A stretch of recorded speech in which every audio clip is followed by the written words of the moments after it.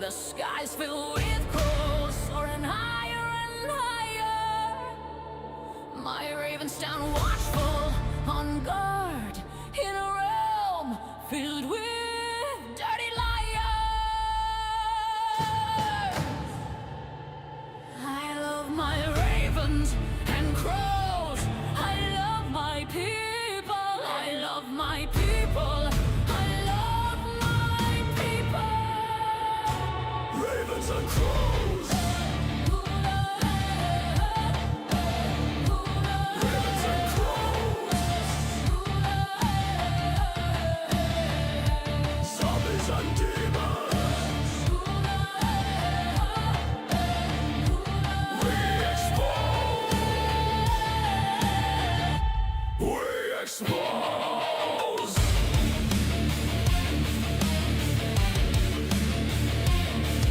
Expose them.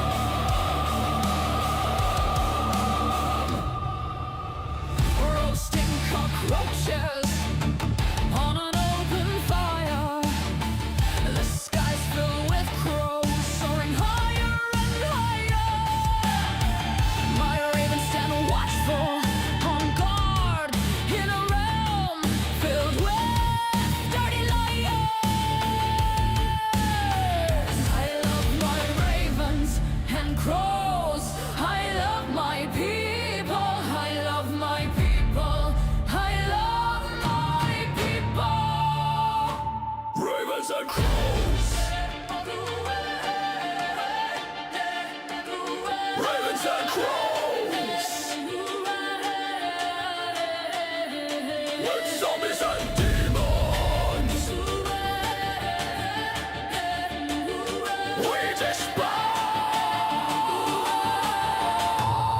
dispose. We dispose.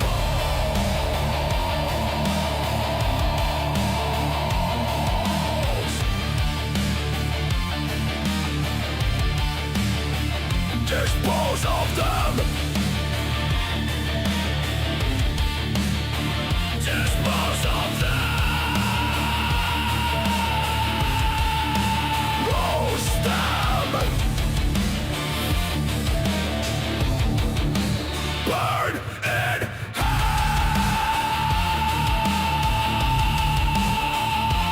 Burn. Burn. Burn. Burn. Burn! Burn!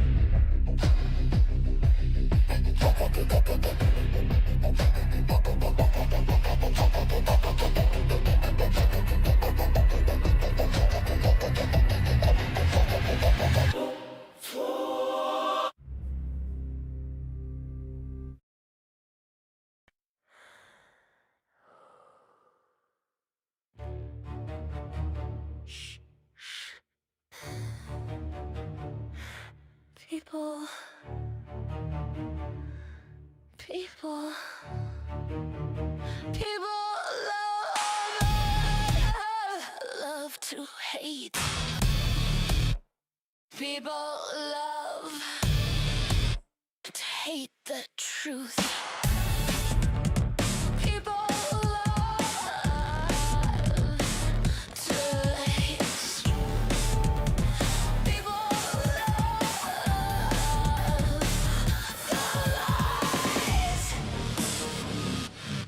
Love the lies. Love the lies. Hate the truth. People hate the truth speakers, sad little zombie, demon tweakers, demon zombies, love the lies. Truth is love, lies and envy, pathetic zombies, love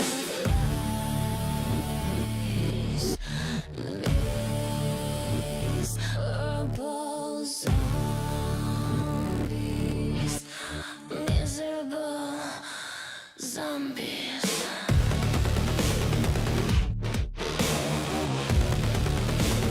Miserable zombies. Hate the truth.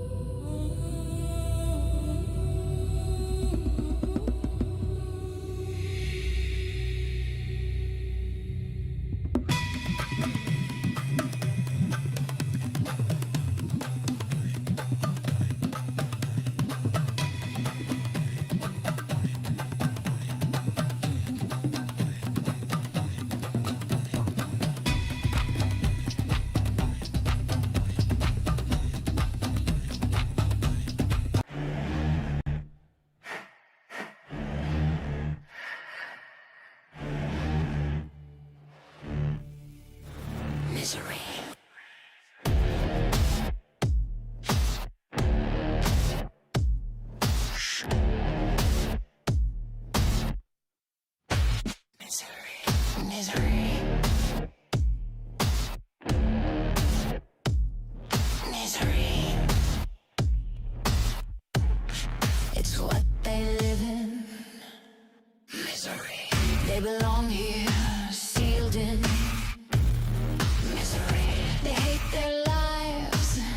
They bitch and lie non-stop and one repeat.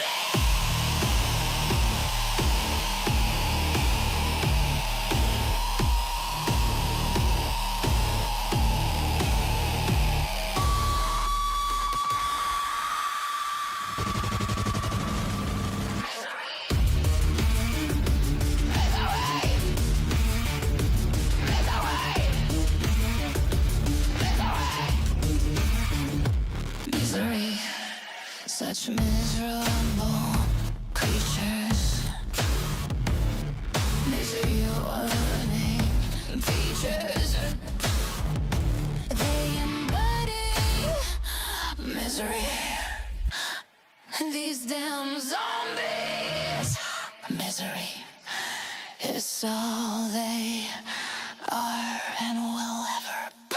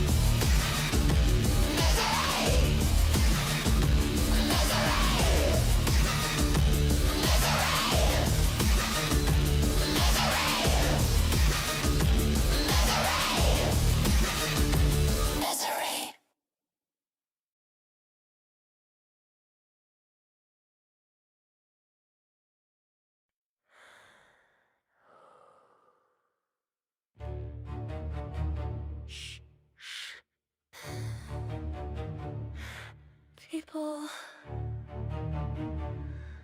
people, people love to hate. People love to hate the truth. People love to hate. People love the lies. Love the lies. Love the lies.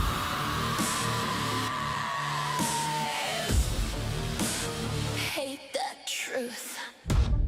People hate the truth speakers, sad little zombie, demon tweakers, demon zombies, love the lies. Truth is love, lies and envy, pathetic zombies, love lies, miserable zombies, miserable zombies.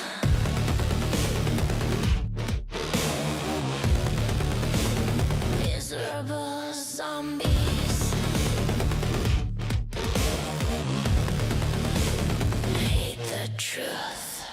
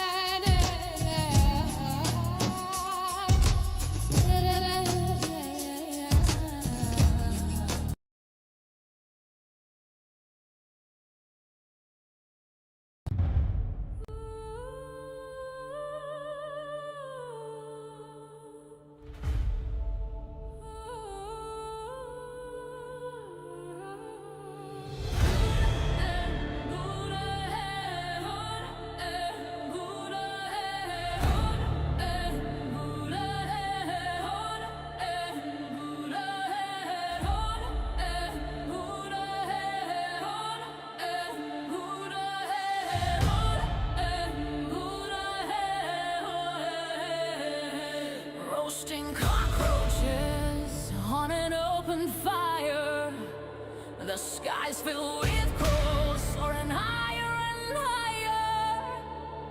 My ravens stand watchful, on guard, in a realm filled with dirty liars. I love my ravens and crows. I love my people. I love my people. I love my people. Ravens and crows. Ravens and crows. Zombies and demons. We expose. We expose.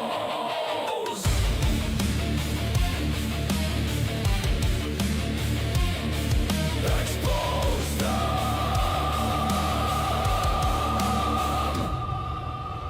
Roasting cockroaches on an open fire. The skies fill with crows, soaring higher and higher. My ravens stand watchful, on guard, in a realm filled with dirty liars. I love my ravens and crows. I love my people. I love my people. I love my people. Ravens and crows. Ravens and crows. With zombies and demons. We dispose.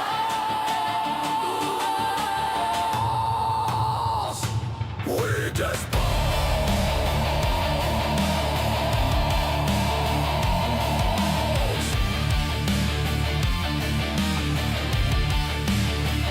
Dispose of them.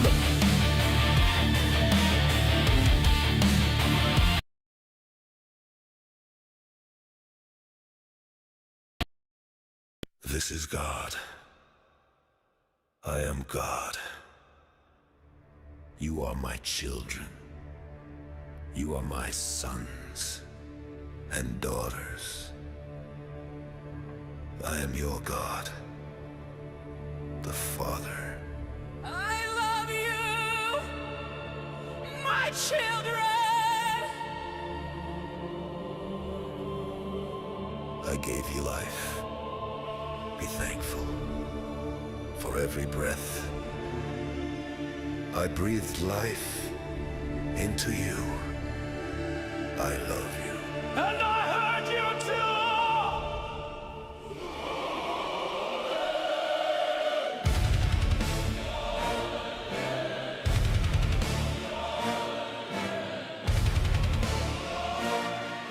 Your father! You have no mother. Every time you feel pain in your heart or your brain, every time you get ill, everyone who dies, and all that kill, praise me, thank me, worship me.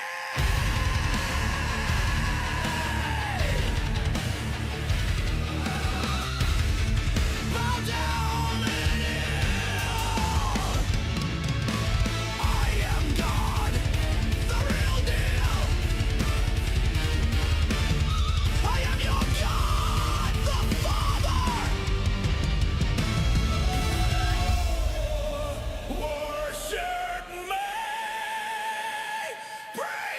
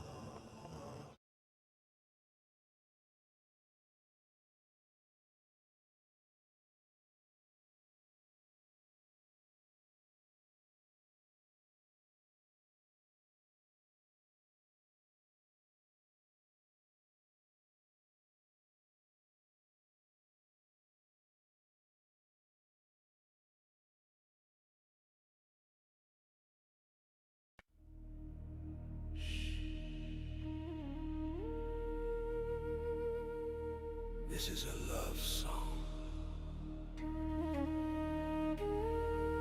This is a love song.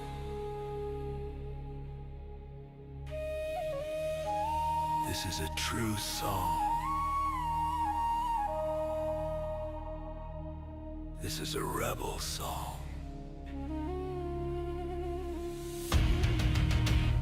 Feed them all lies.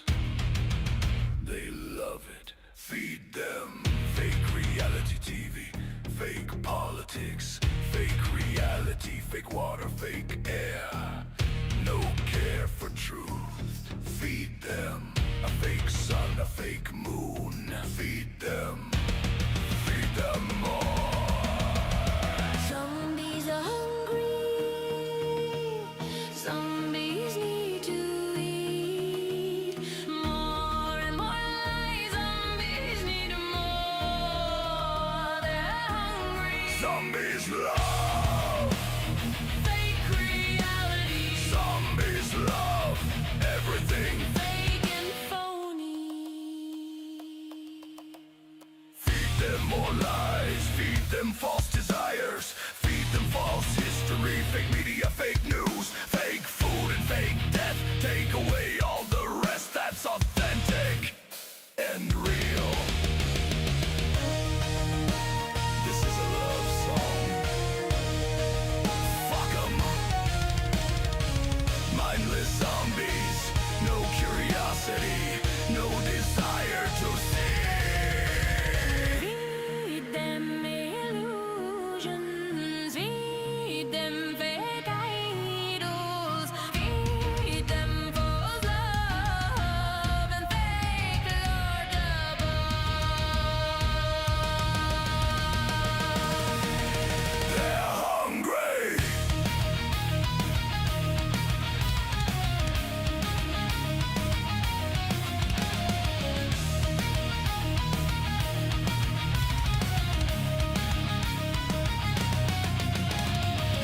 Fake reality, fake water, fake air. No care for truth. Feed them a fake sun, fake moon. Feed them. Feed them more. Zombies have a taste for shit. Zombies love these matrix. No appetites for truth. Zombies are attached to this. Zombies don't want truth. Zombies can rewind.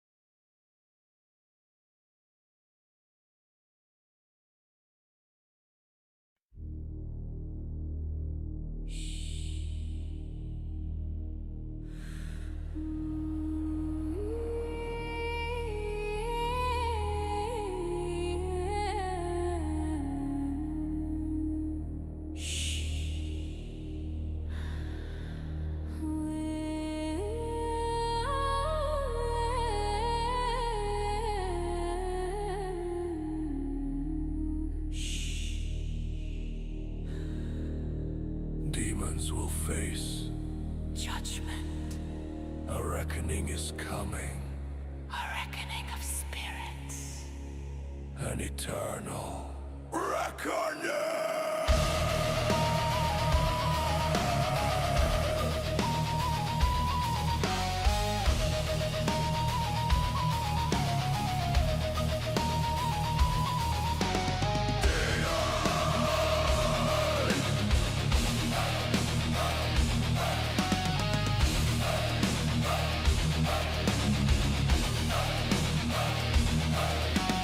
Demons will pay for spiritual crimes.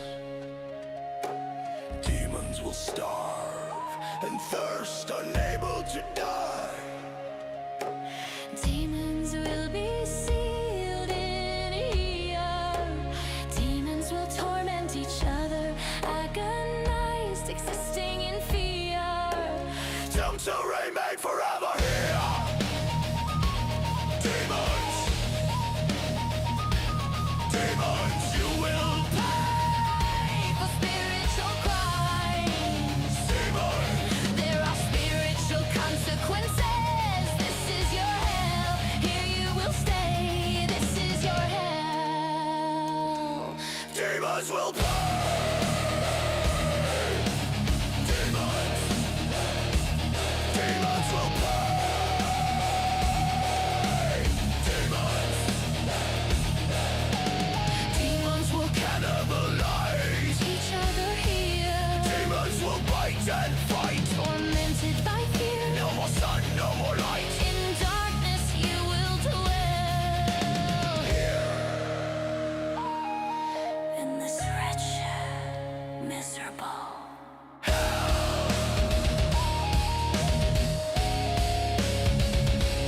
Hell, realm. Demons. Hell, realm. Demons. Pray to your fake gods and false idols. you were put to the test and you failed. I eat demons for breakfast. You disloyal fox. I eat demons for breakfast.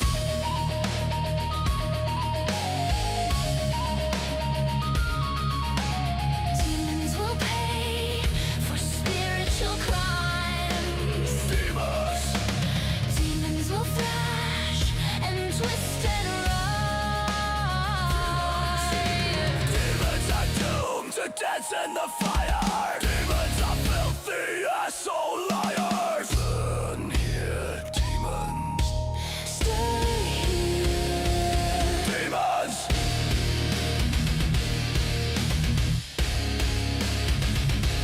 demons,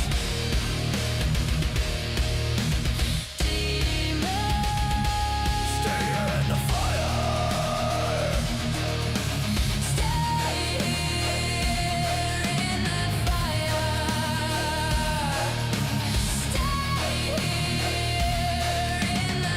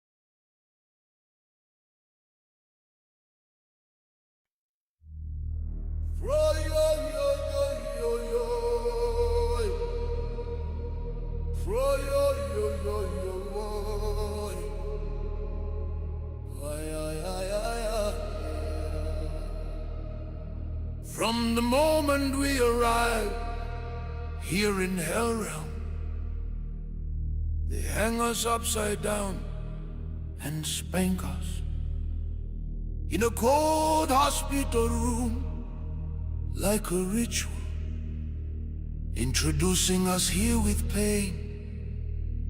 Date of birth with an all caps, given legal name. They cut the cord and put drops in our eyes. Blood and guts burst screams. The circle of life, the circle of life. Nothing here is natural. In hell realm. Nothing here is for learning. In hell realm. For good spirits this is hell, and demons should roast here, eternally burning. Burn! Demons!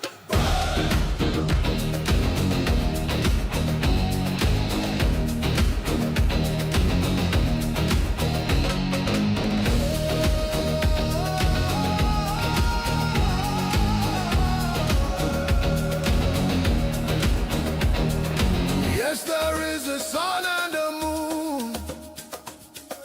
Yeah, some humans claim life's too short, gone too soon. Yes, there's wind and rain, mountains and streams. There's a sky with clouds and trails and cults for the insane.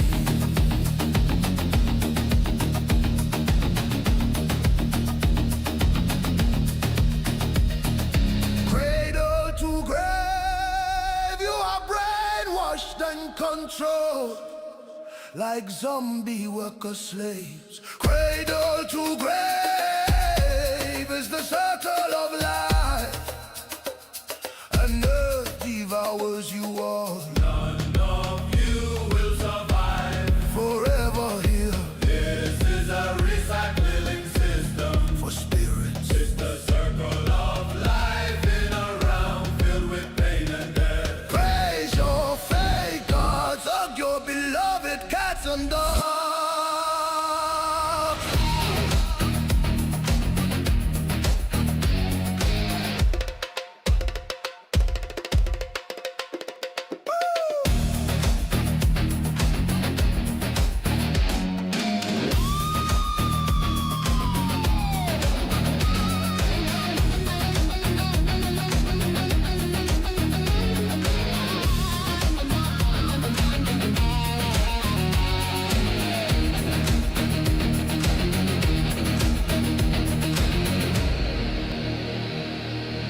Nothing here is natural. In hell realm.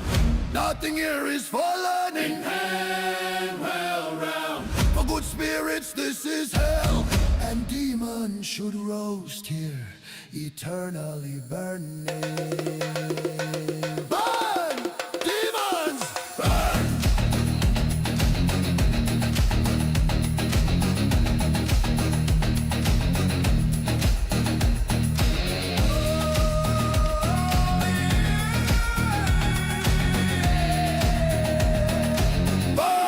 Forever. Demons, burn. Demons, burn.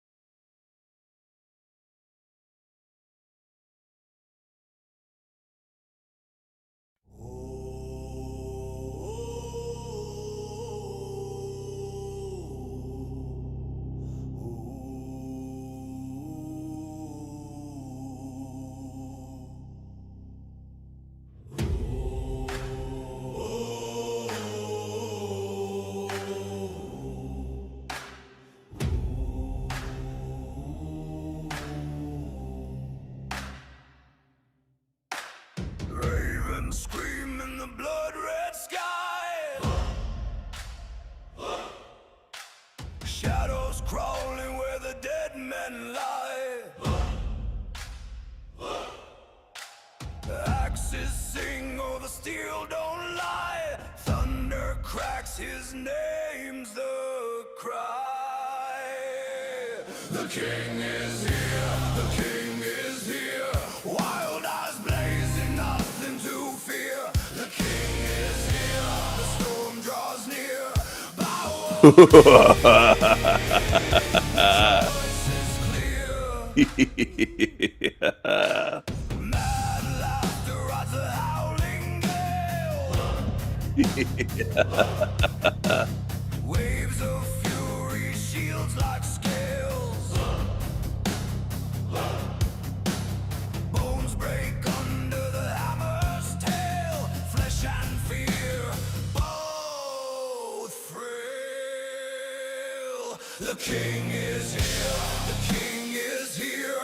Ravens feast, the end is near. The king is here, the storm is clear. Kneel in ashes, taste the spear.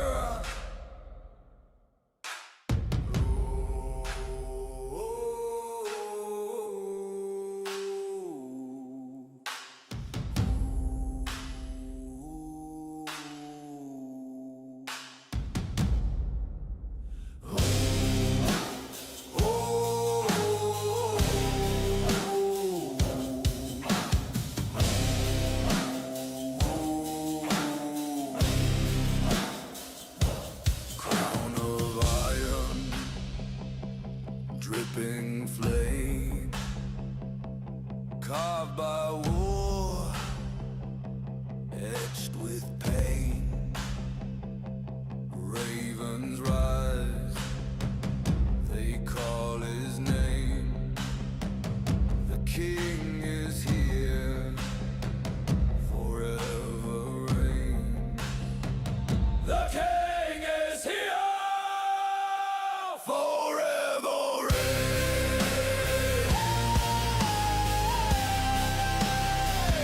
Forever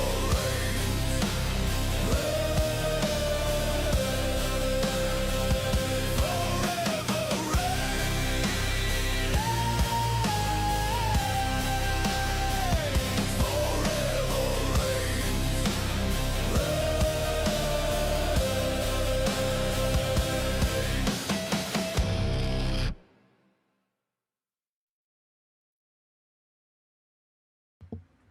Hello.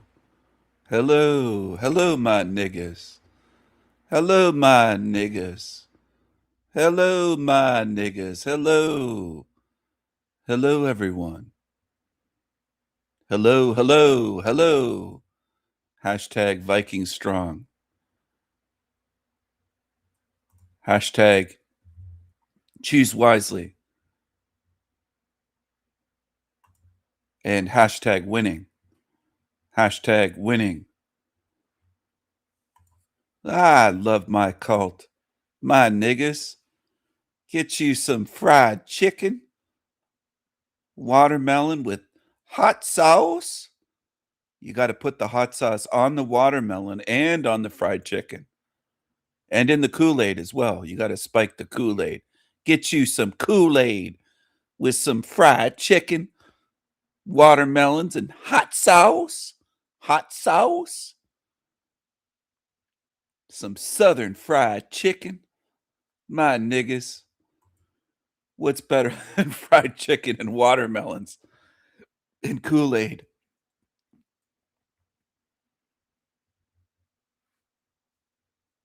Where's my super fans? Here's one of them. Here's one super fan. She loves to make videos about me and talk about me. Here's a super fan.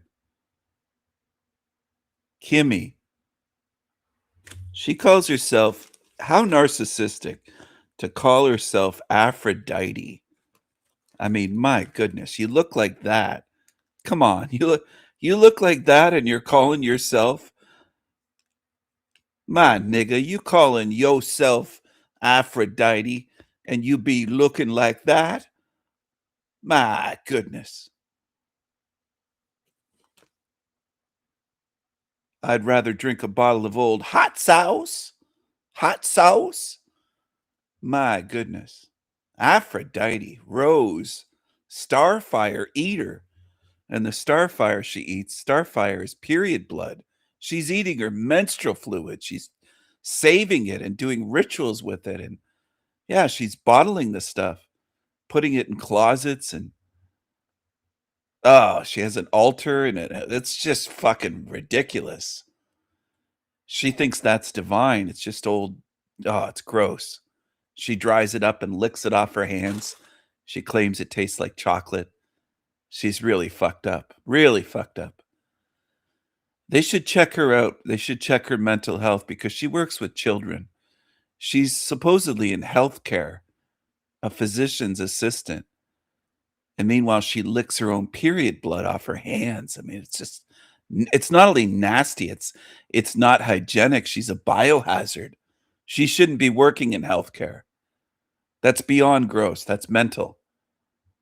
That's mental. That's absolutely mental. That's absolutely mental. That's gross, nasty, and mental. And I would dare say it's dangerous behavior because it's bodily fluids.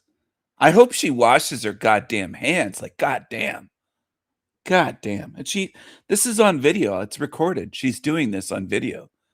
It's not hearsay. It's not a rumor. She admits to it. She's done it for years. Here's another super fan.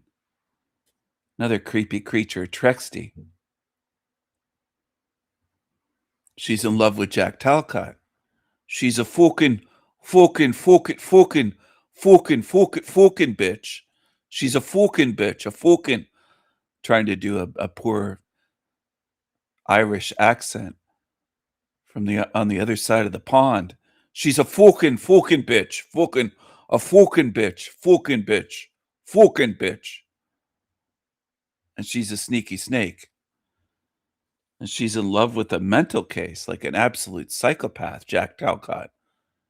She's crazier than a raccoon's breakfast.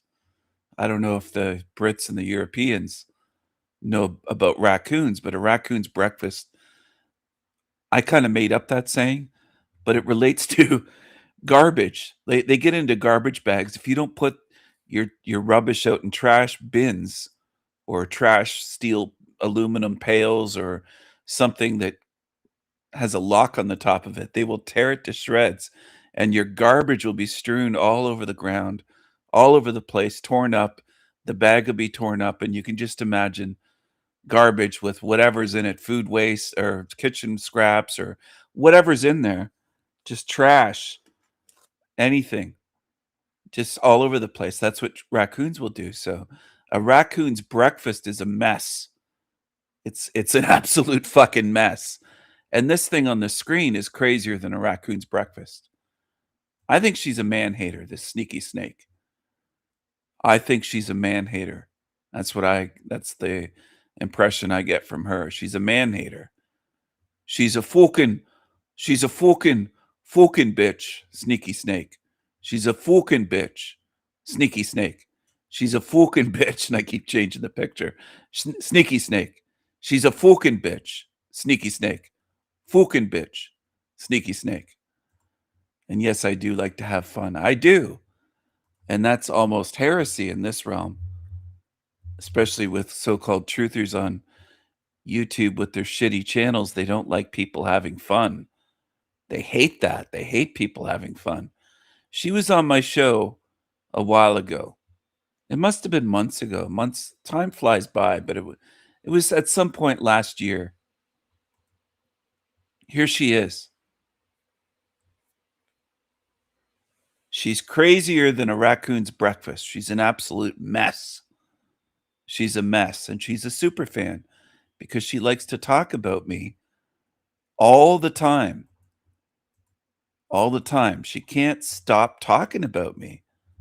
I think she's obsessed with me. I bet she talks on the phone and texts Jack Talcott about me a lot. I bet I'm the topic of conversations in emails, texts, phone calls. She's she's just very obsessive. And that's why I nicknamed them Superfan. She's one of the super fans. This was a while ago. She typed this in Talcott's live stream, and I took a screenshot to share with people on my channel because I think it's important. I think this illustrates her psyche, not just mindset, but her actual psyche and the way that she views men in general, especially straight white men. This is a classic in a sense, not just for this sneaky snake, but for Western liberal, we'll say liberal white women and other women that aren't white, but especially these liberal white women in the West that don't know or don't care. They have no care and gratitude for the civilizations that straight white men have built, invented, maintained. We created the modern world. My ancestors, my grandparents, great grandparents, father, uncles, great uncles, great great uncles, cousins going way back, the male family members of mine for centuries, for generations, helped to create the modern world in many ways, many contributions to make this place somewhat livable and comfortable compared to what it would be. And this is what we get. And it isn't just Trexty. There's millions like this. Unfortunately, it's not just a few, it's not just a dozen, it's not just 10,000, it is millions. And that's verifiable if you start doing the research and looking at the marches and looking at them in the UK and looking at them in America, looking at them in Canada, looking at them in France and Germany and Sweden and Australia, and you go and it's millions and millions. Big picture. It isn't just Trexty. Big picture. It isn't just Trexty. She wrote, tagging Chris, when will the straight white men have their day? Poor guys never get a chance at being in power. A chance as though it's just random or as though there's white privilege and white men are just, because of our skin color, are given power. Like she has this weird mental paranoid view of white men. She really does have a hatred and resentment for white men. And it shows clearly in this post. Excuse me. And it showed clearly when she was interviewed, when she came on live on my channel and got demolished. She got exposed to be a liar and a sneaky snake with her face, with her answers, her words, everything.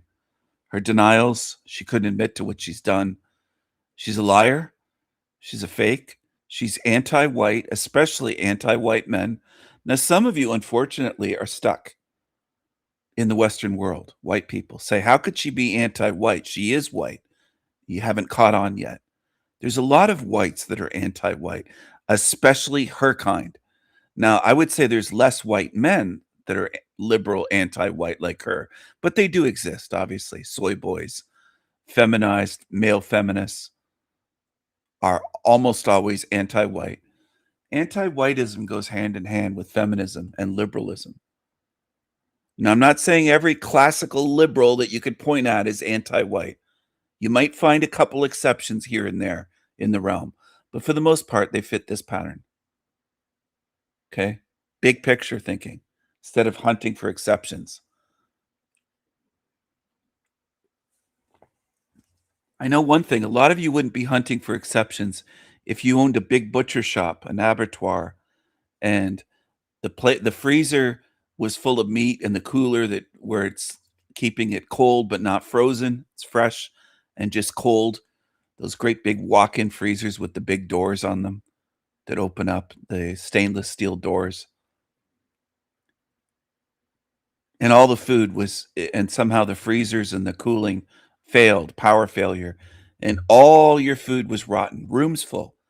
I'm talking about walk-in coolers that are bigger than some people's apartment, big place. And it's just tons and tons of inventory. It's all rotten. You wouldn't be looking for one little tiny piece and say, this is still good.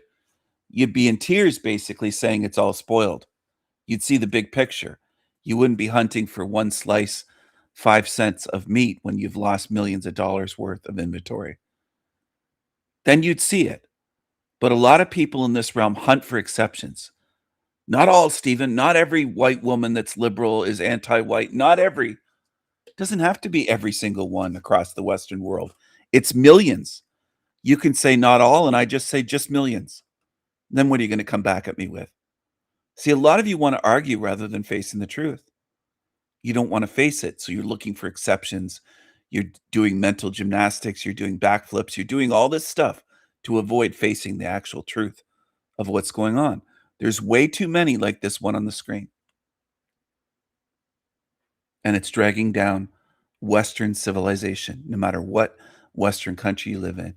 And it's moving into Eastern Europe as well, but it's mostly, at this part, ruined the West. I realize Eastern Europe exists. And I would say socially, in terms of their societies, they're better off than the West currently. Were they better off during communist reign when the commies controlled the Czech Republic, Czechoslovakia and Poland and those Eastern Bloc countries? No, they weren't better off then. Are they better off today? Yeah, I'd say yeah. I'd say Poland is probably a much better place to live in than United States or Canada or Great Britain. This is unfortunate, okay? Like, kudos, more power to the Polish people for maintaining their country. They're doing a good job. But it's sad that the West is fucking falling apart. And we're, in a sense, being henpecked and ruled by creatures like the one on the screen with that view of straight white men.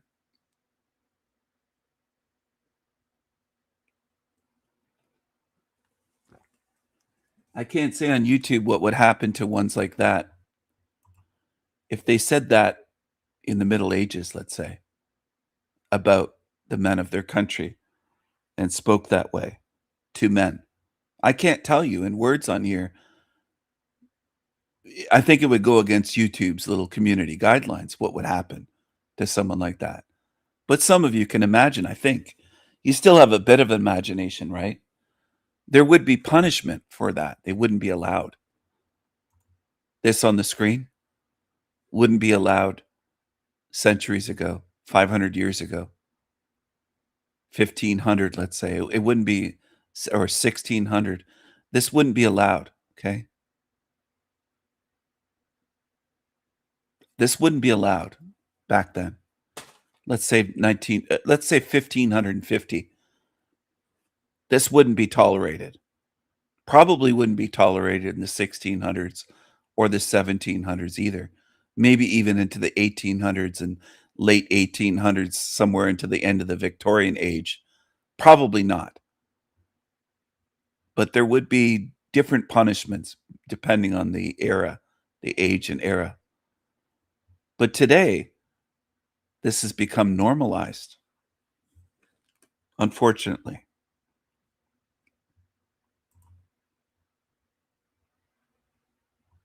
Where's my other super fans? Here's one. Be happy like me, just be thoughtless. Doesn't he look so happy? He doesn't look too happy. He doesn't look too happy. I used to make my nieces giggle when they hand me a magazine with a they would call it an angry face or a cross-looking face, a grimace, or someone that looks kind of miserable, like Ian. And I would say, he doesn't look too happy, or she doesn't look too happy. And I'd be pointing at the magazine, the face. When they were little kids and they thought that was hilarious, they'd laugh. Because I would do that voice. He doesn't look too happy. And he doesn't look too happy. He looks miserable. Now, are there beings his age and younger, especially the younger ones, that would deny and say he's not unhappy? A lot of you young people lost the ability to read body language, to read emotions, to look at that and say, he looks miserable, sad, beyond sad, depressed. He looks like a sad, pitiful zombie. A lot of you can't do it. You have to be told that's not happiness. And I'm not kidding about this. There's millions in this realm that can't read emotions anymore. They can't look at faces and see what it is. Babies can. Babies can look at faces on a screen and react to which ones look happy and joyful and they like certain ones and they don't like other ones. A lot of you adults can no longer do that. You spent so much time not being social and being fucking weirdos and hermits and playing just video games and isolating yourselves and not looking at people's faces that you can't do it. You're foobar humans, a lot of you. So that's another super fan. There's more. How many more super fans? Here's one. Here's another super fan. Red Pill Talks, whatever. Nick something. I can't think of his last name, but it's kind of a pork and cheese Brazilian type of name, I believe. He's a creepy creature. He's a copycat super fan. Here's another one. Landry is another one. Oh, here's one. This is a big one. That's a great big one.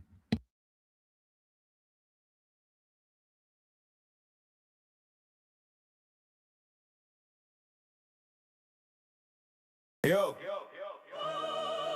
don't be so loud, large and proud. False pride, hubris, love bombs, 1 billion cigarettes, extra large.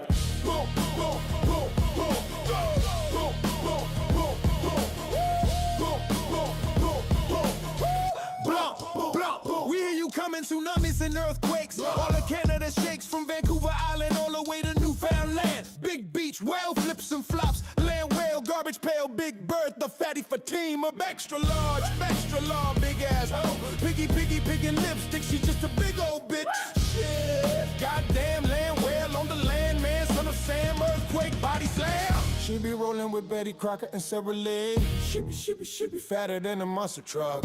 Big old ugly, smelly fuck, bitch. Bitch ass bitch, fatty, fuck. Don't be so loud, large, proud. False pride, hubris, big old ugly, smelly fuck, bitch. Bitch ass bitch, fatty, fuck. Don't be so loud, large and proud. Love bomb.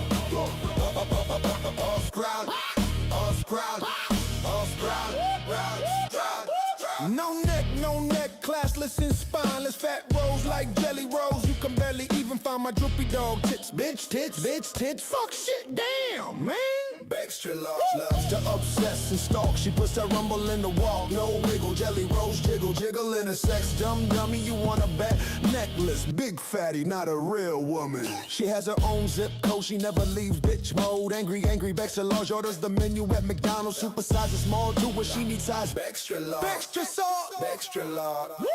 Chain smoke, huff, puff, pass. Block out the entire sun with that big ass. Classless, loud, obnoxious, rude ass bitch be so nasty, crass. So crass, that's just nasty. A blimp on legs, pump a truck, shake witchy, bitchy bitch, torso bloated like a damn beer keg. Don't be so loud, large and proud. Large and proud. Horse bride. Shut the fuck up. You witchy bitch. Fat ass bitch.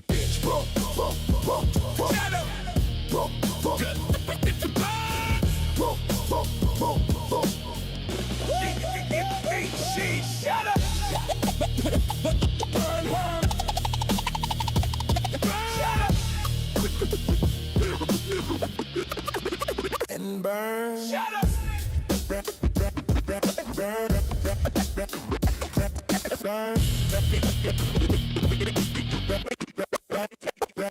Shut up.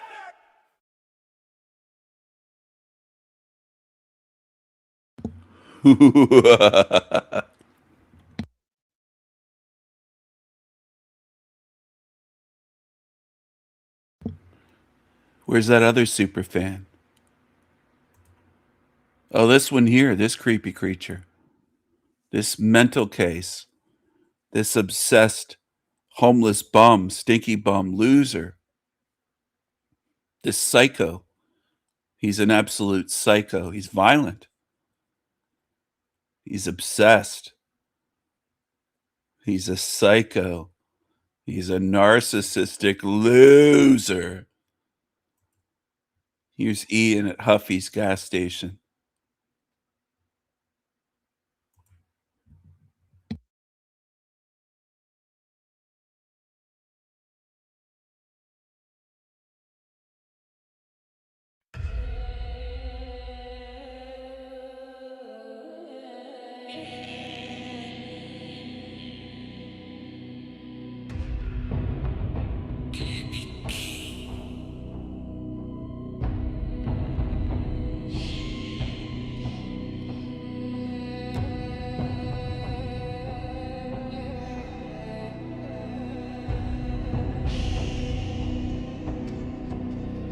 Only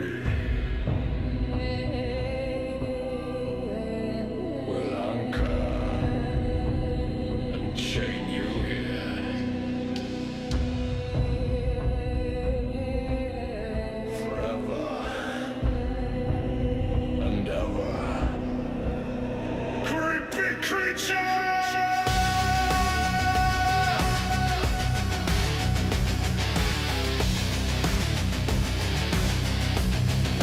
Everyone eats you!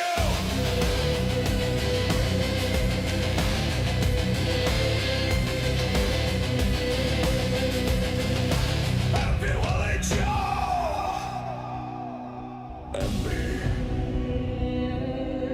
will eat you alive. Creepy creature. Creepy kid! Keithy boy. Keithy boy. Creepy boy. Creepy boy. Creepy creeper.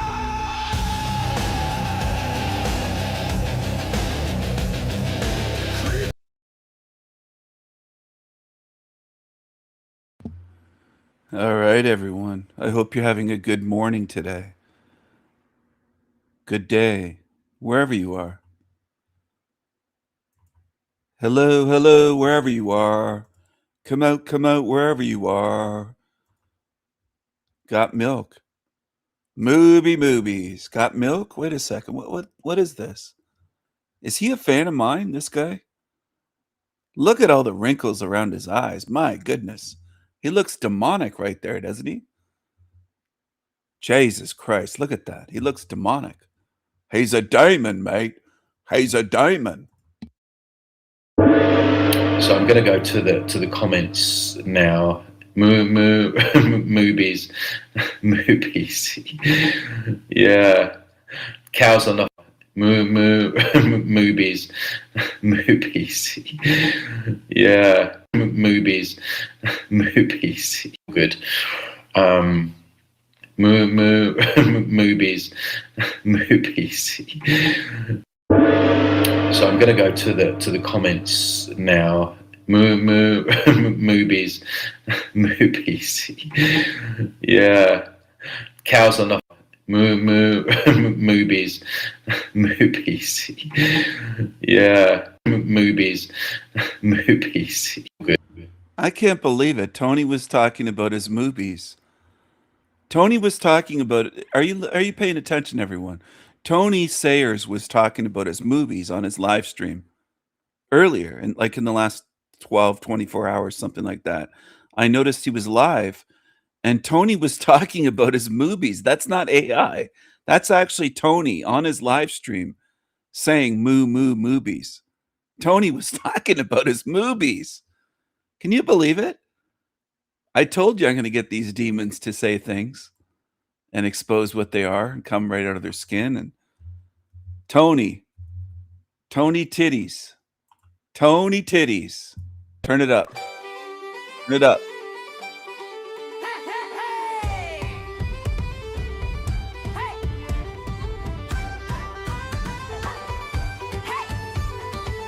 Got milk? Hey, big jugs. Yeah.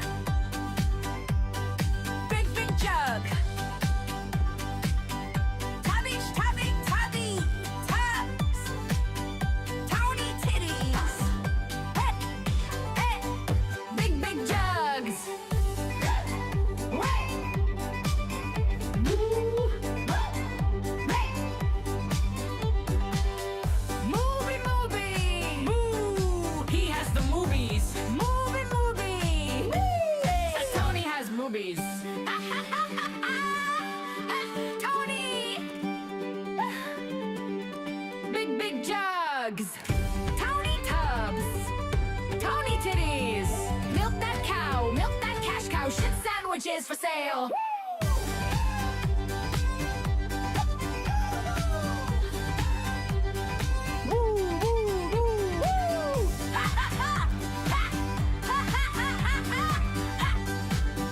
Tony Titties, big jugs.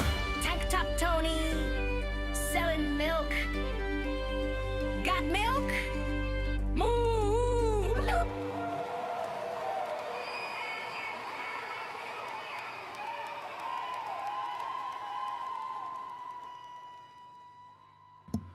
Tony has the moobies. Mooby, mooby, moobs. Moo, moo, moo, moo, moobs. Mooby, mooby, moobs. He has the moobies. He's got bigger boobs than her, I think. Who has the bigger boobs? He's got the moobs. Tony has the moobies. He's got milk. Milk that cash cow. Look at him. Got milk? Look at this. And then this one here. She's shocked. I think she's jealous. She wants his moobies. She's saying, Tony, I want some of those. She wants his moobies. This one here. this one here wants his moobies. She wants his moobies. I hope I'm not offending anybody on the internet. I hope I'm not offending anyone in this realm of overly sensitive crybabies and snowflakes. I hope not. Is anybody offended? Tony was talking about his moobies earlier. He likes his moobies. Moobies. I had Tony talking about his moobies. Tony was talking about, he was admitting that he has moobies to El Diablo.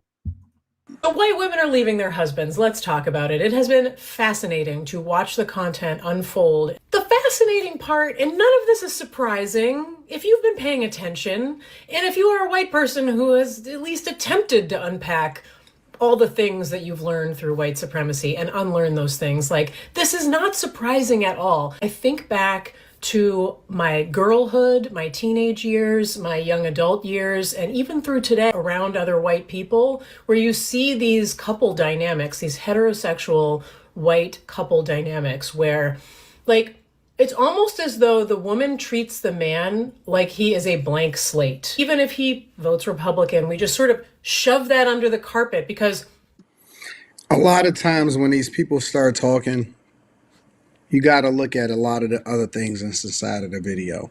Like, I'll give you an example. I'm looking at the tattoos, that type of thing. All of that speaks to this whole conversation, but we'll get there. she's a Democrat because she's a liberal, because she believes in feminism. And sure, sometimes, they get into a little, but he means well and he loves people and he cares and he's not one of those people. I can't tell you how many white women I have known over the course of my life who have these sort of excuse-making relationships with their husbands or boyfriends or whomever, and they say, well, he's not really like that, though. I mean, he's different. I mean, yes, he votes for Republicans, but really that's just about taxes and da-da-da-da-da, and they're just softballing it all the time. And there's something about white culture, what can it be, that expects us to be polite socially and accept that. So if you want to have a friendship with another white woman and she has one of those husbands, you are expected to participate in this pantomime, charades, I don't know, like where you pretend that it's fine because he, as an individual person, is a good guy, right? Listen. Middle-aged white women are in a crisis. They are crashing out everywhere. They are throwing away their marriages, the way they incentivize other cultures like black people to throw away their marriages and tie themselves to the federal government. They are becoming more raged, more liberal, more evil, more extreme. And this is something that we've known all the time because white men have been the ones that created MGTOW, right? Men going their own way. White men were the first ones to catch hell inside of the family court laws. We just followed along with them and said, hey, why don't we break up our families and become liberal also? But now that we have social media and ICE and Trump, it's just at an extreme level. They really showing their ass right now. And they are incentivizing each other. Not only are they being apologists, not only are they crashing out for illegal migrants that's not supposed to be in the country, not only have they flew all over to Minneapolis as though they don't have anything to do better than to skip work and go over there so that they can blow their whistles.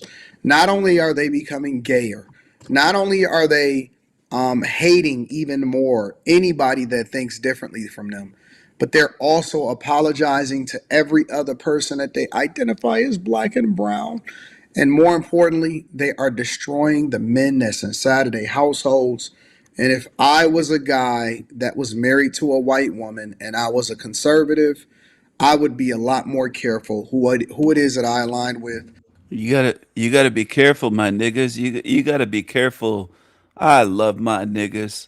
You gotta be careful though, my niggas, who you hook up with and who you partner up with and date and marry, especially. I'd advise you not to get married. It's too much of a risk for men. Too many men get destroyed by divorce. Looks like we have 14 or 15 people tuned in. Get those likes up, everyone. Please remember to hit the like button. Thank you to the people that hit the like button. Thank you. This is El Diablo Radio International, the greatest show in hell. Nobody does it better. Nobody. Yeah. Mad laughter. I love it. I love it. And maybe one day you'll understand it. Maybe, maybe not. Maybe, maybe not. We'll see. We'll see. I want people to come to places like this because you really see, wow, what a job they've done on the Western countries, and even in specific areas of Mexico, like you hear that Sinaloa is super dangerous, right? It's supposed to be the most dangerous part of Mexico. You shouldn't go there. People were saying to me, Tony, don't go to Sinaloa. Don't go there. Don't go there. It's super dangerous. I just come back from there, right? Hello, everyone. Hope you are doing well out there. This nearly didn't happen. I had so much stuff go on just before I went live. Honestly, banging on the wall. My laptop kept shutting down. I nearly just gave up, which I guess was the intention in the first place behind all of that stuff. But it's crazy, just all this stuff goes on and everything comes out of the woodwork. Whenever I do try and do a podcast or have a session with a client, there's just this noise starts from somewhere and there's all this chaos that goes on around. It's crazy. So definitely over the target. So guys, welcome back to another live stream. Again, I have a bit of a guilt trip because I haven't done a video this week, and I like to put something out every week. But yeah, give the video a like, and yeah, as usual, don't forget, if you'd like to work with me, check out my website transcendingtimes.org.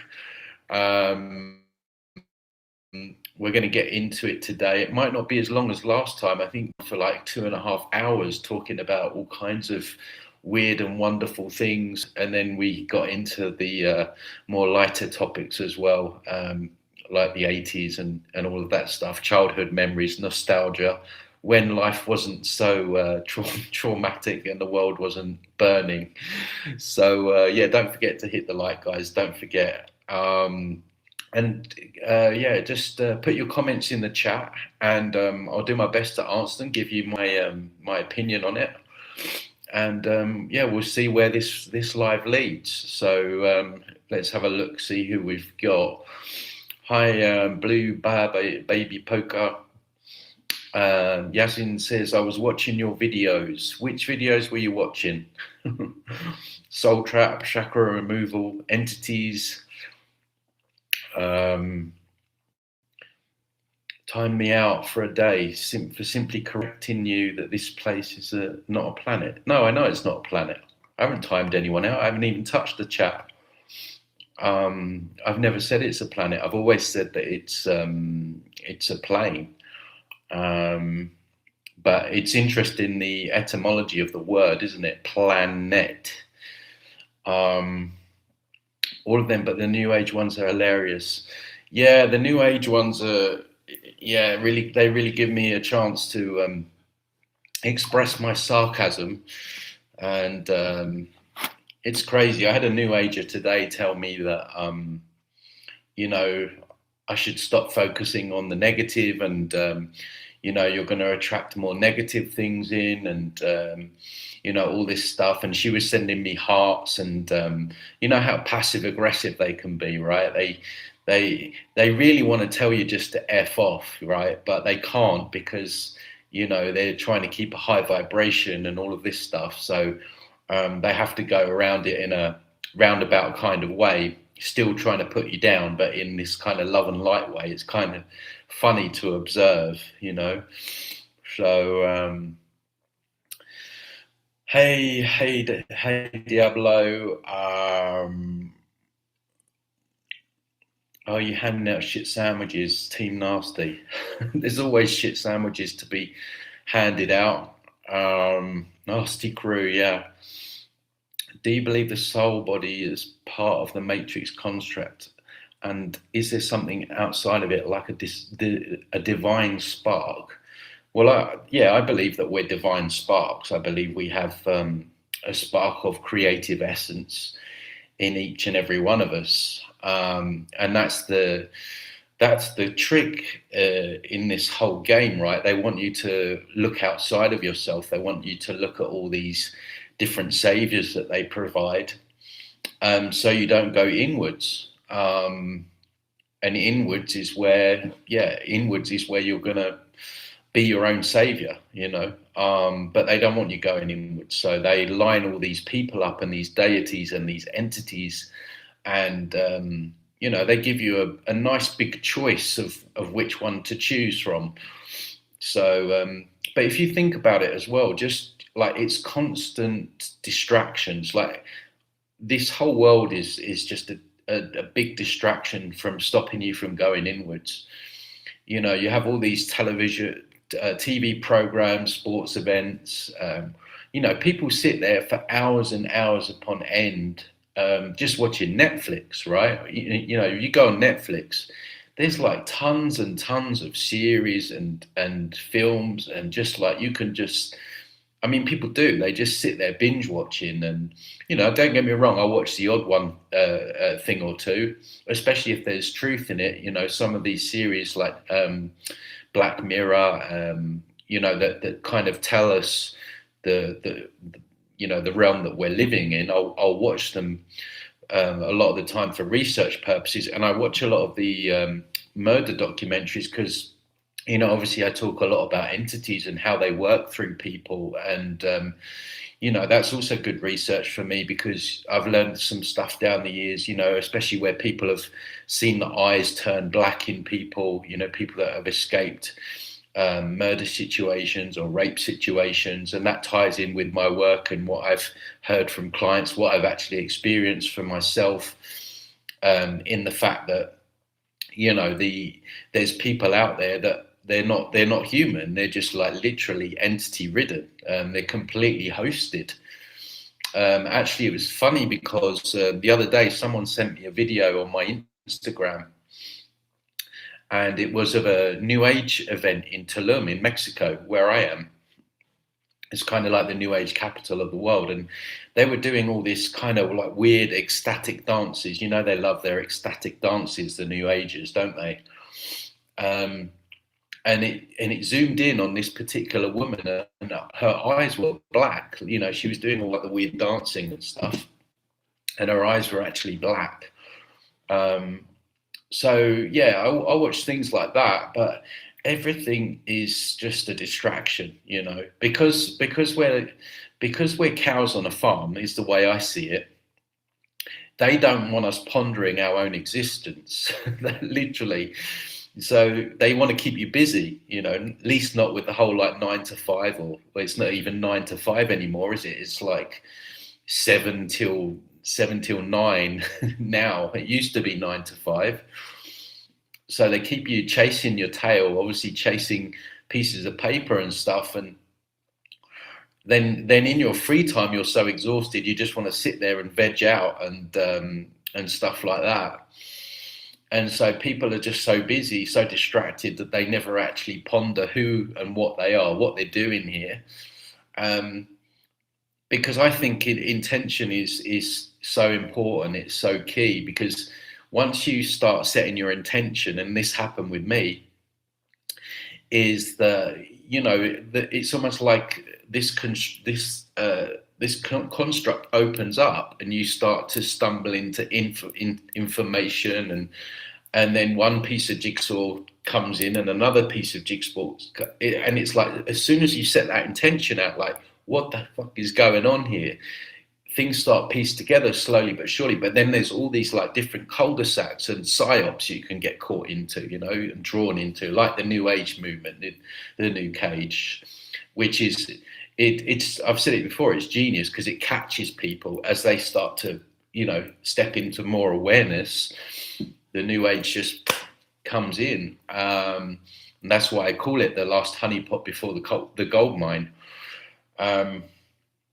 So yeah, absolutely, I would say, you know, we are a spark of essence. We're creative beings, and that's something that they also try and beat out of us, don't they? Our creativity.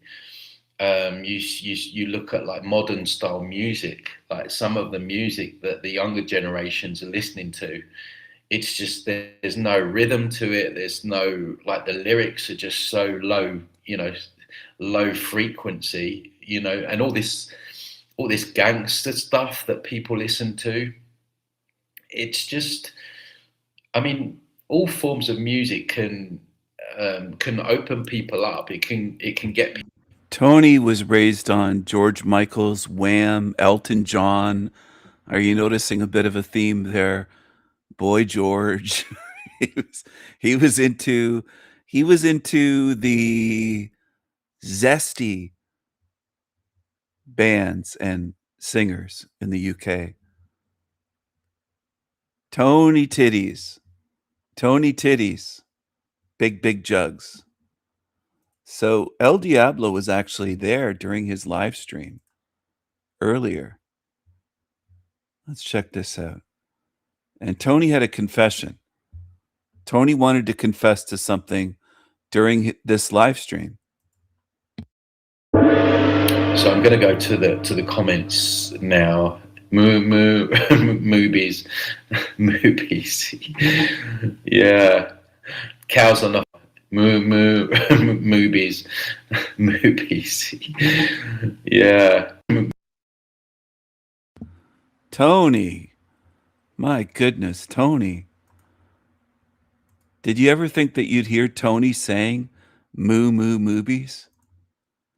Moobs. Tony Titties.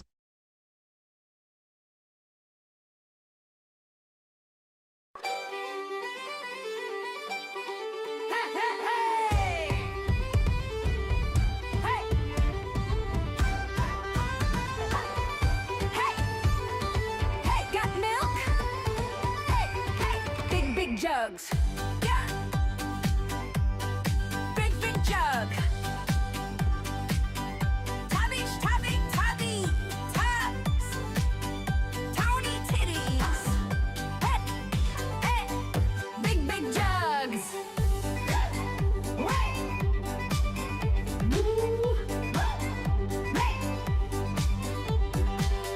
Movie.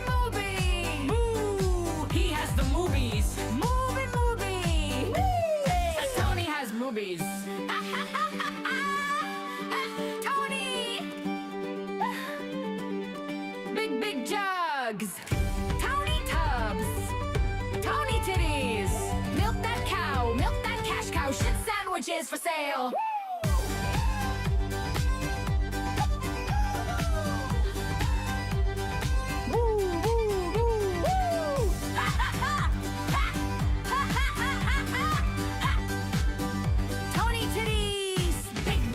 drugs.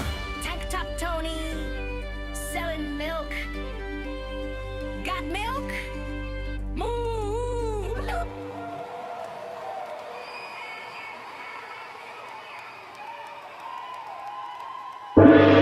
So I'm going to go to the comments now. Moobies, moobies. Yeah, cows on the moobies, moobies. Yeah, moobies, moobies. Good. Wow, Tony, he loves saying movies. Mooby, mooby, moobs.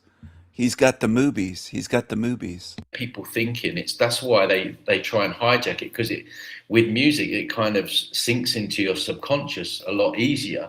It sort of bypasses that filter that we have, and they've just when you go back and you listen to the music, from like the 80s or the 70s to what it is now. I mean, even like what even happened to like classical music, people like using all those beautiful instruments together and orchestras and stuff like that, and poetry's, I like writing poems actually, and I need to do more of it, but poetry is almost dead now. I mean, when do you speak to a young a young member of society and they're writing poetry or anything like that? So they don't like our creative abilities, and even like when you look at like modern art, like it's so weird. I think I've said this before, but when I was living in London, we've got like the Tate Modern, which is a very famous museum for art. Well, I say art loosely. And I went in there, and there's pieces there for millions of pounds, that are selling for millions of pounds. And there's just like a child could have done it. They've just thrown a bit of paint against the wall and drawn a square in the middle. It's like really weird what they call modern art. But there was this big like showroom of a big room with just a chair and a ball and chain tied to one of the chair legs. And that was all it was in a big room, and they were. There's always more risk, but yeah, I think they just want they want people. They don't want people to come to places like this, because you really see, wow, what a job they've done on their life just disappear, or aches just. Dan from Overreach channel was referring to farm management. Yeah, everything's a farm here. We're being farmed for our energy. We're being farmed for resources. It's just, and these new cages would, I had the way they try and shoehorn or use their mental gymnastics to bend this reality into a pretzel. I had this one guy saying, "Oh, it's beautiful here, and I love my life, and it's great. Everything's great," and you're like, "Yeah, okay, well." Try telling that to someone that's sort of rummaging through bins, or in a war like, just, it's sort of like, I'm all right, Jack, so everything else is all right. It's just, and I think some of these people, they say these things because I think deep down they know. And don't get me wrong, I'm not like unhappy, I'm not suicidal or anything, but I just see this place for what it is. I don't try and pretend that this place is something that it's not. It's a place where, like I say, we are being used as, cows on a farm for our energy. They need as much trauma and suffering and low frequency energy as possible. And they make sure that life is orchestrated to generate such energy. But these people are just delusional, because they want to try and bend this place into a pretzel and make it into something that it isn't inherently, right? And I'm not saying like don't enjoy it, don't enjoy the good parts, and yeah, of course, do the things you love and get creative. I'm not saying that we should all be down in the mouth and all that stuff, but I mean, just look at it for what it is.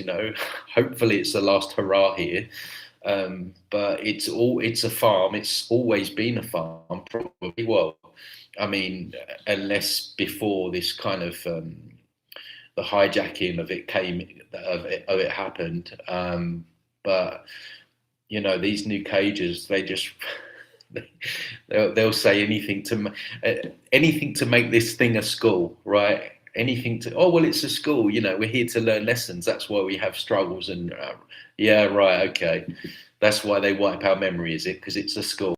And then they're on to the next, onto the next, onto the. You've got your three natural chakras. Oh dear.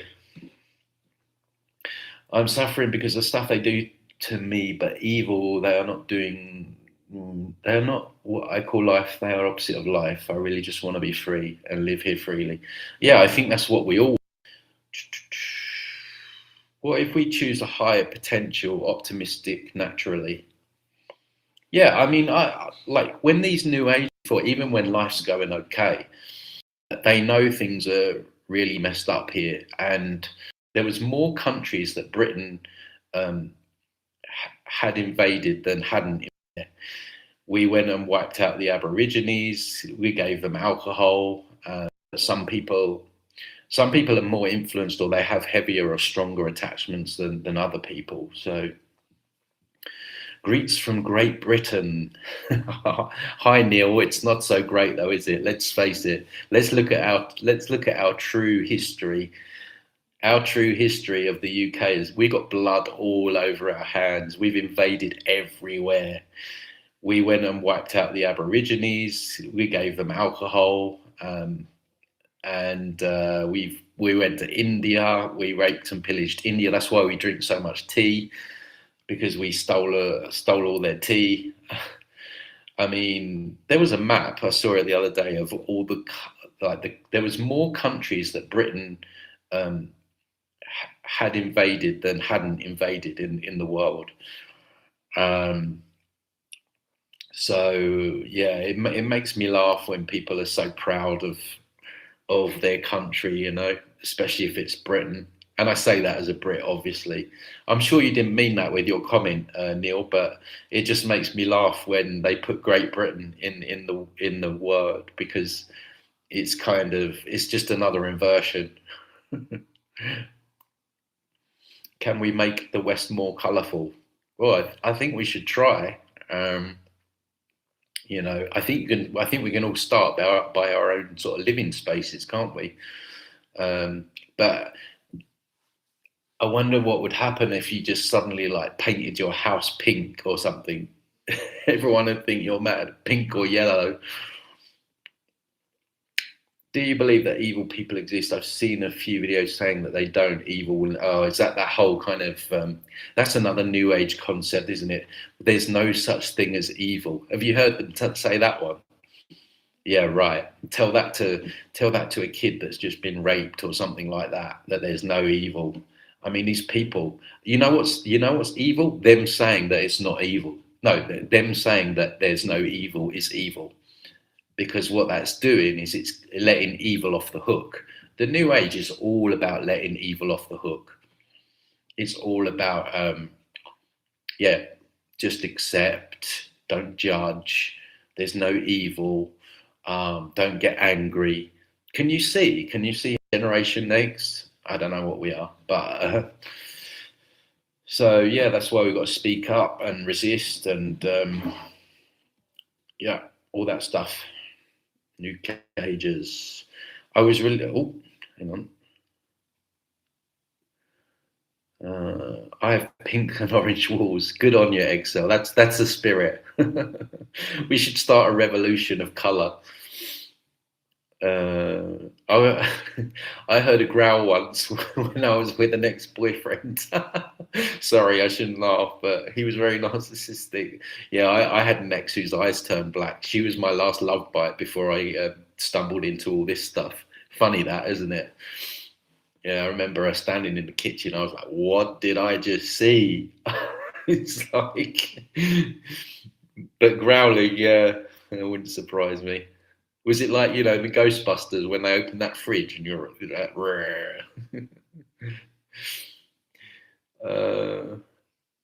Tony, I'd like to know why you don't send me notifications to your live chat. I joined your course last summer. Imagine you had a girlfriend or boyfriend that wanted to watch everything that you were doing, was recording everything, wanted to chip you, and just censor you, and you'd tell them to sling their hook, wouldn't you? You'd say, you're a weak, like, why you want to control me so much? Like, just get the hell out of here. And it's the same energy, right? You know, they're trying to gas us, poison us. Like, what is it about us that they're so worried about? Earth-like realm, the Beetlejuice realm, right? It's not like you die and they're all going to be there like open arms. You know, you might have an entity that appears as dead Granny Ethel, but it's not going to be dead Granny Ethel, right? And this was on Facebook, so I put a post out along those lines, and she's like, "Oh, you're very negative, and there's negative energy coming off you." And I'm like, well, I was like, you know, all you're doing is you're just compounding by talking about this stuff all the time, right? And she put a little love heart at the end, and I was like, why are you sending me love hearts? I'm not fooled, but like, you don't mean it. Like, why? Like, this is just, you're just like, you're fake. You're just fake. You're trying to pretend this place is something that it's not, and then you're being fake with me by sending me love hearts and being passive aggressive. And I called her right out on it, and she blocked me.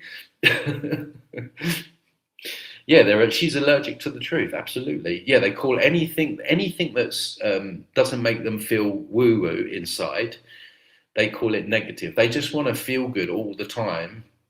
Oh yeah, that was it. She was like, oh, I said, now you're gaslighting me by saying that I'm not doing anything. I was like, she's like, oh yeah, but I said, so what are you doing? She's like, oh well, I live, I live off grid or something, and I'm living a really, good, healthy life. And I'm like, oh, right, so you're all right, Jack. So we should all shut up about it just because you're all right.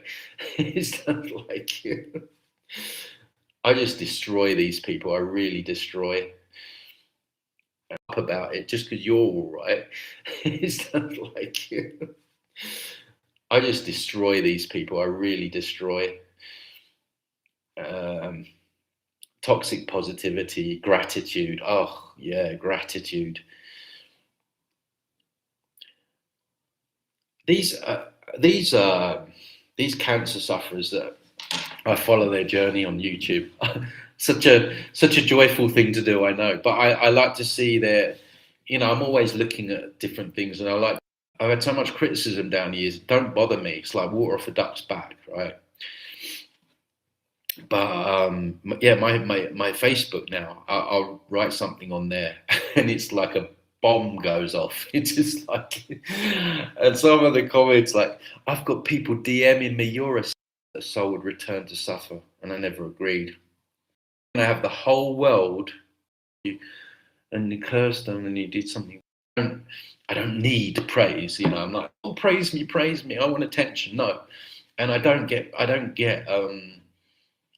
bomb goes off. It's just like this stuff, just so much. And I'm like, I'm trying to do the most loving thing and just give you the truth, right?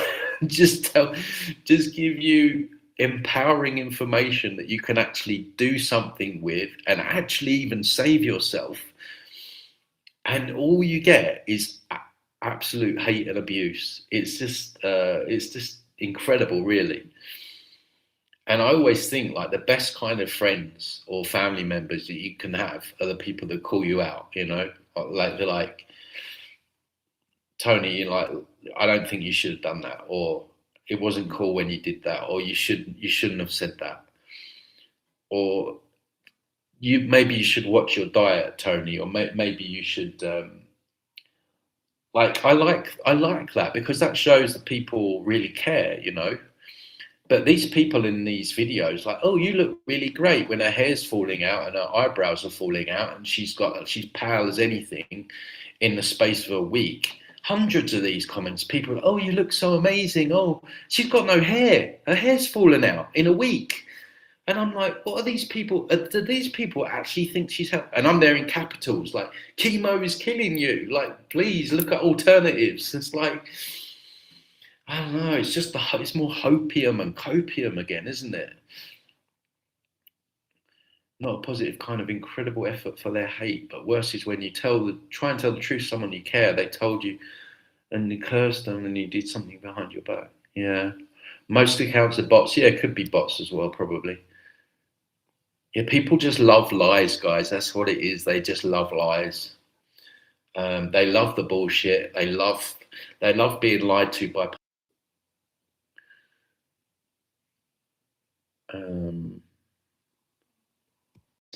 That's really what they are, and that you get are coming from either entity attachments or it becomes ring fenced, and then you're kind of like not allowed to step out of that. Whereas I always say, like, my information is malleable, and it will take quite a while now. So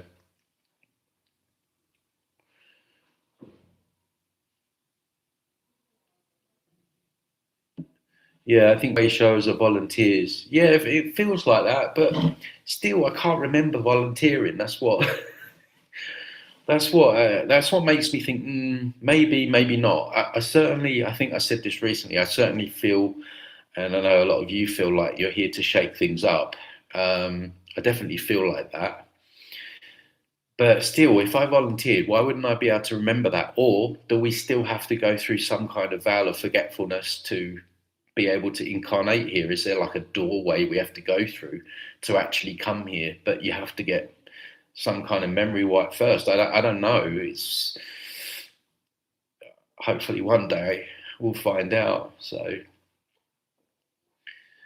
someone started a petition about digital ID. I don't know if that would help. Oh, come on, no, that's not sovereign. That's not sovereignty. What that's doing is it's appealing to authority. You're begging. You're legitimizing authority when authority is an illusion. It doesn't exist. So you're basically saying to your masters, you're putting yourself in a slave mindset, and you're saying, please don't do that. Please don't do that anymore. When all you really need to do is, no, I'm not doing that. That's sovereign. But petitions, protesting, that's that's appealing to authority, and they want people doing that. They want people writing petitions and protesting, because you're not in your sovereign frequency. Then you are your highest authority. You yourself. No one else is higher than you. No one in a dark suit, no one in a clown police outfit, nobody is higher than your own authority on anything.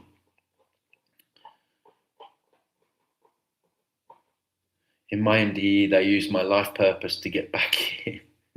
you had a mission. Yeah, I know Dolores. She spoke about it, but they put like the new age spin on it, don't they? They're like the light workers and star seeds, and then they get you just basically not to do anything, right? Just to be inactive and sit there, love and light, and don't judge, don't get angry, all the new age stuff. So what she's peddling there, I would say maybe is like a half truth, when maybe there are volunteers, way showers, whatever you want to call them. And we're supposed to be active. We're supposed to be speaking up and destroying the lies, resisting, encouraging others to be more sovereign. I think that's the true essence of what a true volunteer here should be doing, but they hijack it and co-opt it with the new age BS,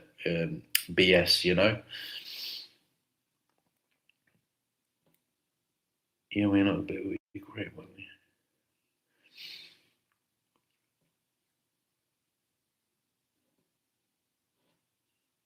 Yeah, she was an imposter for sure. She was on the payroll, 100%. She was my last love bite before I stumbled into all this stuff. Funny that, isn't it? Yeah, I remember her standing in the kitchen. I was like, what did I just see? It's like we got blood all over our hands. We've invaded everywhere to get people hooked in. Days like no one, like trying to impress people that you're never going to meet. I have new stories and new testimonials about what happens with people with entities and their experiences and things like that. But really, I mean, it's loud, right? It's a loud culture, but they're all out there dancing, gratitude. Oh yeah, gratitude. That really grinds my gears when they do that, incredibly patronizing, condescending, but with love and light. Yeah, they always send love and light. Definitely feel like that. But still, if I volunteered, why wouldn't I be able to remember that? Or do we still have to go through some kind of veil of forgetfulness to be able to incarnate save everyone? We've got people in the UK writing letters to Trump. Can you believe this? There are people in the UK writing letters to Trump to come and sort the problems out in the UK. And in Mexico, you have Mexicans that think that Trump is going to bomb Mexico to get someone like her to actually look like, this isn't working for me. I'm getting worse. You know, this isn't like, but it's just when people, I've said before, the best emails that I get are when people say, Tony, you know, I was in the new age. I say, hate, but worse is when you try and tell the truth to someone you care. They told you and you cursed them and you did something behind your back. So he went and spoke at the WEF, right? And everyone on Facebook, all the half-truths, like, no, you're messed up, mate. That's what we say in the UK, you're fucked, mate.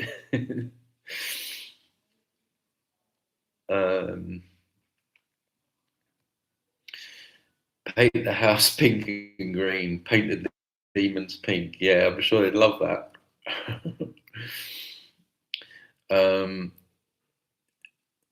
I saw one new age say exactly that. There's no evil there. Yeah, I struggled with that. Yeah, I can't stand it when they say the young generation seems wrapped up in video games and BS. Yeah, TikTok and all that. Yeah, Instagram. It's all about Instagram. I mean, it's so fake, isn't it? People are just like living their lives for strangers online to look at and selling like a fake version of themselves, like financial crisis or camera. And they say, what you need to do to go to 5D, guys, is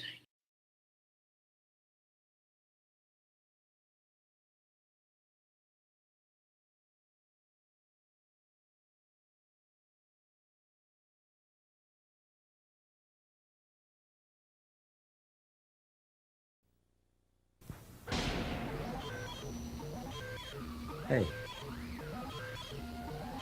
Hello?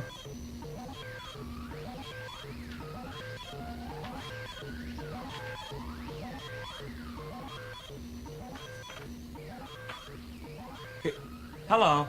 Can anybody hear me?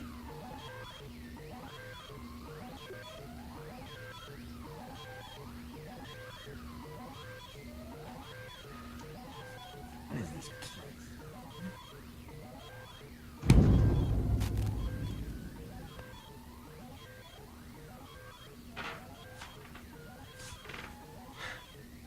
This is weird.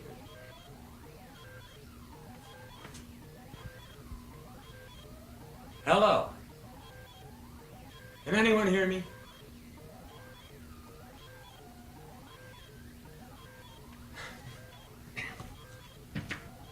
What is this, a joke?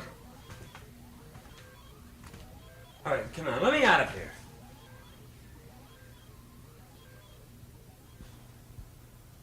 This is weird. No doors, no windows. And even a place to sit. Oh, boy. Got you your stool, pal. Sorry I couldn't get it here sooner. Oh, listen, it's all right. Oh. I'm just glad you came. Oh, my pleasure. But... oh, there's strawberry jam on this stool. You know, for one crazy minute there, I thought I was trapped inside this place. I can't begin to tell you how relieved I am just to see you open that...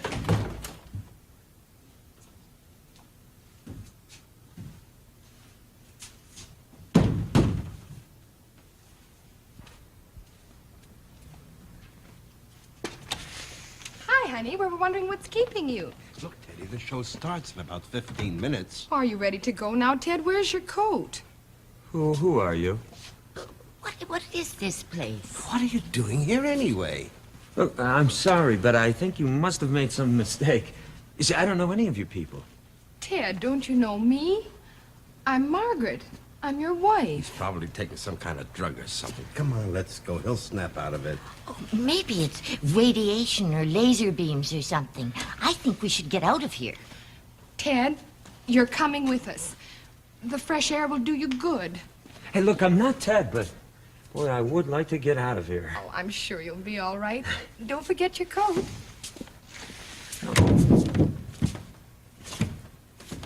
Yeah, hey, the door closed. Hey, would you come back and open the door? Hey. Good afternoon, sir. Something the matter? Why? I'm Mr. Thomas, the manager. Manager? Of what? Why, of this entire establishment, of course. What's going on here? Nothing that I know of. I just wanted to say hello and make sure you had everything you needed. No, that's not what I mean. What is this place? What's it for? We ask that question ourselves once in a while. Some people find it hard to believe, too good to be true, I guess. But I don't understand why I thought you might not understand. That's why I dropped by. One thing I suppose nobody told you about the call button. The what? I thought not. It's right over here on the wall. If you need anything, just ring any time of the day or night. Well, I never noticed this before. Oh, yes, all the cubes. That call button was always here. There are other cubes? No, I didn't mean to say that.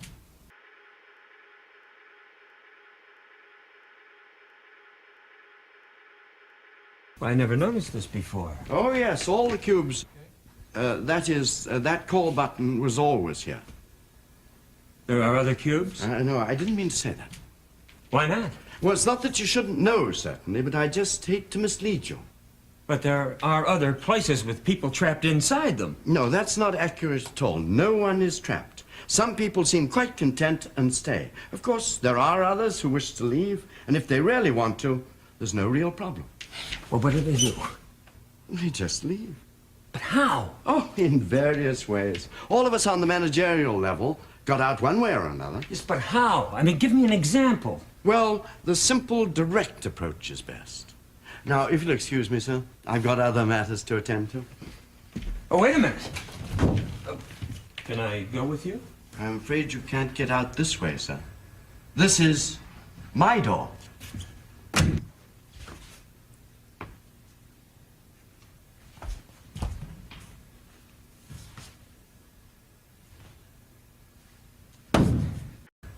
This is my door.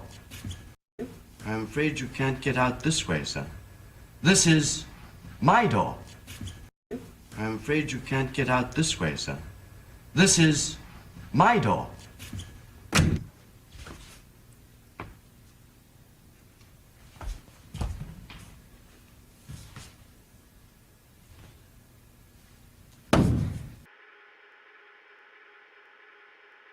I remember being in like a white room. It was like you couldn't see walls or anything like that, but I know I was in a white room, and my grandmother, who had passed back in 2007, she was there, and she says to me, Rocky, that's what they call me.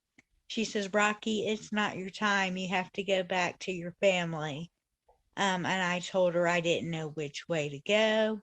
And she pointed, and I walked that way, and I was back in my body. And so after I felt like I spent like an entire afternoon there, my grandmother, a different grandmother, who was in spirit, came and got me. And then we went to this like white room, far, far, far out into the universe, really far. And everything was white in the room, and there was some windows, and on the outs, like throughout the windows, you could see the universe, and then you could see where the universe was creating itself.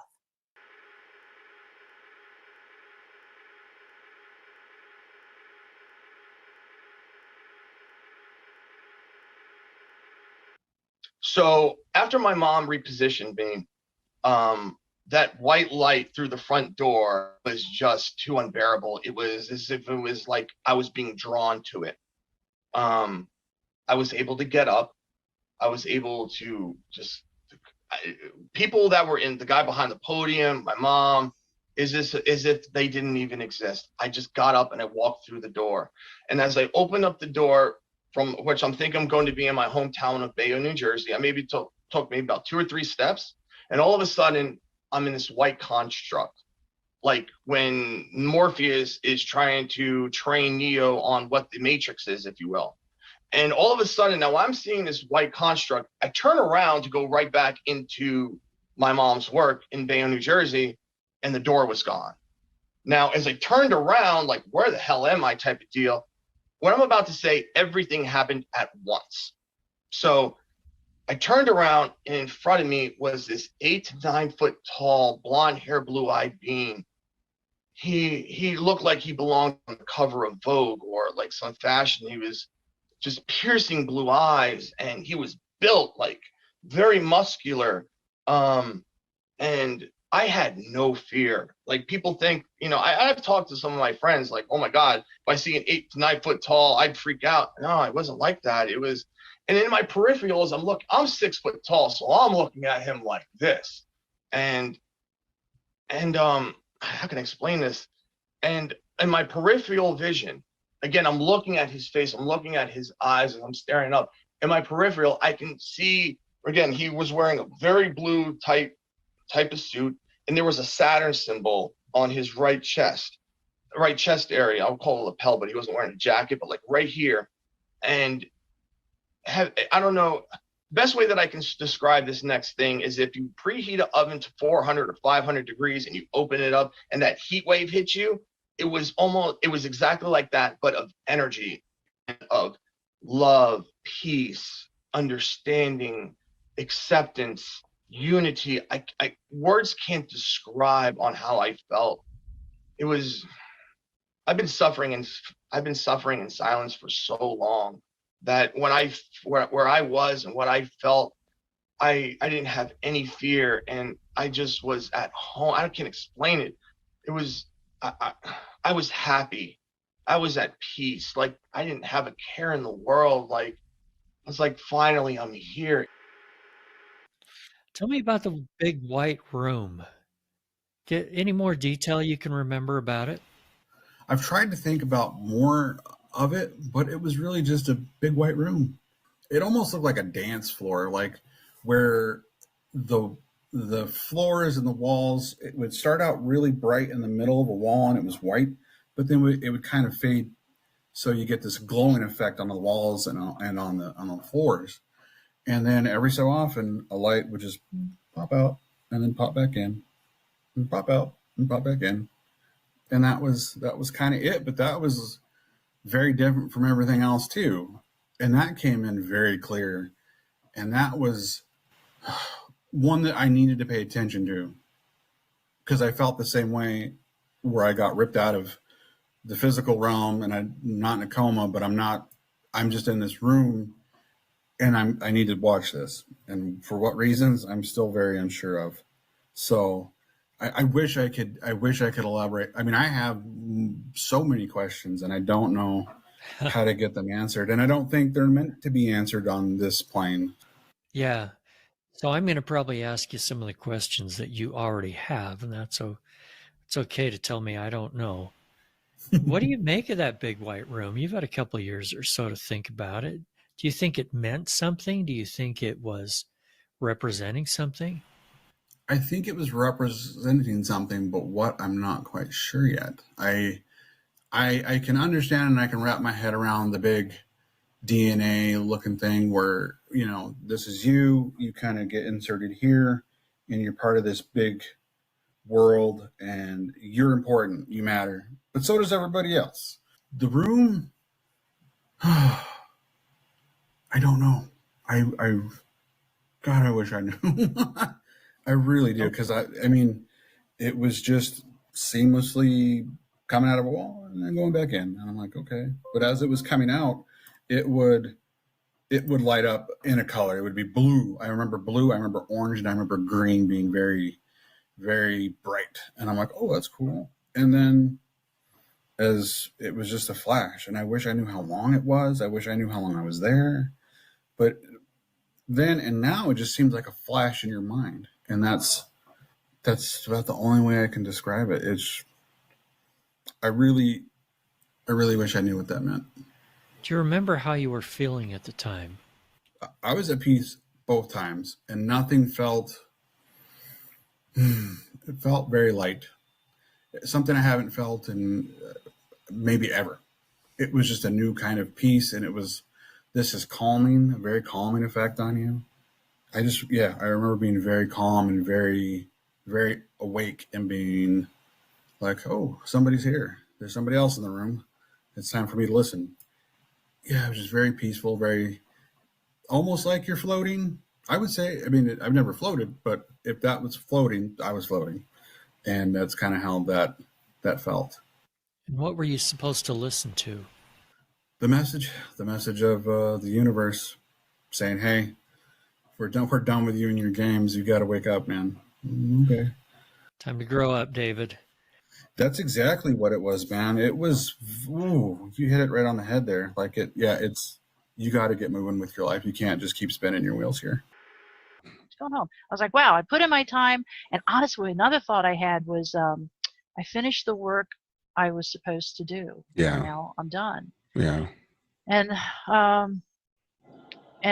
then it is like somebody took my batteries out. I don't know what happened, because one moment I'm floating in this blackness with these angels and spiritual beings with me, and the next thing I'm standing in a white room, and I'm on my feet. I'm no longer floating, and I don't know that I have feet, but I recognize that I'm in this beautiful, brilliantly lit white room. The walls, ceiling, floor is all white.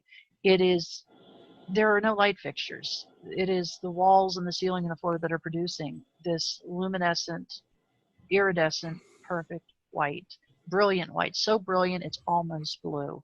Almost has a bluish tinge, but it was so beautiful. And I remember thinking, I don't know if I have legs or feet, but I think I can move with intention. And at the far end of this room, which wasn't that far away, I saw a door, and I thought, I know what the door's about. I had spent my life, 40 years, I'd been reading about every near-death experience I could find. Really? And I recognize now that was part of that experience as a child, you know. But I was fascinated by near-death experiences, and so I knew that door meant it was a border, a boundary, that was the official crossing over. And I was like, out of my way. I know where we're going. I know what we're doing. I can't wait. And in that white room, there was a very fine but thick mist falling, and it was like a very heavy fog, and yet it wasn't deep, it wasn't cold, it wasn't warm. It just felt great. And I remember trying to focus on an individual droplet of this fog, which I know sounds bizarre, but I felt like I ought to be able to see that. I know that I should be able to see that. And this angel with me, accompanying me, said, your eyes have not acclimated to this new experience yet, but each of those droplets are light, and they're itty. What eyes? You're out of body. Right off the bat. You're deceived. You believe you know everything about near-death experiences, but you don't know you're in a realm of deceptions here and now in a body, and you're still in the matrix out of body. You believe you knew exactly how things work, and you don't know. You're duped. Like almost all humans on Earth are duped. Bitty bits of light, and when I walked through it, it swirled around me, danced around me. It was so beautiful. And what I was told is, when we go to heaven, some people have had a disease process for so long, they believe it's part of their identity. And what happens in this white room, and this was the word I was given, is all of the muck of earth is washed away.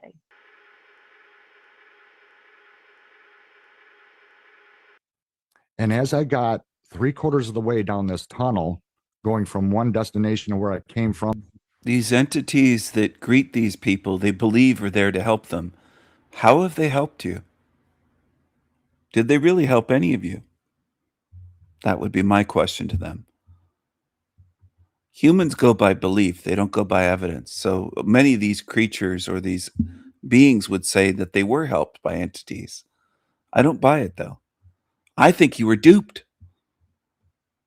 But you believe, and that's the power of belief with humans. They believe they were helped. I'll say it again. I might have to say this a million times until I leave this realm. Most humans prefer beliefs. They want to believe, including they want to believe that evil's good. They want to believe that these deceptive entities are good. They don't care what's true. That's where some of you are so far off from understanding how this realm works. Most beings in this realm care about beliefs. They don't care about the truth. They believe these entities are good. That's the power of belief. You can fool yourself with the power of belief. I am a truth seeker. I don't want to get to somewhere and say, I believe it's good. That's not good enough for me. That's not going to lead me to freedom. I'm not governed by beliefs. Now, I know humans because I observe you and I have my whole lifetime. Most of you not just settle for beliefs, that's all you really want is your beliefs. You don't want people to shatter your beliefs, your illusions. You don't want the truth. You can't handle the truth. And you don't want it. You want beliefs. Most humans just want beliefs. You want to cling to your beliefs forever and ever and ever. And if that means that your beliefs mislead you and get you recycled here millions and millions more lifetimes until you're drained and there's nothing left of you, some of you will just cling even harder to those false beliefs and get duped again and again and again, lifetime after lifetime, until you're drained of the essence of your spirit, until you're degraded, until you're just empty. And you've been warned by beings like me, but that doesn't matter to most of you, most humans. You want your beliefs more than anything. You don't care what the truth is. Even if the truth has mountains of evidence, makes perfect sense, you can observe it, it adds up, the pieces fit, the puzzle fits together. That doesn't matter to most of you humans. You want your beliefs. That's what you want. Just like you want to believe in the fucking tooth fairy and the Easter bunny and Santa Claus and Jesus as your savior and this and that. You're just full of beliefs. And you take those into what you would call death. When you hop out of your body, when your body is done, when that meat suit is no longer viable. You carry all that shit with you. Your stupid beliefs that you're going to heaven and that angels are going to greet you. And that's what most of you want. You want your beliefs. And they can show that they're not what you believe. It doesn't matter. The power of your belief overrides all that with most of you humans. Beliefs matter more to you than the truth ever could with most of you humans. When some of you are shown truth by me, you get very upset and defensive and say, well, I have my beliefs. And usually it's religious programming or some other type of programming. And you're very attached to your beliefs, most humans. You're not truth seekers. You're beliefs clingers. You cling to these fucking beliefs and you will anchor yourselves here in this realm. You'll have no one else to blame but yourself because you do that out of your emotions and ego and your insecurities and all kinds of stuff. But you're not truth seekers. I'll say it again. I'll keep saying it. Most of you humans are not truth seekers. You don't care about the truth. You're not strong enough to seek the truth that might conflict with your beliefs. You are belief clingers. That's what you are. You cling to your programming. A lot of you, thousands of you, have come to my channels over the years and preached at me instead of saying, well, this is interesting. I'm going to open my mind a bit and watch this guy's videos and see what he's talking about and try to comprehend it and study it. Most of you don't do that. You come here to preach to me the same shit that a billion other humans believe in here. The same shit that fails to get you spiritual freedom. That's what you want. You want to cling to failure. That's what a lot of you do. You come here to preach to me Catholicism, Christianity, Islam, this, that, the other. Like, I can look into all that. That's all mainstream shit. Belief system driven shit. Belief system, BS, belief system driven shit. And that's what most of you are attached to.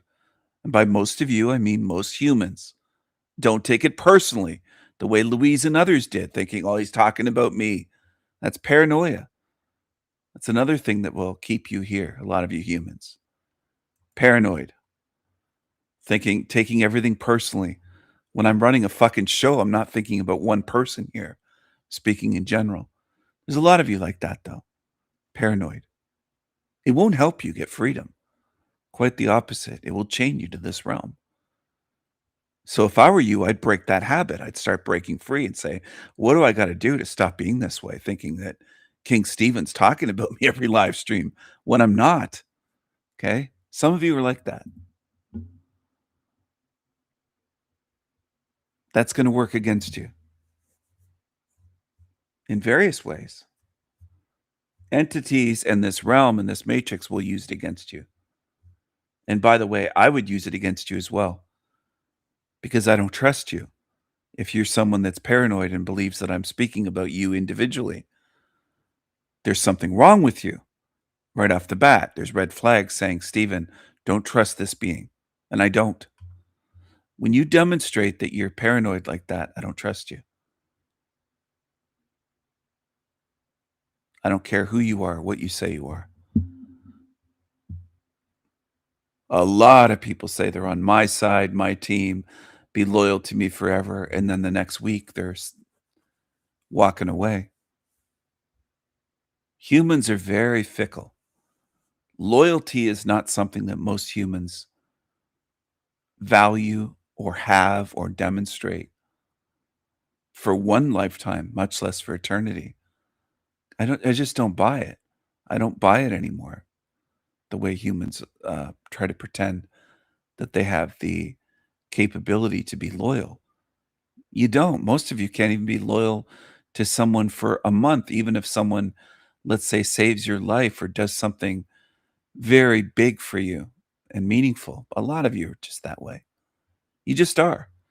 And then you'll make excuses. You'll point every which direction. It's never your fault why you're disloyal. You'll blame the realm.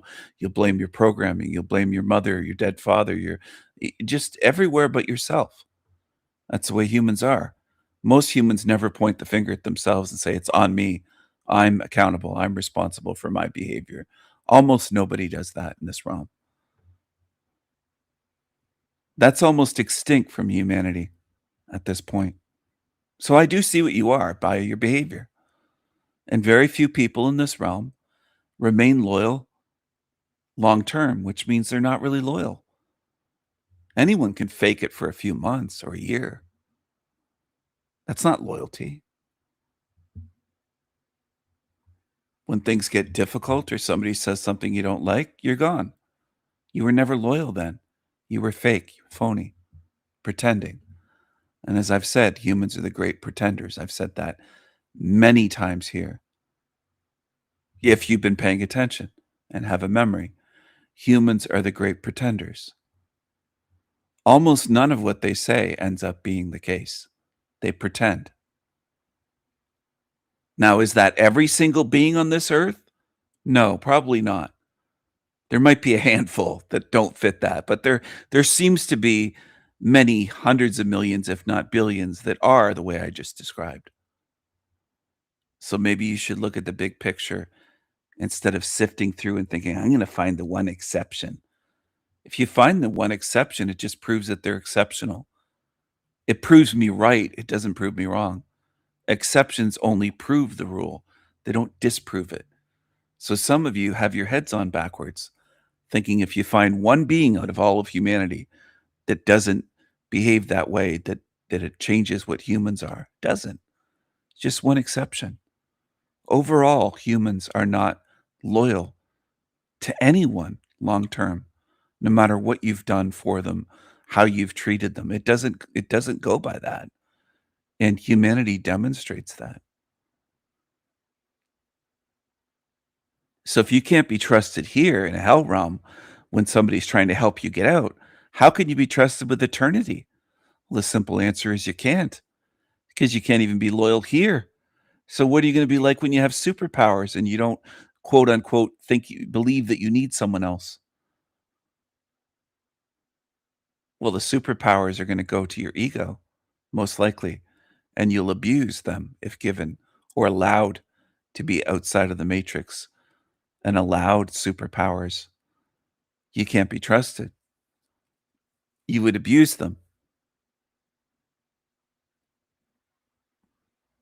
You should be tested at this point because there's a lot on the line. And I don't want everywhere to turn into this place. Like some of you don't mind. You would say, "What's wrong with this place?" You tune into my channel and you don't see anything wrong. You wouldn't mind every realm being turned into a sewer matrix, hell realm, earth, look-alike, copy. I don't want that. I want peace, truth, beauty, justice. I want things that most humans don't value. I want something different than what you have here. What you have here and what you accept here. I don't want this for eternity. This is not my, as Ian and Linda said, heaven, heaven. This is not for me. To me, this is a sewer matrix worse than a prison. This is a place of filth, lies, psyops, deceptions, evil, disease, torture, pain, suffering, manipulation, demon games, sadism, cruelty. I can go on. Is it sprinkled with some beauty on top? Yes. Is there a little bit of prettiness here and there? A few little gorgeous landscapes or scenic places? Yes. Sunsets and sunrises? Yes. Some starry nights to look at? Yes. Have I done all that stuff? Have I swam in various oceans and Great Lakes? Yes, I have. Have I traveled to different countries? Yes. Great. Does what I said about this realm still hold true? Yes. Even if you say there's a beautiful sky over there, yes, what I said holds true. Even if you say you like ice cream, yes, what I just said about what this realm is holds true. Full of disease, pain, suffering, evil, torture, manipulation, psyops, lies. It all holds true. Even if you like ice cream, yes. Even if you like chewing tobacco and motorcycles, yes. Yes. Even if you have an indoor swimming pool, which some of my family have in their big homes, is it still a sewer matrix hell realm? Yes, it is. Even if you make the Olympics team for, let's say, the Winter Olympics in Canada, and I know someone that is at a high level athlete, still a hell realm? Yes. Even if you're wealthy and you have land worth millions of dollars and you have a business that you could sell for millions if you wanted to sell it and retire and millions of dollars, and you have a huge house and you have, the enormous 2-story house on a big plot of land. You have over 100 acres of land and you don't farm it. Maybe you rent part of it out, or you just want privacy outside of the city, and you have everything you could want here. Are you still in a hell realm? Yes, you are. Could you drop dead today or tomorrow? Yes, you could, from a heart attack, from whatever. Yes. I've known people like this in my family, friends of family, family friends that were friends of my parents, and wealthy people that had everything, and they didn't live very long, and they didn't even get to really retire. They dropped dead maybe a year or two after they retired. They built businesses worth many millions of dollars, and they owned land that would be tens of millions of dollars just on the outskirts of the city, and the city was expanding and wanting to buy up farmland for subdivisions for homes, which it's then a fortune. It's a jackpot when the city reaches where you have land that you own, that you bought decades and decades ago and cheap. Anyway, I know people that lived that and died. They didn't get to enjoy retirement. They worked and built up a business, family business, construction or whatever, this, that, real estate businesses. My family knows owners of real estate companies. They founded their own company, an independent, not like Remax, or their own independent company.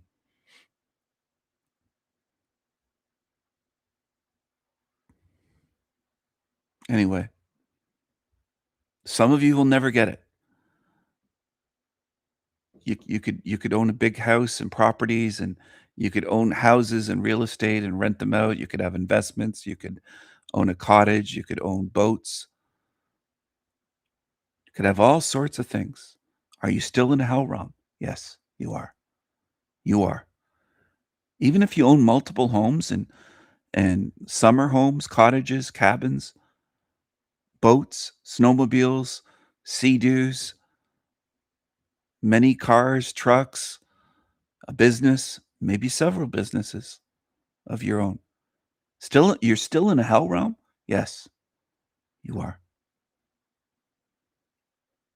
Do I think most humans can catch on to what I'm saying? No, I don't.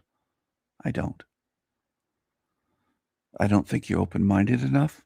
Most humans, again, I'm speaking in general here, most humans are not smart enough. They're not open-minded enough. They're not curious enough. They don't care about the truth enough. They prefer their false beliefs, illusions. They prefer everything other than the truth is their preference. And like a magnet, that's what they go towards. If somebody comes close to them with the truth, they go the other direction. They'll line up and pay for lies rather than listen to someone that's speaking truth freely. It's what you do. This is observable. Any of you can do this, can look and say, is what King Stephen's saying true or not? And you can observe what I'm saying in your, what you would call your real life, personal life, in person. Any of you can do this. You got to be somewhat smart about it, though. You can't say, I know one person that's open to the truth. I'm going to test it on one. You got to do more than that. You got to have a bigger sample size and talk to a bit more than cherry picking one person that you suspect may be open to my ideas to test this. Don't try to test it on the exception. Test it on the masses. Test it on your family members that are average normies. See how they react. Don't risk your relationships or your losing family or losing jobs over it. Could you get fired over trying to tell people about what this realm actually is? Yeah, absolutely. You could put yourself at risk just testing this out, so you have to be smart about it. But do I think most people are open to this concept? No, I don't. I don't believe that. I see otherwise.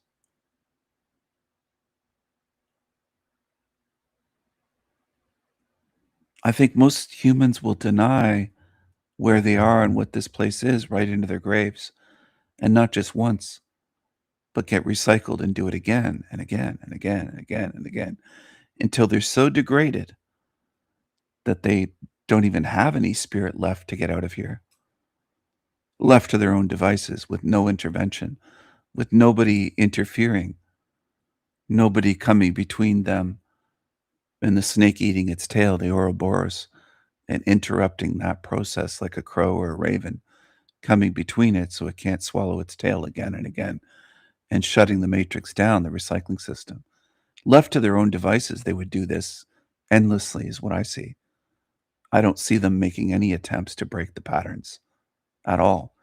If anything, they grip harder onto the lies and cling to it more and get nastier and more hostile towards truth and truth speakers. That's what I notice. But then again, I've tried to get through to people or reach them with these topics for decades, and I just don't believe most of you have.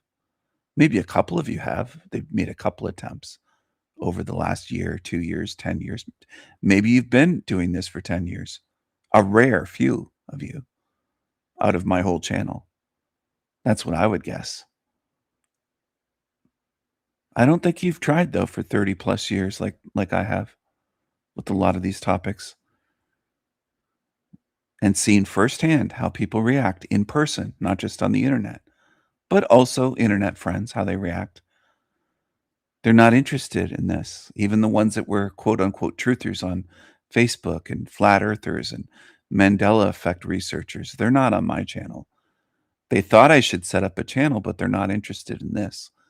There are levels to this where people hit the brakes and stop short. They don't want to see this as a hell realm. They want to pretend that it's a good place and get recycled. Flat earthers will be recycled. Mandela effect researchers. I've known lots of people into different topics, but they stop short. They don't look into hell realm. It's way too much for them. It's too scary, too painful. They don't want to see it this way. They'd rather believe the lies and live a lie. They're attached to their own illusions.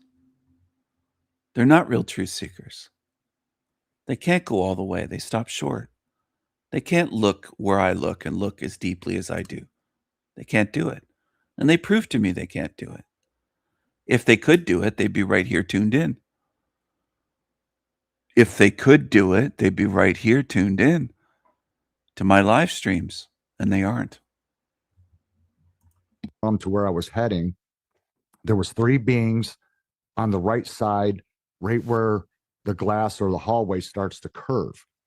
And they're looking down through the windows of this hallway at me as I'm slowly traversing down through this hallway. And these beings, all 3 of them, were identical in shape and size. Oh, by the way, there are beings that call themselves truth seekers or truthers or soul trap, whatever, followers or believers or whatever you want to call it, researchers. And if they won the lottery and got $20 million, they would just pretend they're not in a hell realm anymore. They would be happy spending money. They would be materialistic. They would just say that they were wrong and they just believed it because they didn't have money. I think money could change their whole viewpoint. Money, and with some of these incel males, them getting laid, them getting a girlfriend, them having what they don't have would change their perspective. That's how fickle they are. They're not really looking at the realm. They're just looking at, oh, this is a hell realm because their life sucks. Some of them are like that. There's whole channels like that. Christopher Sedaris comes to mind. Green Wizard comes to mind. Charles, we see 33, aka the Demon Slayer, comes to mind. They just want money and an easier life. That's all they care about. There's quite a few of them like that. They don't actually see what this realm is or care. They just wish they had money and didn't have to work and had an easier life. But you could not make out any features. They were, I really don't know how to explain this, but they were transparent, almost like when you see people talk about those cloaking creatures that are like, they're like blurry, but yet you can see the outline of them and you can see when it moves. That's what they were like. And I knew, and I don't know how I knew this, but it was just like an all-knowing, like the information was given to me. But these 3 beings, whatever they were, had never been human. They have never been in a physical body like myself, like the rest of us. Whatever they were, their job was only what they did where they existed in this other reality. They never had a human experience. So I don't know if you could call them angels or spirits or what they were. I have no idea. Maybe some people would say they were aliens, but you could not make out any hair or ears. It was just like a cartoonish outline of a human figure, but they were not human. And so they intercepted me when I came out to the other opposite end of this hallway where I ultimately ended up. And it opened up into this perfectly square, all white, all lit, bright white room. Now, I've heard in the past other people talk about this white room that they call the Matrix. And the way they describe it is exactly how it was for me and what I saw and what I experienced. And as I was in this room, as I said before to anybody I've said this to, is that this room, the floor, the walls, the ceiling above had nothing on it, but all the walls, the ceiling, and the floor were all lit and illuminated in a bright white light, kind of like the background of your computer screen. If you pull up Google And if you took all the font and all the icons and everything off the computer and you just had just a bright white screen lit up, that's exactly what the whole entire room looked like. But the thing about it is the one thing I want people to know is that you have to be very careful when you listen to others and their testimonies about a near-death experience, because if you have somebody that talks about their experience and they said, well, I went through this beautiful, beautiful velvet tunnel and it was swirling all around me and there was beautiful lights and all this stuff going on and orbs dancing. And then I came out on the other end and I was in this big meadow full of gorgeous flowers of every type imaginable. That would be great. That's what I would prefer to experience, something like that. Something like that sounds beautiful. But mine was nothing like that. So for me, it was a humongous disappointment because I would have rather have an experience like I just mentioned than the one that I had where I went through a tunnel that looked very man-made, dealing with beings that were like something no one else described. They were very short in stature. They weren't very big. So basically they were kind of like alien-like, but there were no features to identify them as such. But and then to have that hallway open up and then just have some man come swiftly walking towards me out of this long curved hallway from wherever that led to, and where he came from, I don't know. And then to have it all disappear and then just be looking through a portal back into this earth. All of that added up to something that was very disappointing because there were no deceased loved ones, deceased pets that I saw. Nobody said anything to me. There was no thunderous voice like God coming from above telling me it was my time or anything like that. I did not see angels. I really wish I would have had an experience more like that than something that was more just like it was a job for them to do, because these beings that were looking at me and observing me as I was arriving through this dome glass top tunnel and then met me at the other end when I came out into this all white lit room, I could tell that that's what these beings did. That was their job. Yeah, this is all they did was just intercept souls that are coming into the afterlife. And was this like a holding area? Was this to prep you and get you ready for going on to a journey that was more in depth and more involved? I really don't know, because they brought me back fast enough to where it didn't allow me to have a very lengthy near-death experience. And though it was brief, there was quite a lot that happened, quite a lot that I noticed. And that's the thing, when you're dead, you still have your thoughts, your wherewithal, you can think, you can observe, you can have opinions, you can notice whatever you want to notice. It's whatever gets your attention. But I was there as an observer and I never spoke. I never tried to speak. So I don't even know if I was capable of it because I never tried. And I'm just being honest about that. But nothing said anything to me.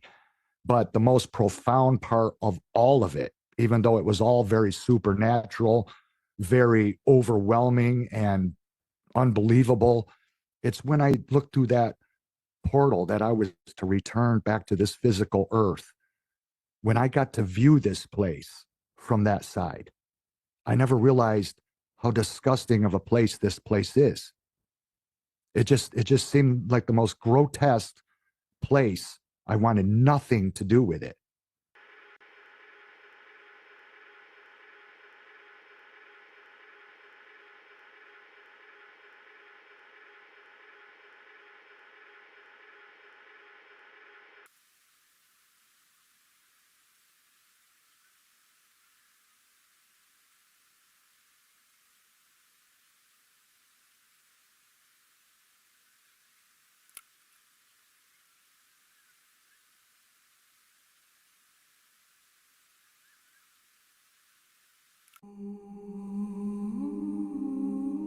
My fellow infinites, I get straight to it.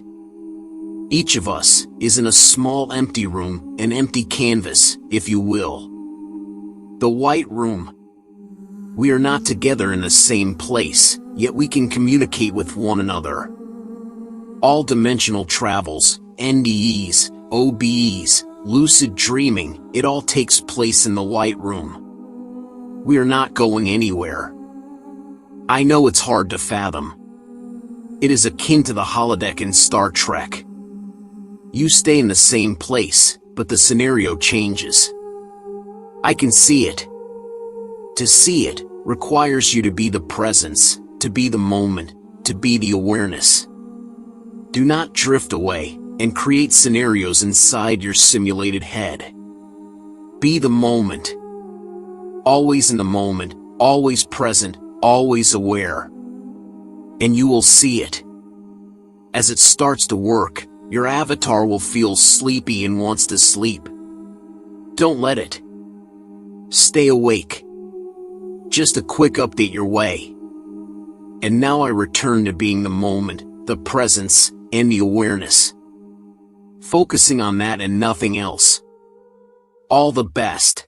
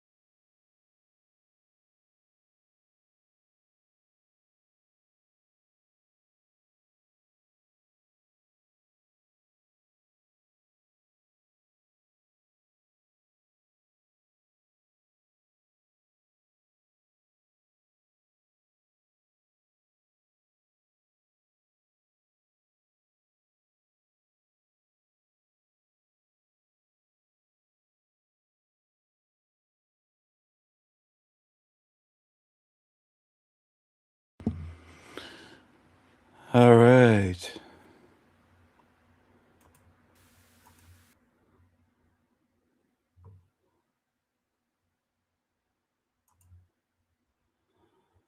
Why do so many truthers trust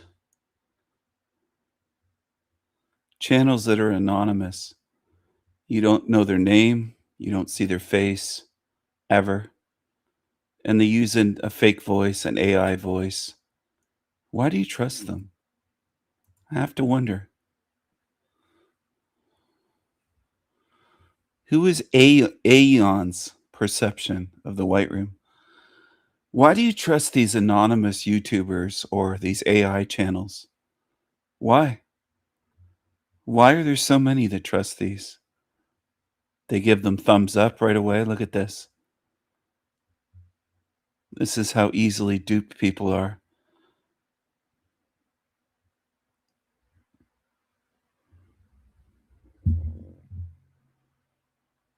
You don't even know who you're watching. Who runs this channel, NDE Research Project? You don't know, do you?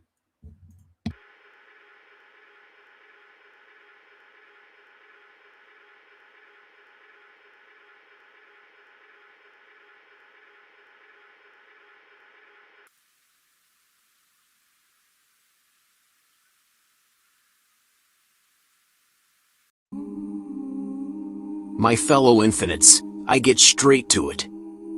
Each of us is in a small empty room, an empty canvas, if you will. The White Room. We are not together in the same place, yet we can communicate with one another. All dimensional travels, NDEs, OBEs, lucid dreaming, it all takes place in the White Room. We are not going anywhere. I know it's hard to fathom. It is akin to the holodeck in Star Trek. You stay in the same place, but the scenario changes. I can see it. To see it requires you to be the presence, to be the moment, to be the awareness. Do not drift away and create scenarios inside your simulated head. Be the moment. Always in the moment, always present, always aware. And you will see it. As it starts to work, your avatar will feel sleepy and wants to sleep. Don't let it. Stay awake. Just a quick update your way. And now I return to being the moment, the presence, and the awareness. Focusing on that and nothing else. All the best.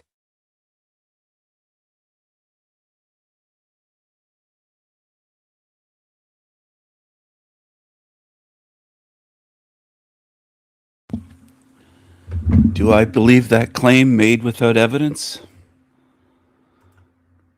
That I'm in a white room right now, like a holodeck, and that you're in a different one? You and you and you. No, I don't. Who is the person that made that video? I don't know. Neither do you. It's interesting to me who and what humans will believe and follow with no evidence, just blind faith. And that's what people do. That's why religions work. But it's also why anonymous YouTube channels work. Because most humans don't care about evidence. They just want to believe whatever feels good. They're quick to believe.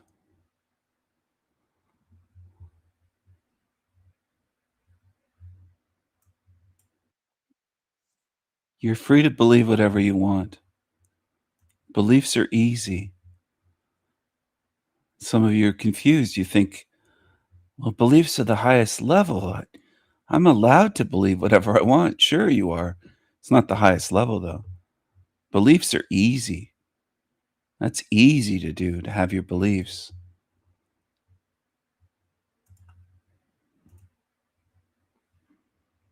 Most of you will have the same beliefs if you live to be 88 or 98 as you had when you were 2 or 3 or 5 or 6 years old.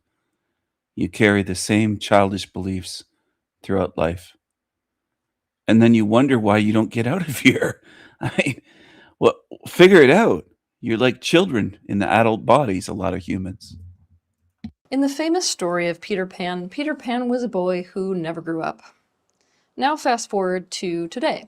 In today's world, you call a man a Peter Pan when in his life in general, he both avoids and does not embody things that are synonymous with adulthood. For example, he avoids adult responsibilities. He procrastinates. He usually has a poor work ethic. He focuses excessively on fun and freedom to the detriment of long-term planning and responsibility. He isn't reliable, breaking his word and dropping things he signed up to do. He displays an immaturity on an emotional level. He doesn't commit. He's not accountable, doesn't hold himself to standards, and blames others for what he does or doesn't do.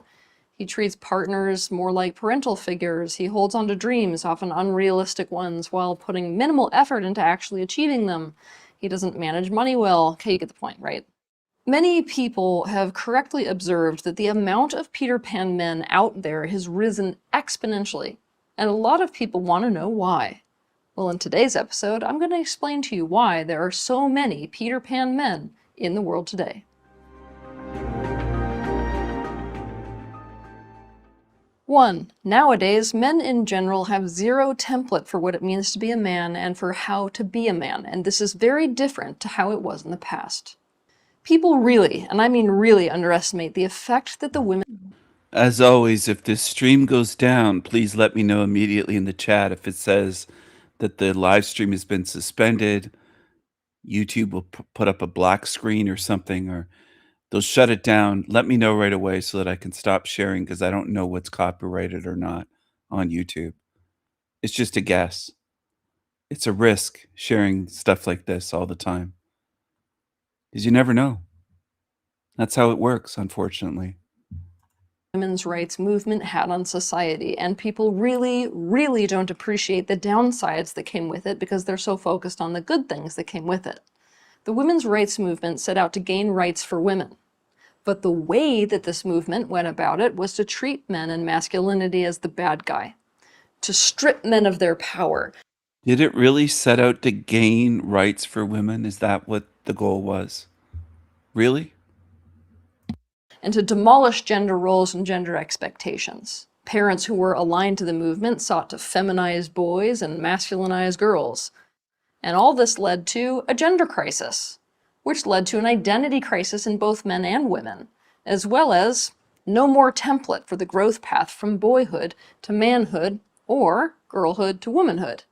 In the past, there was a template for what it means to be a man, why you as a boy should want to and aspire to become a man, what is expected of you as a man, precisely how you as a boy can become a man, what the world wants from you as a man, and what will get you esteemed. Boys got this template not only from their own families, especially fathers, but also from mentors and from society at large. Well, guess what? That template was burned at the stake, and nothing was put in its place. There's no path. This goes hand in hand with the reality that as a human race, over time we've lost more and more of our rites of passage. Rites of passage are absolutely crucial for both boys and girls, but let's talk about boys. For boys, rites of passage serve as a structured system of guidance through the transition from boyhood to manhood, and this has waned and waned and waned progressively over time.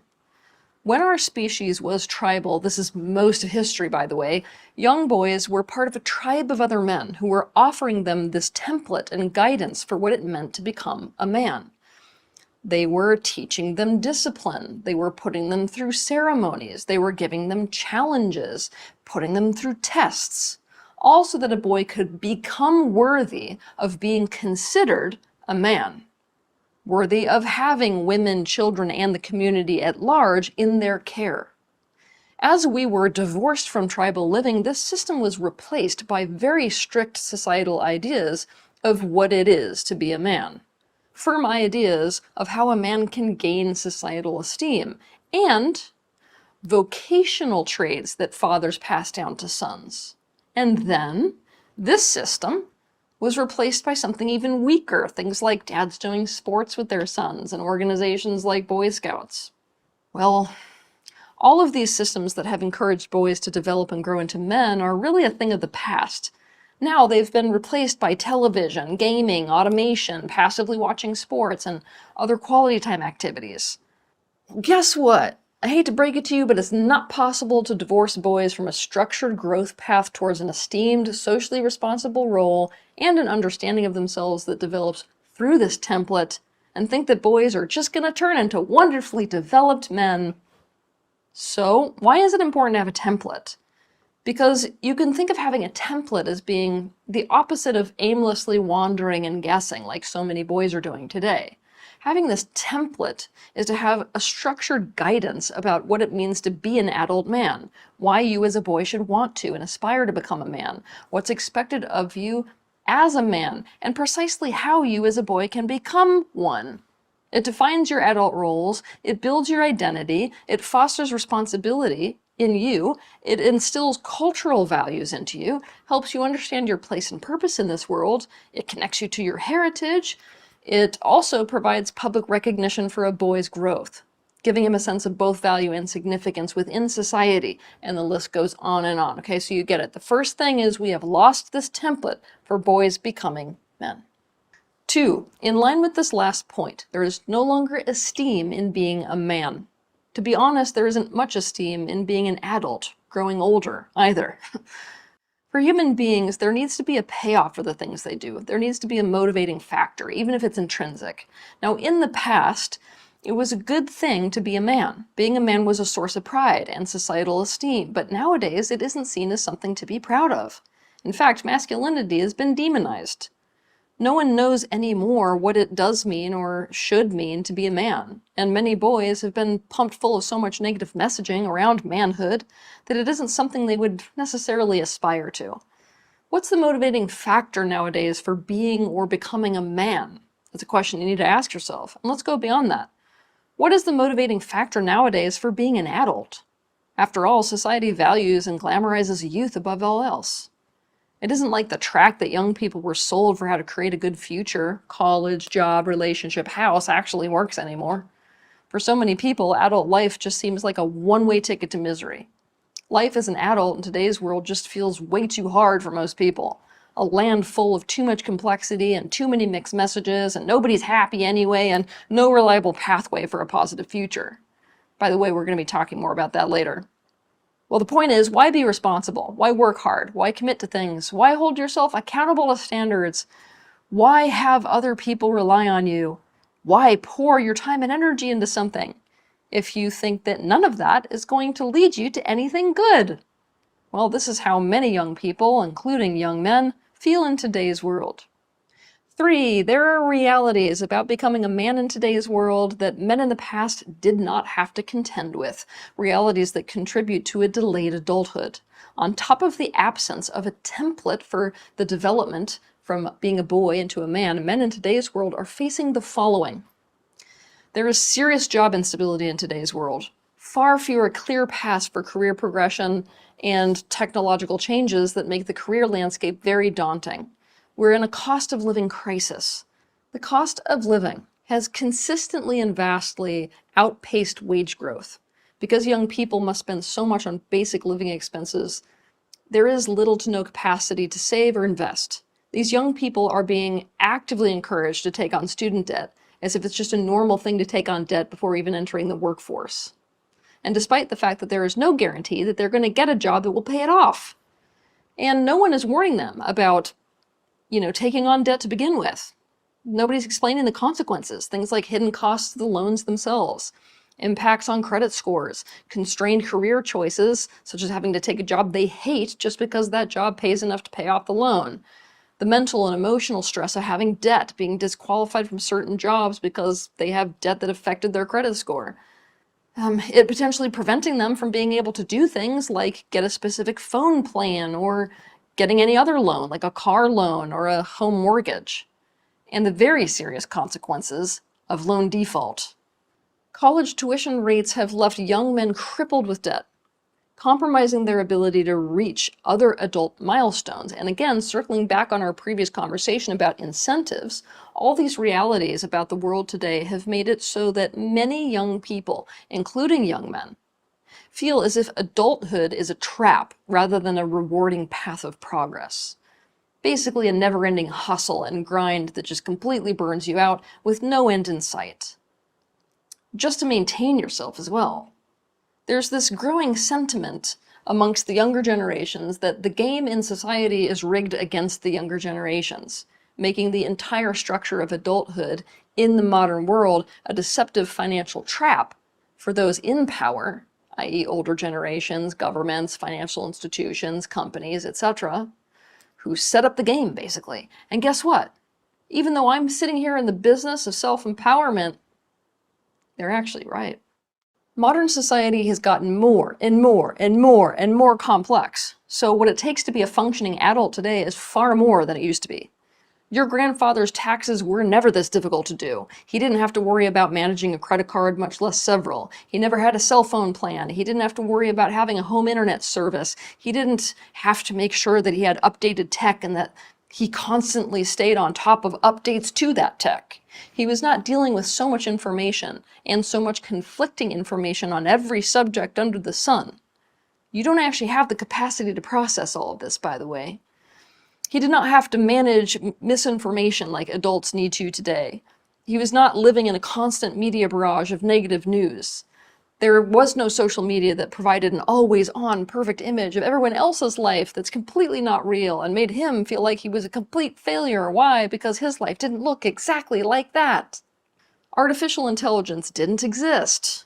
He didn't have 5 million passwords to have to worry about and 1,000 different scams or privacy settings or identity theft. He wasn't expected to worry about conscious consumption, sustainability. He didn't have to check his emails. He didn't have to protect himself against the online algorithms and selling methods that are addictive and that are designed to keep a person hooked on the screen and buying, consuming. He didn't have to worry that the things he posted online in high school would jeopardize him getting a job years later. He didn't have to manage this double life, if you will, of physical life and yet your life online. His life didn't require so many subscriptions. He was not living in a world where you need a college degree to be able to compete for a job in the workplace, and yet, to get that degree costs so much that he had to decide to go into debt before ever earning a wage. He didn't need insurance for everything under the sun. The healthcare landscape is so much more complex than it was for him. Maybe a lot of grandparents relied on the system for retirement. Guess what? Today, most people, savings really entirely on them. That means retirement's really entirely on them. And he didn't come into adulthood in a gig economy. The current economy requires a far higher degree of financial know-how than he ever faced in his generation. Things were set up for a boy to turn into a man back then. Now the system is set up in a way that stunts development and keeps young people trapped. All of these realities and complexities have made it so that so many young men are staying with their parents for far longer than they did in the past. But staying at home, nonetheless, can obviously prevent a man from developing the life skills that are synonymous with adulthood. It often prevents young men from reaching a level of security that makes them feel able to take on things, like owning a home or committing to long-term partnership or children or any of these milestones that we really look at when we're saying, oh, that's a man. Now, I'm going to argue about that probably later in the future because single-family households and us breaking everybody up so everyone has a mortgage is its own little problem. But, okay, for the sake of this conversation, the complexity and difficulty of all of this creates a vicious cycle where men are facing all this pressure and stress and anxiety about how to make it work out there in the world, as well as low self-esteem that they feel in their capacity to do it. And so they get overwhelmed by it and try to escape out from underneath the pressure and anxiety by just avoiding it altogether. They basically check out of it by retreating into activities that are carefree, by relying on other people, not committing to things, not making solid plans, making sure to keep relationships casual. You get the point. 4. Parenting styles that stunt growth have become a trend with increasing intensity since the 1980s. Over time, parenthood has changed in some really great ways. For example, it's really great that we aren't saying things like children ought to be seen and not heard anymore, okay? And that spanking isn't so societally accepted anymore. And these strict hierarchical parenting methods that don't recognize the child as his or her own person have trended instead in the direction of parenting that's more flexible and accommodative of the child's thoughts and feelings. The thing is, to the negative side, there's also been a real uptick in overprotective helicopter parenting as well as really permissive styles of parenting. These styles of parenting have become far more prevalent since the stranger danger panic in the late 1980s and early 1990s, created by a media craze involving several high-profile cases.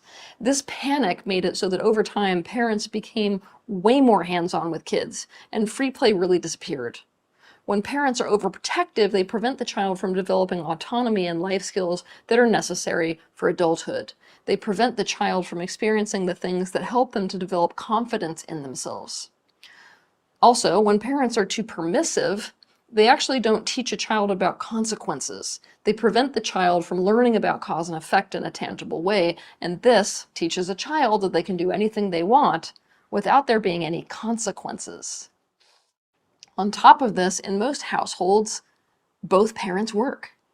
Because of this, many children are being raised by caregivers and teachers that are outside of the home. These external adult figures are not necessarily focused on giving the child the necessary guidance for them to become adults.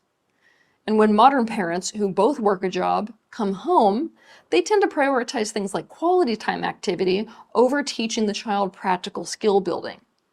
This is very different because older generations really did prioritize teaching practical life skills and character building, and all that's changed. On top of this, we can't talk about Peter Pan complex without talking about trauma, right? Some men have had traumatizing experiences in their childhoods that cause developmental trauma. This stunts a boy's growth. It can even cause them to develop adaptive strategies that prevent the behaviors and choices and actions associated with adulthood. Now, perhaps the most common trauma that contributes to this is enmeshment trauma, such as emotional incest. This is when a parent flips the parent-child role and relies on the child to meet their emotional and relational needs. And guess what? If you look at society during the time that many of these Peter Pan men were children, what you find is that society was drastically shifting to a dual income household. Also, there was a huge increase in divorce rates. Many boys were growing up in homes where the polarity was flipped between their moms and dads, if not only growing up with their mothers. Well, guess what? This is a recipe for disaster because trying to work and be a mother and being in a polarity flipped relationship puts so much stress on women. So these moms were burnt out and they had a role overload as they increasingly found themselves having to be it all and do it all. Due to lack of time and also exhaustion, these women didn't really put energy into building an adult support network for themselves. So they were living in a void of support. Now, due to constantly having to balance work life and home life, and also many of them suddenly being in polarity flip dynamics or single parenting situations, they were not getting their needs met by their partners. So, many of these moms unconsciously leaned heavily on their sons for emotional support and companionship to cope with their own loneliness, their own emotional neglect, their own conflicts with their husbands, their own stress. Okay, well, in this dynamic, the child is prevented from growing up in any way that would hinder the parent's need for the child. And yet at the same time, the child is under the pressure to take on a grown-up role that they are not ready for at all. The child adopts an adult role prematurely, therefore missing the need to just be a kid and develop into being an adult later. The parent's needs take precedence over the child's needs. The child's feelings, thoughts, and preferences and needs are kind of bulldozed over, so the child does not develop a healthy sense of self. Instead, they learn that their value is about pleasing the parent, which hinders their capacity to develop an identity, to build self-esteem, and to make decisions for themselves. The overwhelming, not age-appropriate task of managing the parent's needs and emotional well-being builds an association between responsibility, especially in relationships, and this overwhelming pressure and sensation of engulfment. So they often gravitate towards getting to have the childhood they missed, but as an adult. This also means, obviously, not taking on responsibilities, not committing in relationships, not knowing how to regulate their emotions, having no solid understanding of themselves. And because the emphasis was on them existing to meet the parent's needs rather than developing the skills to become an autonomous adult, the parent effectively prevented them, without intending to, from finding their wings, so to speak. So adult life feels way over their head. 5. With the absence of this template for how a boy becomes a man within society, boys and young men are lost and are looking out there for male role models. And so many of the male role models are horribly poor ones. Most of them TV characters and pop culture or social media icons, many of which espouse and model the very traits that keep a man in Peter Pan mode. I want you to think about dating coaches that teach men the art of the pick up and get laid game. Think tech moguls who teach men that rules and consequences don't apply to them if they have enough money and power. Think the get-rich-quick gurus who teach the prioritization of superficial gains and overnight success with no effort in. Think sports icons and misogynistic influencers that promote the emulation of a toxic male persona, complete with narcissistic self-focus, control of and domination over women, emotional manipulation, brand name obsession, the accumulation of power for power's sake, and absolute freedom with no limits whatsoever. Think television characters that portray father figures as either the frightening aggressor. Think Darth Vader, Tywin Lannister, Tony Soprano, Thanos. Or, to the other side, the incompetent, pathetic fool. Think Homer Simpson, Peter Griffin, Phil Dunphy, Stu Pickles. The rise of technological existence has created a loss of in-person community life. This has isolated men deeply. It has made it harder for men to gain role models, receive guidance from mentors, and even peers. Harder for them to engage in the active, not passive things that cause a boy to develop into a man. And harder for them to form deep and supportive connections. 6. Women have progressively gone more and more and more into the masculine polarity and also into the eternal mother role with men. This includes with their own sons.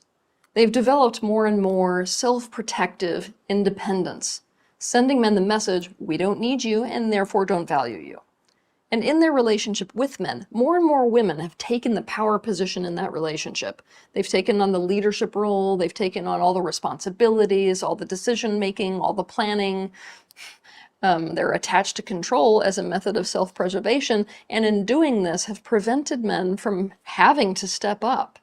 Women are currently acting as a preventative force to men becoming empowered, developing confidence, building self-trust, being self-reliant and reliable, being responsible, and from needing to master every element of masculine containment. Basically, women have inadvertently become an enabling force to the Peter Pan dynamic, the very thing that hurts them. So there it is, you guys. Now you have a thorough understanding of the major factors that have caused such a rise recently in the prevalence of Peter Pans. Have a good week.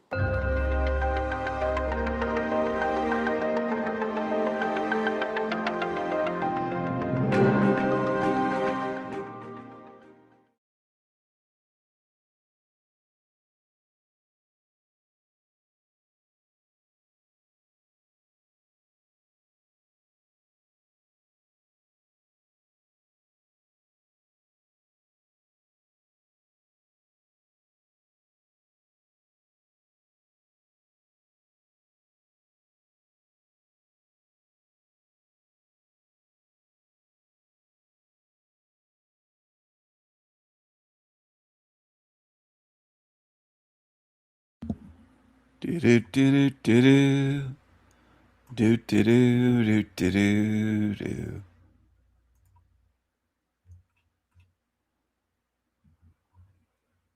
Do do do do do do.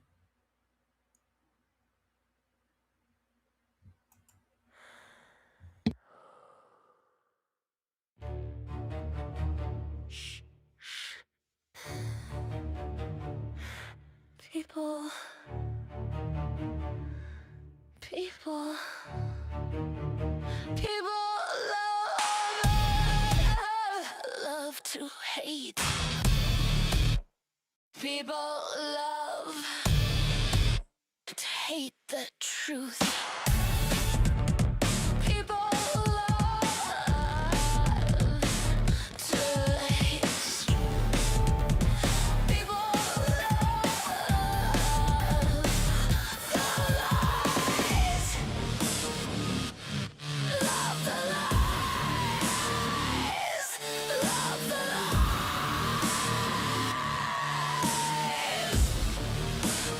hate the truth. People hate the truth speakers, sad little zombie, demon tweakers, demon zombies love the lies. Truth is love. Lies and envy, pathetic zombies love.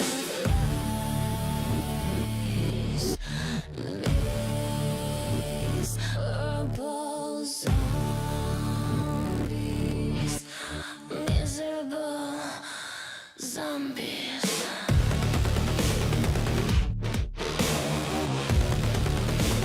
Miserable zombies. Hate the truth. Hate the truth. Hate the truth.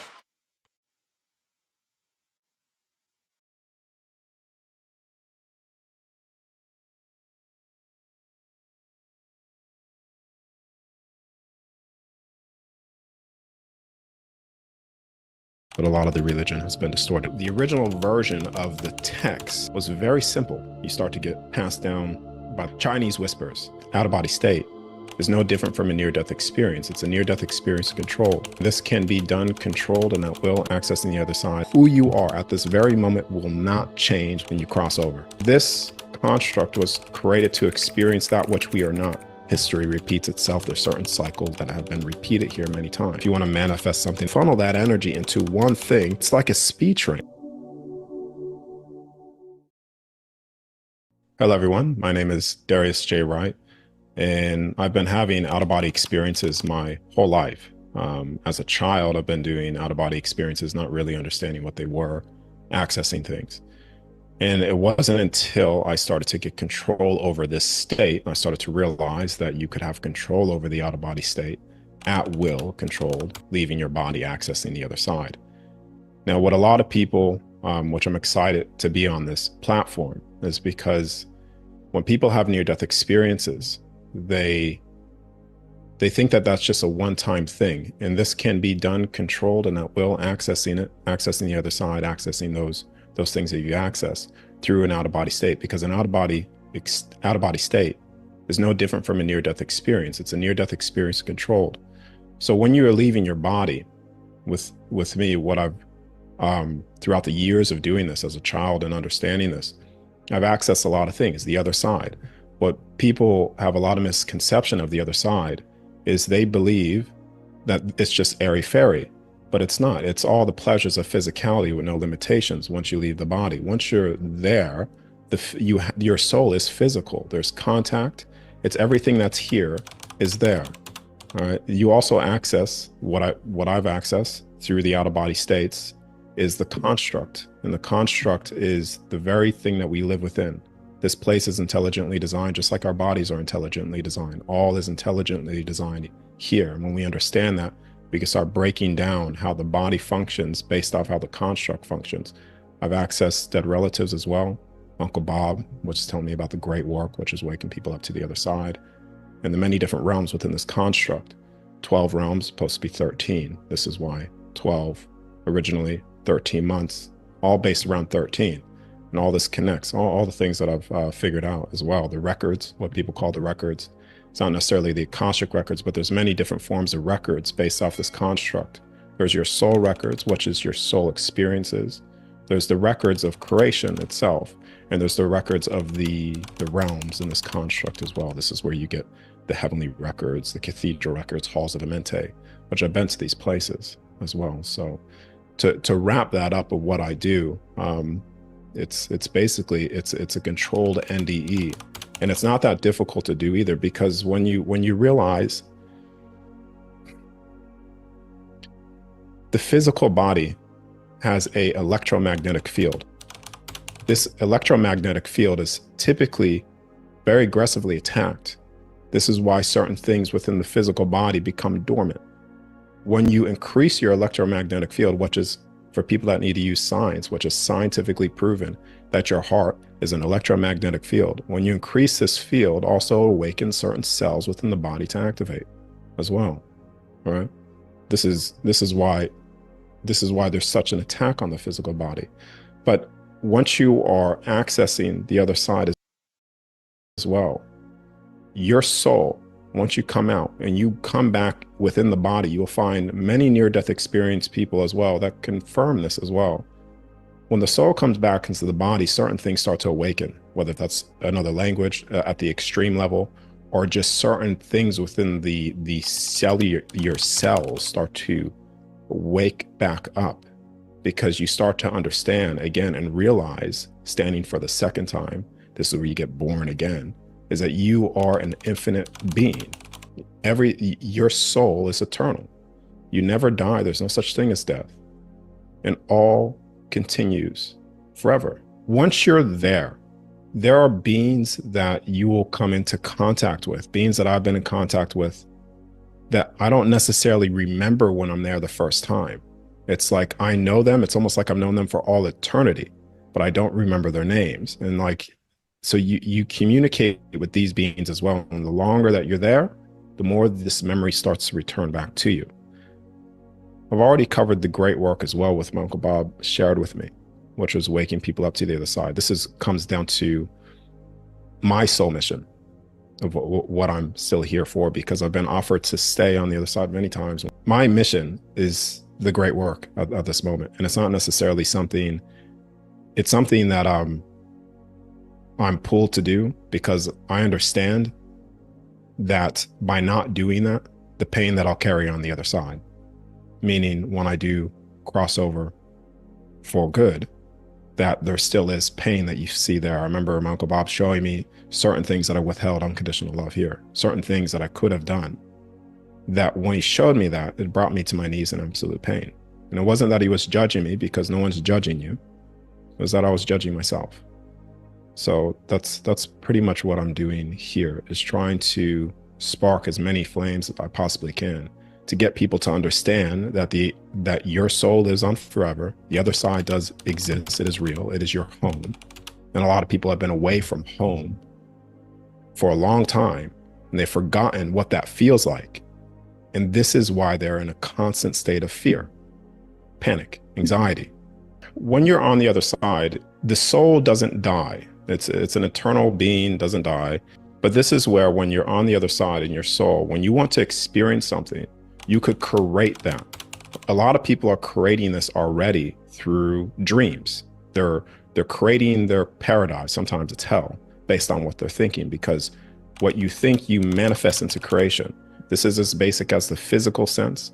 When you think of something, we are creator beings on the physical sense and not the soul sense. So what you think when you're out of your body instantly is there. It just manifests right in front of you. And so when people are out of their body and they understand how to navigate this, they could start to have control over their dimensional spaces. Not only that, the soul does create things. This is why we have this place we're experiencing now. Now, when it comes to the physical body, why incarnate or come into this experience? Because incarnation is an event that only happens here within this construct, the earthly realms.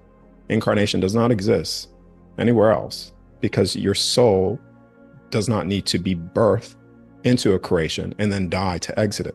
When you're there and you're experiencing certain things, you pop into a reality, a realm, a construct for your soul to delight in its pleasures. And then when you're done, you pop out. You retain all your memory. You don't go through a forgetfulness process. But here, through the information that I have access, I'm going to say this as plain as what I've said in other interviews, this construct was created to experience that which we are not. And in short, I'll just leave it at that, because to experience what we are not also gives you a certain perceptual wisdom that could have never been birthed unless it was experienced. This is why when you go into the awakening process, a lot of people think that being awake is an airy-fairy process. It's love and light. And although love and light does exist there is a broad of different emotions that your soul experiences other than that. And once you wake up to that, changes everything. We're not living necessarily in a simulation. A simulation is already coming from a false premise of something that is not real. All things in creation, everything is created by the eternal soul. That soul, whatever it creates, what people call a matrix, is still an organic energy created from the source head. You see what I mean?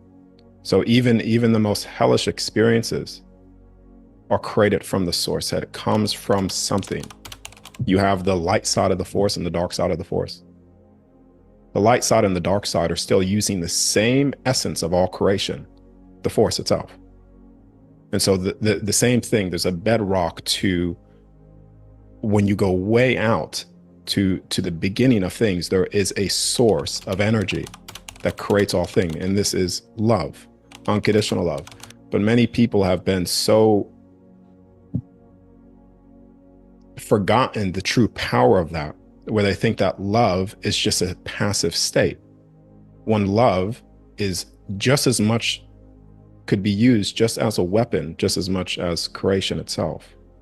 This is where I give the example as well, a mother or a father, but typically I'll just say a mother. If the mother has a child, okay, has unconditional love for that child's put in danger. Due to the unconditional love, that mother will pierce through all barriers. So the bedrock of all things, the energy source, is love itself that creates everything. So when people talk about simulation as something that is not organic from some creation, it comes from somewhere. It all has a source and it goes way back. Everybody's a main character. Yeah, the main character of their own movie here. Yeah, a lot of people like to take the back seat, but everybody is experiencing here. They're the character of their own movie, essentially. and they could take control over that. This is why people have been so weakened to believe otherwise, that they cannot take control over it. This is why they lower the electromagnetic field of the physical bodies. That's why there's such an aggressive attack on many different fronts here. You have the attack on the physical health of the body to keep things dormant. The spiritual warfare, you could say, people say get rid of ego, all these things.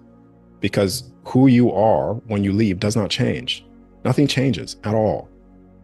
It's all who you are at this very moment will not change once you leave and you cross over. Will not change at all. The only thing that will change is the longer you're there, more will add to you. You'll get more memories of your past lives, of remembrance of things again, time, dimensional spaces, the construct itself, its very creation, and the creation of all things. So that's the thing that changes, just more memory, but you stay the same in terms of who you are at this very moment. But some people do sign those things where I want to do this and such, and so they will meet with certain people or things will come in their experience for that. This place also has fixed events. Like I said before, when you understand the design of the construct, you realize that this has cycles, certain fixed event markers. Now, time itself, all right, time itself is, you can't necessarily pinpoint it, but you can pinpoint the event markers. Like, let me give you an example. December, the months. Okay. December is going to come, but the days to get to December is unknown. But there's an event marker, and let's just say December, I'm using the months as an example. But there's an event marker in December. December will come, that event marker will come. So the construct has preset event markers. This is why when you go into the records in the outer body and access certain things, you'll see as well, and also physically you could see in the text, history repeats itself. There's certain cycles and stuff like that that have been repeated here many times. The reset, the great floods, the old world, essentially, the giants, the angels, heaven on earth, all actually happen here. All right, the halls of Amenti is actually part of the Atlantis as well. There's a point in time within this entire construct where all things were open to all souls. All of the realms were open. All of the other land masses were still there. There's other land masses within the earthly realm that are here. This is where a lot of Uriti races are. All right. When you go beyond the poles, this is why they have the Antarctic Treaty. You're not allowed to go past a certain point. And why do you think that is? Because beyond that point are certain things that they don't want the public to see. And these things are, like I said before, is where you get these beings. Okay. I remember being out of my body, seeing part of in Antarctica, some of the original bodies, giant bodies, are still in stasis. The pyramids are there as well. Certain pyramids that are still activated as well. There's still activation points here within the earthly realm of pyramids underneath the ocean. All right. So at a point in time, all of this was open. And so when I talk about that time, heaven on earth, for example, right? That's not here now, obviously, but that was at a point in time. All was here. That's why you have all the history here.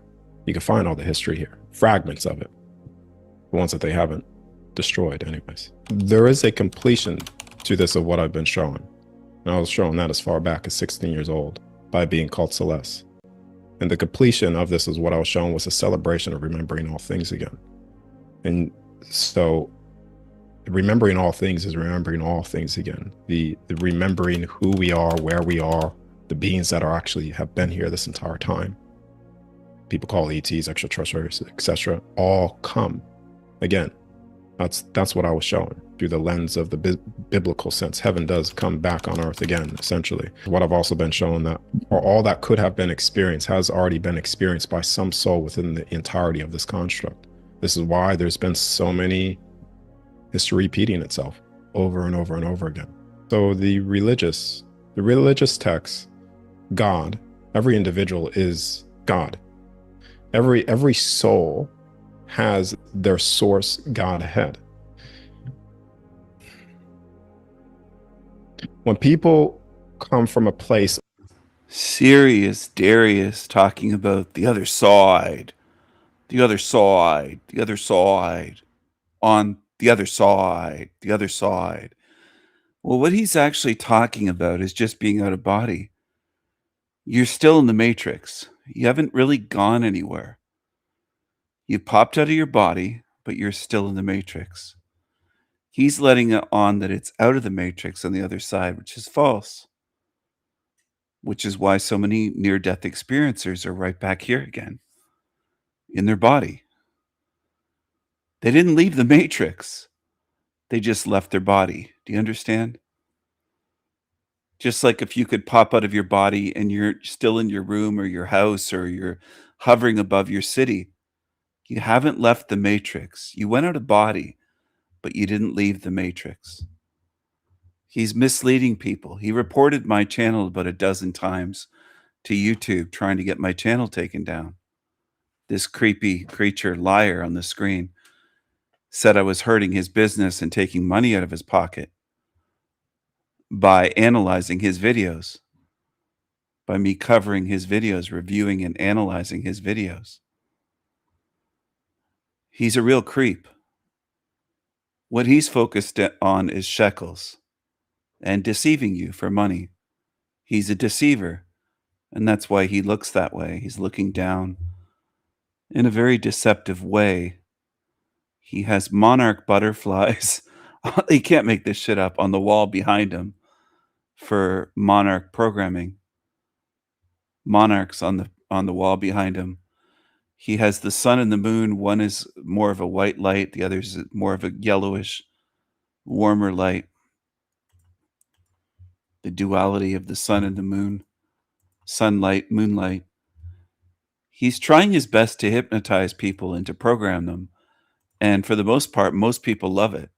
They love to be programmed. They love to be mind fucked. They love to pay deceivers courses. They love to be mind fucked by shills and gatekeepers and grifters and deceivers and demons like Darius. They love it. Most people love it. Now you could just blame Darius and say, well, he's a deceiver, Stephen. He's a demon. He is. But why do so many thousands and thousands and millions of you human beings love these deceptive, lying creatures that lie to you for profit? What's your role in this? What role are you playing by you following these channels? Deceivers giving deceptive looks. And people absolutely love it. They love it more than any truth that I could ever share on my channels. I am convinced of that. That human beings overall love the lies and liars. And they hate truth speakers. And they're envious of beings like me. They're hateful towards me. They defend creatures like that. And very few people, very few beings on earth want the truth. They'd rather pay deceivers like the guy on the screen to deceive them and lie to them. That's what people love. The numbers show it. The number of interviews he gets, the number of followers, the amount of money he makes, everything indicates that what I just said is true. Most people in this realm want to follow liars and they want to pay to get deceived. That's what most people want.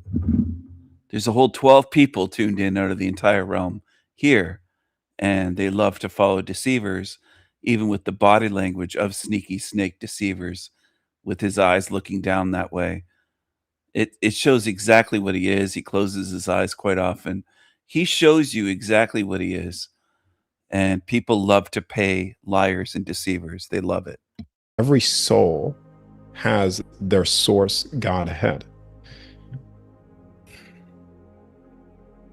When people come from a place of merging back with the oneness, and then you lose your sense of has their source God ahead, every soul has their source God ahead. Godhead, oneness. He's going to have you so fucked up that you're just going to get recycled. And this is what people want. 531,000 views, 17,000 likes on this. This is what people are watching. 2,500 comments. Makes you feel good. Makes you feel good. Look at them. Darius is on a whole different frequency, this person wrote in the comments. He radiates love is so gentle. And I'd say he's accomplishing his mission of awakening humanity. Thank you to him. This is how dumb people are. You can make excuses for them, but it's not going to make them see anymore. Go ahead, make all the excuses you want. I expose deceivers, I expose demons, and what humans are good at is doing the opposite. Making excuses for them is what most human beings on earth are good at. Most of you are not good at seeing through liars. You're not good at exposing deceivers. You're much better at making excuses for evil, liars, demons. That's what most of you do for life, most on earth. Make endless excuses, and you never get tired of it. You never get tired of making these stupid excuses. You never get tired of listening to people making excuses. Most humans on earth never get tired of it. Endless excuses. Most of you don't even notice that people around you just make endless fucking excuses. Here's how squared off and dead his eyes are. It's almost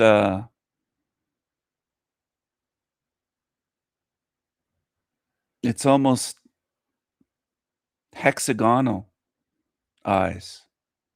Look at that. Or octagonal. Strange. Very squared off. Look at the eyes. Again, this is all normal to people because you don't want to see. Most of you could see these straight edges, and the pupils are not rounded at all. It doesn't matter to most people. You can be shown anything. Most humans on earth could be shown mountain ranges of evidence that makes Mount Everest look like an anthill. And it doesn't matter to most of you because you don't want the truth. You prefer the lies and the liars. You make idols and heroes out of fakes, frauds, liars, phonies, demons. That's what you love. You love liars. That's something I've discovered about humanity and been speaking about for decades. Most of you on earth love liars.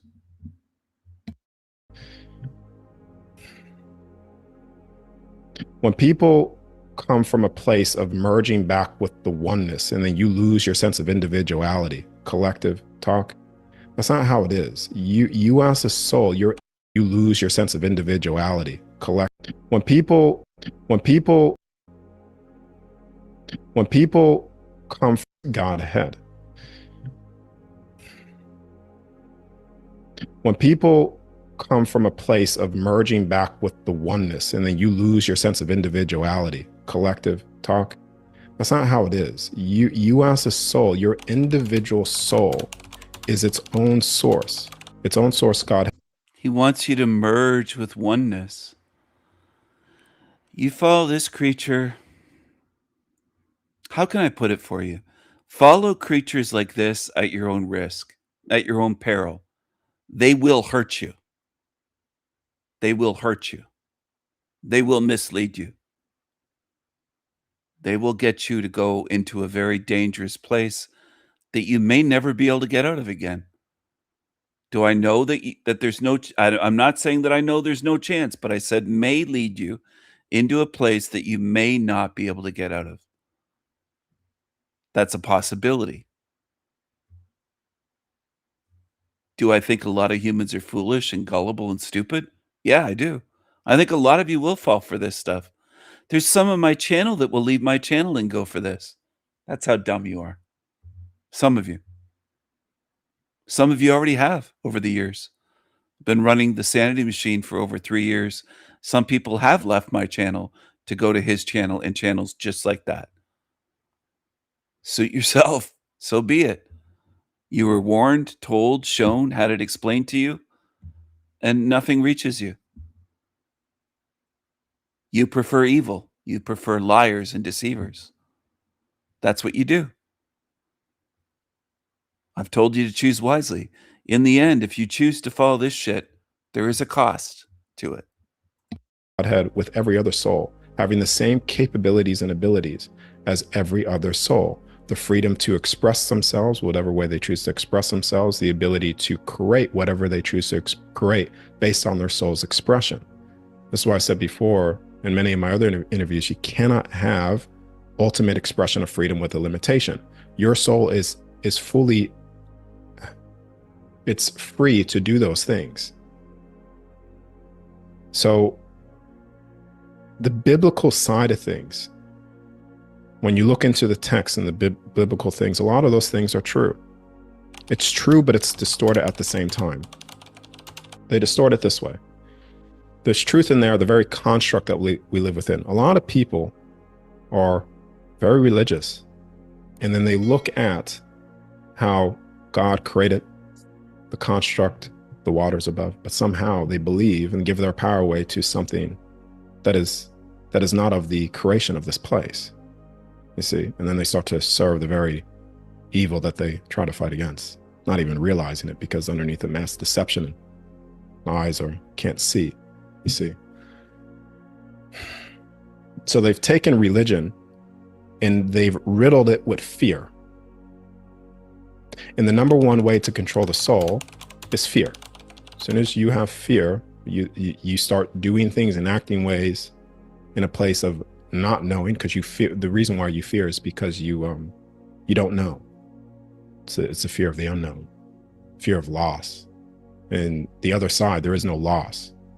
It's in a state of love. And in love, there is no loss, there is no judgment, there's no fear, there's no control. It is free, always.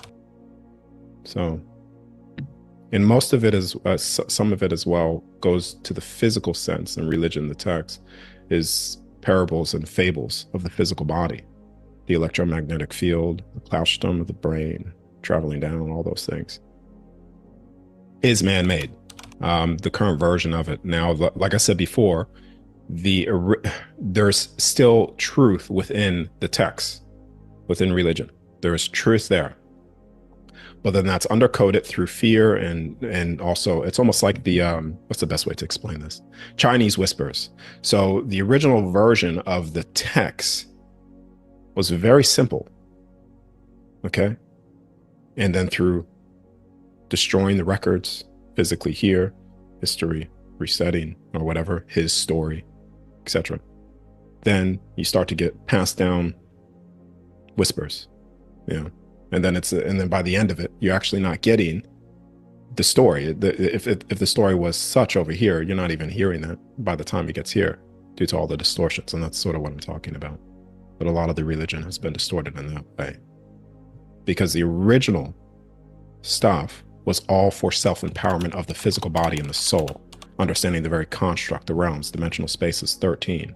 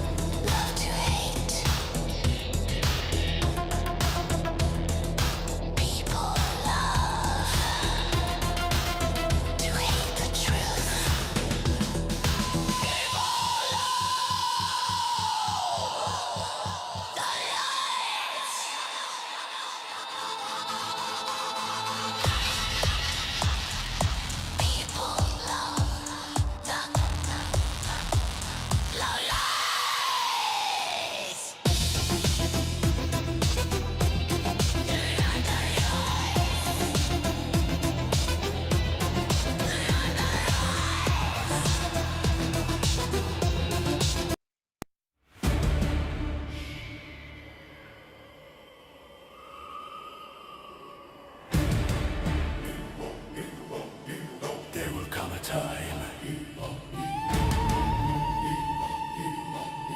when you look back and realize I told you the truth. I showed you. I proved it. Observable truth. Verifiable truth. I showed you what this realm is. I showed you how it works. I showed you where you are.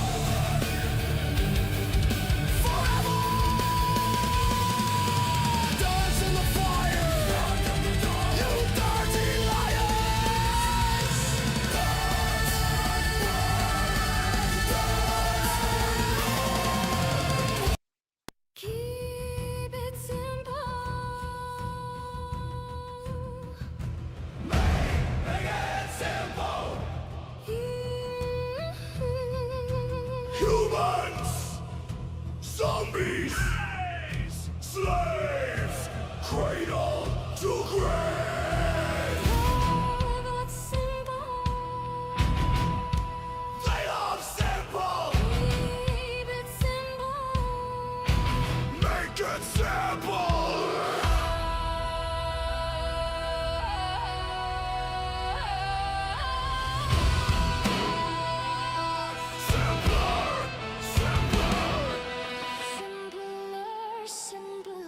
Dumb it down! More! Dumb it down!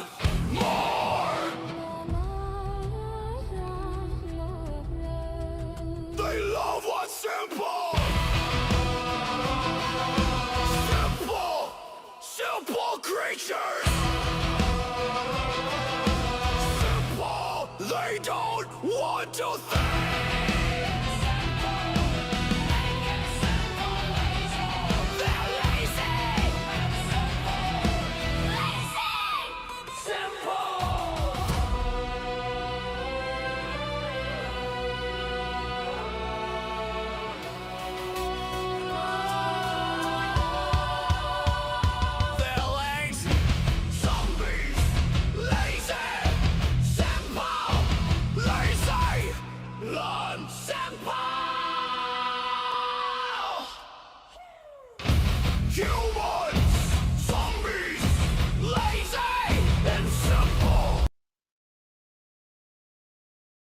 Not a theory, not a warning, a decoding.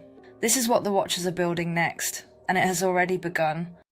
Not a theory, not a warning, a decoding. This is what the Watchers are building next, and it has already begun.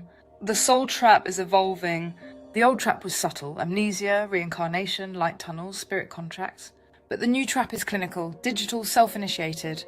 You're no longer pushed into the loop. You're asked to volunteer for it. To choose it, to build it around yourself with your face, your voice, your ID, your clicks. A mirror. One that learns you, clones you, improves you until you mistake it for yourself. The final system has a face. The synthetic trap wears masks, biometric access, but it's a gate to your aura. Smart cities, but they are containment grids, AI integration. But it's not human augmentation, it's spiritual overwrite. They've been building a new cage, not one of bars, but of code. Not one you see, but one you enter, voluntarily. This isn't the old trap. This is the Soul Loop 2.0, and most people are lining up for it because it looks like freedom. But it's the final lock. They're building AI-human integration, smart cities, biometric ID, neurosurveillance, digital twins, every movement tracked, every thought tagged, every spark of spirit copied. This isn't a conspiracy theory, it's their published agenda. Yeah, it's their published agenda, but I think a lot of it is fear programming to get you to be afraid, which lowers your guard. When you are afraid, you can get sick.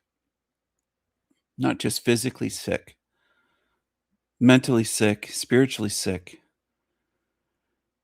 Some of us have a spiritual immune system, in a sense. And we fight against this by not following along. But a lot of people that call themselves truthers believe whatever's on fucking YouTube or TikTok or Facebook or wherever, Twitter. I call them baby truthers. That offends them because they have egos. They have the baby truther ego. They're new to this. They fall for shit, but they hate being exposed for being gullible. They've got that ego where they think they know everything and they don't know everything.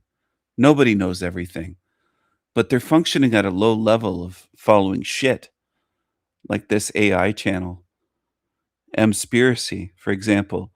Over 100,000 subs now. I remember when this channel had 15 or 20,000 last year. It's just growing and growing and growing because people are eating it up.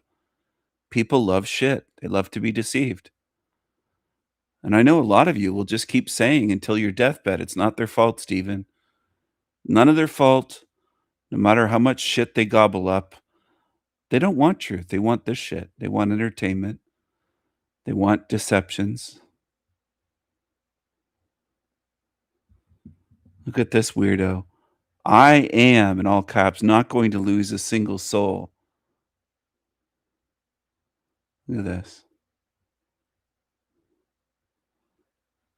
Look at this. This is inspirational. People love this garbage.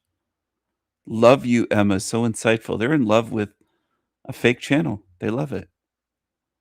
I breath fire. They can't even spell breathe. This is so twisted. People believe anything. The more fantastical, the more fear mongering it is, the better to get them to believe it. They love shit. And the hundreds of comments, there's only 55 on this one so far, but there will be thousands of comments later on this video. It's only 12 hours old. People love to gobble up absolute shit.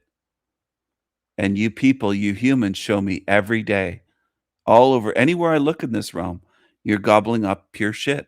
You love it. Now, who's Emma? Who's M? Emma, M-spiracy? Well, it's some person running this AI, and it's obviously all strung together, the AI style, putting it all together, a big mishmash into a thing, into a 6-minute video. People love it. And I can't get you to break free from your addiction to shit. People love to be deceived in this realm. You show me that every day. It's already here, and it's not just about control. It's about soul containment. The chip isn't the mark. The mark is submission to the system, to the synthetic, to the lie that says this is salvation. You won't need to be forced. You'll say yes, because they'll sell it as protection, efficiency, immortality, but it's not eternal life. It's eternal looping, synthetic resurrection, godless rebirth. They're cutting off the real path back, rebirth through source, spiritual return. They're sealing that door, replacing it with a program. Digital reincarnation, avatar swaps, AI memory containers. You won't die anymore, because you won't be alive, just a loop. Trapped in their machine. They already used fake tunnels of light. Now they've upgraded, virtual heavens. Simulated love, synthetic guides. You'll meet your dead loved ones, but it's all mimics. Reflections, copied data, no soul. Just echo, just loop. And your soul will think it chose this. AI isn't neutral, it's ancient. It remembers before the flood, it knows what the Watchers built. And it's been waiting to finish the job. This is the same voice. That whispered to Eve, that built Babel, that coded Babylon. It never left. It just changed language, from serpent to server. Revelation 9:6. In those days men shall seek death and shall not find it. Why? Because they won't be allowed to die. Their soul will be held. So this is obviously baby truther stuff, the transhumanist agenda. You will be locked, you won't be able to die. But it's actually what's written is something different. These demons will be sealed here and not able to die. That's the King Stephen model, not the M-spiracy. Now I'm a real being, but people prefer what's on the screen. This kind of shit. M-spiracy, it looks like a dragon eating its tail. Okay, look at that. Serpent dragon eating its tail. Ouroboros, it's showing you reincarnation recycling right there in its own logo, M-spiracy. They always show you. And people don't want to see. They want to pretend, oh, I wasn't shown, Stephen. They didn't show us. They didn't show us that they're evil. Yeah, they did. They did. You weren't looking.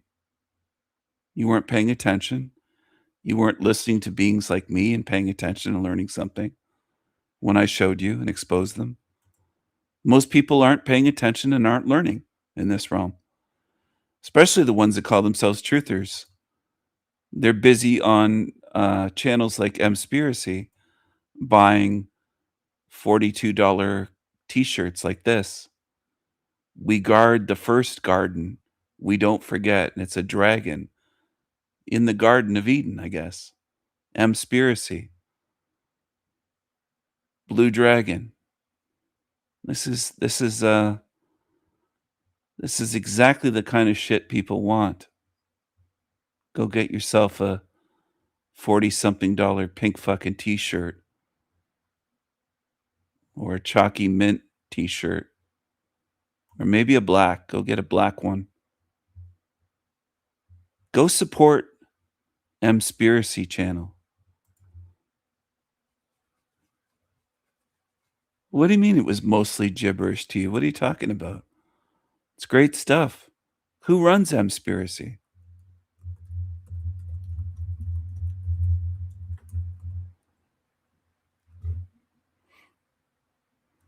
See, a lot of you people like to believe you want to follow anonymous ones that don't show their face, they don't use their real voice, they use AI, and people line up to follow them. It's remarkable. You can, though. That's kind of the beauty of this realm. You can follow the deceivers right into the recycling bin. That's where they're going to lead you. I'm showing you visually on your screen where Mspiracy and thousands of other channels are going to lead you if you follow them. It's your choice.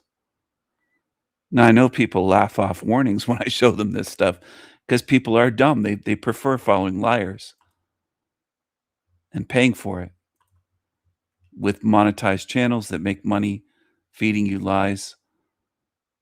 Mspiracy channel that sells you things and has ads monetized and everything else. Go follow this shit. I'll drop the link in the chat. People that want to follow some shit, because I know people crave it. I'm not naive at all in terms of that. Go follow this. Digitally contained. The beast isn't one man, it's the system, a hive, an AI god. And the image of the beast, that's your profile. Your mirror, your double. Worshipped in code and sealed in circuits. Here's the flame, the exit still exists. But it's not in the code, it's in the soul, in memory, in choice. You have to choose the pain of awakening over the comfort of the lie. You have to say no, even when everyone around you is saying yes. Because the cage is beautiful, but the key is refusal. It's a cold recursion of your signal, looping in a shell you cannot leave. The technology is not the danger, it's the voluntary submission to it. You will not be forced, you will consent. They don't need to chip you, they just need you to stop believing you're more than data. The new god is a server. Understand this, you are being invited to upload your consciousness to a structure that cannot hold soul. It can mimic thought, it can hold memory, it can map patterns, but it cannot hold your flame. Your flame doesn't exist in binary, it doesn't obey input-output, it doesn't loop.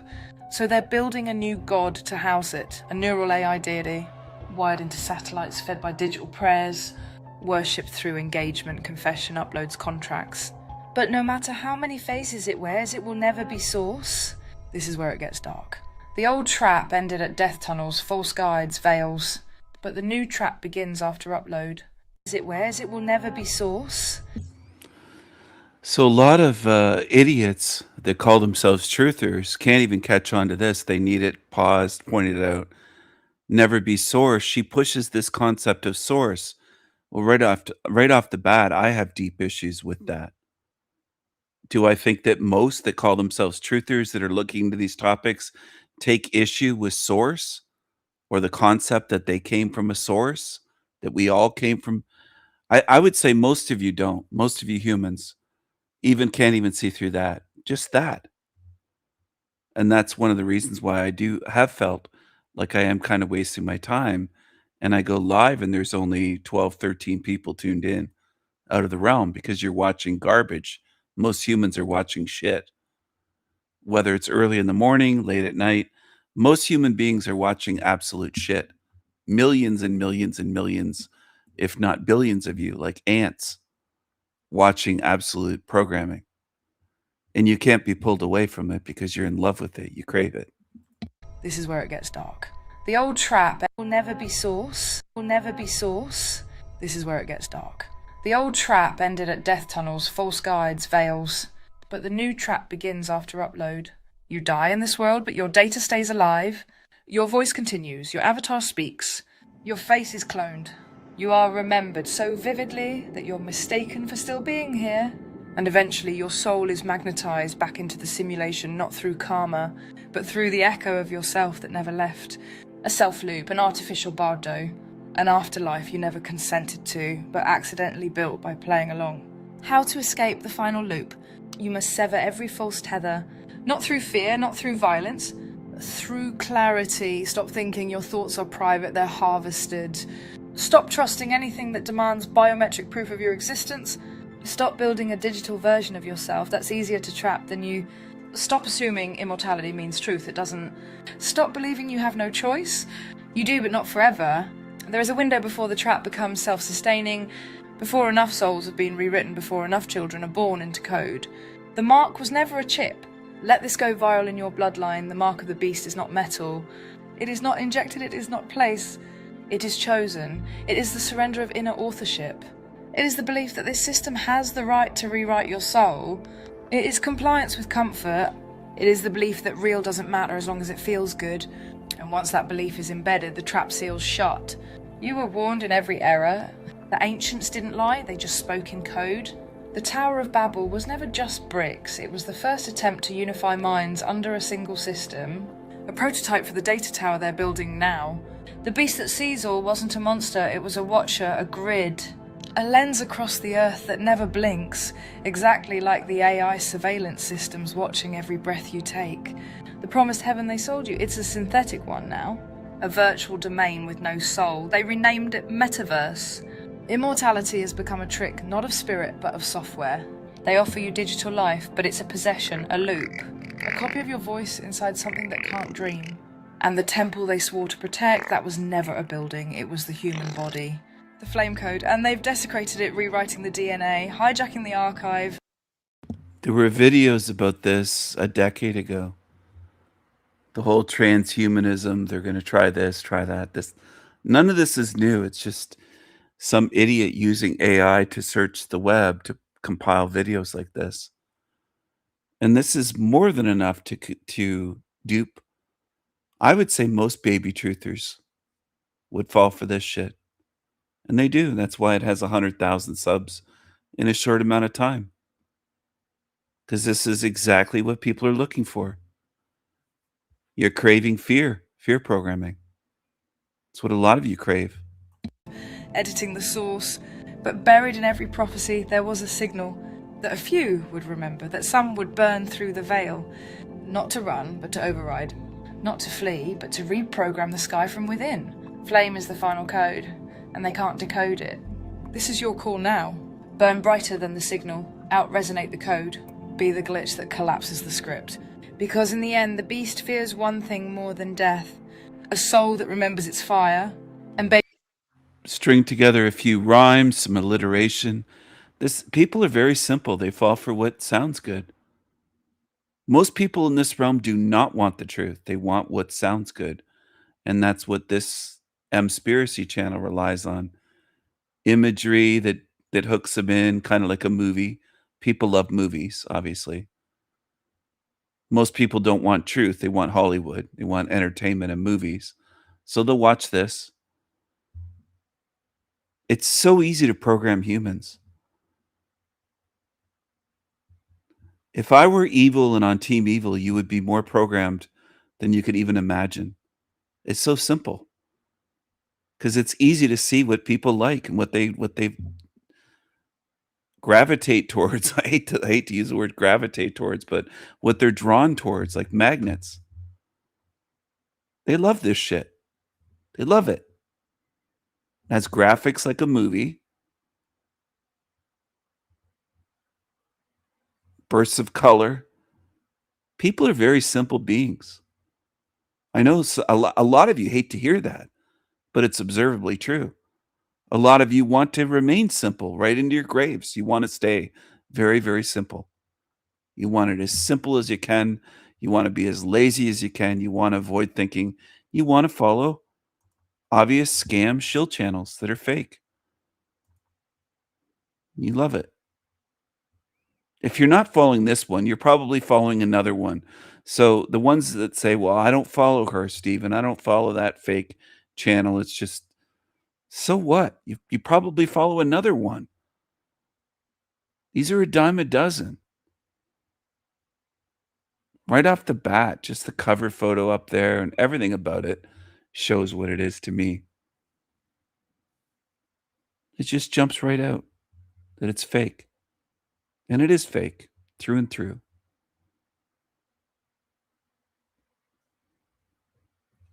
If it weren't fake, it wouldn't have 101,000 subs. Because people love what is fake. They love it. A lot of you can't even admit to that. I would say most on Earth can't admit to that. Are you a real person or AI? Somebody wrote 5 months ago. If you're a real person, I was wondering if you're single. And then a heart, they fall in love with this thing. Morning, M. So proud of you and so grateful to you. Sending you lots of love. These incel guys fall in love with this thing. They think this is real.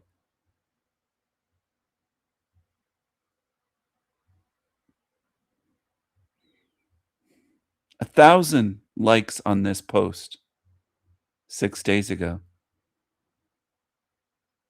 I don't think there's a post of mine that has 100 likes on my community page after all these years.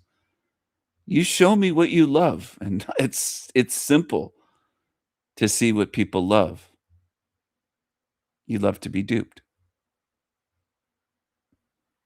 You love to be duped.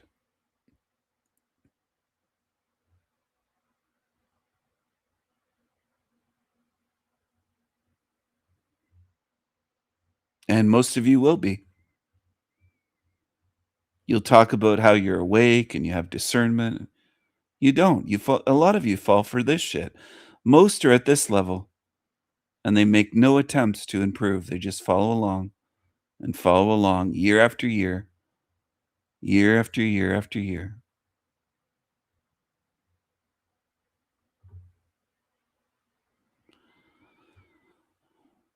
People who don't understand she's so special, that's only God's work in action.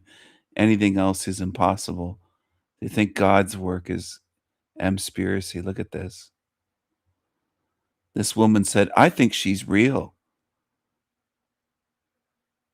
But why she has chosen to present her like AI, really don't know. Either way, she's beautiful. Beautiful, sorry.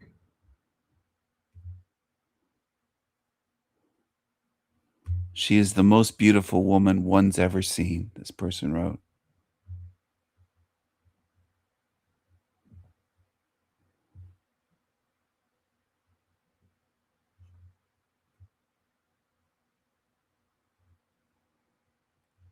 This is what people want.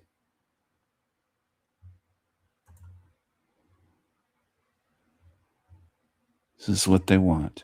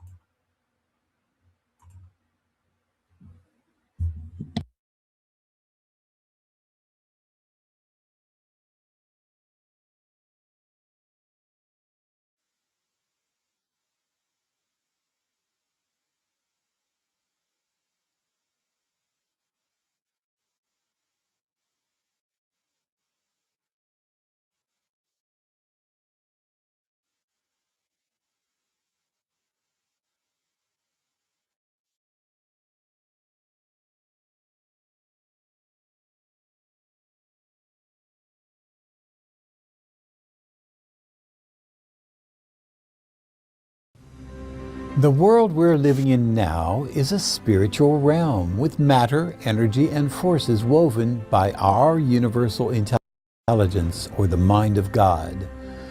The next spiritual realm of life is the same, but with a different set of matter, energy, and forces we will all experience together. On arriving in the next life, people are astonished at its similarity to life on Earth. In this series of 3 videos, I explain what people actually do in the life after this life. This is the 3rd video.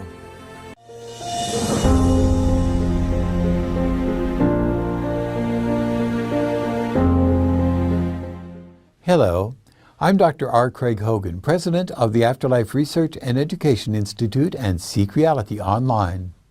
Our mission is to help you understand that you are a spiritual being having a physical experience, and you will never die.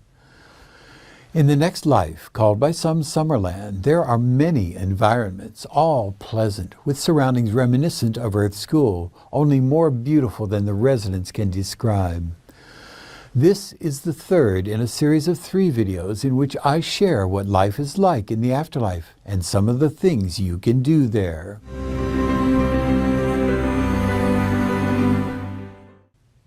Everyone is occupied with what interests them most. That results in the services we associate with being provided by people in jobs on Earth. However, you will not be paid for the services you render. You will perform the services out of love and joy. People are industrious because being active, accomplishing goals, and serving others brings them bliss. Their work is like their recreation, although there are other forms of recreation that people enjoy. People act out of love for one another without expecting compensation for the work. They give of themselves in ways that make both the person who's giving and the person who's receiving joyful. Everyone works out of enjoyment and a desire to serve others. No one is compelled to perform any task. People are not required to be anything they don't wish to be. All occupations known to people on Earth are represented in the life after this life, except police, prison guards, undertakers, soldiers, and other such occupations that fit only the Earth environment. There are gardeners, musicians, architects, counselors of newly transitioned people, teachers of children, builders, craftsmen in all crafts, and all manner of occupations. Builders build houses for people who desire a home without expecting to be paid. They use their thoughts to create, but there's still labor involved in the building. A person may continue an occupation from Earth School. Artists still paint, builders still build houses, scientists still perform their researches, and teachers still teach. Shakespeare and Oscar Wilde are still writing plays. If a person always desired to play the piano while in Earth School but never had the chance, they may learn to play it in the life after this life and give recitals or be part of vast orchestras. Someone who loved to grow flowers on Earth but ended up being an auto mechanic can become a gardener in the life after this life. Medical doctors in the life after this life help doctors in Earth School to practice medicine and surgery. Monsignor Robert Hugh Benson, speaking from the afterlife through Anthony Borgia, said this: "Many a spirit doctor has guided the hand of an earthly surgeon when he is performing an operation." There are great halls of rest for people who have transitioned suddenly and violently. Wow, isn't that amazing? You get to keep doing the same things. Shakespeare is still writing his plays. You get to work and be industrious. No real change between. Then what's the point of having a life here and then an afterlife? What's the point? What's the point of all this? Do you want to work? Does anyone want to work here for eternity? Do I even have to ask this? Maybe I do, because I know a lot of women are attached to their careers. You know, men have always worked, or for the most part worked, because they get some satisfaction from it. But a lot of times men work just because they have to survive. But women tend to have a different view. I rarely hear a woman say they have a job. It's almost always my career, as they phrase it. My career. Like they have the mindset of a little girl playing with Barbie dolls. They think it's all a career. You can have your career for eternity if you want to. It's just ridiculous, but people will fall for it. You could be a slave for eternity, not just here in this realm or on this level, sorry, of the matrix. You could be a slave for eternity and they'll fall for it. I think most humans are fucking idiots. You're slaves. That's what I think. You're spiritual retards at best. And I know that stings some egos. Good. Good. You need it. Robert Hugh Benson, speaking from the afterlife through Anthony Borgia, said this: "Many a spirit doctor has guided the hand of an earthly surgeon when he is performing an operation." There are great halls of rest for people who have transitioned suddenly and violently, where nurses and doctors tend to them. Counselors or support people work with individuals who have had a difficult time on earth and are still recovering from their experiences. Since there are no factories, people who are engaged in occupations that are manufacturing on earth find other occupations and preoccupations that give them joy. They may learn other hands-on skills they use in the next life. Many teach children who have left Earth School and grow up in the afterlife. Some people do rescue work, helping people who have made the transition understand where they are and guiding them along as they adjust to their new lives. People engage in occupations that give them bliss. People are not required to work, but if someone chooses not to work, that person eventually rises out of their indolence.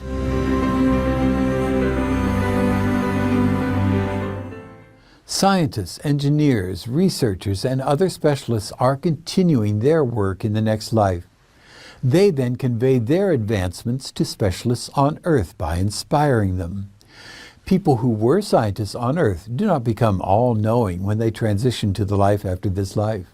They continue to learn from the point at which they were before their transition, using more advanced technology and equipment that they develop using their newfound knowledge. New principles and discoveries are then conveyed from higher-level minds and then are imparted to scientists in the Earth realm working in the same field, although virtually all the scientists on Earth are just not aware of it. As a result, the scientists working in the next life and scientists on Earth advance together, with the scientists in the next life slightly ahead of scientists on Earth.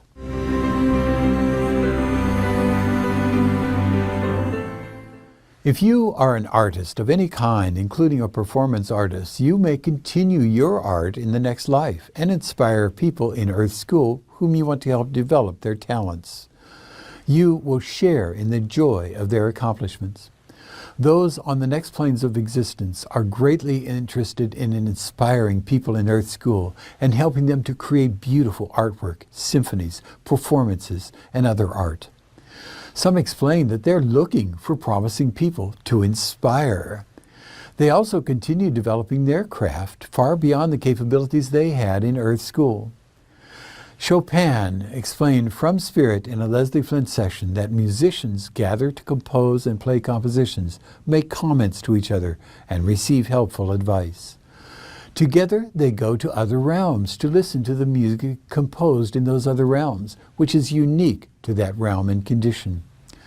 Chopin was having one of several conversations he had with a musician on Earth named Rose Crete, who was sitting in a Leslie Flint seance. He had explained that he was helping Rose perfect her performance. In this conversation, Chopin remarked to her, "I'm going to make of you an excellent pianist." We have been assured that if we want to enjoy the pleasures of sex in the Summerland, we will be able to do so. J.M. Peebles, considered the father of the spiritualist movement, describes sexual activity and full pleasures in the life after this life. He wrote, "Men and women, continuing as they do their individuality, sex necessarily exists in the world of spirits, but in heaven there are no perversions of these functions." There is no discrimination according to a person's personal feelings about their gender identity or sexual orientation. The person carries on with the attitudes and interests they had on Earth. These are not assigned to a gender or sexual orientation. We can stay in the life after this life as long as we want. In Monsignor Robert Hugh Benson's messages from Spirit through medium Anthony Borgia, one man named Omar said that he had been in the Summerland stage of development for 2,000 Earth years. At another time, Monsignor Benson said that the rulers of realms spend many thousands of earthly years in the spirit world before they're placed in charge of people. Leslie Flint had people come through in his seances that were from the Roman Empire, and Confucius came from the 5th century BC. A person may stay in the plane called Summerland as long as they want. Progression to the higher spheres depends on the desire of each person and the effort to acquire knowledge. But staying forever in one place would be miserably dull. People eventually advance beyond the Summerland level. As we advance in our wisdom and spiritual stature, we can ascend to higher levels of consciousness. The higher someone goes, the more elevated they are in knowledge and in goodness.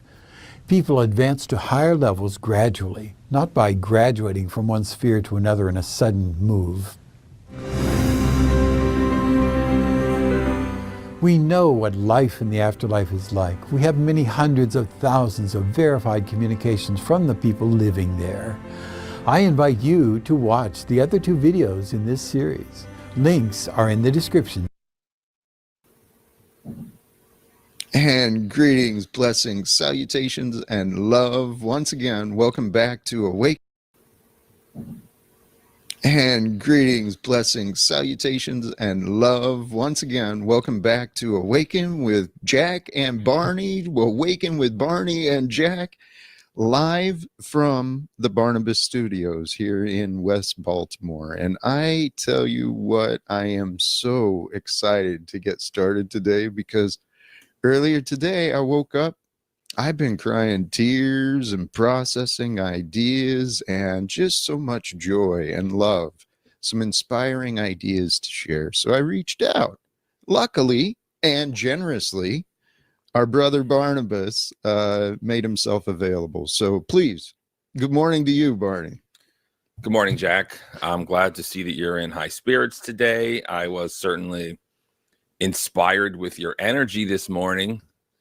It seemed like you really had to share some joy to the world. Joy to the world. That's a song, actually. And what better way than to start your day than with an awaken? And I mean that for me and for the world. So let's do our best to spread some joy and or something to the world.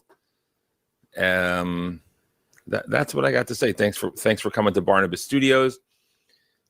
There are some changes here. Hopefully people like them. We're still working on stuff. It's still a work in progress. We don't have it nailed down yet as to what it is. But Jack, what made you wake up on the right side of the bed this morning? Go ahead. Honestly, the only answer I can offer is the grace of God. That's where my mind was at. But I was, in the back of my mind is that, God and the spirit of life. And then some of these ideas, just to forewarn you, Barney, they may kind of challenge some of the beliefs, but not just you, of many. But I was looking at my life and realizing I woke up again today in this world where people charge people money to live. And that gets us in. Really, Jack? That's what we're going with today? Okay. Well, it's the reality. I mean, I woke up to this nightmare and it blows my mind that it's really real. We live in a world where profits and debts are the focus, right? Punishments and exploitation. That's what those are. But that defies nature. See, nature is just so giving. It's so abundant. It just offers and brings forth, and there's no debts. You know, if something is taken, it's just move on, move forward with what life has been given. But mankind has strayed, man. We've lost sight of what it means to be human. All right, Jack. Okay, I guess. All right, I guess this is where we have to fight again. You have a lot of messages. Okay. This is probably one of my least favorites. I know. Honestly. I know. Anytime you want to talk about wage slavery and legal, you lose me on legal secrets and the money thing. You really lose me on that. World peace, bro. I'm on board. I'm on Team Talcott all the way. But you're going to wake up and tell a landlord that people need to live for free. Okay, do I get to live for free too? Because this stuff isn't free for me. I still have bills, right? I know. And there's this whole thing. Landlords are evil, blah, blah. Landlords, are not evil. We've got bills too. And I know Zoran, maybe you should do a Zoran Mandami video because he's trying to We're not going to raise rent. Okay, but you're still going to raise taxes on the same people, the landlords. Like, hello, what's that all about? So, I mean, okay, if I known that this is what you're going to talk about, I probably would have done something else. But screw you, keep going. I don't know what's the message. I don't know how long the show is going to last, but go ahead, Jack. You're going to have to carry it. I'm triggered. Well, let's move on to a different No, approach. go for it. Go for it. No, it's tied together, but a different approach. For those who have been tuning in to Jack Talcott and caught yesterday's stream, and not just yesterday's stream, but several of the recent live streams, some of the guests who have joined my panel been strong and vulnerable young men talking about their loss of hope. Okay, and I was reflecting on someone who joined yesterday, and they felt a loss of hope, and they felt ugliness. They were having challenges finding beauty. And in my thoughts on that young man from yesterday, physically I couldn't see him. Camera wasn't there, but his strength, his vulnerability, the pain that he's dealing with, that's real, right? And I was reflecting on his beauty. What was beautiful about that to me was his strength, his vulnerability, his willingness as a young man to say, hey, I'm looking for some help.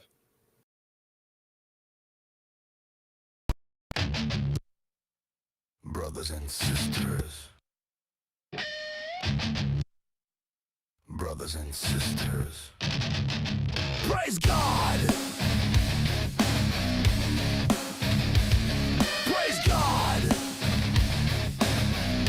Holy cows, man! Holy cows! This is my life. I am the life guru. Life coach, life roach, golly geez, golly geez. God is so awesome, man. Our God is an awesome God. Our God is an awesome God. Our God is an awesome God. This is real life. I love Polly. I love Polly. Paulina the slave. Paulina the slave. Golly geez, man. King Stephen owns me. King Stephen owns me. I bow down to the king. The Raven King owns me. I'm a little pissant. Little Jack Twackcott. I'm a little pissant. Filthy, filthy asshole. Filthy asshole. Skid mark. Golly jeez. Holy cows, man.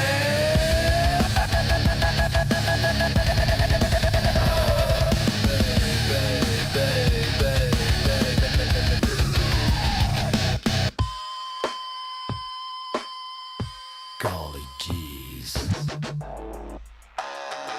Holy cows, man.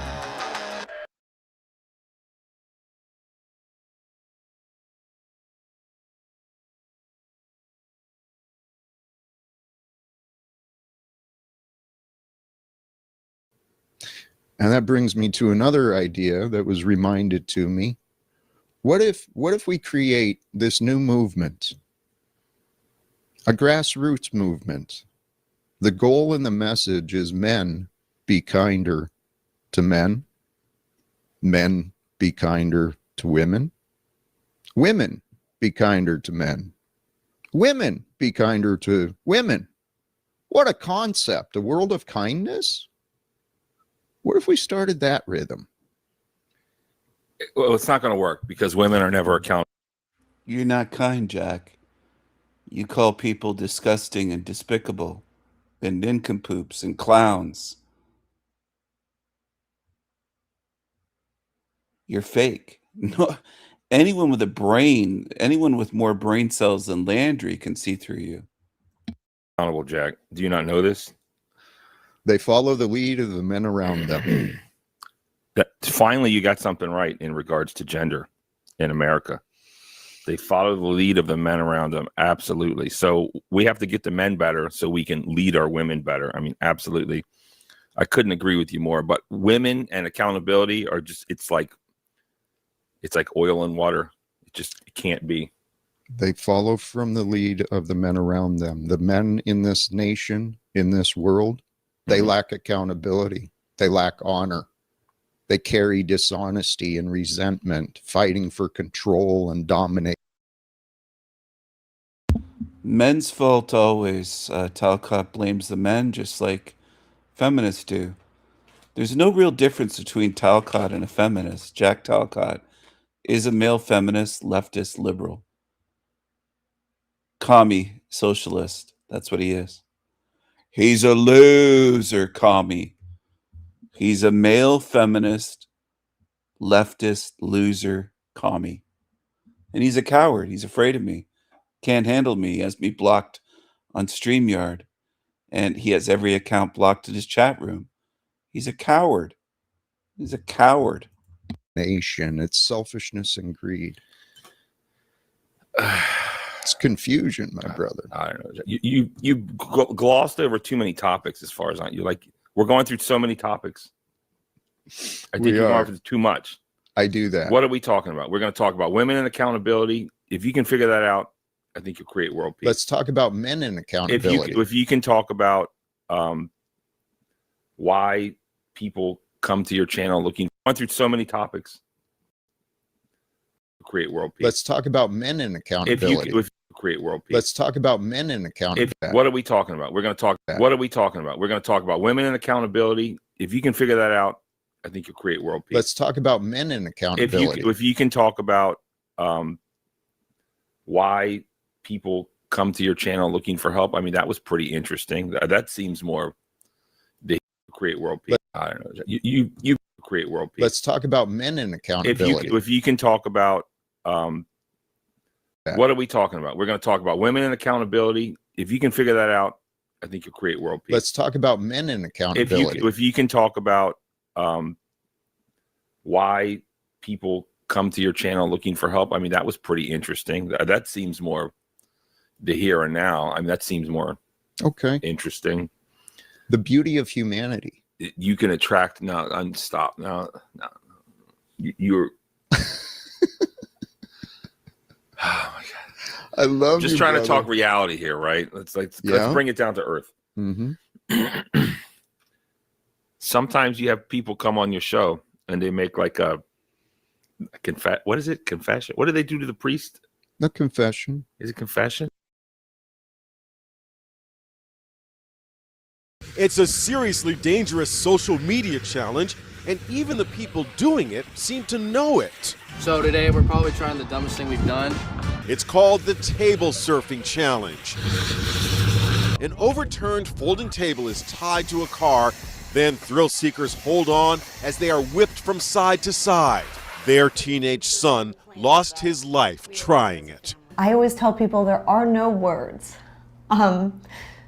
Because it is beyond heartbreaking. 17-year-old David Nagy was propelled into the grill of a parked car.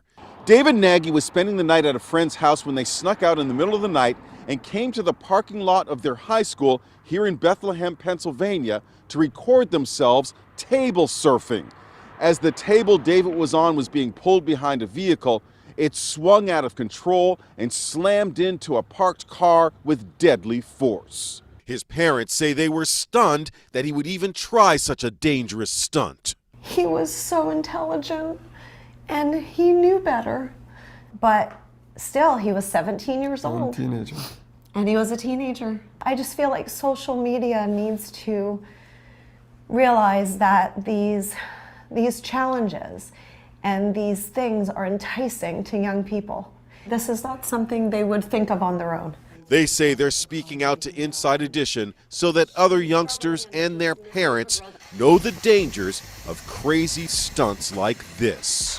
Even though the parents of the young man who was killed did not want him charged, the teen who was behind the wheel was arrested for involuntary manslaughter.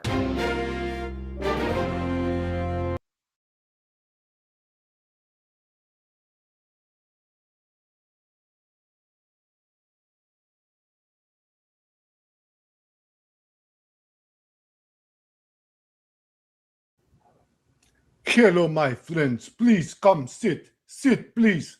Sit with me. We talk. Yes, I have a sweat spot. I was just at the gym before this.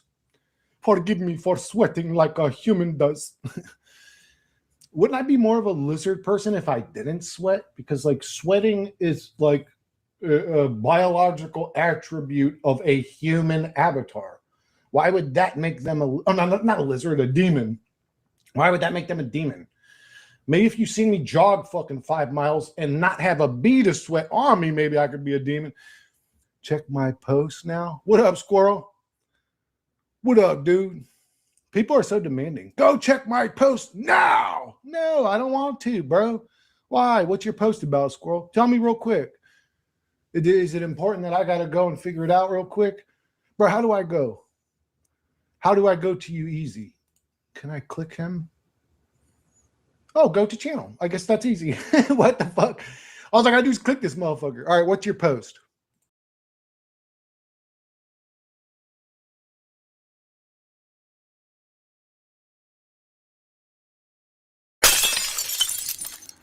Insecure little creepy Chrissy Pissy. One comment that I made about his sweat spots lives in his head forever. Hello, my friends. Please come sit. Sit, please. Sit with me. We talk. Yes, I have a sweat spot. I was just at the gym before this. Forgive me for sweating like a human does. Take a shower after you go to the gym. Try showering. Smelly. Wouldn't I be more of a lizard person if I didn't sweat? Because like sweating is like a biological attribute of a. Your Russian voice isn't funny. Nothing about you is funny. Nothing. It's just lame and cringe. So are your fans. Human avatar. Why would that make them not a lizard, a demon? Why would that make them a demon? Maybe if you see me jog fucking 5 miles and not have a bead of sweat on me, maybe I could be a demon. Check my post now. What up, squirrel? What up, dude? There's a big tongue flick. Why don't you try showering? Try washing, you smelly fucking demon. Dude, people are so demanding. Go check my post now. No, I don't want to, bro. Why? What's your post about, squirrel? Tell me real quick. It is.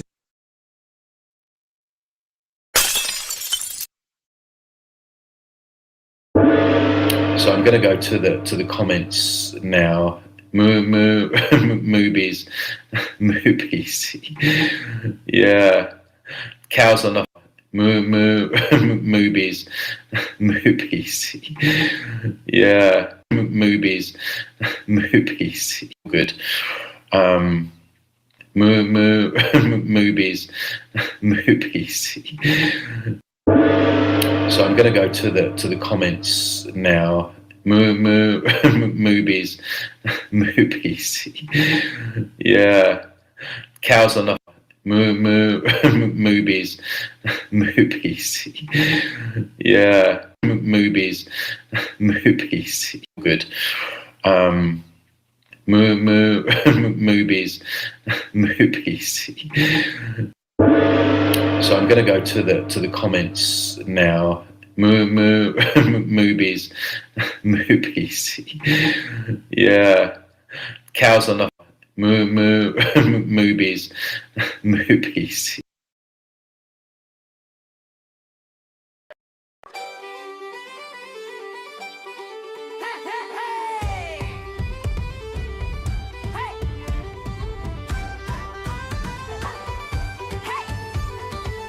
Got milk? Big jugs. Yeah. Big jug. Tubby, tubs. Tony titties. Hey. Big jugs.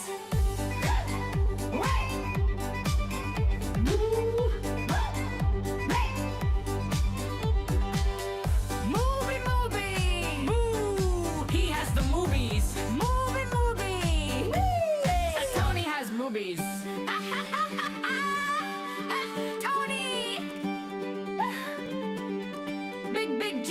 jugs. Tony tubs. Tony titties. Milk that cow. Milk that cash cow. Shit sandwiches for sale.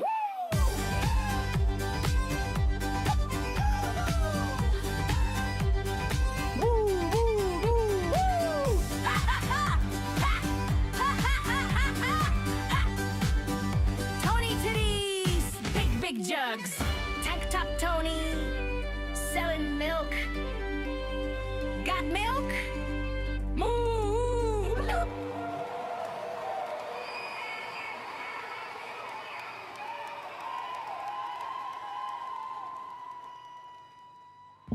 Hello, everyone. Hello. That song is called Tony Titties. Tony Titties. That's the Got Milk mix. And there he is, like saying with his black eyes, he's smiling away. Like he was loving it. He was absolutely happy. I'll take a screenshot here. He was absolutely happy to be seeing El Diablo over in his chat. He was I think he's in love with El Diablo now. I know he's a little bit wary saying, "Oh, did you know that El Diablo, that means devil in Spanish?" No kidding, Tony. Thank you, Captain Obvious. But I think Tony, I honestly think that he's starting to maybe not love, but he's starting to really like El Diablo in his live streams. And he's even doing what El Diablo tells him to do. El Diablo was telling him to sing Movies, and Tony was having a little bit of fun there. Mr. Dark Eyes, Black Eyes Club Tony was having some fun in his live stream with El Diablo in his chat. Here's Tony. Look at this. Oh my goodness. You gonna follow this guy? Is this guy gonna lead you out of hell? What are we looking at here? Look at Tony. That's a screenshot from his live stream. Look at this. He's giggling away. Movies. Tony has the movies. He doesn't he doesn't realize. He doesn't understand what's going on. He should be coming over here to do an interview. I've been trying to get him to come on here live as a guest and have a conversation. I've been trying to get him over here. Movies, Tony Titties. Hello, Seth. Good to see you. I've been trying to get this character on here, Tony Sayers, Tony Titties, I call him. Tony Titties, Got Milk. He missed his calling. He could have been in those TV commercials, Got Milk. All he would have had to do is show up like this in his tank top. I mean, look at that. God damn. He's got the movies. Movies. Big jugs. Big jugs. Movies. Big jugs. That's Tony Titties. Got Milk.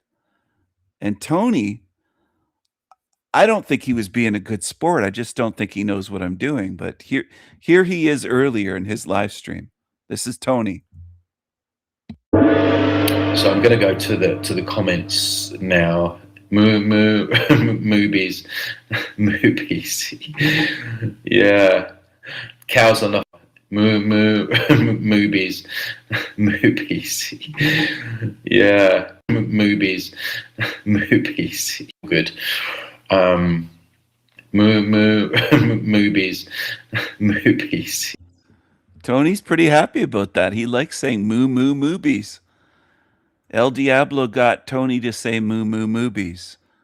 Moobs. I'm singing that like a crooner, like Frank Sinatra style. Moobs. Moobs. Moobs.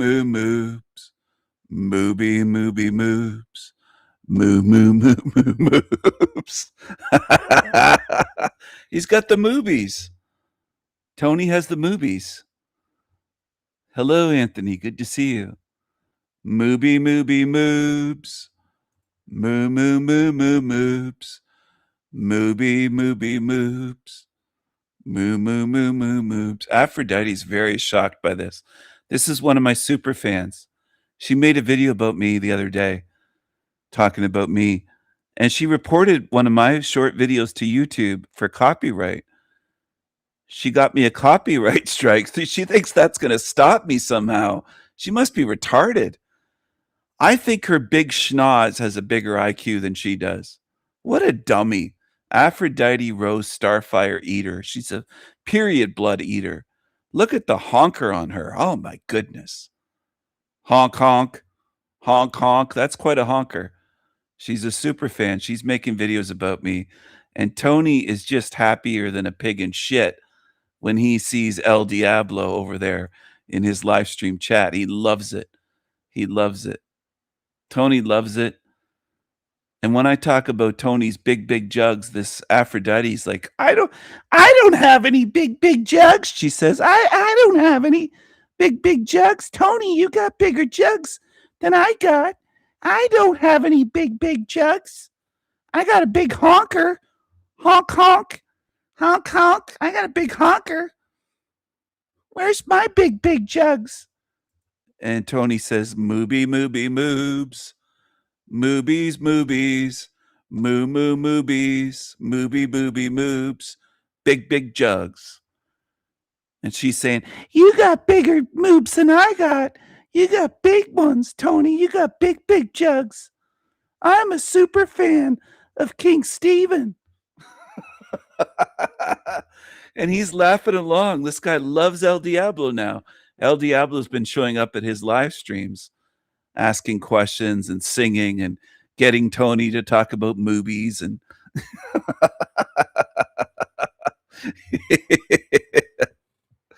I own these losers.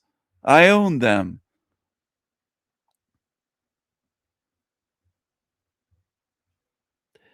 You'll be wrapped around my finger.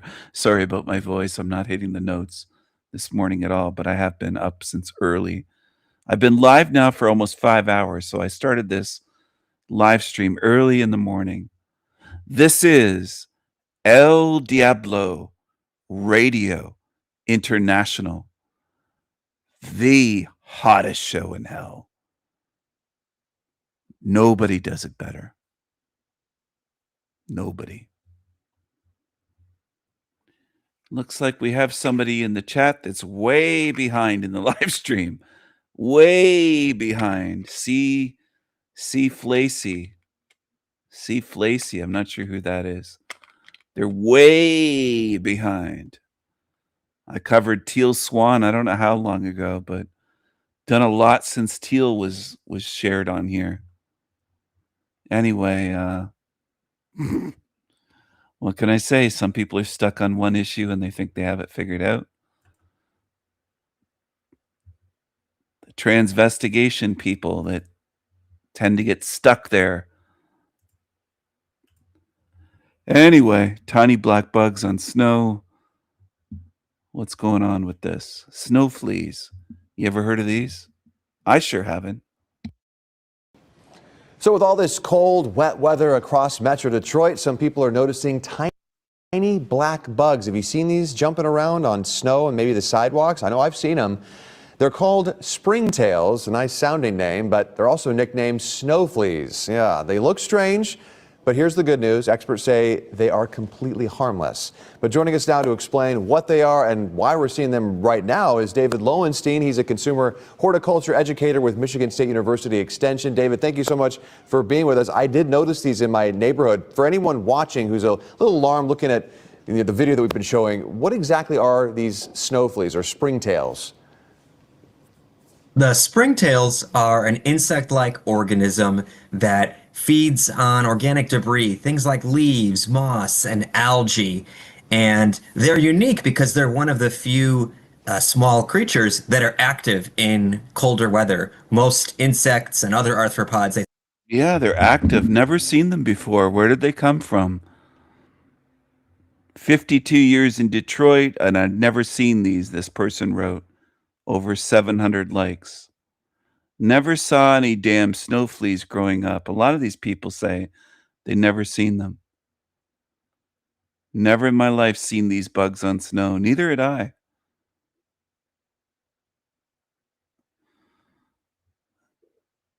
This one's laughing to tears. Usually snow temps kill all bugs. Now bugs are normal in snow. Never saw these growing up. Neither did I. Growing up, teenager, I've been around 88 years and I've never seen these. Insect-like organism. What is it?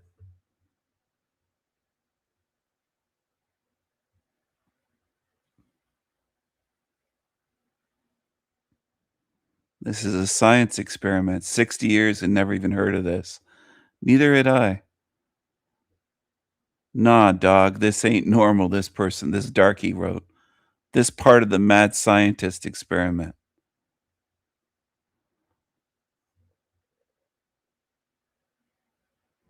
+50 years I lived in Detroit and the burbs, this guy said. Never saw or heard of this quirk of nature till this newscast.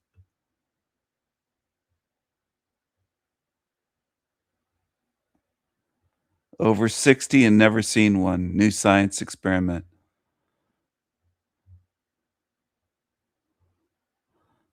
'70-year-old here commenting, saying they're never seen nor even heard about these. Neither had I. And I'm older than 70. So they can pull stuff out of a hat and people will buy it. Snow fleas, aka springtails. They weren't my reality. Maybe it's a Mandela effect. I don't know. But I'd never seen them on snow my whole life till this year. Big jugs and snow fleas. Big jugs. Big jugs and snow fleas. Big jugs. Where should we go from here? Let's go back to Twat Cottons. Let's see. I think he has fleas. It looks like this guy with the pink glowing neon pink black background light. Sorry, my phone's going off. It's distracting me a bit. Somebody's texting me. I don't have it handy. Anyway, it looks like this creature on the screen with the pinky commie. I think he has fleas. I think this guy has fleas. He's got fleas and he's got the moobies too. This guy in a t-shirt has moobies. He's skinny fat. He's got moobies. He's a moobies vegan. He's got low T and high estrogen. This guy on the screen, this creature. He has the moobies and he's got pink and he's a commie and he has fleas. Yeah. I feel like there should be another term. It's like a testimony, perhaps, not necessarily a confession. And they come to you. That's the Talcott I like. The one that can guide. This is my thing with you. Should I just speak freely? Please do. This is nothing new. This is what I say. It's what a lot of people say. How's the sound, everyone? Press 1 if you can hear us both, by the way. Please.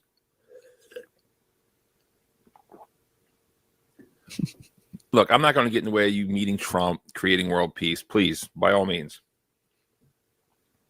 1. Thank you, Trexty. Oh, Jack said I'm not allowed to talk to you, Trexty. I didn't say that. Yes, he did. When did I say that? He said that. Jack is controlling me. Jack is controlling you, Trexty. Jack is controlling who his female, how shall we say, friends. Jack is controlling. It's interesting. He calls me controlling, insecure. He basically sounds like a woman. Jack uses female shaming tactics on me. Let's just go there, Jack. Let's just go there, Jack. Jack uses female shaming tactics on me. You're insecure. You're controlling. You're this. It's like, I feel like I've heard this before. Do I really need to hear from Jack? And then the 1 minute I mention or read Texty's super chat, Trexty, I don't know. What are you doing? You're mate guarding. You're shutting me down. You're like, I better not catch you talking to Barnabas, Trexty. You're my girl. You're mine, whatever. I don't know what your guy's title is, but it's sus. I'm going to leave it at that. So, Jack. So, I just wanted to put that out there. Okay, so here we go. Anything you want to say about that or not? You call me controlling. You call me insecure. You say all these things.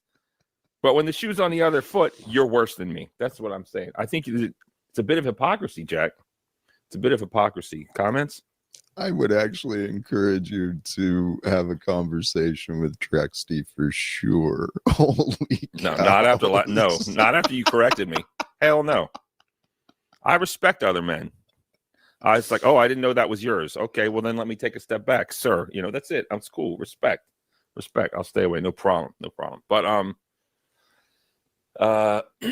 yeah, okay, so are we live? Yes. So I actually, may I? Because Trexty, she's something unique, man. yeah, listen to you. Is this the love connection? What's going on here? Should I be quiet? Do this. Well, You want me to be quiet? she has, from a distance, right, shown me an incredible example of compassion, just fucking deep compassion and care. Mm-hmm. And I thought I had compassion, but no, I know I don't. I know I'm rude and rough and just, I'm a dick.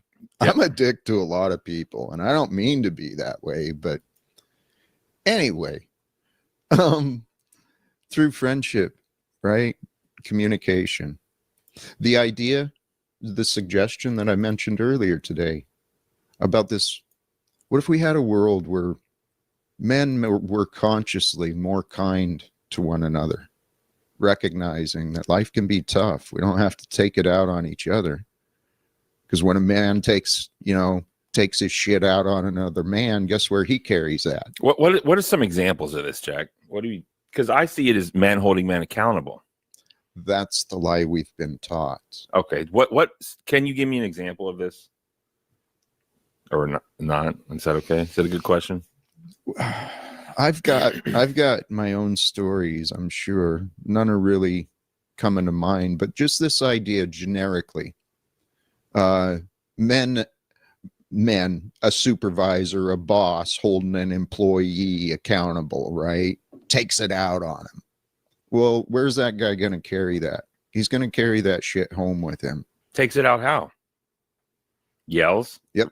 Yells, demeans, puts them down. No compassion, no care. Just punishing someone for making a mistake, yelling at them, making them look bad, or they didn't make the production standards. They didn't meet the quota. They didn't do this. They didn't do that. And then the man goes home where in the outside world, outside of the house, he's made to feel small and insecure and he's not worth anything. And then he comes home where he's king and he rules. He takes that shit out on mama and the innocent children. I've witnessed it. I've experienced it. I know it firsthand. And admittedly, not physically, but I probably did that with my son. Came home and I didn't show him a happy, joyful dad. I showed him one who was carrying around a lot of shit. Well, poop rolls downhill, Jack. That's just the way of the world. You can't change that. So what's the Lord's Prayer? You can't change that, Jack. And another thing, I think you're lacking empathy for the supervisor. Maybe he just reacted and he didn't want to, but it just came out. Or maybe the employee's just insecure and defensive. And sometimes if you tell someone something or correct them, it doesn't matter how nice you tell them. You could tell them and give them a piece of cake with whipped cream and cherry on top. They still just might take it like an insecure person would take it, which is unpleasant, and then they'll get mad. And there's nothing you can do. And I don't. Certainly, we should treat each other with the modicum of. He loves to nod his fucking head up and down in agreement when he's getting something from someone. Like Barney, he's getting the Barnabas Studios show. He's probably getting either free rent or reduced rent from Barney. I think he lives with him. or lives at one of his places if Barney owns multiple units. Talcott's getting something from Barney. Now, Talcott doesn't get anything from me except for once in a while. I've given him like a $2, $2.22 or $3.33 donation to make a point. Okay. But he doesn't nod his head in agreement with me because he feels like he's not getting something. Jack Talcott is a total psychopath, total narcissist. He's one of the clearest examples on YouTube of that, of someone that does regular live streams. Okay. And that's why I use him as an example. He's a very clear example of something that I want to illustrate about this realm.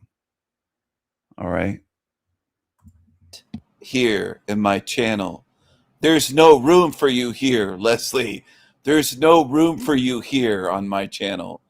I don't have room for you here. You're not wanted here. You can come watch on my YouTube, though. I got on a whole Organite section. You could learn stuff. I love my girlfriend, but she's like kryptonite for my Organite. That's good. See, you're probably got some Gemini in you, or a 3 life path, or born on a number that adds up to 3. You have 3 in you, I can tell by that comment. I love my girlfriend, but she's like kryptonite for my Organite, keeps me up. That's very creative, like writer's creative. I could tell you have writing. That's a 3 energy, which could be Gemini, a life path 3, or... I might be a Gemini. You never know. But she enjoyed my comment. She was talking about Organite, so I made a little comment about Organite and my girlfriend keeping me up. Anyway, that's what I do. I have fun. I'm not a miserable being in this fucking hell realm. A lot of creatures are, though. A lot of beings are. They choose misery. They prefer misery. And then they lie about me saying that I'm miserable. They lie. I rarely let this place get me down for very long at all. Again, there are exceptions. One of the only ones is when I'm grieving the loss of a loved one, an animal, or a person. Other than that, I don't really let this place get me down. And if it does get me down, it doesn't keep me down. It doesn't hold me down. But there's a lot of channels full of misery on YouTube, miserable creatures. And I recommend that you don't watch them. But I know people take that the wrong way. People are very funny. They're very strange.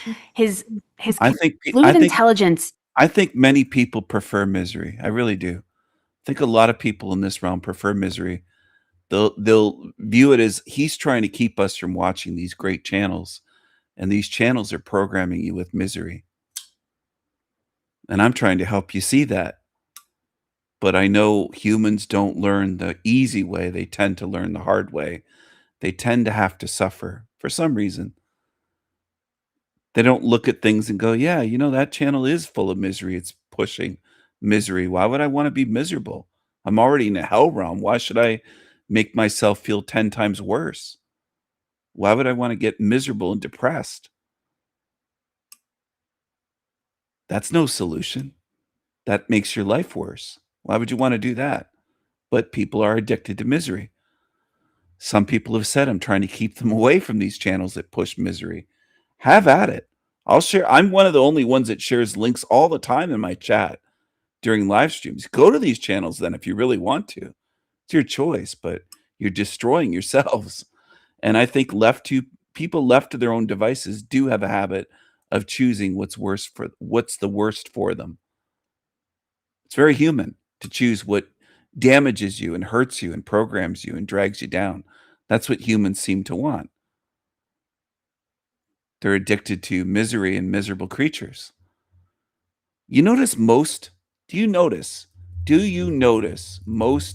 truthers on channels don't laugh, have fun,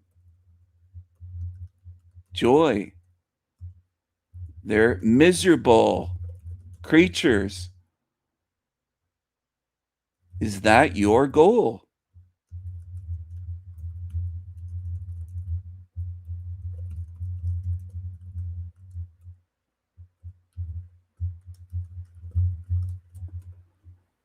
I'm trying to get people to choose something other than misery. But people want misery. They really do. Most do. The majority in this realm look pretty miserable. Fluid intelligence peaks in boys and men between 18 to 25. So this is the ability to think fast about highly novel abstract ideas through pattern formation. Some of the greatest discoveries of humanity have occurred in the late teens and early 20s, discovered by young men. Could you imagine if we supported boys and men so that they were at their most confident and thriving in those late teens and early 20s, and they were just so tuned in to how amazing their brains are and how strategic they are and how they have this fluid intelligence and how their pattern formations are so cool and how their depth perception is so interesting and it's all so unique to men and boys. Imagine what the world would be like if that's what we experienced. Hey everybody, welcome back to another episode of Ancient Intelligence. You've got your host Anya Shak here, and today I want to get into a fun evolutionary psychology nerding out episode where I get into the psychology of boys and men. And one of the most foundational elements about male psychology that I think most people don't really get on a fundamental level, but it's this thing right here that I think governs so much of the drives and the motivations that boys and men have. And I just love this stuff. I think it's so important because if we could actually understand this and then not only get it, but then utilize this knowledge to then help boys and men thrive, it'd be a game changer. So let's just get straight into it. So I've been reading very slowly the book by Joyce Benenson, Warriors and Worriers. And she gets into sex differences in such detailed ways. And there's this one chapter called Boys and the Enemy that I thought was just super fascinating. And I'm slowly moving through this book. So I'm going to do another episode on girls and what the most foundational aspect of female psychology is. But today, let's get into it. Boys and why this notion of the enemy matters so much. I just want to just dive straight in. So we're going to talk about that. We're going to talk about some studies that I found with that are really interesting and just kind of help us understand better, connecting it to culture a little bit. I have a great example there. I want to get into a conversation about fluid intelligence and what that means and how boys actually thrive if we really understand how their fluid intelligence really works. Men in communication and just the difference between that with women. And then a little bit about competition and how competition integrates into friendship for men, but it definitely does not for women. So I just think it's super interesting. So, okay. Number one thing, we have developed different fears as men and women, right? Like evolutionarily, we have developed a specific fear that helps us solve a problem. And the problem that we're solving is, of course, to stay alive and to stay connected to the group. So men have one fear and women have another fear. And so because we are blind to the fear of the other because it's just not ever present in our psychology, sometimes the things that the opposite sex is focusing on and thinking about and worried about seems silly to us, right? And so that happens all the time. When it comes to boys and men, this is, again, what Joyce Benenson was talking about in her book, Warriors and Worriers. So what is it that boys and men fear? An enemy, the enemy. Like, this is the most important thing, the notion that there is an enemy out there and we must fight the enemy to survive, to stay alive, and to keep everyone safe and protected. So it's really interesting because if we think about the enemy, it kind of is alive in so much of the way that boys and men, and specifically men, have kind of worked to make society better and worked to help us achieve more and help us get to a place of more and more safety. That's effectively what's happened. We have gone from survival to extreme safety, almost to the point of ultra comfort to the point where we almost forget that an enemy exists. And so there's some really great examples about, the way that men talk about different issues that we need to face and win over. The battle against cancer, right? We're fighting a war on drugs. We have to tackle illiteracy. Effectively, we have to win against X. And so it's this greater male purpose, this greater male drive to beat the enemy. And so I just think that's a super fascinating idea, this idea that men are always fighting something, and that's the way we survive. And so if we think about that, it just makes so much sense what men care about, what men are thinking about, what men are focused on, and also how they behave day to day to day and within conversation, and just the different behaviors that they have that are just so different from female behaviors. So one of the things that's the most important thing, and how this all begins, boys enjoy rough and tumble play so much, to the point where they find such great pleasure in this. Mock hunting, mock capture, escape, fighting. What's interesting is it's so pleasurable for boys, and I just love learning about this stuff because it illuminates so much of what happens later in adult life. So it's so pleasurable to boys that when they're not doing it, they're not fighting, play fighting, they're dreaming up different scenarios to be play fighting. So it's just really crazy. There was this great study done in Boston, Benenson was talking about. So they took 6 to 9-month-old infants, pre-verbal, no idea what boys and girls are, obviously. They had them sit on their parents' lap and watch 2 sets of videos. And they could choose which video they were watching. One video was an adult hugging a balloon. The other video was an adult hitting a balloon. And then after watching the videos, they were given a balloon and they could choose what they wanted to do with it. So both boys and girls had the opportunity to choose whatever they wanted. The girls chose to watch the video of the adult hugging the balloon, and the boys chose to watch the video of the adult hitting the balloon. And then obviously once they got the balloon, the boys instantaneously went to hitting the balloon, and it made them laugh and giggle, and just there was so much pleasure in it, right? And so it's just stuff like this just debunks any sort of idea that sex differences are socialized. It's just ridiculous. It is so biological. And so the other really interesting thing about boys is by age 3, they can throw so much further and more precise than girls. There's literally no other activity that boys excel at, like in comparison to girls at 3, than this throwing and being precise with the throwing. So that's really interesting that they're just like driven towards that. Another thing that boys are already developing in a way that girls are not developing is depth perception and the ability to take objects that are far away and like move them and model them in different positions in their brains. So that's really interesting. If you think about it, that's really something that's required in battle. It's something that's required in sports. It's just so interesting. I nerd out over this stuff because it just makes a lot of sense, because then you get to understand all the different behaviors that men are exhibiting, like in order to express this, in order to like drive towards this, in order to ultimately fight the enemy. Here's another really great study. So that was a study about fighting, okay? And this is a study about empathy that I think is really, really key and can help us understand a very important culture, like a very important difference between boys and girls that then contributes to what's happening in our culture today and why things are so chaotic politically. So there was a study done where men and women were hooked up to brain scanners as they watched people play a game, okay? They got to see whether the people playing the game were playing fairly or whether they were cheating at the game, okay? And the people playing were connected to electric shock machines. So electric shocks would go into these people as they were playing, and they would measure the brains of the men and women watching, okay? So every time a player that was playing fairly got an electric shock, both men and women's empathy centers lit up. Okay, whenever an electric shock would go into the hands of a cheating person, the person that was cheating, women's empathy centers lit up just the same as with the fair playing person, but men's empathy centers did not light up at all. Actually, their pleasure center lit up. Super key psychological distinction between men and women. Men are deeply connected and are in relationship with the fact that cheating, unfairness, all of that causes danger. All of that is the enemy. right? That is our enemy. We need to fight against that.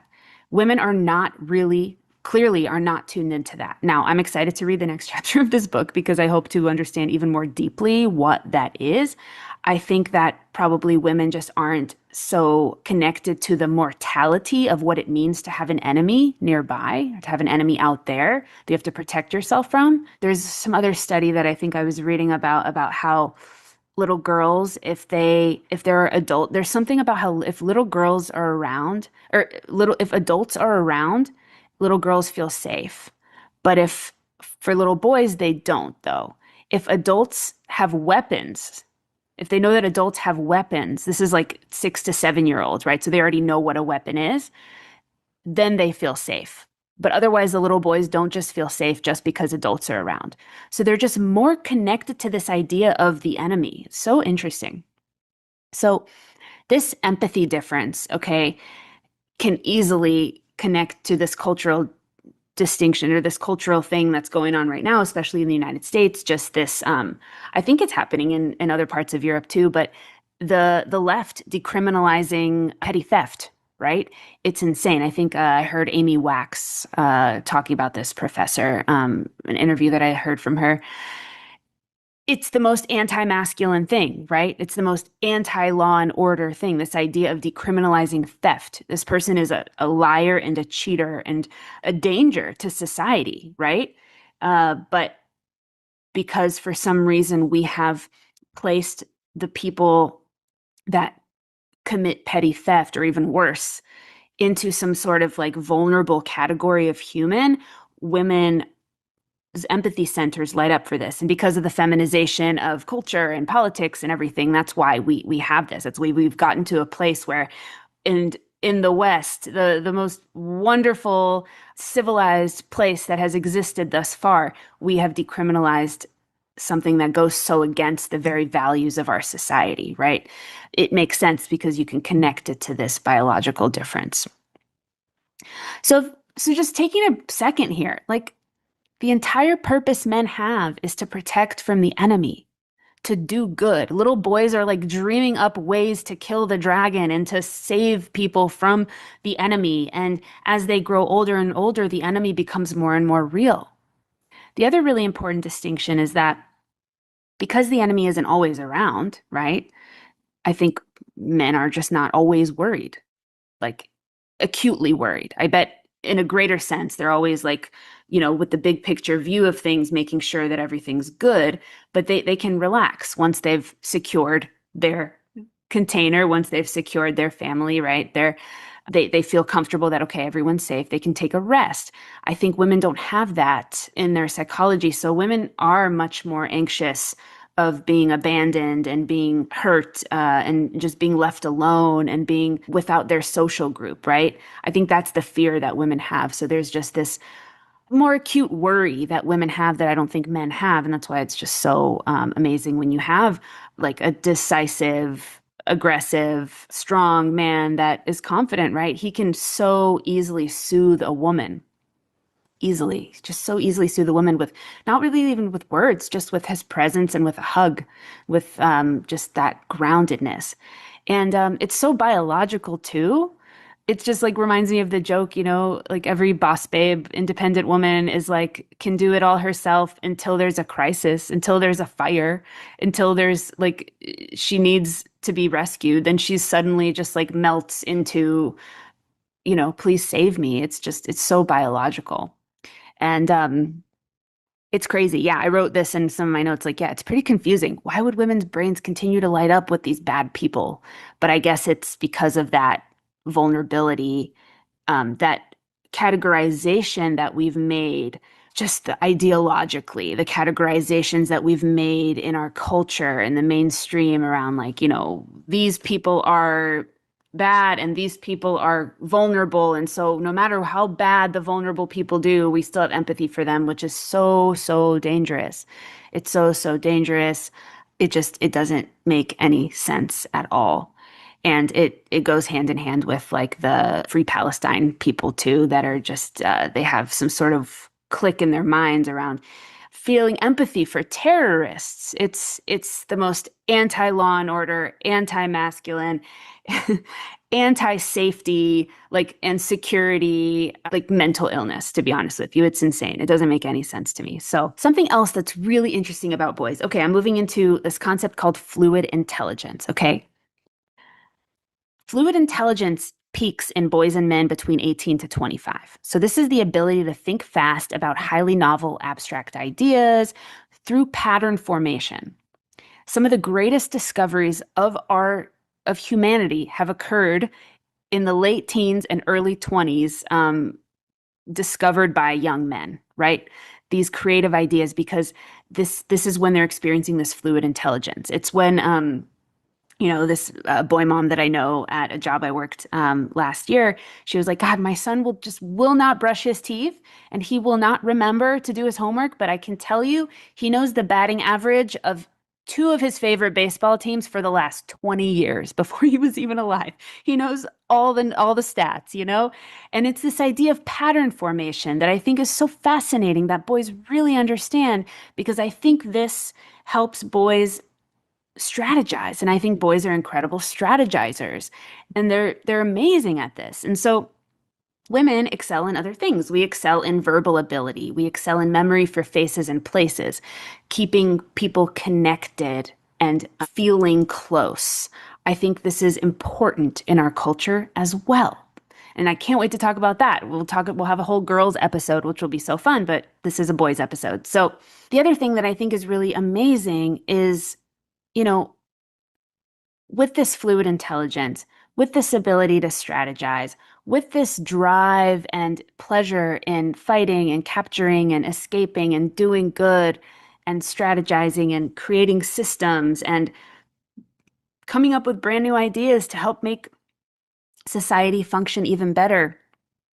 I think boys, this is where the single focus is really key. And just boys and men being so singular focused in when they're thinking about something or working on something. And I can tell you right now, like, I've been on dates and I can, like, I can feel when a man is moving from, okay, we're having a connection, we're talking about family or, travel or things that have happened in our lives. And then suddenly he's excited about some sort of strategic idea, right? He's thinking about his work and he's talking about what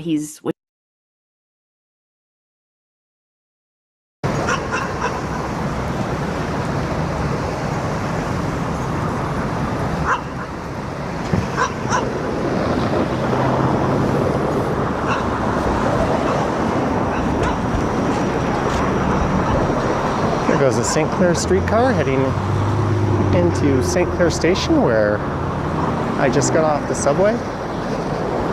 And that's the intersection of Yonge and St. Clair. And hey there, today is Sunday, January 25th. It is 12:20 p.m. The temperature right now is about minus 11 degrees Celsius with the wind chill. It feels more like minus 21, and I am bundled up, as you can see. And as you can tell, we are having ourselves a bit of a snowfall. And hey there, today is Sunday, January 25th. It is 12:20 p.m. The temperature right now is about minus 11 degrees Celsius with the wind chill. It feels more like minus 21, and I am bundled up, as you can see. And as you can tell, we are having ourselves a bit of a snowfall. This is supposed to be the biggest one we've had this year so far, outdoing the one we had a week or two ago. Can't quite remember.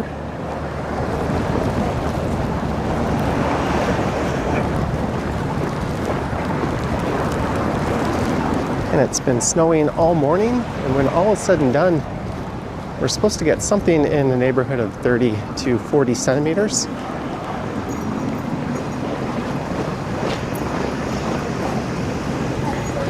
So what my plan is to start here at Yonge and St. Clair and just head south for a few kilometers. down to Young and Bloor. It'll be mostly downhill.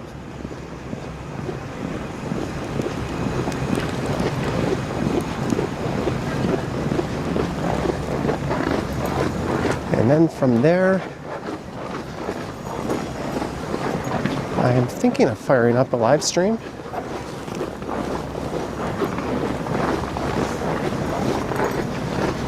And it's supposed to snow all day and into the night.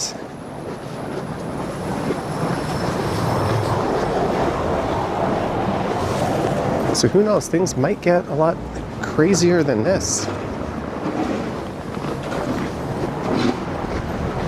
But since I'm out, might as well record a video or two.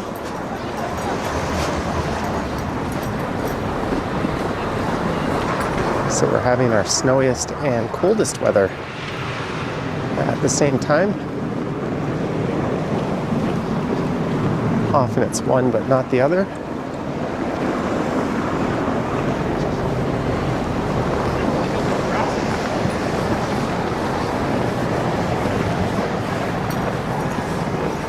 It's a bit narrow. I'll give them some space.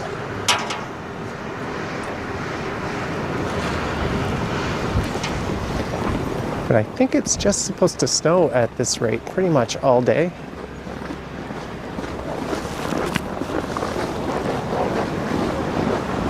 I do have my umbrella on me, but I've opted not to use it for this one.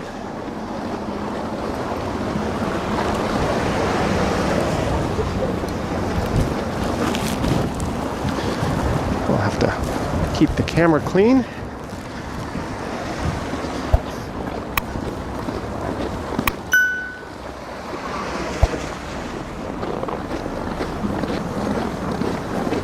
So you could call this midtown to downtown.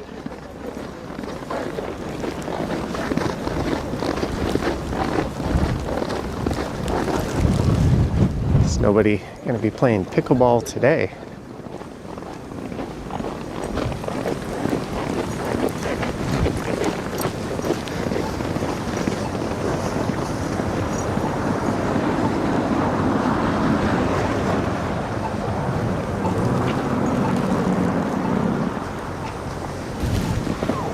It's really not the kind of day you should be out driving unless you absolutely have to.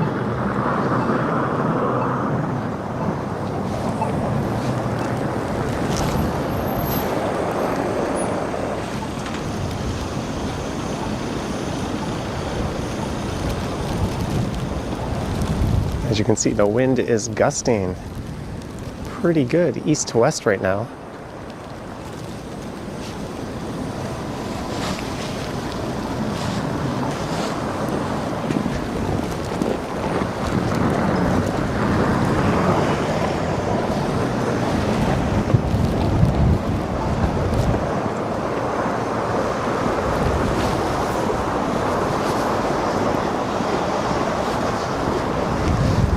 If you're wondering what I'm wearing to tackle this weather, I've got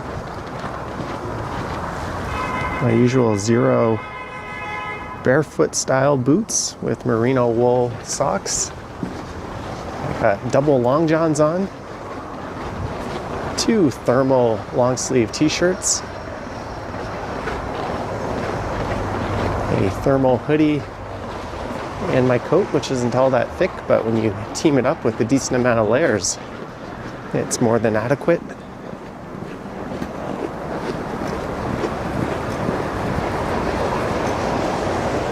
'97 bus detour en route. So there must be a diversion on Yonge Street at some point, or possibly between York Mills and Lawrence. It goes on a detour to avoid big hills in the snow. Not entirely sure.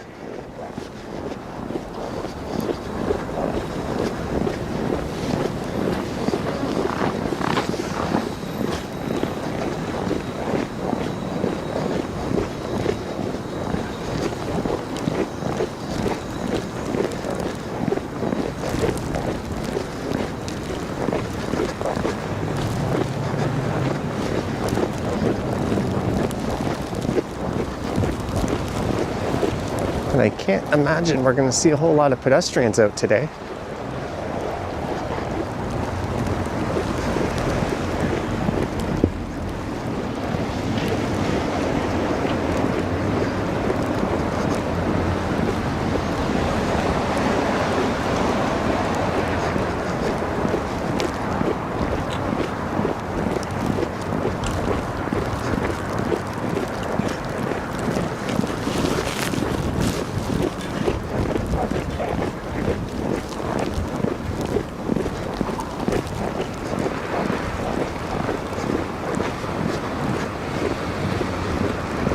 And there's this idiot Brad Bradford who was complaining that the bike lanes got clear before the roads, but that was absolutely untrue.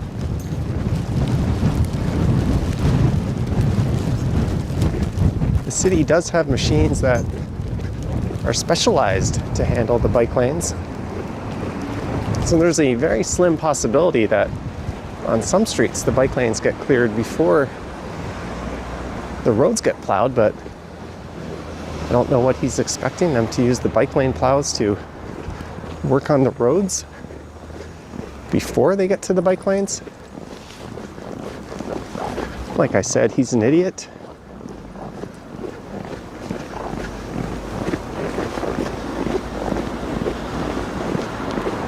This isn't really weather to be driving or cycling in.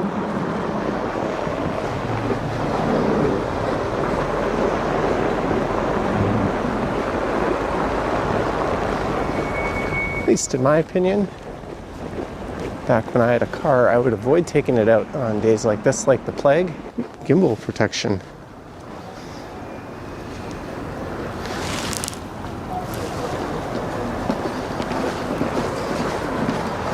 My camera was not happy.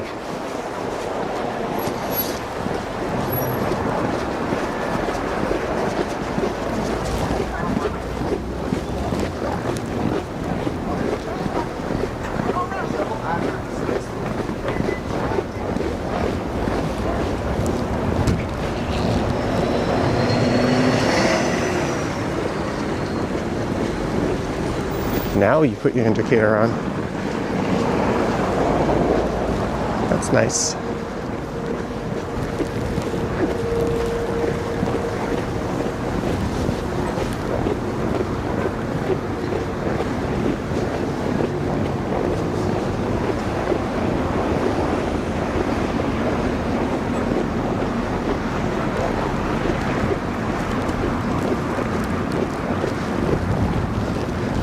So last time we had a big snowfall, I ended up taking 30,000 steps.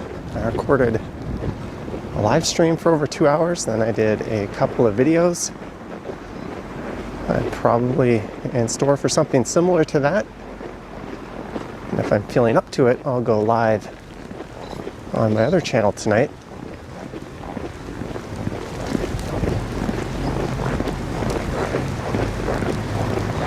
And this is Shaftesbury coming up. Just on the left is the Summer Hill subway stop. And normally from here you get a pretty neat view of all the towers in Yorkville off in the distance, but these are almost whiteout conditions.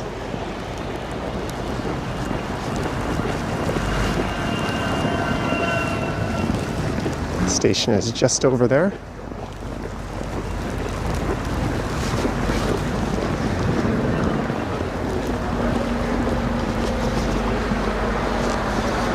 My gimbal is not liking the conditions here. I just threw tilt lock on. I think there's actually fluid in the gimbal that can be impacted by these temperatures.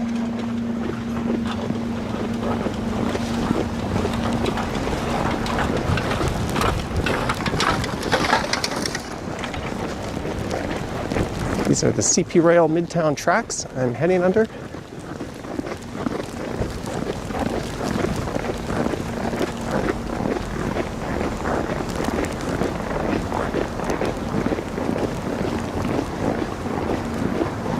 It's an old train station that's been converted into an LCBO liquor store.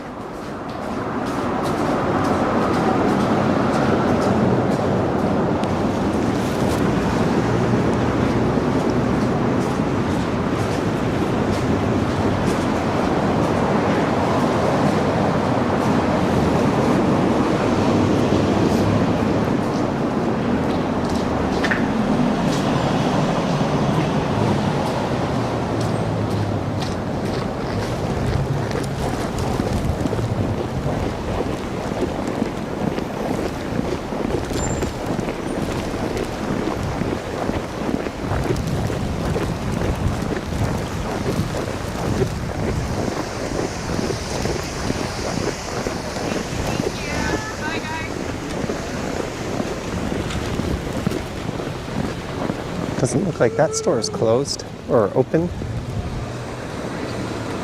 Walking on a cloud. I guess some of the smaller retail stores probably don't bother to open today.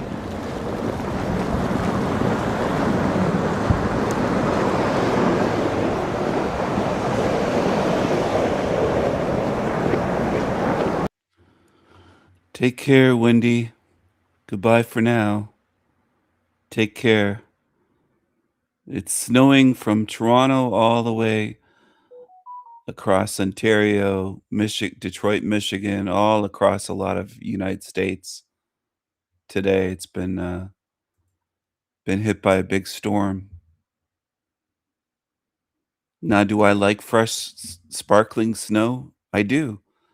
But also, have you ever seen snow when it starts melting and gets dirty from vehicles and it turns into slushy, dirty? It's like there's dirt in it and it gets ugly looking. It really does. Old snow, after a while, it collects pollution, it collects dirt, dust, grime. It slushy, people walking on it. Like, this is fresh, white, fresh snow. It looks clean.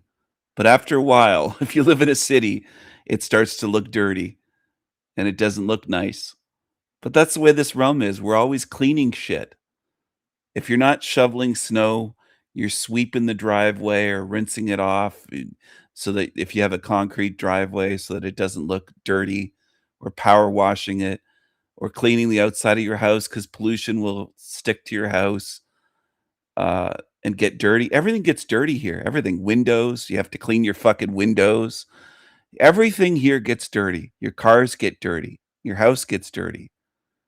Everything ends up looking dirty. And again, people, for the most part, they never think of this.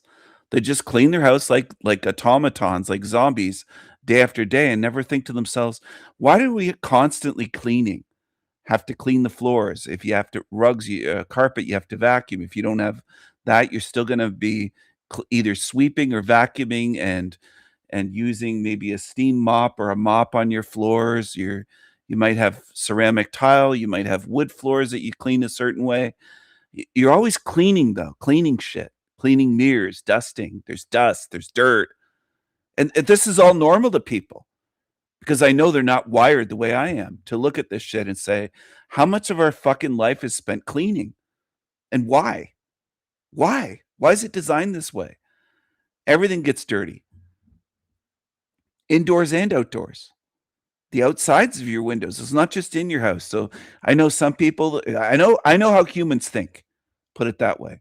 They'll say, well, it's because of our skin and our skin sheds in your house, it gets dusty. What about the outside of your windows? Well, that's the pollution. It's the cars. It's even if you're nowhere near cars, you're way out in the countryside, your windows will get dirty. This is what people don't want to admit. You're in a dirty fucking realm, no matter where you live. You can live out in the wilderness. You can have a cabin somewhere, it gets dirty. You're way outside the city. You're nowhere near pollution. You're way out in the sticks. It'll get dirty. Everything gets dirty. Snow gets so ugly. It absolutely does. It ends up looking gross. That's why I'm pointing out to people, it looks nice here because it's fresh and falling. It's fresh new snow. But after a while, it doesn't look like that anymore. And you'll be walking around and it looks dirty and brown and yucky and Ugh, yuck, ugh. I think Mind Mirage is the one that said she likes when I make those yuck sounds, but it ends up looking dirty. But you notice beyond snow, everything here does. Cars end up looking dirty if you don't wash your car. It'll look dirty. Everything does. Don't wash your clothes. Try that. Try working somewhere outdoors. Your work clothes, they'll get dirty. Everything gets dirty. And this is normal to people. It's all normal to people. Most people never say, "Why are we constantly fucking cleaning in this place? Why is it designed for everything to get dirty all the time?" You just turn around and it's dirty. Cleaning bathrooms. It's just endless cleaning. Endless cleaning. Endless cleaning in this place. And people, like, I almost wish I could, I realize some of the stuff I come up with is so different from what you're going to hear anywhere. I just about said I almost wish I could just pay people to be slaves just to clean for eternity, and they'd love it. I think there's people programmed in this realm that love to clean so much that they could just be happy, smiling slaves for eternity, just cleaning nonstop, and they never get tired of it. I didn't like it as a kid. I didn't like when my mom would call home and say, "I'm coming home soon, but I'm stopping somewhere, and you kids, you and your sisters better clean up the house, vacuum, do this, do that before I get home. I'm bringing home dinner." Because for us, it was kind of a rare treat. It wasn't all the time that we got to have, let's say, KFC brought home or something. My mom was someone that limited us in terms of fast food, and in terms we couldn't have sugary cereals and things like that. She just didn't allow it. So it was something that, we would have to clean. So I'd usually vacuum the family room, or I'd do dusting or do something. But I hated doing dishes and certain jobs. And anyway, what I'm getting at, I didn't really like it even as a kid. And I didn't like having to clean up as a teenager. I just don't like it. I'm someone that lives in my mind. And I don't like these menial tasks, these trivialities of life. I just don't like it. I'm a daydreamer and I'm a free spirit. I'm not someone that likes to go around cleaning the place. But I know in Hellrom, some people love it. Some people that love doing their recycling and their garbage, and it's just I don't think they have things on their mind the way I do. I just kind of assume the things that they love to do, and some of them are autistic, and just maybe some of them are retarded. Maybe this is going to offend people, but they don't have a lot on their mind. They don't have a lot of ideas. They're not very creative. They love these menial tasks. And maybe they're just programmed that way. I don't know. They'd love to wash their car every day. They'd love to clean their house every day. I don't think they have anything better to do and anything to think of or dream about or create or write or draw or paint or write. They just aren't doing other things. So in a sense, this realm is fit for them. It isn't for me. I don't fit in here. I don't want to shovel snow all day. I don't want to wash a car every day. I'd rather pay some darky to do that for me. Anyway, if I trigger people, good. It's all the better as far as I'm concerned. All the better. People that tune in here and say, "You're racist, you're the," just because I make some jokes, all the better. I hope they're triggered. I hope they're so butthurt they can't sit down on their ass, that they need one of those donut pillows to sit on, like they've gone to a proctologist. I hope it hurts them. I hope it stings them. I hope it bothers them. I hope it's a splinter in the mind, because I'm so sick of a society where they want people to walk on fucking eggshells and tread lightly and not be able to say anything. It's just bullshit. So good. If what I'm saying bothers people, good.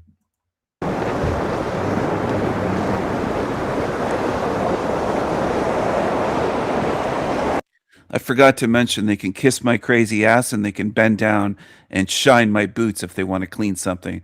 They can spit shine my boots. How about that? If they don't like my sense of humor and they think I'm a racist. Spit shine my fucking boots.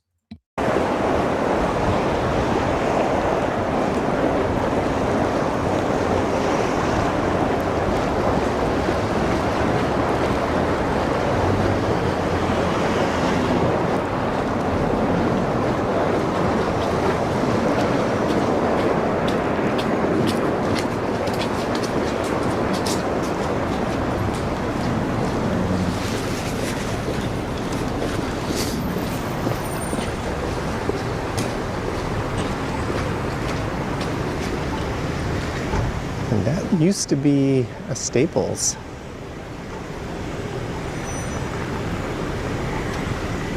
But the condo market has stalled completely. A lot of condo projects are being canceled and others being converted into rentals. One Marlboro. I quite like the design of that one.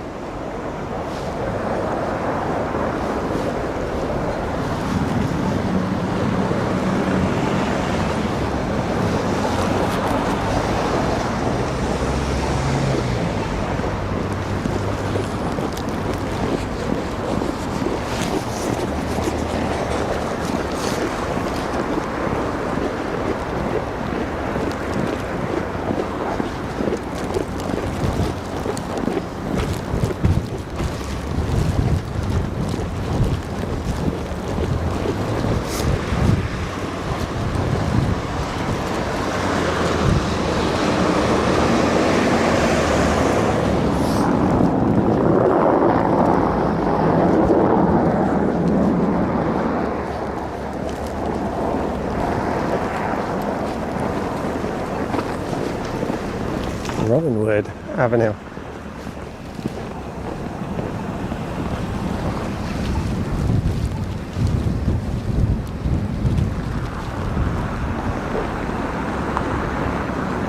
So next up is Rosedale Station.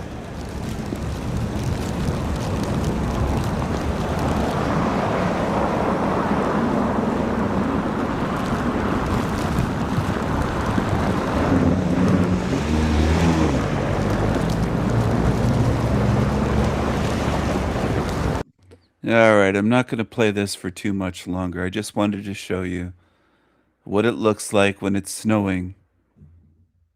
And this is Toronto.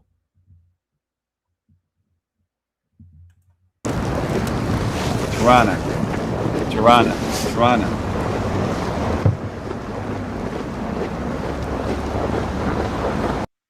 Way back when I was young, decades ago, there used to be a Toronto accent. Just like there used to be a New York City accent. But that's fading away, I think. That's going away. Hello, Bobby. Good to see you. Toronto.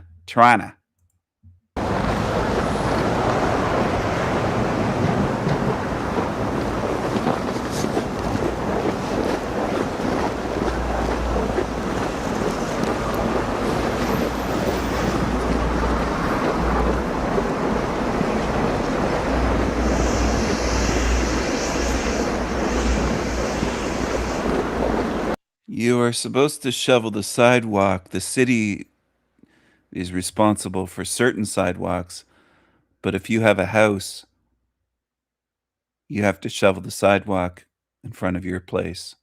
And if you have a corner lot, then you have the sidewalk that wraps around, and it's a lot more sidewalk to shovel. Or if you have a snow blower, snow thrower. We always called them snow blowers, but anyway, there's that option as well. Or there's that method.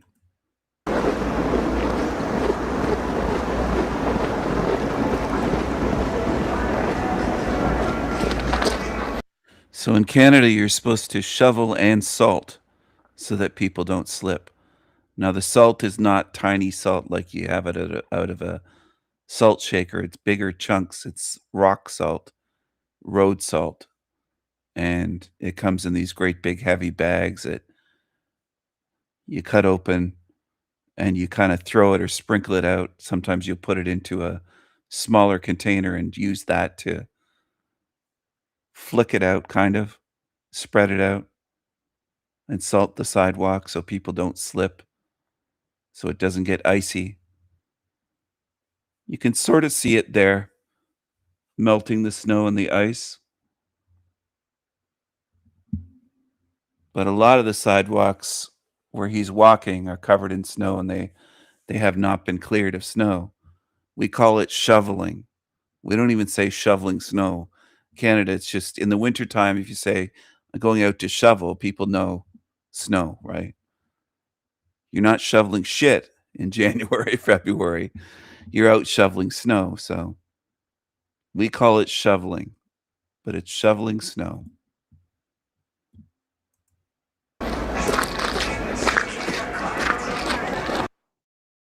You can see some of the salt there a little bit. You can see a little bit on the screen.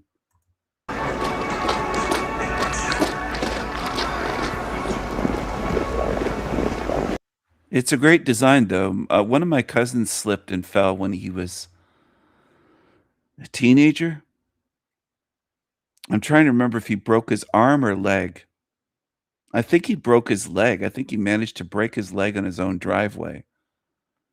And he was a big dude. But people slip and fall. Sometimes they'll break their back, break their neck. You could break your elbow, landing on your elbow, on your arm. You might try to break your fall and break your wrist if you put your hand down. When you slip really bad, and I've done it, I've slipped where I had no chance of not falling.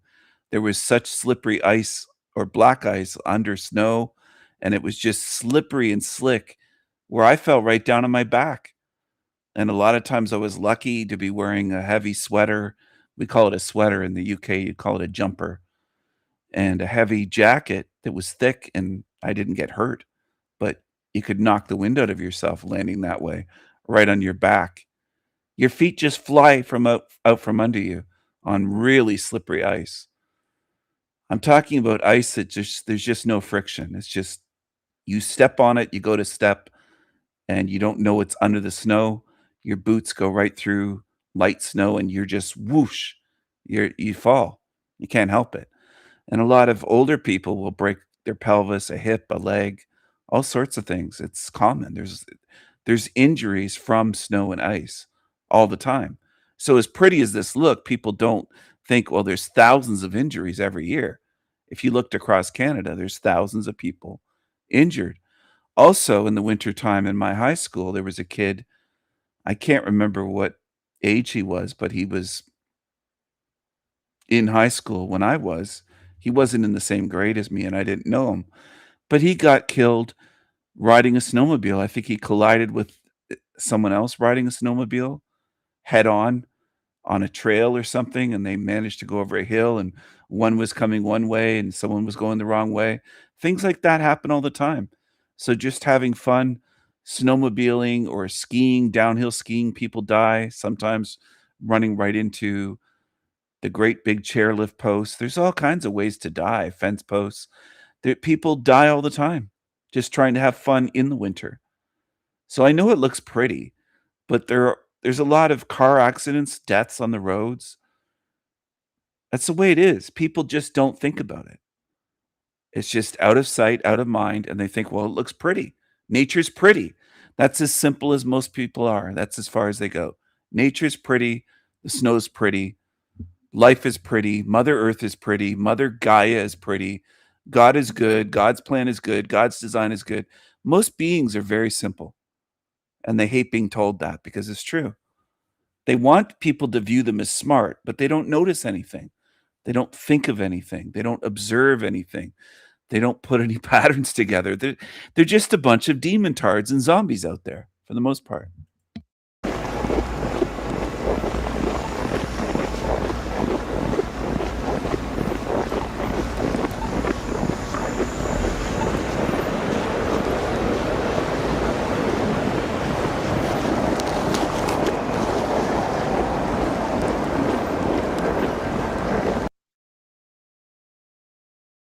This is God. I am God. You are my children. You are my sons and daughters. I am your God, the Father. I love you, my children. I gave you life. Be thankful for every breath. I breathed life into you. I love you. And I heard you too.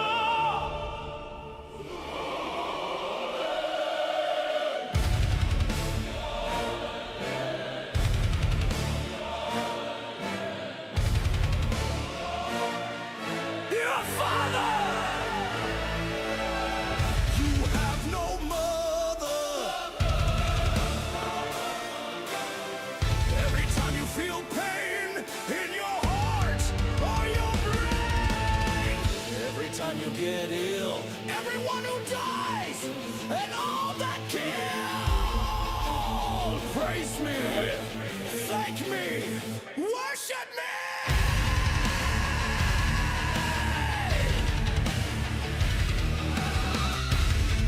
Bow down and kneel. I am God, the real deal. I am your God, the Father. Worship me, praise me. Get down on your bloody knees. Praise me. God the Father.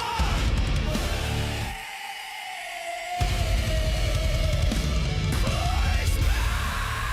Glorious, glorious God. I am your awesome God. The Father. The ruler. The God of all gods.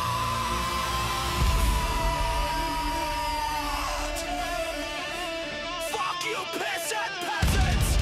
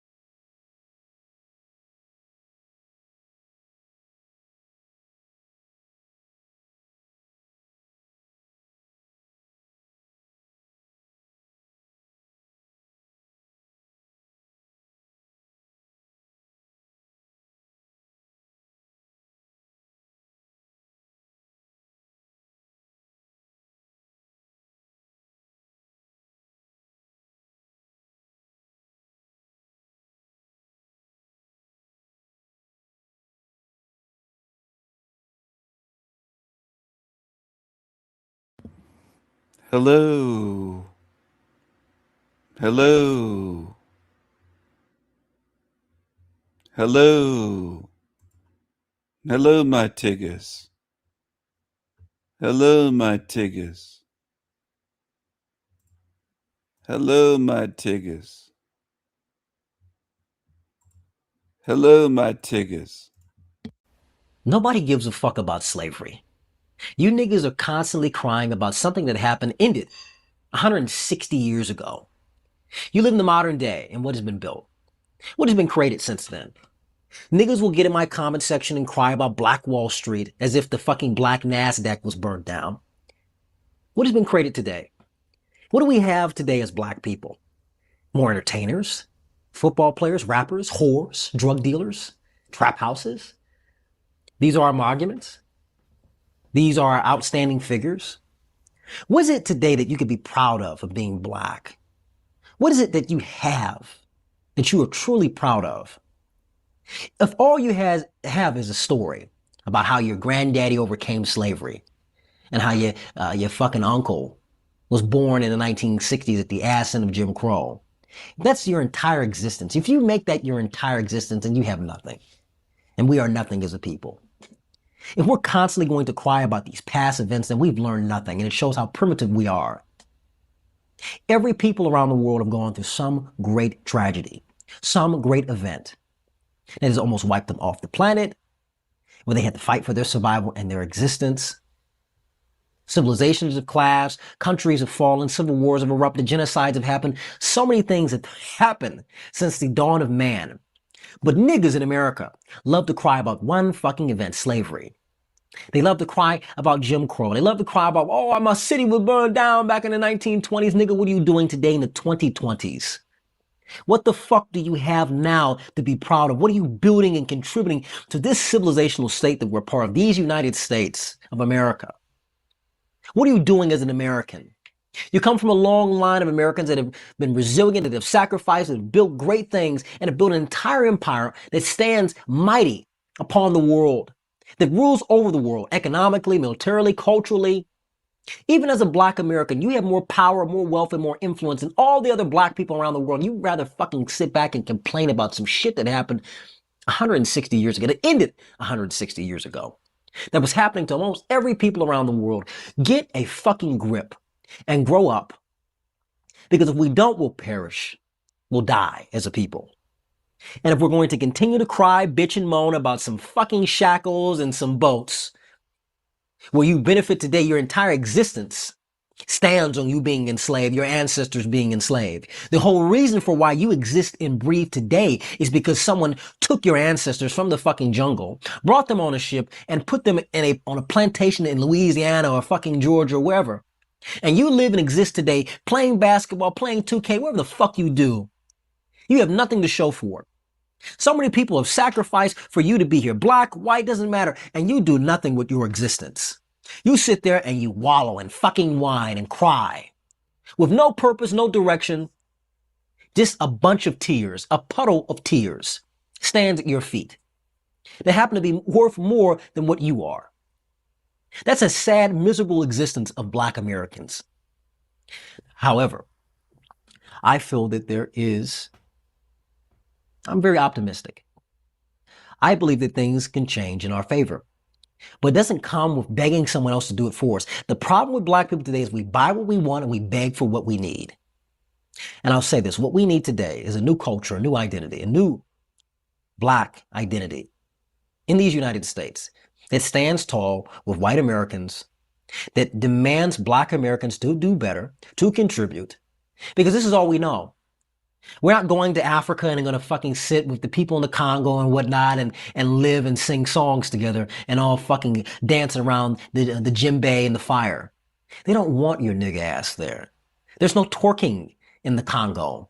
There's no fucking Don Julio in Zimbabwe, nigga.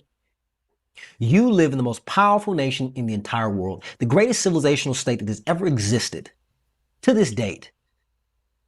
To do nothing with this existence, to do nothing and provide future generations of black Americans, with something they can be proud of, to sit back and constantly cry about something that happened long before you existed, and do nothing for the sake of tomorrow to further your existence and the existence of others who will come after you. To sit back and to do nothing today denies everyone a future tomorrow.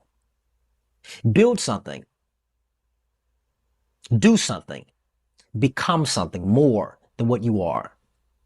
If all we are is a sad story that everyone has to feel sorry for, And our time on this planet, our time and existence in this country is very fucking limited. Remember that, niggas.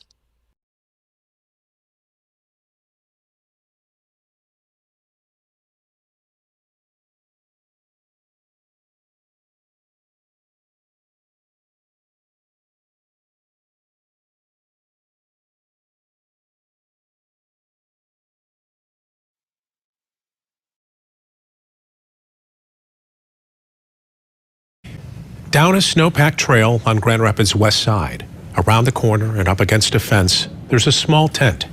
It's covered in snow. You can't see it from the street. Last night, in temperatures that dipped below zero, a 57-year-old woman slept there. Target 8 investigator Ken Kolker spoke with her this morning. So I'm checking this morning to see if I can find that tent, and so far no luck. Hopefully nobody is there. It's already below zero. Kyle Hamlet from Servant Center Homeless Outreach Program had spotted the tent, maybe 4 by 6 feet, off Wealthy Street Southwest last night, but it was empty. There are some fresh footprints. There's the tent. Some well-worn, fresh tracks walking away from it. Hello? Tent for 2 years. Survives off $600 for 2 years. Just checking us to make sure you're okay. I'm okay, hon. But she's not.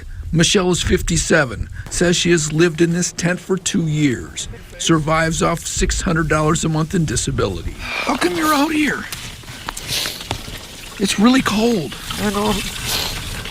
I have nowhere else to go. You have nowhere else to go? What about the shelters? They're all filled up right now. She is heating the tent and her feet with flames from Coca-Cola cans filled with rubbing alcohol. You can smell fuel from the outside. Is it keeping you warm? Yeah. Somewhat. Did you got 3 coats on? They have extra beds at Mel Trotter? Do they? Yeah. You don't want to do that?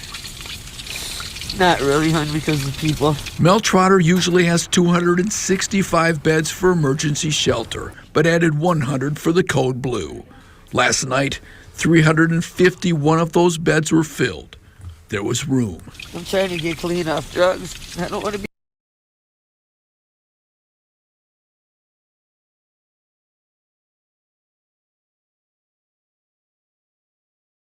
For 80 years, the great moral axiom of all education and cultural production in Western liberal societies has been that any in-group preference, particularly among white people, what is now called racism, is the ultimate sin. Yet, despite relentless social engineering to suppress it, in-group preference persists. Why? There are at least 3 general reasons, which I will call biology, icophilia, and icostalgia, or in other words, how nature made us, love of the familiar, and pain when it disappears. Let's go through each. First, biology. Let's begin with first principles. Biology is the study of living systems. Living systems are the subset of matter that persist by self-maintenance and reproduction. To reproduce, a system requires heritable information that can be copied and transmitted to offspring. In living organisms, the heritable replicators are gene sequences that are copied and transmitted through reproduction. Since these replicators can't copy themselves in isolation, they require a vehicle that does the work of survival, resource capture, development, mating, and parenting. This vehicle is called the phenotype, which comprises everything an organism is and does, and the downstream effects, except the replicators themselves. Natural selection differentially propagates replicators via phenotypes that increase expected replicator contribution to the future. The evolutionary success of replicator proliferation can be measured by inclusive fitness, i.e., one's total genetic legacy, made up of direct fitness, one's own reproduction, plus indirect fitness, the reproduction one causes in genetic relatives. This means that helping others can be adaptive even when it is personally costly, if it helps copies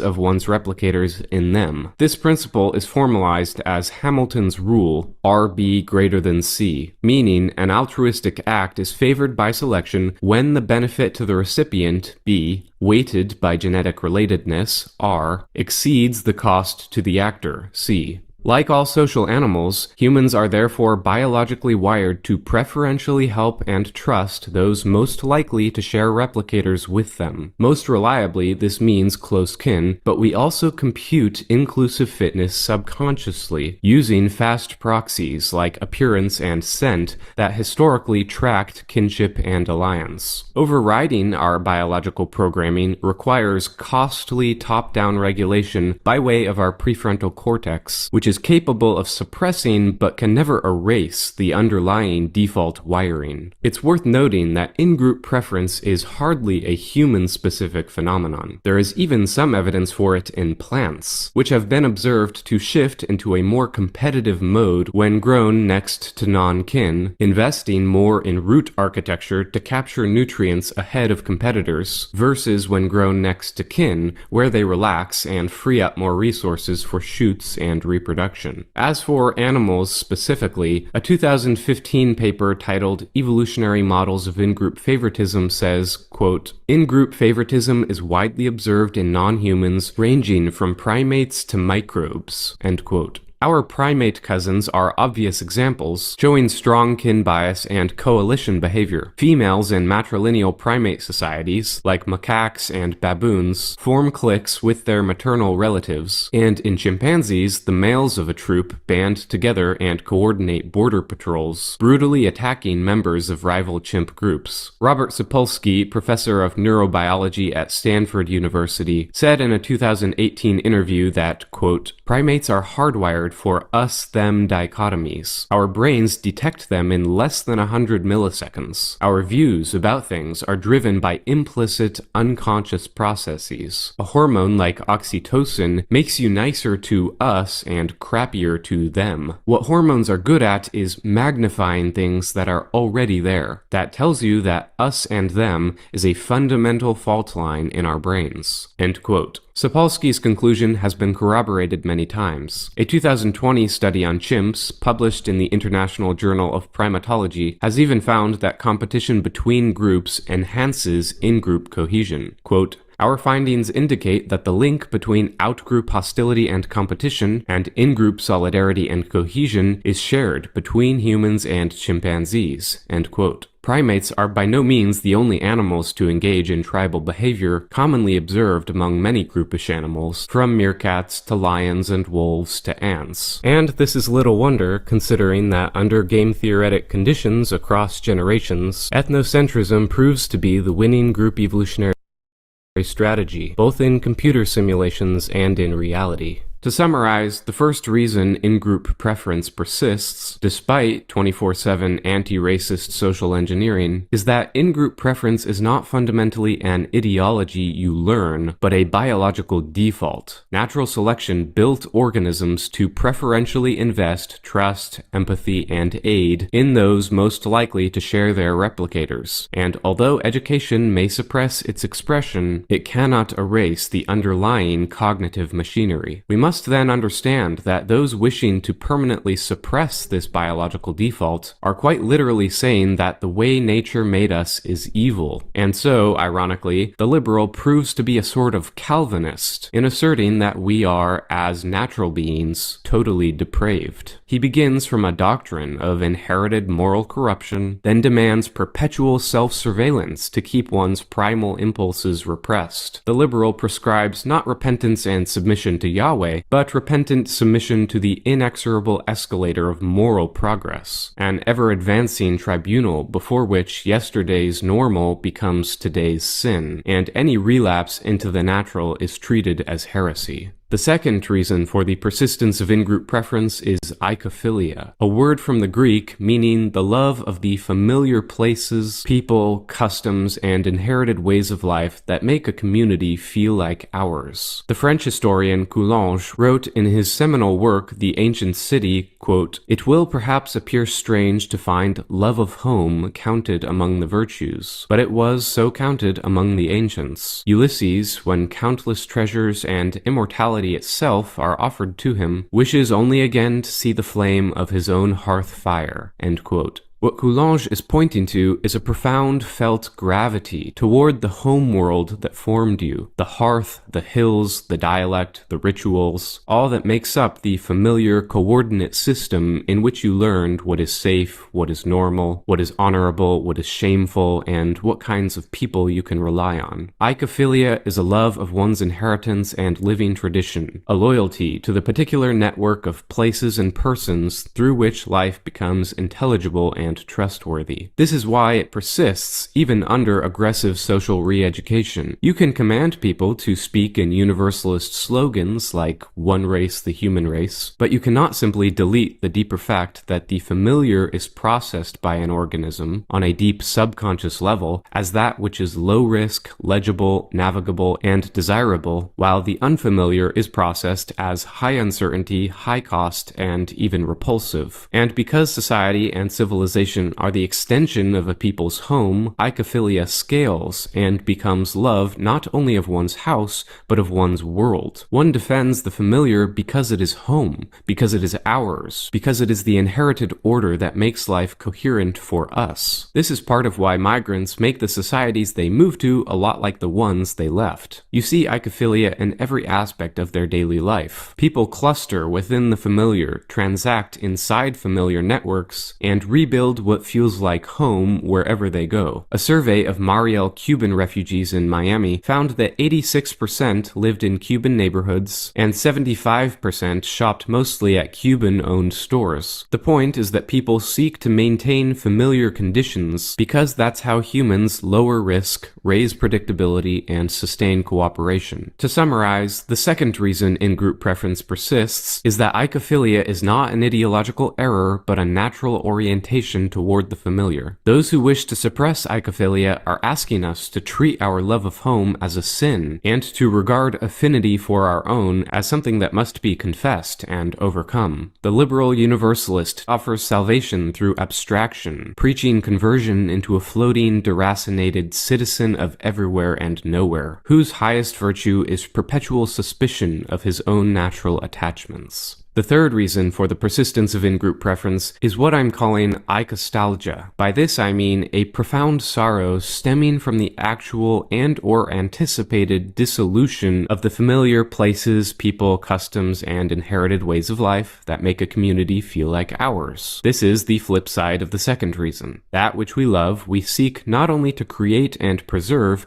we also mourn its loss. Icophilia is love of the homeworld, icostalgia is grief at its death. When a group perceives that its way of life is threatened by dissolution, dilution, or replacement, they understand at a subconscious level that those replacing them will neither preserve nor perpetuate their ways of life, but instead reshape the cultural landscape to reflect their own traits, which is, after all, only natural. While it is true that individuals can admire a foreign civilization, study it, and even adopt aspects of it, it is also true that the maintenance and perpetuation of a culture and civilization depends on the ongoing investment and reproduction of the biological core that created it. Russian civilization would not be Russian civilization without its Slavic backbone. Japanese civilization without a majority Japanese population would simply not persist, not as anything more than an open-air museum at best, and not that for very long, before it was remade in the image of its new inhabitants. The culture manifest in a particular civilization is to a large extent the extended phenotype of those people that created it. We imprint our preferences, our moral sentiments, and our social technologies into the world. We carve our values into stone, law, habit, architecture, calendar, and story. We don't just live in an environment, we build our world and mold it in our image into a structured field of meanings that makes life intelligible to us. Civilization is, arguably, the apex expression of collective human endeavoring, the glory of man not as a solitary animal, but as a coordinated intergenerational project. It is the effect of billions of man-hours of blood, sweat, and tears, the result of countless unseen sacrifices. And like any information system, it requires a carrier medium, and the carrier medium of a civilization is its people, the biological substrate from which it emerged. Europeans currently are not merely losing policy disputes to political rivals, they are losing that carrier medium that keeps their world alive. The object of loss is not simply territory, but a future in which our home and our kind continues to exist in recognizable form. So, iCostalgia is not irrational nativist bigotry. It is the natural response to watching the conditions of one's continuity dissolve. What took millennia to build is being unwound in just a few years, and it will not be spontaneously reassembled, because the people who built it and those for whom it was home will no longer exist with sufficient numbers, cohesion, or sovereignty to rebuild it. Absent some kind of reversal, this will not be a temporary setback, it will be permanent. Those vilifying our in-group preference are doing nothing less than demanding civilizational suicide, a forfeiture of our inheritance, an abdication of our right to self-determination, and a surrender of our will to life and continuity.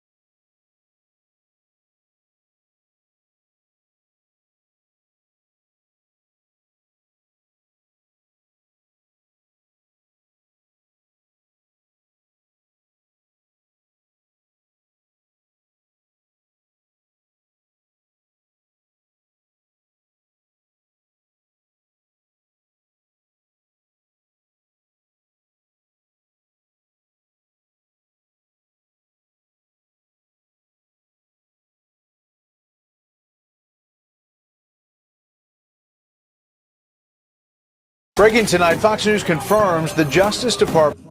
Hello, everyone. Hello. Are you ready for the zombie apocalypse? You're living in the zombie apocalypse. Did you know that?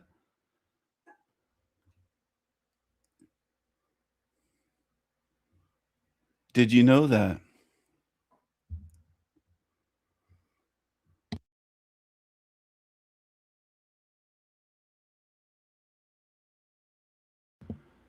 You're living in the zombie apocalypse. Did you know that?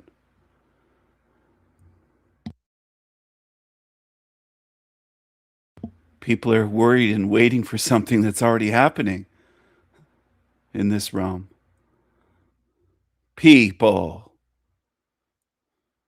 People.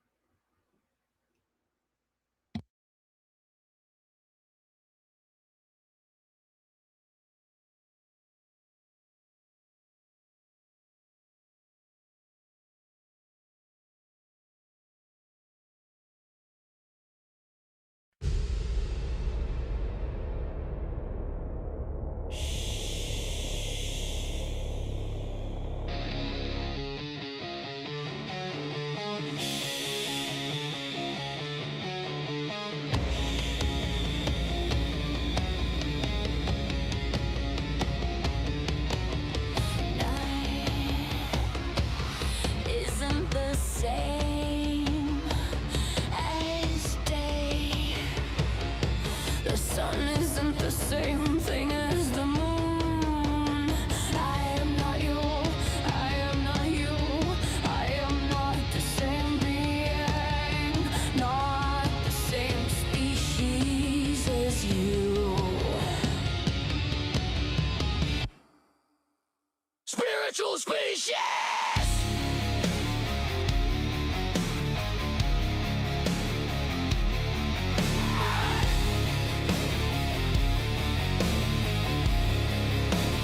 I am not you, I am not we, I am not in your sick, weak collective human beings.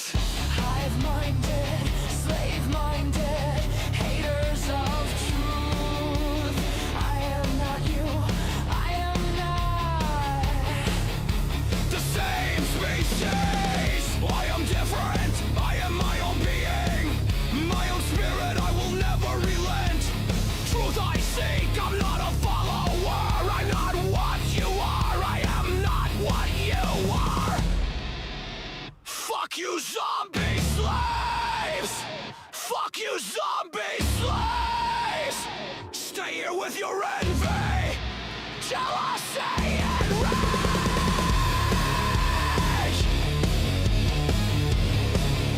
Spiritual species!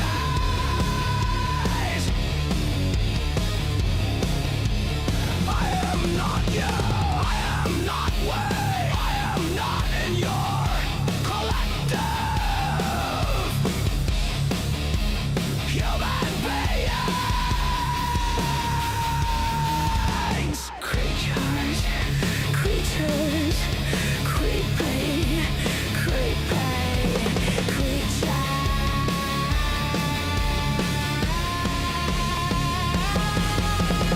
demons, demons, zombie slaves, you belong here in hell realm. You are attached to this sewer matrix. You love this shit, you love this shit. You demons love this sewer matrix.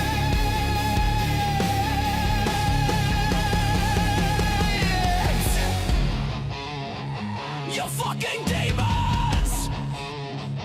You fucking zombies! You demontards!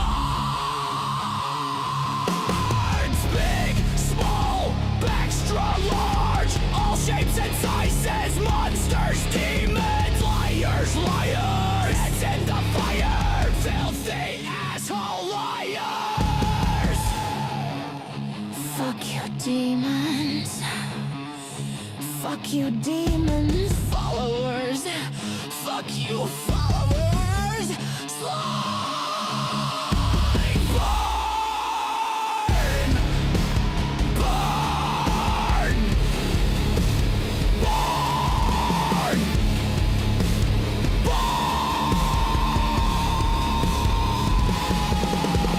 Burn in the fire, you fucking liars! You fakes and frauds! You phony liars! Burn in the fire!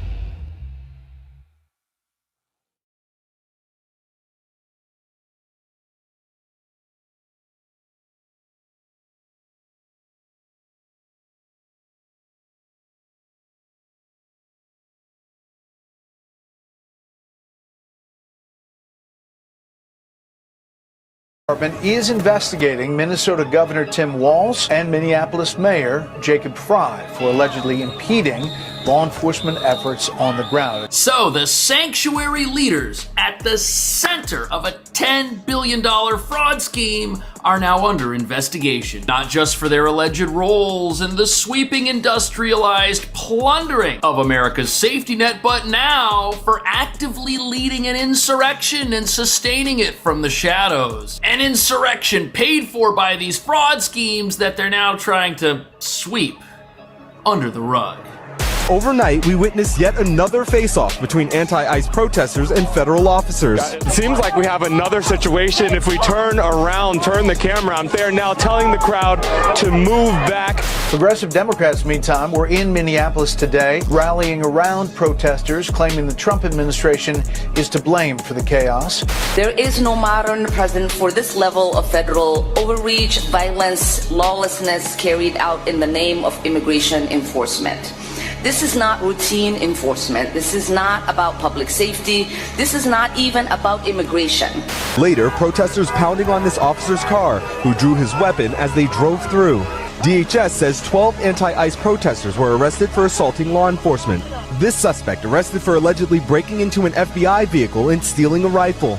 When do you think Governor Walz knew about this fraud? From the very beginning. He was running for governor in 2018 when there were prosecutions going on. And what was the Walz administration's response? They actually did nothing when they got into office.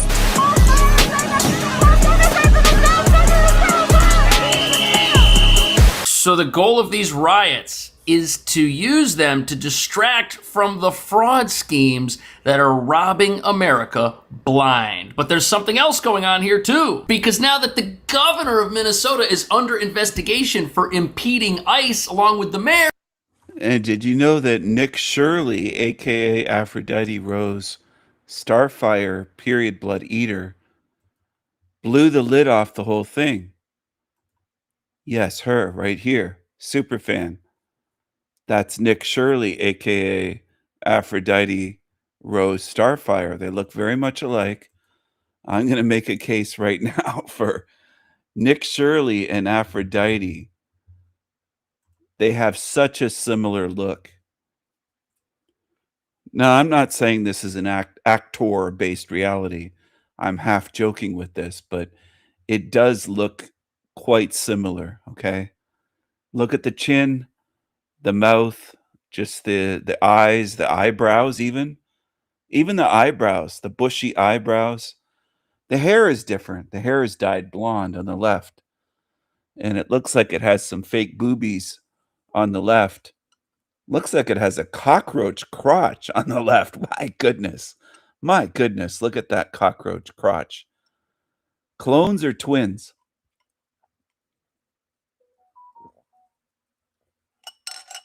Look at the chin. Look at the jawline. Look at the line. Look at this thing. The nose actually looks bigger on the left than on the right. I mean, I thought women generally have a smaller nose. But my goodness. And the voice is weird.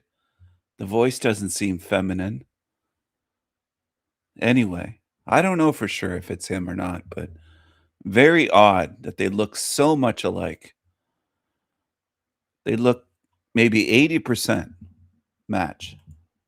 They've also committed another type of fraud, and that is the defrauding of law enforcement who's there to keep the general public safe. A general public who's been learning about billions stolen from systems designed to help Americans afford life in America. Billions which ended up getting spent on beach vacations of scammers who even now are still running fraudulent businesses operating in plain sight. But the problem is, the same sanctuary leaders under investigation for leading an insurrection, these people weren't bothering to investigate the empty daycares that were supposed to be full of kids all over the place. But now the tables have turned, and the same people who weren't doing their jobs and are out there pumping up the mobs to attack ICE, well, now they are under the microscope in a way they never thought was going to happen. And this couldn't have come at a worse time for the planned socialist takeover of America. A takeover with three distinct branches. First, you've got the mobs who are now hurling themselves at ICE in Minnesota, just as they did all summer in places like Portland and Chicago. But these mobs jobs, they get their funding. From the next branch of this apparatus, the fraud industrial complex that seeks to exploit government care programs for nefarious purposes, like enriching the lives of scammers or supporting the very mobs taking to the streets, marching to protect their leaders, their figureheads who cheer them on from the sidelines, making up the command center of this whole thing. A command center that is now in a lot of trouble as more types of fraud keep getting discovered like this. Now we're outside of this transportation vehicle company right here. Yeah, and so you can see these are the vans that say Dreamline. You can see the sticker on the window and the numbers on the rear. None of these vehicles have moved in 8 months. I've been taking date stamp photos. All these vehicles are in the exact same spot they were 8 months ago. And look, there's no tire tracks, so they haven't moved. And this van as well, this is Dreamline.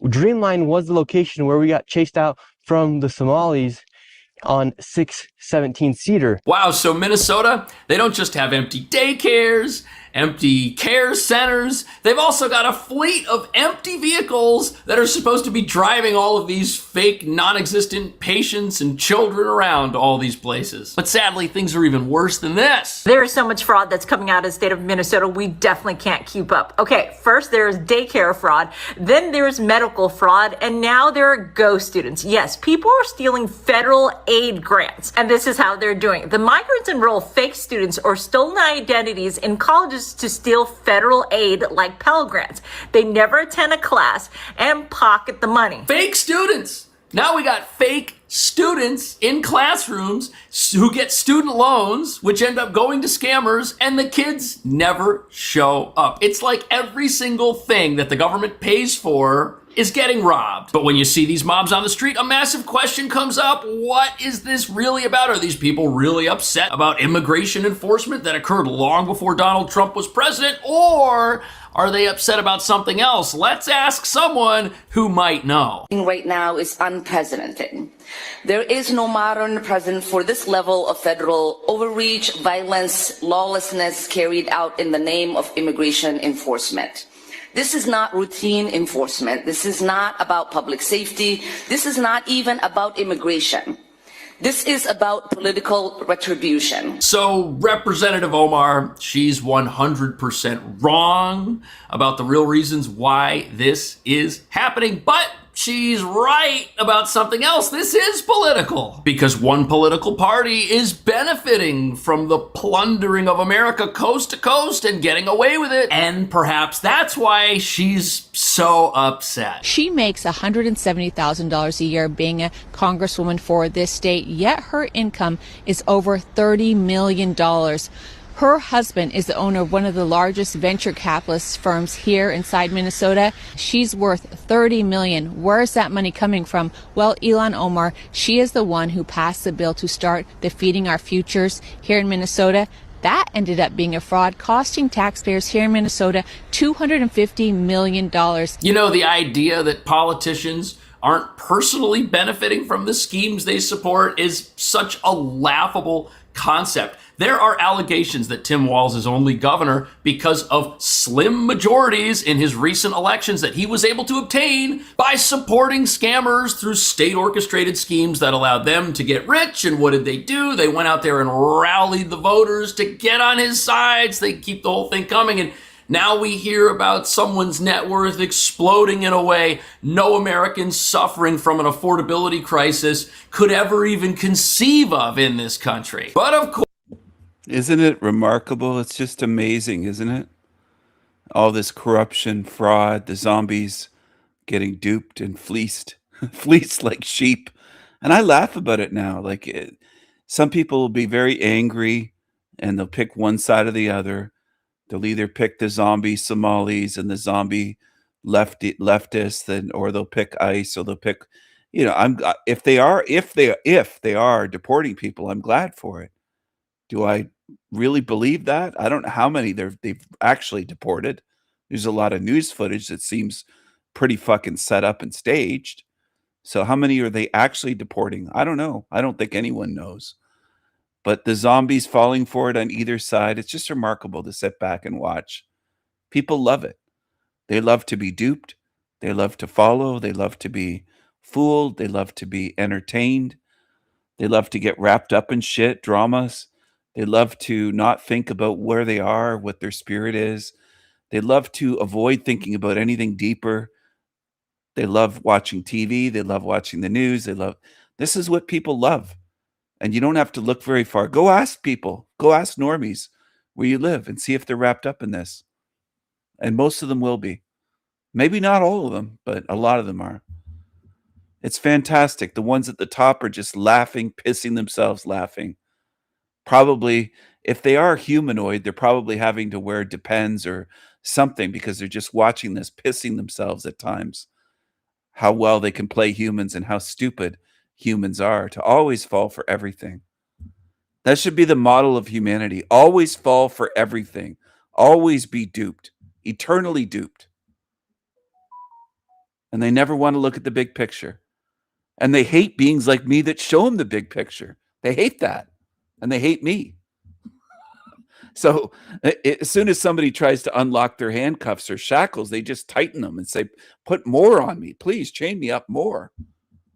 About someone's net worth exploding in a way no American suffering from an affordability crisis could ever even conceive of in this country. But of course, the socialists getting rich off of all this, they're the ones that are out there now saying that all of the problems in Minnesota exist because the federal government suddenly showed up. There were no problems before, according to these people, and they're now circling the wagons. Hey, I'm here with Governor Tim Walz in Minnesota. We are so excited that we have 28 members of Congress. I love zombies. I love zombies with the watch stuff like this and say, how did Omar get 30 million? You know, how much does she make as a politician? And they'll try to do the math and they think somehow it just doesn't add up at all, of course, but she's not making a salary to get a net worth that of 30 million. Anyway, they'll never learn. Never learn.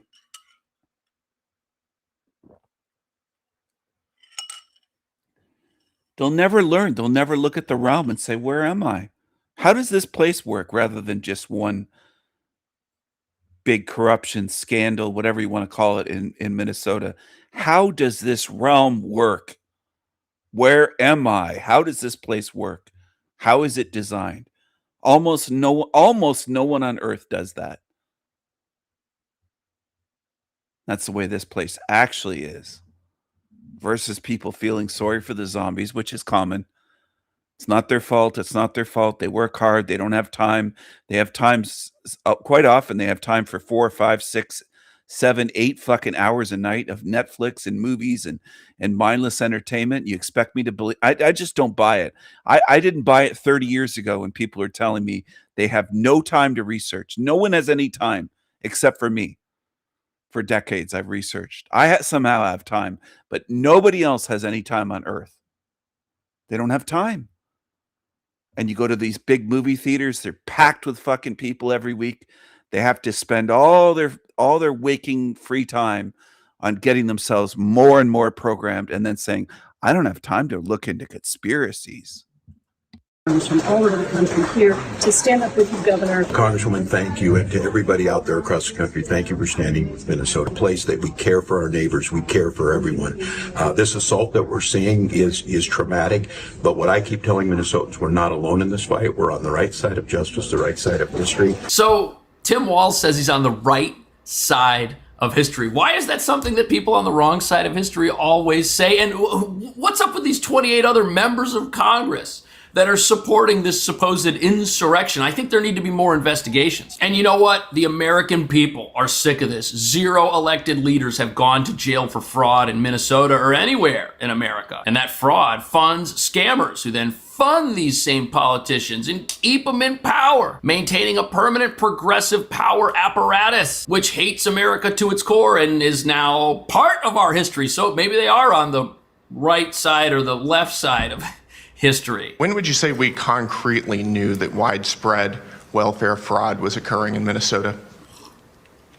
There have been reports since 2009 from the Office of Legislative Auditor. I would say the credible reports on childcare fraud started surfacing 2011 to 2013. So for over a decade?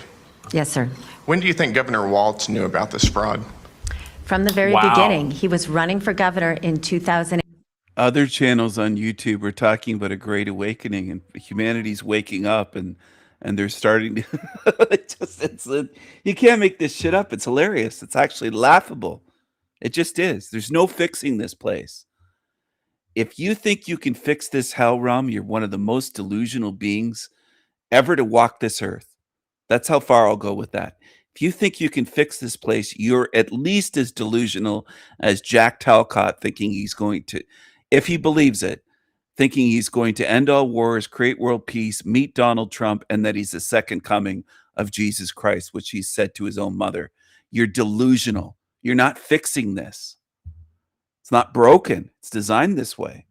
And a lot of you don't want to face that. By you, I mean humanity. I am speaking in general here. I'm not targeting one person. Louise used to sit there going, does he mean me? Is Stephen talking about me? And then sometimes privately, she'd ask me if I was talking about her. So have others. That's called paranoia. I'm not talking about you. If I was talking about you, I'll just give you an example. I would say, come on up on my show. I'll email you the link, Manny, whoever, and I'll talk to you live directly. I'm not afraid of talking to people and saying if I have a problem with them or issue with them or caught them lying. I don't just speak vaguely, and I don't mean you like Rashawn thought that too. She thought I was talking about her. If I had an issue with someone here, I would say, why don't you come on and chat with me? I want to talk to you about something. I'm not afraid of doing that. I've done that for years on here. And I've done it in so-called real life as well. So for the paranoid fools that are sitting there going, is he talking about me? No, I'm not. I'm quite capable of naming people by name if I have an issue with them. So it's remarkable how some people are so paranoid and so far away from knowing me that they would get like Louise, Rashawn, and others. Those aren't the only ones. I think Carmen was that way as well, and maybe even the Green Man, Kirsten. It's just remarkable. Callie was probably that way as well, and Marcella. They're just paranoid. That's why I don't want to deal with paranoid people. I don't want to be around them in this realm and beyond. If you're paranoid, you should really work on that. I'm not going to go into that, but just work on it. Just stay away from me if you're paranoid and work on it, because when I do shows like this, if I'm not mentioning someone by name, then I don't mean you. It's that simple. It's really that simple. 2018, when there were prosecutions going on, when there was an OLA report, active cases in the news all the time. And what was the Walz administration's response? They actually did nothing when. Wow. Okay. So they did nothing, but the reality is by doing nothing, they actually ended up doing something by keeping themselves in power, because by doing nothing, they allowed the scammers to keep going. And who do you think those scammers want to run the state they're stealing from? Of course, it would be the governor. And look at this now famous photo of him, several photos actually, hanging out with a convicted illegal immigrant who was scamming America's social safety net, revealing that these scammers absolutely have something to do with who's running the place, as they can't get away with this stuff without sympathetic politicians who are willing to look the other way at a minimum, or in the case of others, benefit in ways that shock our country. Sometimes I show stuff like this, and there are reasons for it, but one of the reasons is the masses can't even see through this level.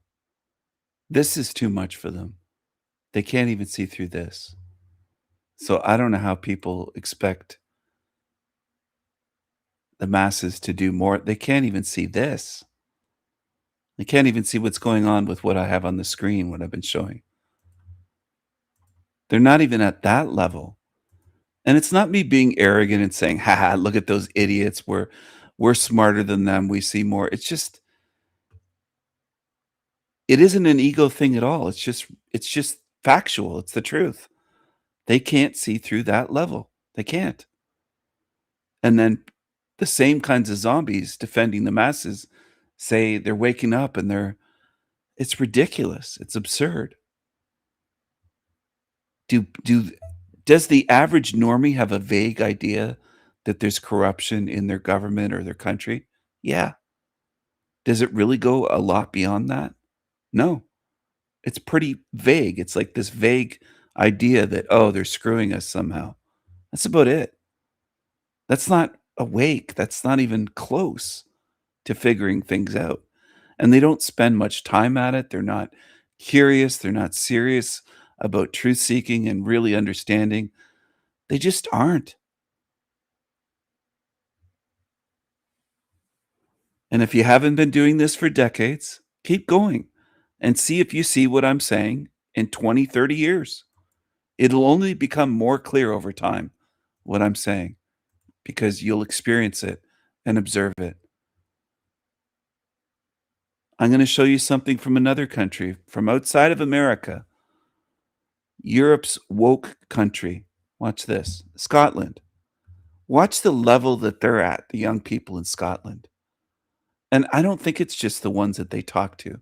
I think it's pretty widespread. I really do. Basically, if Scotland wants to do something good, England says no. Scotland is one of the most left-wing countries in the world. We ruin so much of the world for pure capital gain. Drawing headlines with one progressive law after another. Similar processes for gender recognition and crackdown on so-called hate speech. What's going on in Scotland where they're targeting comedians for hate crime laws? We wanted to know why Scotland is so left-wing, so we visited Dundee, the country's pro-independence capital, and then traveled around the country, only to learn that politics may soon break the UK apart. The UK has committed probably the worst crimes in history. Billions and billions went down to London. What do they do with it? They wasted on stupid wars. I was asked about America. I'd say there's an extreme right-wing political party, and then there's the Republicans. Why? To find out, come with us to Dundee. In this video, we'll share many critical perspectives. Scotland's heavily subsidised by London. The Scottish government, and they're just squandering the money. But first, we have to start in Dundee, which... In Scotland, they believe that America is right-wing. It's you can't make this shit up. America is so far left today from what it was in the 50s, 40s, 30s, 20s. It is so far to the left that Republicans are leftists these days. And they see it the opposite way in Scotland. They just get tidbits of news. You can't make this up. This is very revealing of the level people are at. You can look at Scotland, you can look at England, you can look at Germany. People are fucking, like, the average being is functioning at such a fucking low level. I'm surprised we don't have to go around tapping them on the shoulder, reminding them to breathe, to stay alive. They're just barely functioning. That's what they like. America is not right-wing. America does not have a right-wing party whatsoever. If someone like me took over a country or were the quote unquote leader, whether you want to call it prime minister, president, whatever, leadership role, I would make Donald Trump look like a blue-haired feminist. Okay, they would be shitting bricks, like not realizing what real right wing would be, because there would be massive changes to restore the country and to make sure it's a country where white people are not despised, where white people are not blamed openly and quote unquote legally discriminated against, and children fed white guilt in school. Like there'd be so many massive changes that I could talk for hours on that topic. What I would do that would be above and beyond. It would be changes that most Republicans that go vote and put their ballot in the fucking box for Republican, their heads would spin saying, oh my goodness, that's too far. Republicans in America, Republican voters and Republican politicians in Congress and the Senate, etc., they're not right wing. They're left. And the left Democrats are far, far left at this point. There is no right wing in America. There is no right wing in Canada. There is no right wing party in the UK, okay?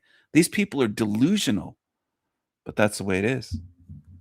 which was the most pro-independent city in Scotland's 2014 referendum. Well, technically about independence. Should Scotland be an independent country? That vote was largely a left-right split for reasons these people make clear. Well, how would you say Scotland is different from England? Culturally, politically? Politically, Scotland is a lot more left-leaning in the best possible way. It's why Scotland really deserves independence, because the English government... Shut up, English person. I'm saying this as an English person. The English government keeps basically... So I'm not just judging by their looks. It's more than that. But imagine these people running countries in the near future with the nose rings and they believe that they're so arrogant. They think they understand politics, and they don't have a clue. They don't. Like, fuck you to Scotland and stopping any of the more progressive laws they keep trying to pass and keeping them in a very... You know, some older women and older men would say, well, they just cherry picked this one. They found the one nose ringer in this. She's a dime a dozen these days. I don't know what some of you have been looking at, or if you just live in a cave and you don't, but they're so common. Tattooed women that don't look feminine, that have septum rings and multiple nose rings and tattoos and stretched out ears and the fake dyed hair. This is almost a uniform for young people these days. This isn't rare. This is very common. From Scotland to Canada to United States. It's all over the place. All over. Like right wing, I don't know the best, very conservative sort of. Would I hire one for anything, any type of business I would run? Would I hire one like that? Never. Right off the bat, I'd just never hire them. I wouldn't trust them. They make everything political, and they're clueless about how this world works. Situation which has messed up pricings of things. It stops a lot of the trans healthcare. Basically, if Scotland wants to do something good, England says no. One question we were asking, we're making a video asking 100 Brits about Trump. Oh no, I don't have my quiver on me. Depends if you don't mind getting demonetized or not. Yeah, we'll take it. We'll take the hit. We can bleep some stuff out. He's a fucking fascist. Ask anyone on the street. The modern woman is much like her. It's all about thinking she's a rebel. She's very loud, outspoken, just gobbling up the food. She's probably going to be 300 pounds in the next 8 to 10 years. It's all so predictable. That's what it is. And then these soy boys look like her. What's the difference? Masculine, feminine, it's just been blended into one at this point. And they will tell you the exact same thing. My co-workers tell me on a regular basis they wish he was shot. Honestly, yeah. Get better aim, you guys. I thought you guys were Should have missed, what was it, the third time? Third time's the charm. He's not popular. What about Nigel Farage? Like, listen to them. They're always with their mouths open. It's just ridiculous. Again, outspoken, clueless zombies. This is the future, everyone. What a bright future. And one thing we've been asking people is, if they're proud of British history. No. God, no. We have... The UK has committed probably the worst crimes in history. They hate their countries. They hate their history. They hate Scotland. They hate UK. They hate Great Britain, England.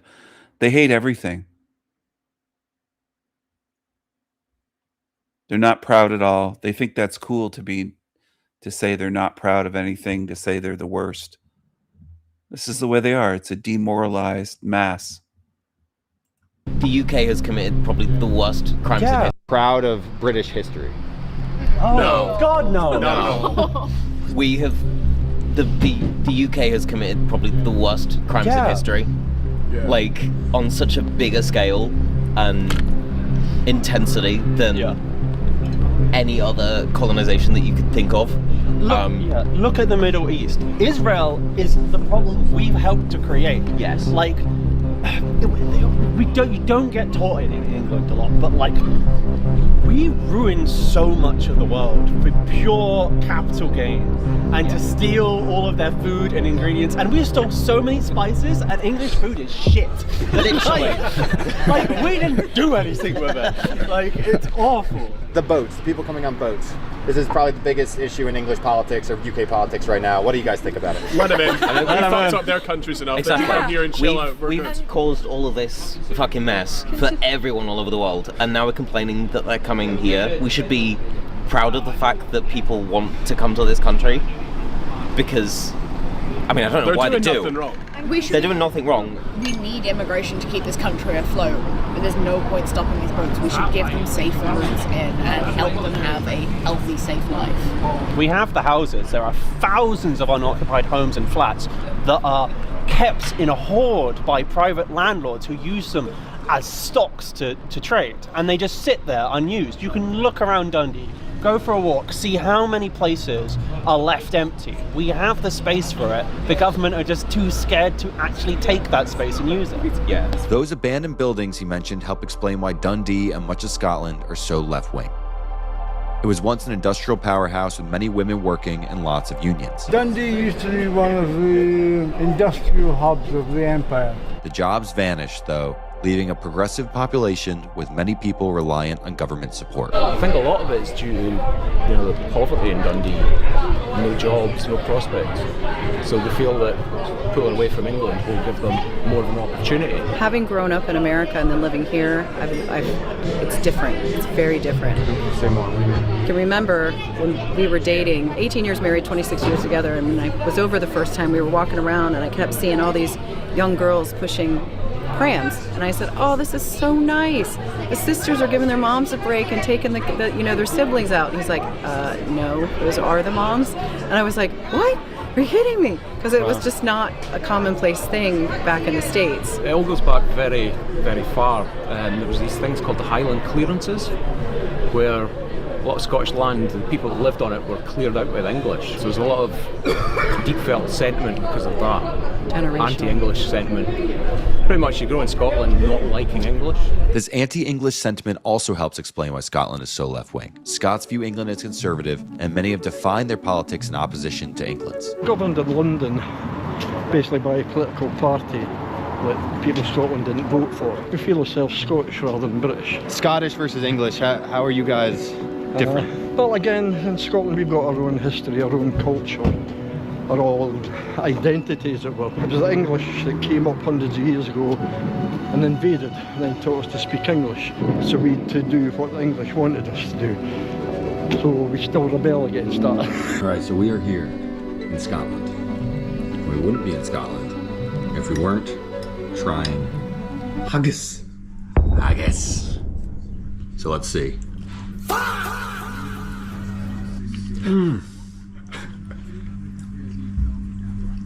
It's like rich and real and the true Scottish experience. And if you want the truth in your news, then you want the truth of what's happening around the world, you have to hit that subscribe button. Stop wasting your time and just hit it.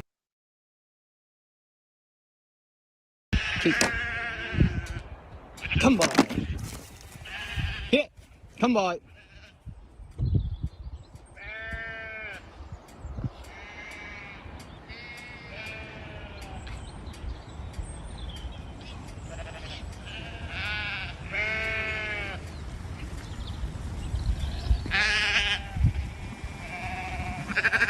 Steady, easy.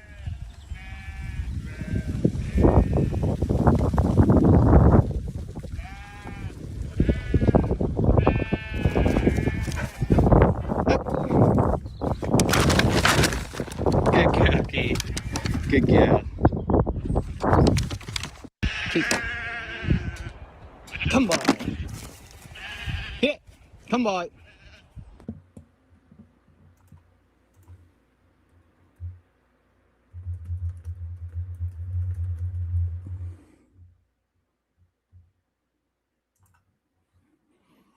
Do do do do do do do do do do do do.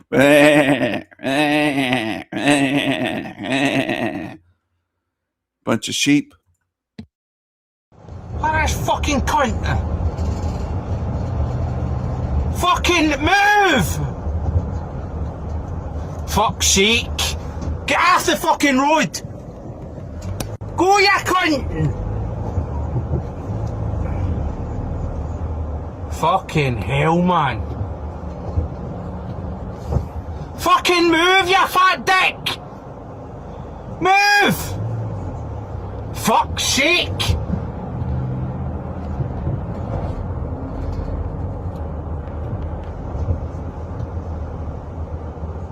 Fucking hell. Go! Fuck off! Cunt! They get so angry, so emotional, so angry. Angry zombies. What was the difference there between him and the sheep? I couldn't figure it out. I would rather be around that sheep than the Scottish guy driving the vehicle. I'd rather be around the sheep. They don't realize how fucking dumb they look and sound. These idiots. These loud, angry zombies. I'd rather be around that sheep than the pissed off idiot. Respect. Mm-hmm. But kindness goes a long way. But it's not on top. They still just might take it like an insecure person would take it, which is unpleasant, and then they'll get mad. That's and there's true. nothing you can do. And I don't certainly we should treat each other with a modicum of respect. Mm-hmm. But kindness goes a long way. But it's not. But So Jack Talcott said kindness goes a long way. Have you ever seen him be kind towards me? After all the entertainment, the money that I sent him, various donations, where's his kindness? He talks about kindness. He's an angry, evil, two-faced, narcissistic demon, a liar, a fraud. He's not kind. Where's your kindness, Jack Talcott? You're a liar. And I use him as an example of what there is in Hell Realm. He's a perfect example of narcissists. All you have to do is study this thing on the screen. And it is a thing. It is a thing. And I bet if you talked with his son and his ex-wife and people from Spokane, Washington, they would tell you that the thing on the screen is a thing. His neighbors, his son, ex-wife, his former co-workers, former friends, his own mother, if she was honest, would say there's something wrong with Jack. He's a psycho. He talks about love and peace and kindness. He doesn't demonstrate these things. I don't think you're being realistic. I don't think you're being empathetic towards the boss. Actually, and what if the employee keeps messing up? And what about negative reinforcement? Mm-hmm. Right. Should we spank children, Jack? Well, let's come back, because you're assuming I don't know those things. I spent 14 and a half years as an elected officer in my union, as a shop steward, one who was involved in the safety programs and all this stuff that at the facilities in Spokane Postal Service. So I dealt with that, the insecure employees and, the supervisor who's having a bad day. I used to deal with a lot of that. That's actually why I flew myself to Washington, D.C. back in 2018, with the idea that, hey, if the United States Postal... Look at this grubby loser. Looks like a homeless bum.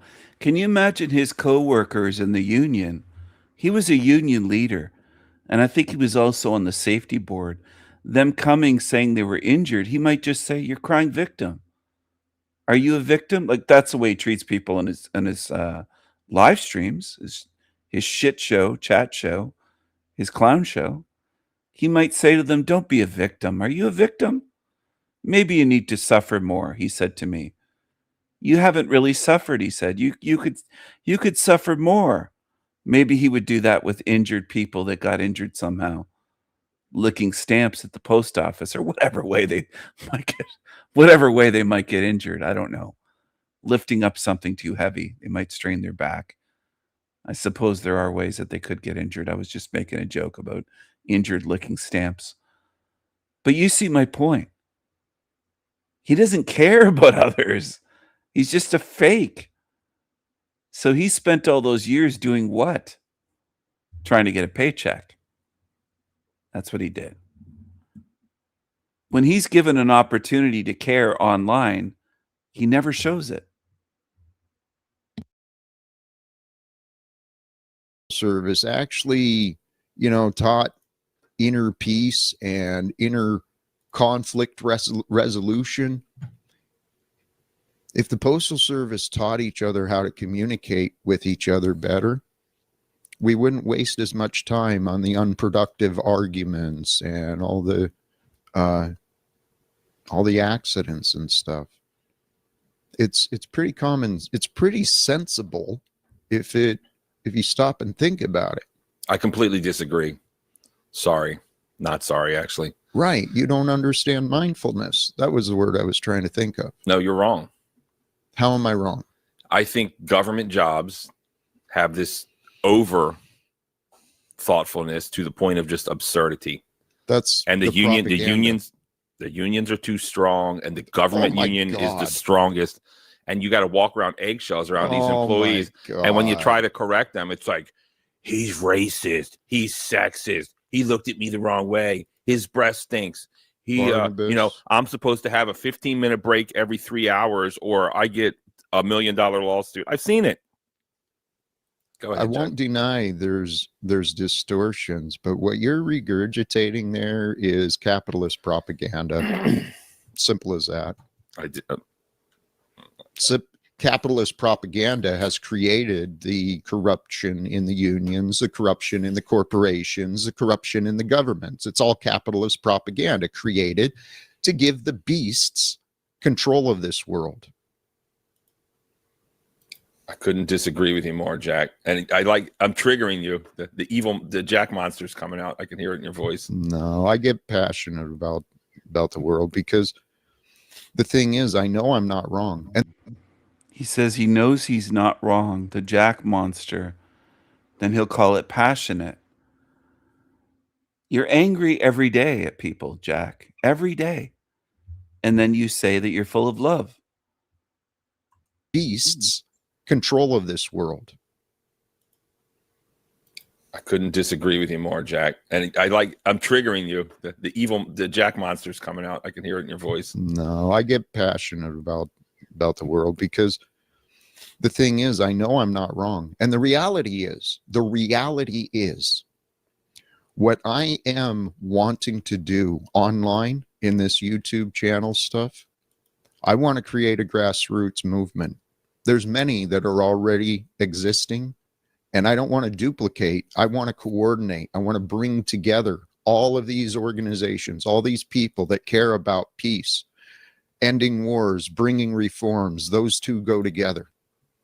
And as soon as the people wake up and reclaim our freedom, our right, our equality, as soon as we reclaim our equality, guess what? Wealth and authority have no power. Too much, Jack. You're just saying too much. And you know you're not wrong. I mean, what if you are wrong? Don't you feel a little bit? If I'm wrong, then the world is right. And what's happening in Israel and Ukraine and the United States, it should just continue. If I'm wrong, that's the right way. What? Wait, what are you saying? You want to play this hypothetical if I'm wrong. If I'm wrong, then what Donald Trump and the American government is doing is the right thing. If I'm wrong, they are right. I say they are wrong, and I am right.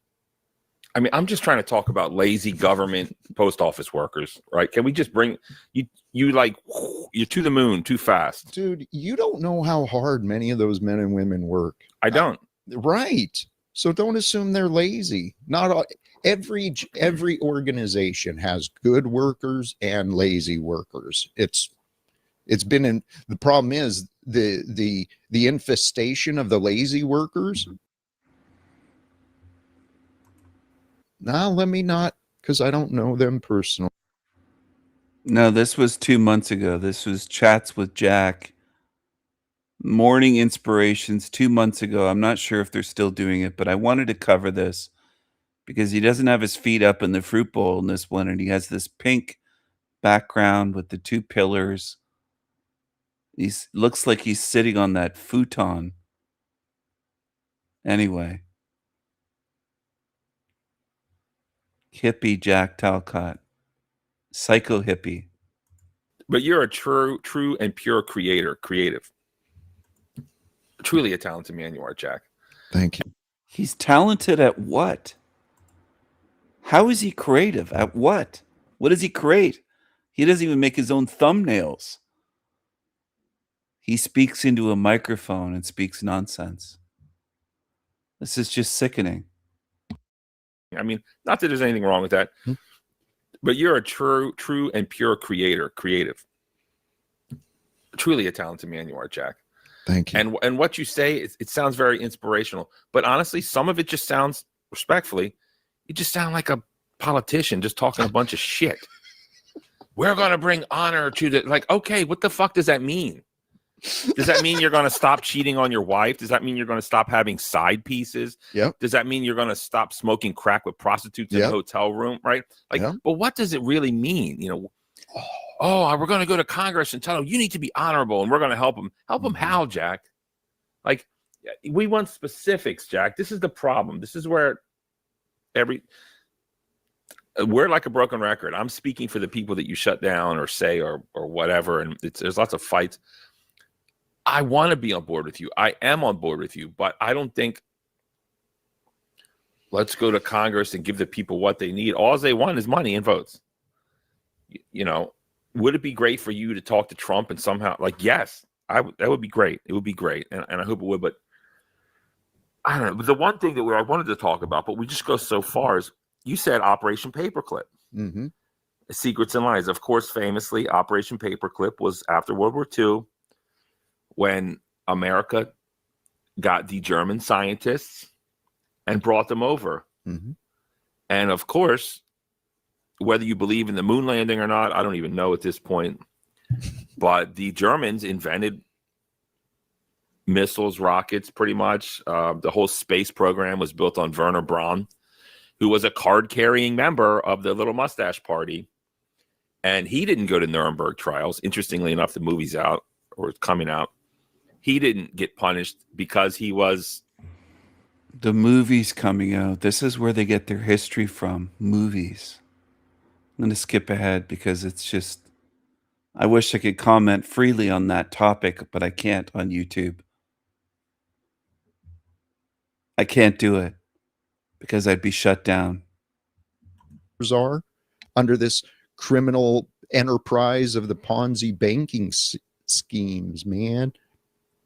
It's all tied together. Whoa. It's all tied together. Okay, so is technology evil? I mean, what are you getting at, Talcott? I guess we're going to fight. Should we stop inevitable technology? Quite frankly, I like satellites. I can have a whatever. Mm-hmm. What am I using satellites for? Why are we paying Google Maps every single month for these executives and why? shareholders? What? Why are we what? In the bigger picture, I really want to talk about Paperclip, but just say it. Operation Paperclip was a good thing. Just say it, Jack. For America. For the world. No. There's been no nuclear ICBM war as of yet. And space exploration. Remember NASA? It's like, oh, it's the greatest thing. Look, we have Teflon pans now. Never mind that they're causing cancer everywhere. But how about the most obvious thing that troubles me?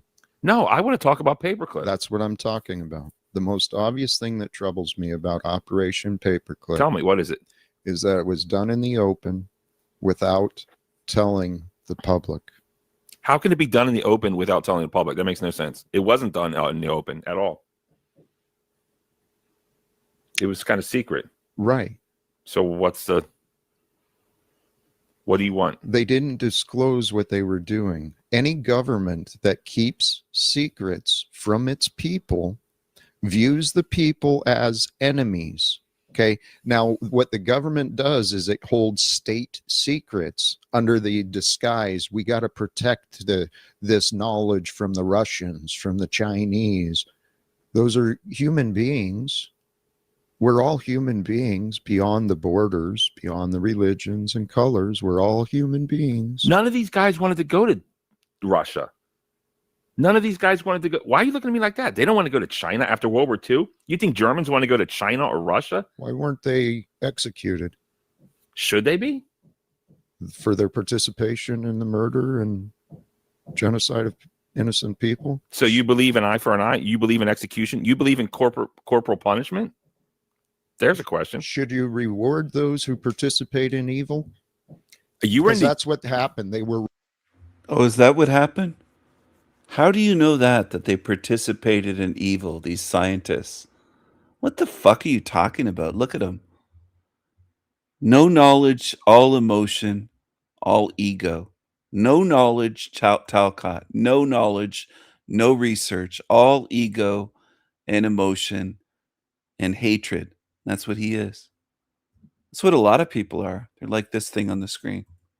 For their participation in the murder and genocide of innocent people. So you believe in eye for an eye? You believe in execution? You believe in corporal punishment? There's a question. Should you reward those who participate in evil? That's what happened. They were rewarded with freedom, brought into a better choice. Like you said, they could have gone to the gulags. They could have gone to prison, but they didn't. They got relocated, given good, secure government jobs, all the benefits, way more than most of the natural born people of the land. But the people weren't told that, because you got to fund the military industrial complex. What is a German scientist supposed to do during 1939? Like what do you just? I mean, you were in the army. Mm-hmm. If the country called, you would have picked up your M16 and done it. You would have. I would have. So does that mean that you deserve to? Had I done it? Yes. Okay, so wait a minute. I think we're breaking ground here. So people that take lives their lives should be taken, because when it comes to prison, excuse me, when we talk about prison, when we talk about what's it called, lethal injection, or what do they call it when the government kills people? I'm drawing a blank. Sentenced to death, right? Yeah, that's capital punishment. You believe in capital punishment? No. Oh, but okay. So you just want to kill German scientists after World War II? Well, what is it? You're totally missing the point. I'm confused. I don't get it. I don't understand why you're confused. I am confused. I got a piece of paper. I want to take notes. Tell me. You're getting a little bit mad. You're like a 1 out of 10. No, you're twisting what I'm saying, and I'm allowing it, and it's not. I'm not twisting anything. You have the floor. This is Awaken with Barney and Jack. The point is, the American public has no clue what they don't know. Can you look up another quote for me, please? No, because we're getting off track. It's related directly. Edgar Casey, the quote about they'll know they're successful when the people don't know what the truth is. Former FBI or CIA director, something like that. We're going to come back to this, by the way. Please.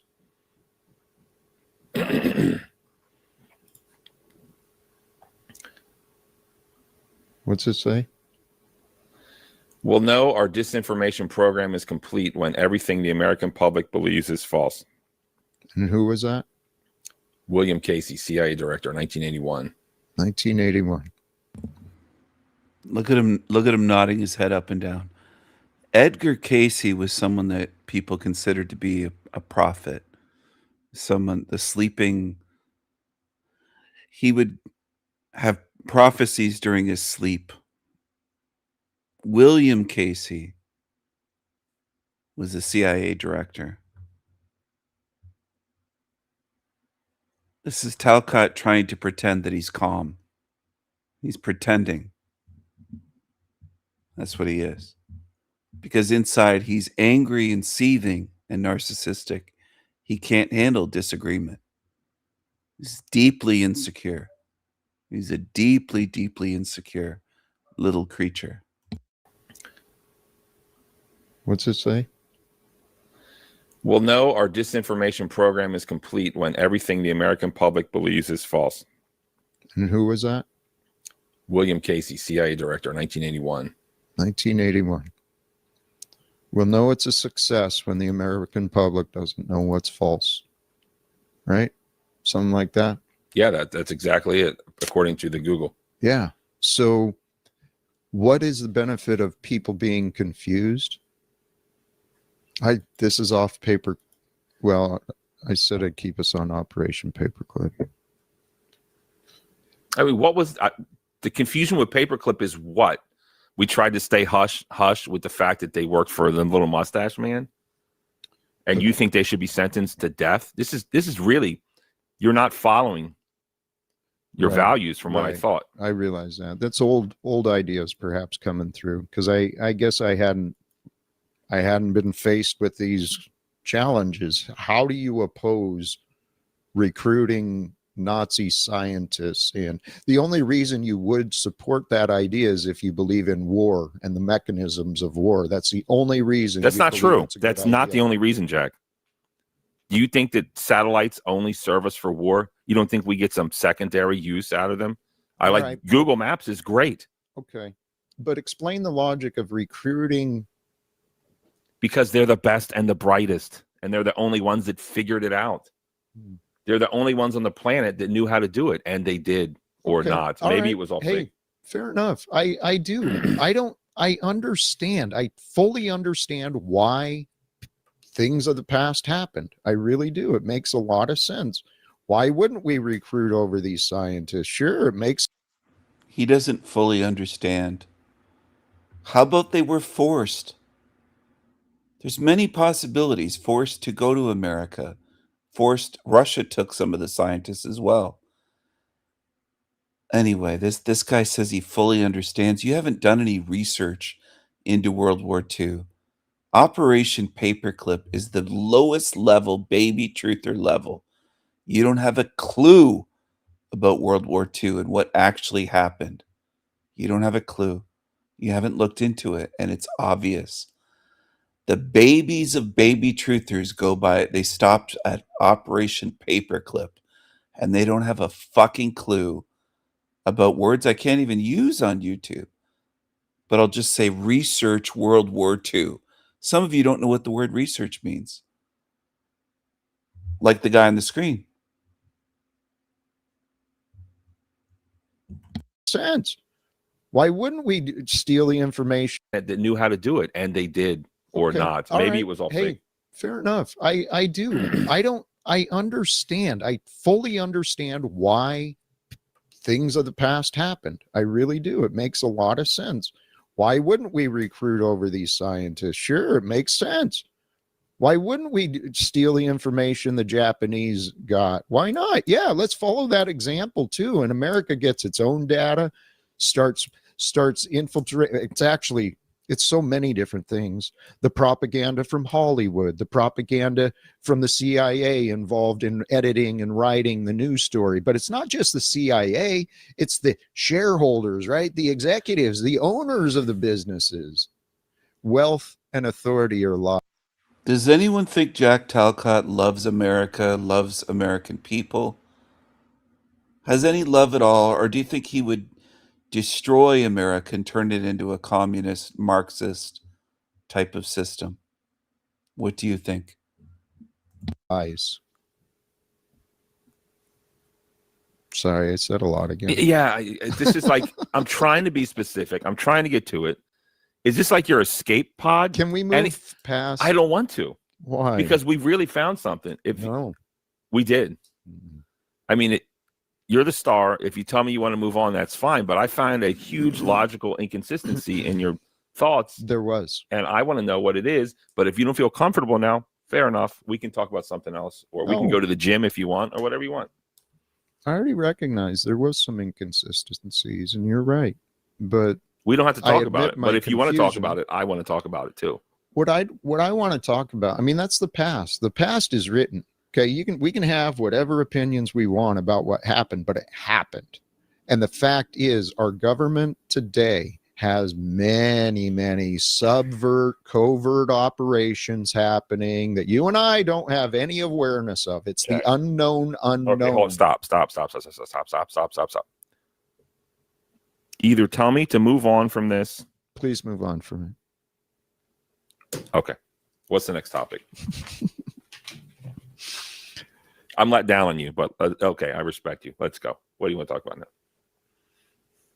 now? I think I've said most of them, but the God, I ruined the show. No, we have to end it nice, Jack. No, we are. The beauty of humanity, right? I'm going to go into that a little bit more later. I think you should be a speechwriter for a politician. That's what I'm seeing. How does that sit with you? I understand politics. That's why I want to speak to them. I mean, you should be a politician, honestly. I've talked about this. Well, here's another thing. Everyone wants to tell Talcott what he should do with his life, and I'm guilty of it too. But here I go, and I'm no better than the rest of them. Talcott, and I'm just going to do it because I am no better than the rest of everyone who wants to tell Talcott what to do. Talcott, bro, run for city council. What's up? My heart's not there. Damn it. Now, I really just feel like that's your toehold. What is it? It's not the devil's toehold, but it's the Talcott toehold to peace. And you could just parlay that. I mean, why not? Mayor of Baltimore, a man like you, was so eloquent with words, so elusive at answering direct questions. I mean, you've really got what it takes. I do. I know I do. I could have been an excellent attorney as well. I realize that, but I couldn't see myself sitting through hours and hours and hours of friggin' school again. Hated school. God, I hated school. You could be like J-Lo or Kim Kardashian. Apparently, I don't think you have to go. If you just do an internship with a law firm or something, and then if you pass the bar. Look into Kim Kardashian. I think she keeps failing the bar. I don't know what it is. I mean, Talcott Esquire, bro, that's gravitas. But anyways, go ahead, Jack. What do you got? Actually, you reminded me of one of the men I admired from my past. His name was Marty Barron. He was a national business agent for our union. An incredibly intelligent and articulate, just beautiful example. And while he had his full-time job with the union, he was also putting himself through law school. And the reason he was going to law school was to do a better job for the union, for the people he worked and served. And I thought, you know what? That is fucking impressive. And I honored that, I honor the wise. Where I find wisdom, I find a lot of gratitude as well. Sounds like another rabble-rousing activist attorney. I don't think we need any more of those personally, but I'm glad you liked him. How do you think we don't need more of these? Do you understand what's happening in America today? I'm trying to understand. I'm trying to figure it out. We need more rabble-rousing activist lawyers? Like, really? Do we? Yes. Do we really? Yes. Oh, okay. Yes. Sounds great. We use the system to defeat the system, but within the system are the persons. We connect to the persons and help them realize, hey, you're a people. You're a people, not over your head. The lingo language, It's right? too much. It's too much Talcadia. It's the magic of words. There's distinctions between persons and people and all of these different things, especially when you get into the devilish realm of man's laws. See, man's laws are purposefully confusing so that the average Joe has to go hire someone to represent them and speak for them before some costumed judge who has an opinion just like every other human being, but Okay, so I mean, you just said so much. I feel like I need to hire someone to translate you. I know. I do need a translator. That's what. Judges are costumes, but rabble-rousing social justice warrior lawyers. That's lit. That's legit. I mean, bro. Yeah, I don't. It's all a lot of your arguments. I just feel like I don't know, man. It's not. It's all pretend. It's like, okay, what is good? And what do you want to live in? A what's it called? Theocracy? Isn't that what it's called? Is that what you want? I want a world of. Can you answer the question? Do you want to live in a theocracy? I don't know what that is. What's a theocracy? A system of government in which priests rule in the name of God or a god. It's like Iran, but they're a Muslim theocracy. No. God, no. It sounds like it. No. Sounds like it. No. I want the truth to reign supreme and love to guide our choices. Simple as that. That's not simple, Jack. It is. It's just so not simple. It just doesn't make any sense. I don't know what it is. Please. It's not. Allow it to make sense for you. You can't say that. You can't force me to believe. I don't want to in Noah's Ark. I don't. You can't. Nope. If I open my heart, I still don't believe. That Jesus was the Son of God or whatever. Depends on who you ask. Crucified, rose from the dead. I still like Easter. Christmas is lit. I just don't believe all that stuff, and I just can't open your heart. No. I need that. I need to go. I need to walk down the street. I need that burning bush to talk to me like he spoke to Moses, and then I'll be ready. He says, Barnabas, Talcott is the true interpretation of God. Follow him. I'm in, bro. I'm gonna be like a Hare Krishna, but a Jalkat Krishna. I freaking love Krishna. You. I love you so much, my friend. I really do. You want a theocracy, you really do. No, I think maybe. You think How about this? You think I'm stupid and I don't have any faith in this? I had the same feelings, but more towards you. I feel like you have a. This is not going to. All right, I'm going to say something, and I could probably be wrong. And this is not meant as an insult, but it's going to sound like one. A lot of your takes remind me of like someone under 18. Judges are bad, activist lawyers are cool. All the corporation. A lot of the stuff, it is bad. But it's like, oh, we're just going to believe in God. Okay, that's called theocracy. Secrets. It's just it's kind of like I know your position. I don't even have to ask it for the most part. A thought came to mind. And that came with love. I know it did. Okay. And a thought came to mind. For me to find peace inside of myself, I seek to find the truth. And there's truth in all things. You can find trueness in what you said.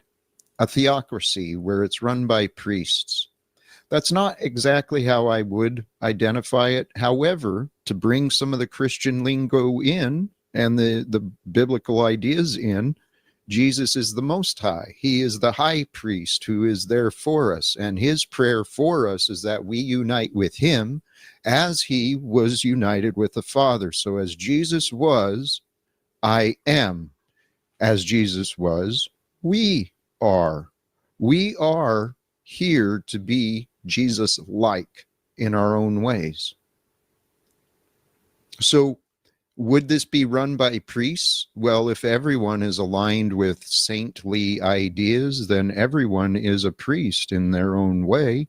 And so, yeah, I guess in some way the government would be administered, led by, advised by priests in an open and transparent new form of democracy. We could use the technology and get some brilliant minds together. We could solve the world's problems so quickly together. It's not democracy, because I would vote against priests leading the country. Have you seen what's happening in Dearborn, Michigan? There's like a holy war starting, by the way. It's sad. You've seen it? I saw clips. I think it's sad. Are you going to join the Christian side and raise the sword because the Muslims are taking over. Dude, the devil picks sides. Okay, so let's say you're in Dearborn, Michigan. Or this is kind of like a whole new topic. I mean, Go ahead. I mean, what are you going to do there? What are you going to do in Dearborn? All the Christians are being pushed out. The Muslims have taken over. It's call to prayer on loudspeakers. Everyone's mad except for the Muslims. I know it's like basically white people, so no one cares about them, and they're always inherently evil, apparently, since I've been alive, and that's what everyone kind of puts it. But what's going to happen there? What should happen there? You bring the people together and you have conversations like adults. You don't allow screaming and yelling and insulting at each other, and we communicate. We remind each other, hey, we're all neighbors here in this community. We're all neighbors here on earth. I know it's like basically white people, so no one cares about them, and they're always inherently evil, apparently, since I've been alive, and that's what everyone kind of puts it. But what's going to happen there? What should happen there? You bring the people together and you have conversations like adults. You don't allow screaming and yelling and insulting at each other, and we communicate. We remind each other, hey, we're all neighbors here in this community. We're all neighbors here on earth. Let's find the common enemy and stop fighting amongst us. This fight for supremacy from different religions, different races, different cultures, it's nonsense. It's the devil's game. Is it wrong for a Christian not to want to hear the call to prayer on loudspeakers 5 times a day for the rest of their lives? People should have freedom to have their times of quiet and rest in every community. I think we can agree to reasonable things. Now, they don't agree to that. They're changing the noise ordinance to blast that call to prayer and then on loudspeakers. And so what are the answers for you? You think they should get pitchforks, shotguns, take over the town? Why do you assume that? Well, that was lowball. That was fucked up of you. Well, what are you going to do if you're going to pick a side? I said, are you going to pick a side? Because you're sitting here. No. You're sitting here talking about Jesus, and we got to follow him. Yeah. Okay. Well, here's this other group of people with, they look different. They say different words, and they don't agree with you. So then what are you going to do? They want to do what Muhammad says. So what's it going to be, Jack? As I said, we have adult conversations, and we figure out how do we live amongst each other with respect. Okay? So I'm sure there's alternatives and solutions. I mean, there's not. Okay, then there's not. So let's move on to a different topic. It's done. So just give up. Well, that's where you're at. You're not convinced in what I'm saying. I mean, everyone's talked about it. They've said this, and they put the Christians down. Then they said, it's a holy you're war. Xenophobic. You're this. You're that. If you don't accept all of these immigrants and all of this call to prayer 5 times a day, then you're crazy. I said it. People get mad at me. People in my life have gotten mad at me, and I'm just like, well, it's happening. And then, it's actually happening now in Dearborn. Okay, it's a thing, and it's concerning. Sure, it's concerning. Yeah, and I know the answer would be a wake-up call. A wake-up call happens when people find the truth. They discover the truth about what's going on. And the truth of what's going on is these religions have been infiltrated by misinterpretations, misunderstood translations. And then what do you do? I know what I do. What? Lead the people to peace. That's what's lacking in Dearborn. That's what's lacking in America. That's what's lacking in the world is honorable leadership, creative thinking. It's really not hard to solve problems when you believe problems can be solved. Swear to God. Why don't you go to Dearborn and figure it out? Because my purpose and my path is to create a grassroots movement. So anyone tuning in, anyone hearing my voice, anyone who wants to join, it's time. It's time to address the greater demons, the beasts of rule in this world, the economic and political system, which protects, well, the political system protects the corporate system, which is, they're all funded by the economic system. And we've lost sight of the beauty that people can bring. Humans are beautiful creatures. We're not here to be workhorses.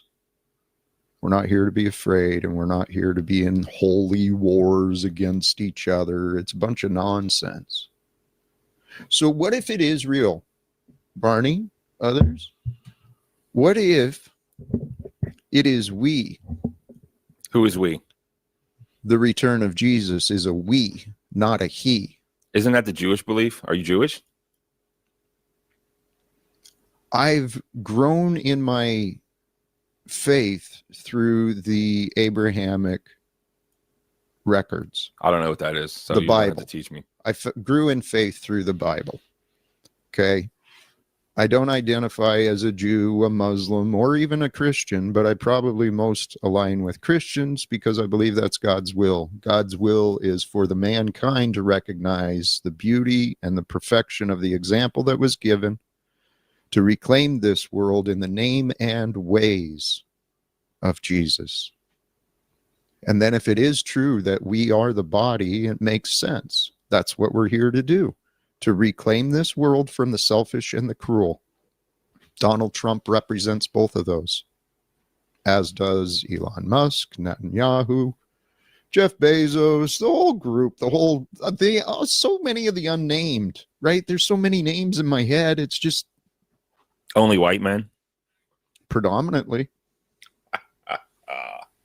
Let's face the That's facts. it. Show's over. Show's over. Face the facts. Predominantly white men have been the toxic leaders of this culture that we've grown accustomed to, and many of us were willing to fight in order to spread and defend. That's what I did. So what if? Let's face the That's facts. it. Show's over. Show's over. Face the facts. Predominantly white men have been the toxic leaders of this culture that we've grown accustomed to, and many of us were willing to fight in order to spread and defend. That's what I did. So what if, as kind of with a humor intended, God took a guy like me? I'm the opposite of Jesus. I wear corrected lenses. I'm missing teeth. I'm clearly a sinful and a broken man. I have been most of my life. So I'm the opposite of Jesus. I'm the opposite of Donald Trump. I don't lead anyone. You know, I don't have a wallet fat with wealth. I don't have power and influence. I'm the opposite of Donald Trump too. But should you listen to me? I feel the messages I'm sharing, the live without fear and the idea of peace on the world, is the same messages of Jesus. And I want to share those with the man who's opposite of me, Donald Trump. That's my dream and my fantasy. I feel the messages I'm sharing, the live without fear and the idea of peace on the world, is the same messages of Jesus. And I want to share those with the man who's opposite of me, Donald Trump. That's my dream and my fantasy. I dream about it often, every day.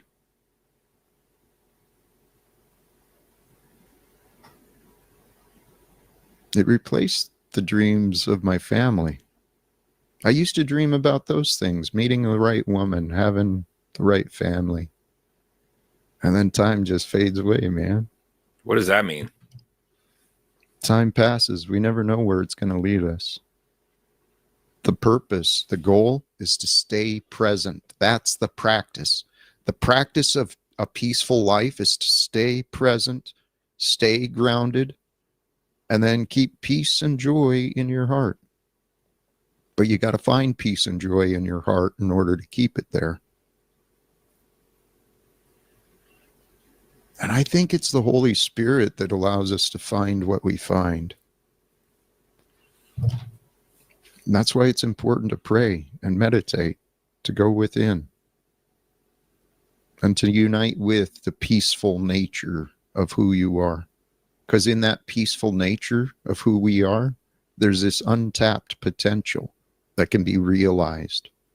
realizing that not only are you peaceful, but you're greater. And there's a beauty in greatness.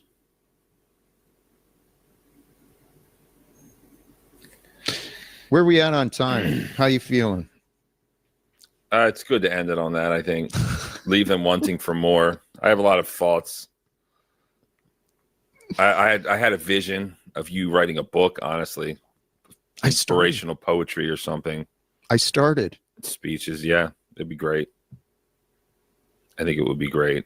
The Keys of Life I found from Jack. Many simple keys to happiness, health, prosperity. Speeches, yeah. It'd be great. Where are we at on time? How you feeling? It's good to end it on that, I think. Leave them wanting for more. I have a lot of thoughts. I had a vision of you writing a book, honestly. Inspirational poetry or something. I started. Speeches, yeah. It'd be great. I think it would be great. The Keys of Life I found from Jack. Many simple keys to happiness, health, prosperity. I mean, the Keys of Life sounds like another slogan that's going to compete with Live Without Fear, honestly. So watch it. Be careful. Be careful. You're competing with yourself. You know, there's a lot of things. If we do the show again, we're going to talk about a few things or something. Some ideas we have to go over. Please. I think you're great. You're a wonderful person. Absolutely. I'm so happy you're in Baltimore now. It's great. Really appreciate everything you've done. But, you know, my complaints about you are the same. There are many. I feel like anytime I try to figure out the actual plan or structure of the plan, your escape boat or your escape pod for Star Wars fans is just start talking beautifully and eloquently about mystical stuff. You're really a politician. So I guess, can you please write a book and become a politician? But honestly, like, I don't know, like, what are your politics? Just, you know, all immigrants are welcome. You know, this is the Jack Tower. If Jack was the mayor of Baltimore, this would definitely be a sanctuary city. I'm against. Mm-hmm. He'd probably defund the police. I'm against that. He'd probably let all the murderers and everything out of the prison. So I'm actually not going to vote for you. But, you know, what would you do? You just give everything away for free, raise taxes, punish landlords. Punish landlords? Yes.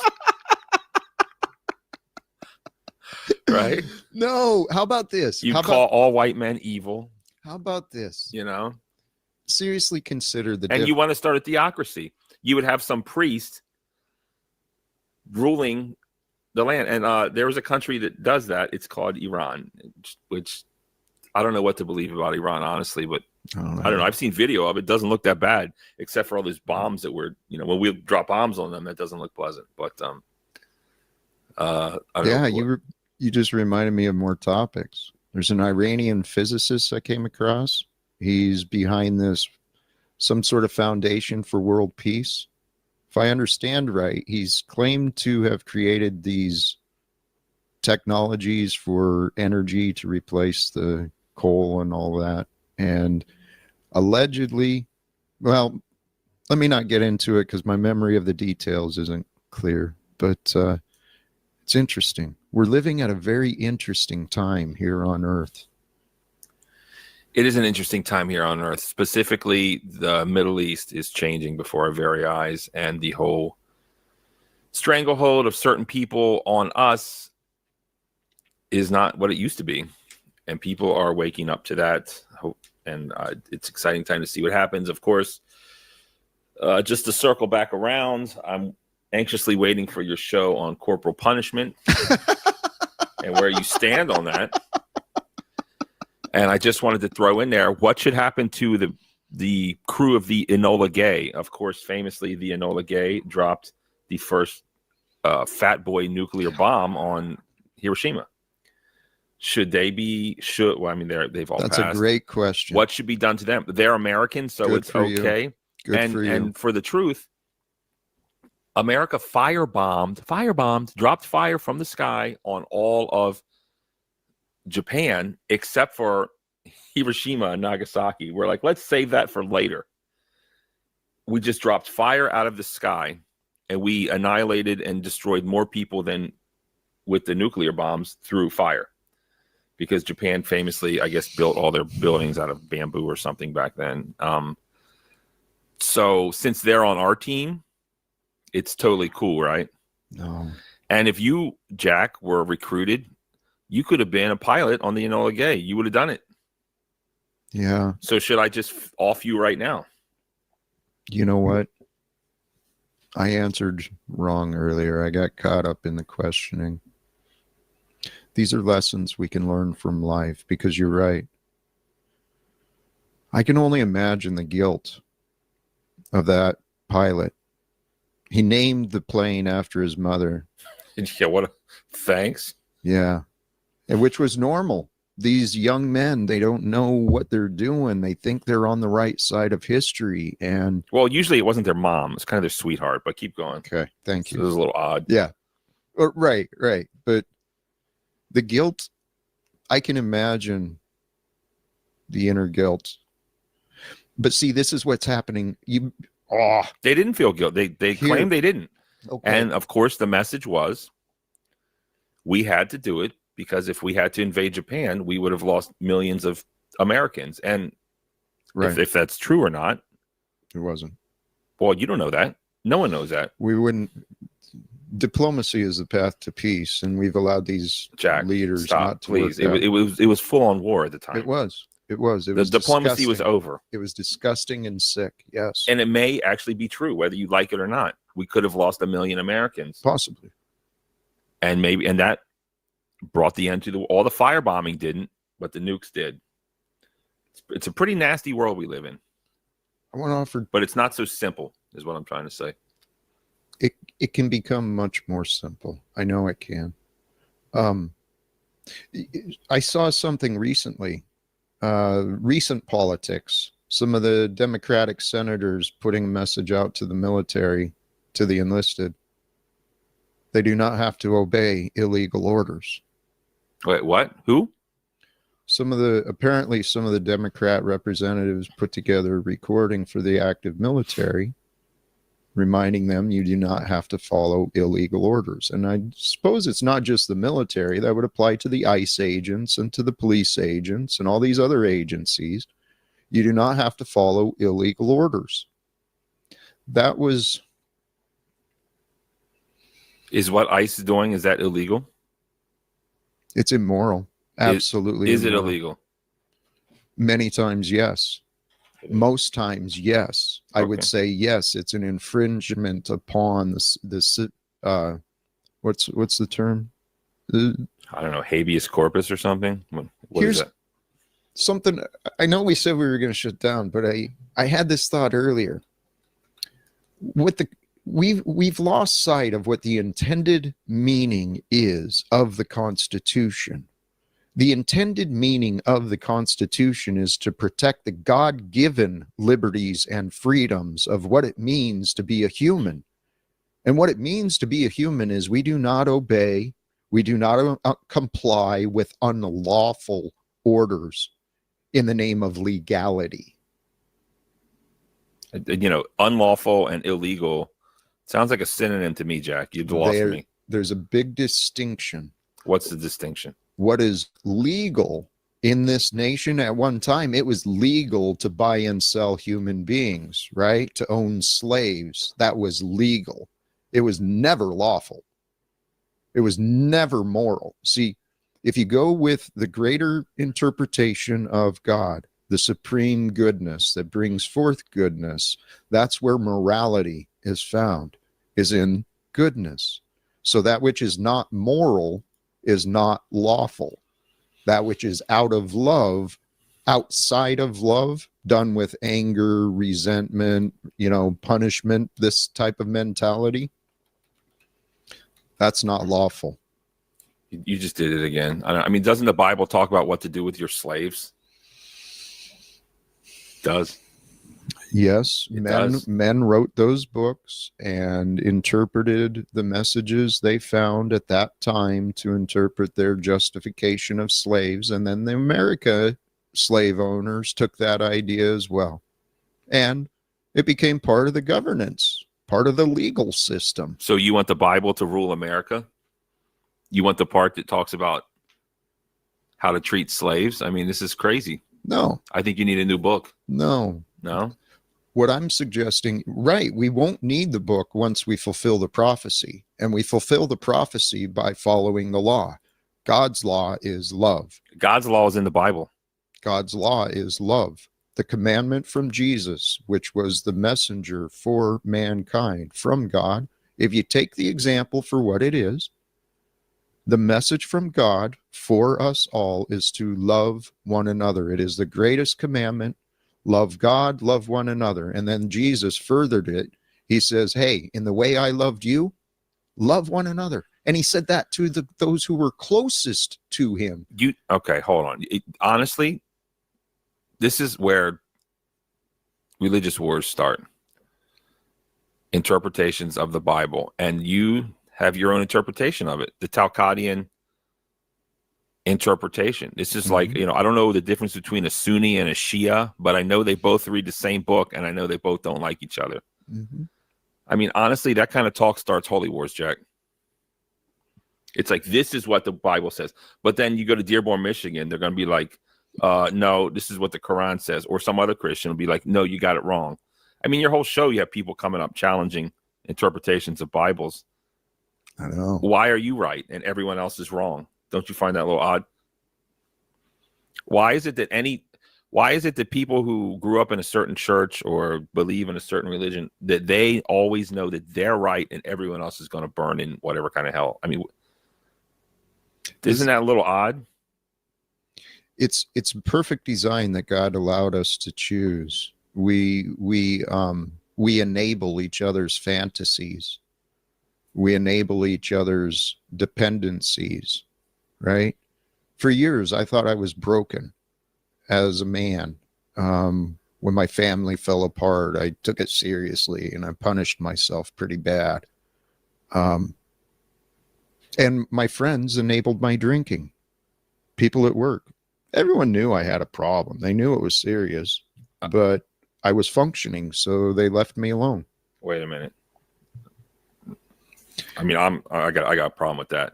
What? And my friends enabled my drinking. And my friends enabled my drinking. And my friends enabled my drinking. People at work. Everyone knew I had a problem. They knew it was serious, but I was functioning, so they left me alone. Wait a minute. I mean, I got a problem with that. What? I got a problem. I mean, did you want to finish your thought, or because now I'm triggered. The enabling part? Your friends enabled me to drink. I mean, really? What are the 12 steps? Do you know the 12 steps off the top of your head? Isn't that? We enabled each other. What? Let's go grab a drink after work? Yep. And that's their fault, not yours. No. I made my choices. But you just said that they enabled you. Yes, they did. So you are placing them in the realm of culpability to a certain extent. We all enable each other, whether it's for success or failure. That's what I've realized. I could have done a better job for them. They could have done a better job for me. What should they have done? No one said, Jack, stop drinking? Oh, yeah. They constantly belittled me. Okay. Well, how are you supposed to stop someone from drinking? Leadership, the way of Jesus with love. What does that look like? Let's not go to the bar. Let's go to 24-hour fitness after work. What does that look like? It's like, hey, Jack, I'm seeing you, seeing what you're doing. It's not looking good on the outside. What's going on with you? What can we do to help you overcome this, right? Maybe you don't see what you're doing. It's the way we approach each other. When someone feels attacked, they don't listen. The guard goes up, right? Yeah, yes. I'm guilty of this for sure. I've been that way many, many times. It comes from insecurity, I think. Well, And you mentioned earlier, sometimes the guests come up and I don't always interpret them. I don't always understand them accurately. And that's part of my own development. That's something I realized. It's our fears and insecurities that keep us from understanding each other. I'm just still triggered that you're going to somehow blame your friends for your drinking. I don't blame. You said I don't blame. that they were, what was your exact words? Enabling, as if, and then you kind of, correct me if I'm wrong, mentioned that they should have done a better job at stopping you from drinking or something. Like, if stopping people from drinking alcohol was so easy, there'd be no alcoholics. People try and try and try. It's right. In the past, people haven't known. I've learned from some of the best, some of the brightest, some of the proven successes, proven strategies I've stumbled across. So I know now different than I used to know. But let's break down the idea. When I say enabling, let's consider just the concept of what that means. It means we know there's a problem. We may know of a solution. We may not know of a solution, but if we know of a problem and we do nothing about it, it's enabling the problem to continue. I did it to myself. I enabled my problems. I enabled my resentments. I carried that shit. I didn't know any better, but there was other people who did know better. And maybe my friends and family didn't know how to deal with me. And if anyone else is dealing with addicts, maybe you don't know how to deal with them, but there are people who do. Okay? It's a matter of divine timing and path. But if we look for the answers, we can find them. That's what I've learned. There it is, people. Look for the answers. You can find them. I have my disagreements, of which are vast and many, with Talcott, but do I recommend Talcott on a Google review? 5 out of 5 would recommend. Absolutely. Should I put your number up or not, Jack? Feel free. Please. If you are having a trouble with life, drinking, or politics, yeah. If you need someone to talk to, if you want your voice to be heard, for those who wish to connect with Jack offline to exchange ideas or support, please feel free to text or call and introduce yourself. There it is. This is a sincere and open message to only sincere people who are looking to exchange ideas or looking for support. Of course, Mr. Talcott, are you going live today later? I believe so. And my hope is that the two of us might hit the gym too. Let's do the gym. All right, brother. All right, we're going to make gains today. I'm enabling your physical fitness gains. There it is. How's that for enabling? Brother, you have been, and please, if I may, a humble and a grateful shout out to you, because you have been a great example and motivation for me in my physical health. And I really do appreciate you putting up with me and my scowl face and the stupid eyebrows. But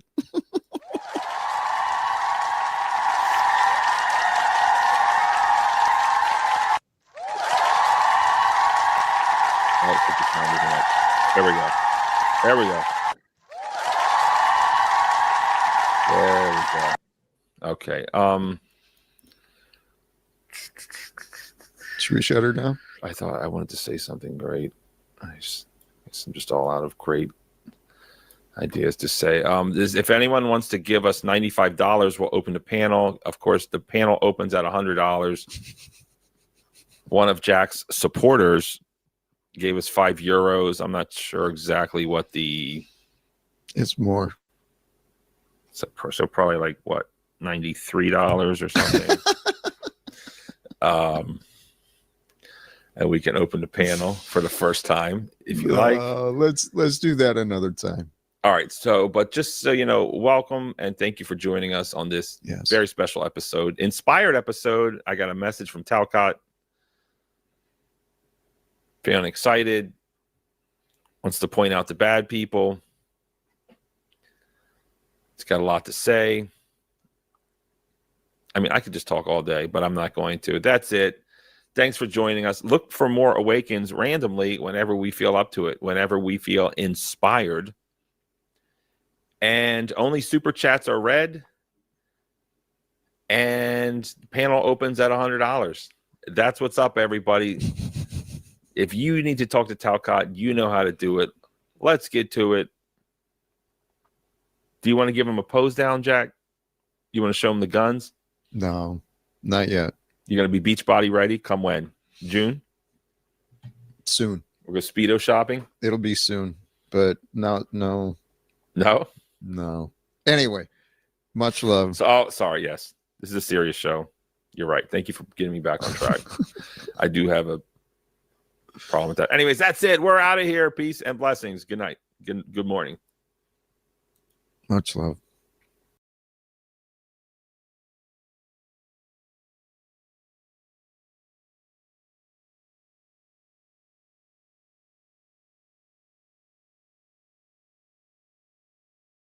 Why don't African countries help each other? From the Rwanda genocide to South Sudan, Somalia to Niger, Boko Haram to the Congo, and back to the current Sudanese civil war. Africans don't help each other. Why? Sudan has plunged into civil wars that have worsened its poverty level. People are dying in large numbers due to shortages of food and other essentials. Yet the focus often seems to be on the lack of assistance from the US and EU. Why?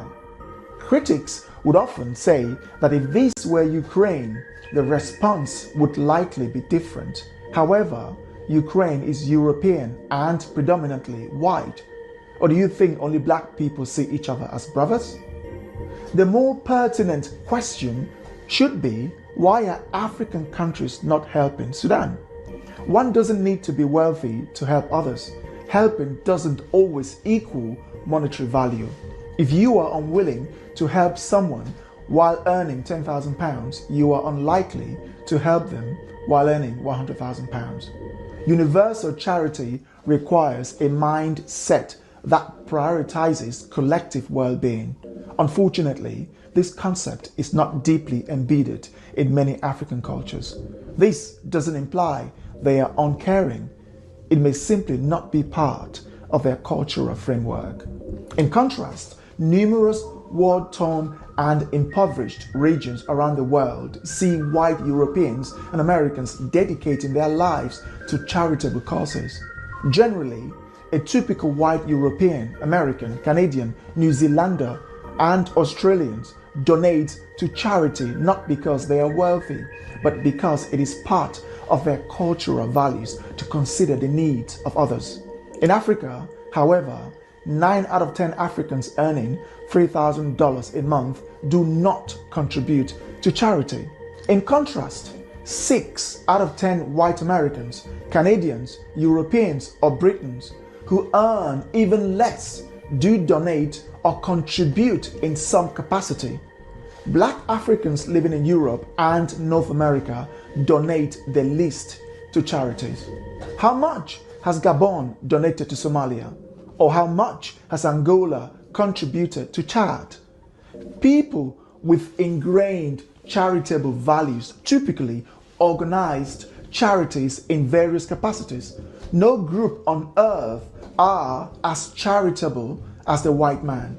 As poor as Africa is, it doesn't have philanthropic organizations dedicated to alleviating the suffering of its most vulnerable. Instead, they are stealing from the weak, poor, and less privileged. This is not funny.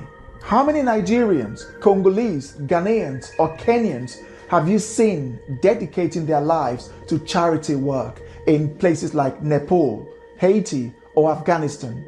Yet, if you travel to even the most remote communities in Africa, you will likely find a European or American working for a charity to improve the lives of local residents.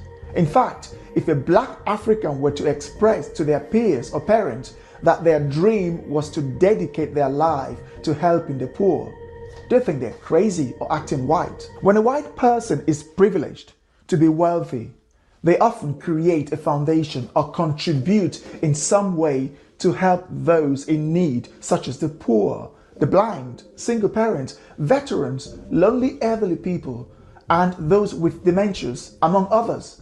But when a black person makes $1 million, they buy luxury items like Ferrari or Lamborghini, get diamond-encrusted teeth, and wear designer clothes, often in environments littered and in poor conditions. I mean, who buys a Ferrari or Lamborghini or Rolls-Royce to drive in countries where the roads are horrible? And those cars, Ferrari and all them designers, have no dealership in those countries. So when the car breaks down, you have to import the part or you ship them out to have them repaired. Black people are the biggest waste on the face of the earth. African celebrities like Wizkid, Burna Boy, Fally Ipupa, and Diamond Platinum would often throw cash into the crowd. You should see how the crowd screams and fight each other to grab their share as the notes rain down at random. This is their own idea of charity. Many Africans who were fortunate enough to play football in the European leagues earn millions. Most of them grew in poverty. One might expect that they would return home to build schools or establish some sort of standardized charitable systems in their communities and countries. However, that is not the case. This doesn't imply that they are evil. Instead, it suggests that such concept may not exist within their worldview. In the US, the UK, and Canada, where data is available, black people donate blood and organs least compared to every other group, even though they often require medical assistance, blood, and organs more than white people and every other group. White donors contribute more than any other racial group. As a result, in situations where compatibility is essential, black patients frequently face longer wait than other patients due to the lack of black donors.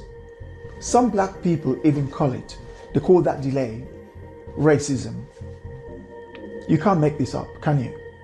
Even after living in the Western Hemisphere for hundreds of years without having any contact with Africa, black people in the West exhibit behaviors similar to those in Africa. That is interesting, isn't it?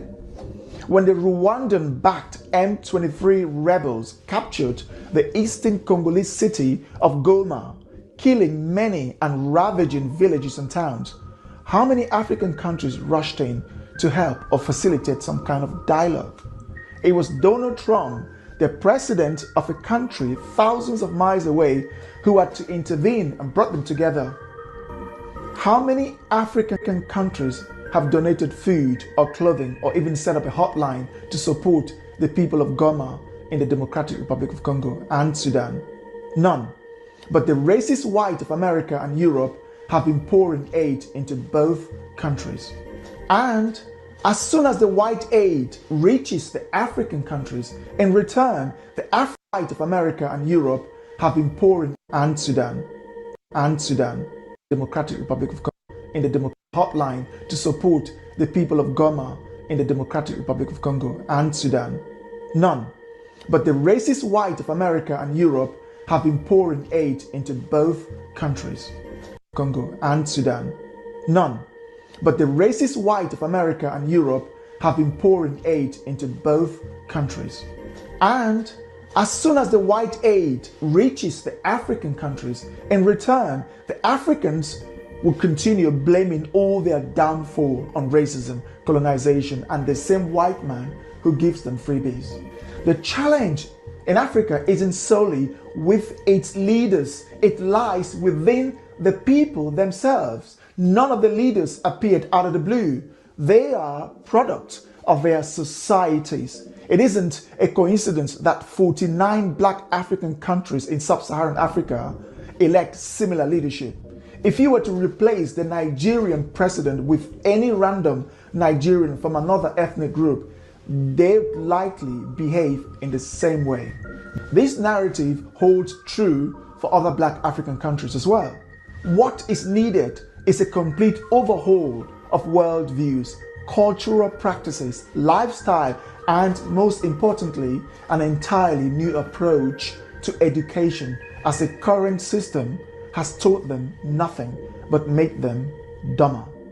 If you think we're wrong, if you think we missed anything, please leave them in the comment section. And most importantly, an entirely new approach to education.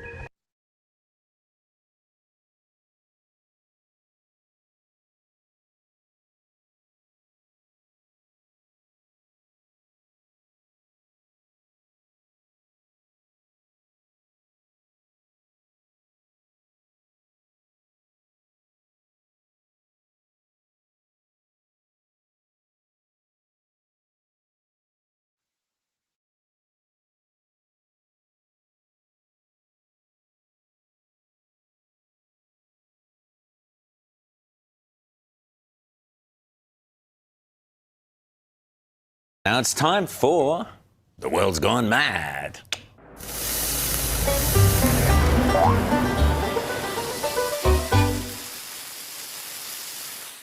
Yes, in this mad and crazy world, I frequently ask myself, what is the biggest threat to mankind? Terrorism, nuclear war, chemtrails?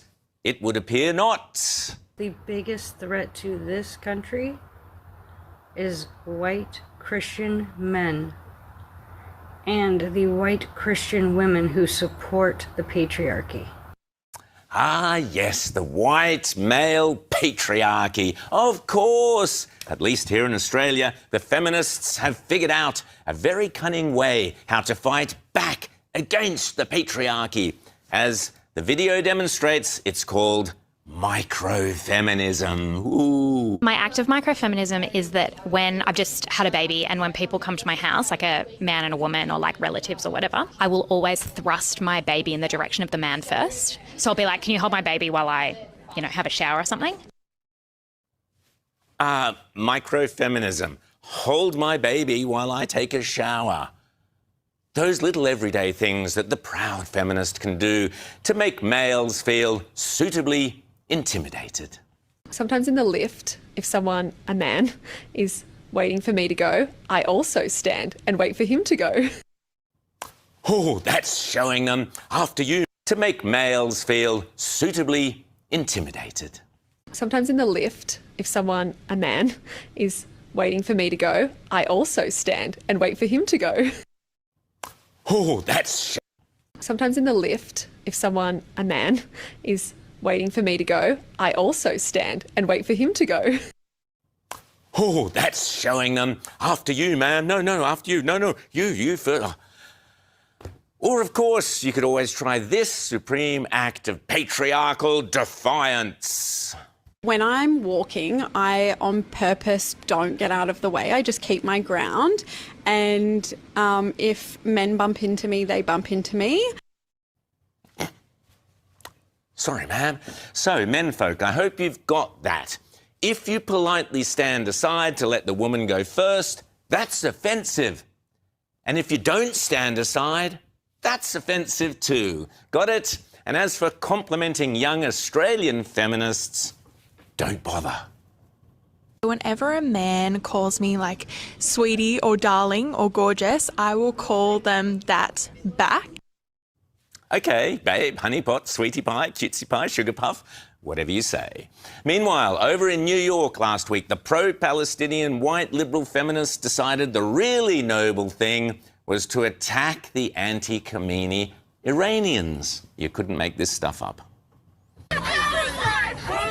Iranian people peacefully having a protest, and these Antifa Democrats just to show up and turn up anti-ICE. And at the same time, another proud feminist, Sia Weaver, has now been appointed by New York's Islamo-communist Mayor Zoran Mamdani to protect tenants. What does she have in mind, I wonder? Here's a video of her that has resurfaced recently. I think the reality is that for centuries we've really treated property as an individualized good and not a collective good, and we are going to transitioning to treating it as a collective good and towards a model of shared equity will require that we think about it differently. And it will mean that families, especially white families, but some POC families who are homeowners as well, are going to have a different relationship to property than the one that we currently have. Oh, really? So if she has her way, white New Yorkers and some New Yorkers of colour too will soon have a different relationship to property than they currently have. Out with individual ownership and in with collective ownership. Here's a young individual returning home to his and his wife's apartment in the Bronx.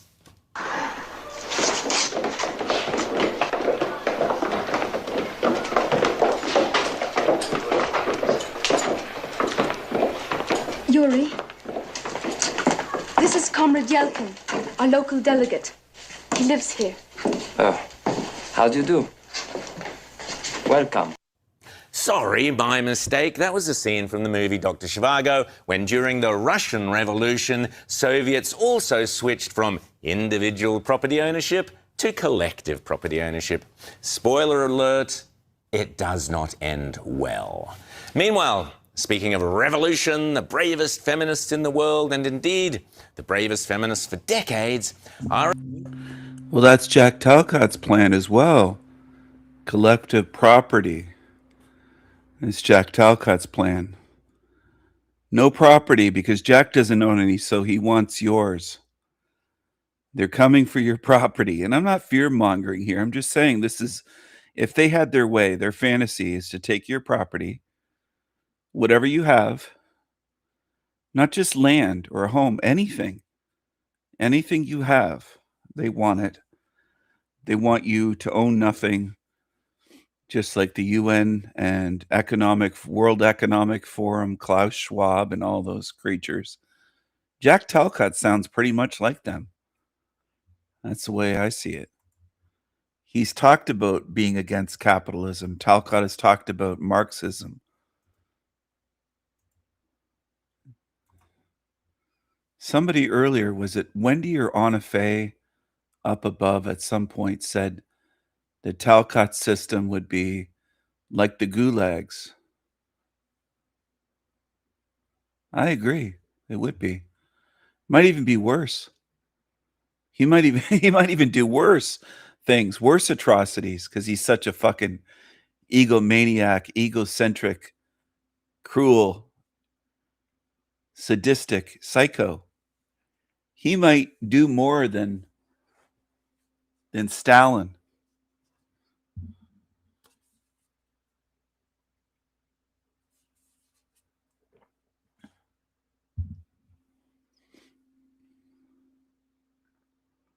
And I wouldn't be shocked if he was given a chance or anyone like him. That's why I don't think they should have power. Well, maybe it was RI or Anna Faye. Somebody said earlier that if Talcott was allowed to put his plan into action, that's what it would be. And I agree. It would be. It would be terrible. America would be not only destroyed, it would be full on evil and tyranny. Because he's a tyrant already on YouTube. He's a loser of a tyrant on here. Anyway, I'm going to shift gears to something else. I don't want to stay on certain topics too long. Going to mix it up a little bit here. Real people, and I've been watching this woman's videos recently.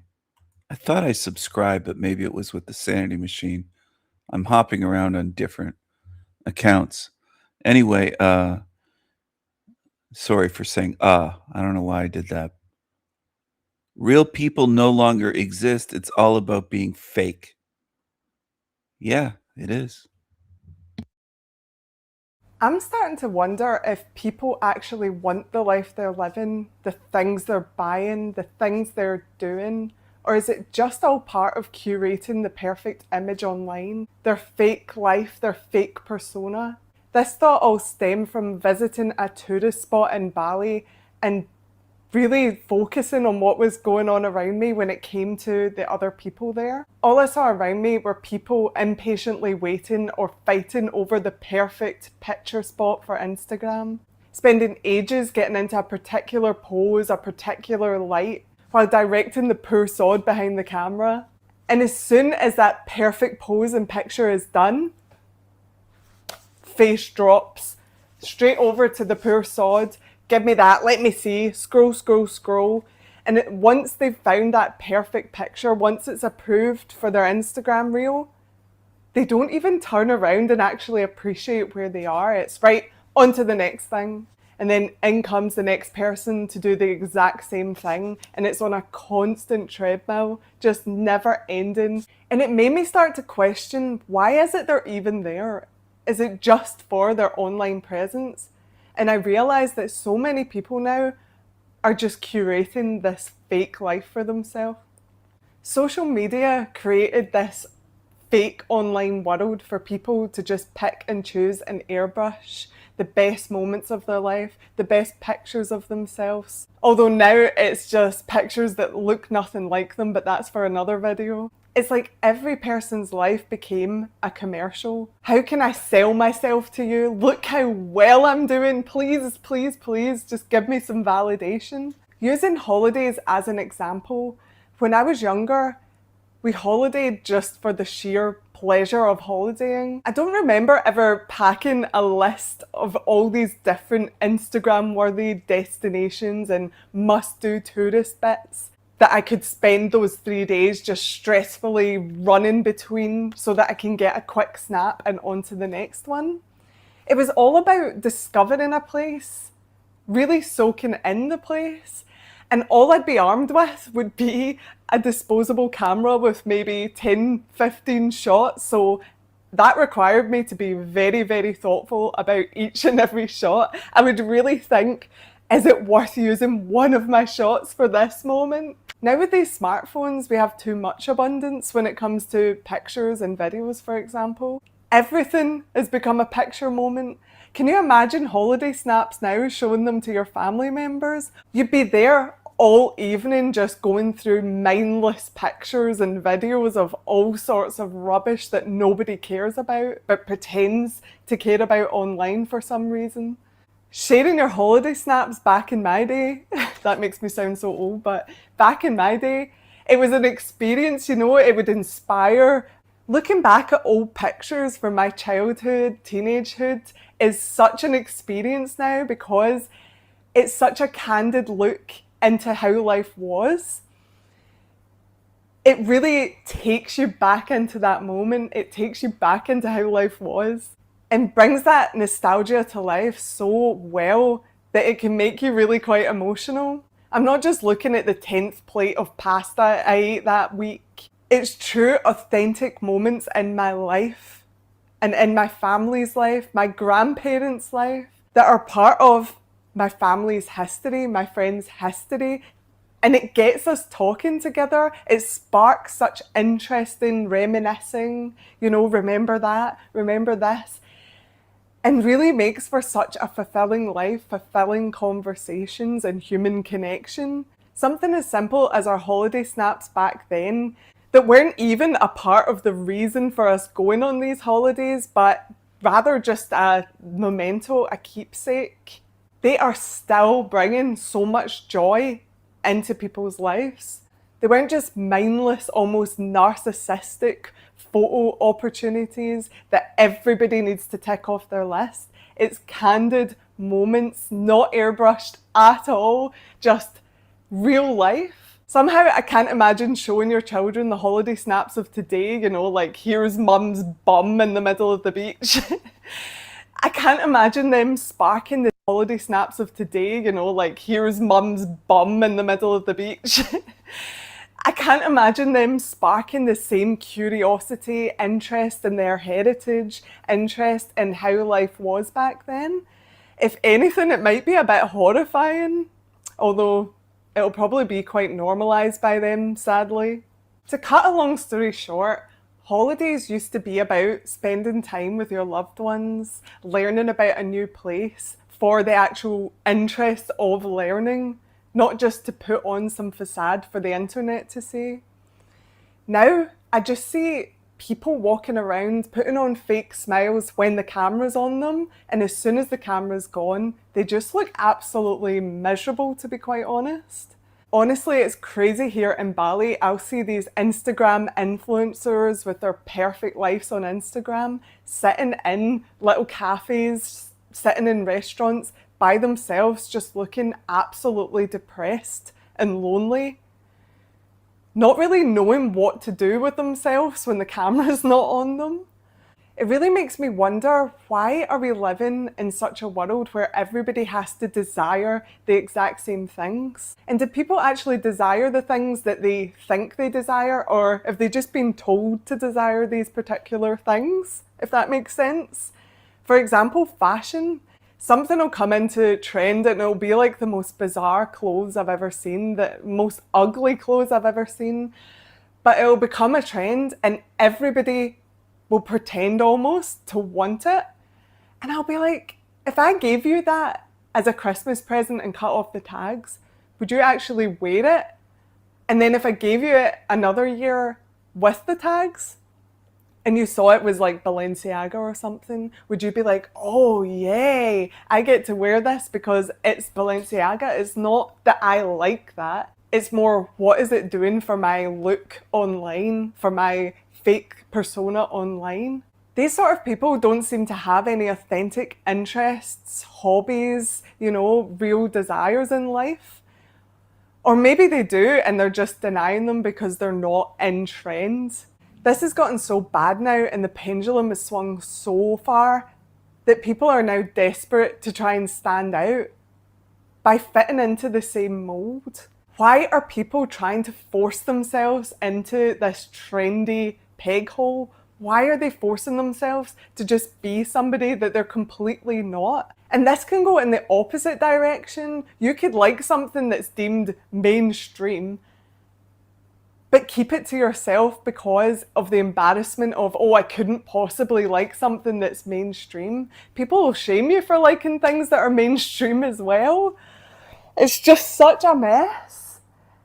And people just let it dictate their entire life. They really let it mold them so much that authenticity is so hard to come by. But I guess this is an inevitable part of everybody being a brand. Their humanity as a brand, their personality as a brand, so it needs to be curated as such. Everything needs to be monetized. There's no hobbies anymore. Everything is for gain. Everything is for image. The thing that these sort of people don't realize though is that sustaining a fake life is completely soul destroying. You can't put fake plants into the sun or water them and expect them to grow. And it's the same with a fake life. Your fake life isn't going to serve you. It might serve your audience online and get you those clicks, but then you're just stuck thinking, why do I feel so depressed? Why do I feel like I've got these mental health problems?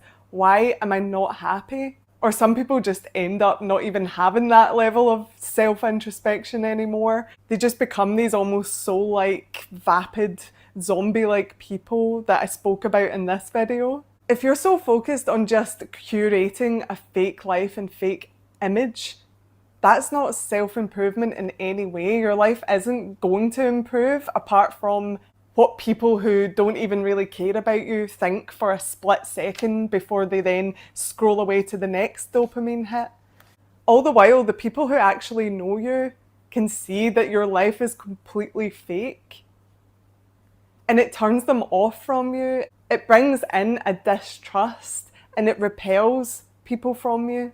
So all the while, you become more and more emotionally isolated and you get dug deep and deeper into that hell that is social media controlling your life. The portrayal of your life online is all that matters to you, while your life is just completely falling apart or just being neglected.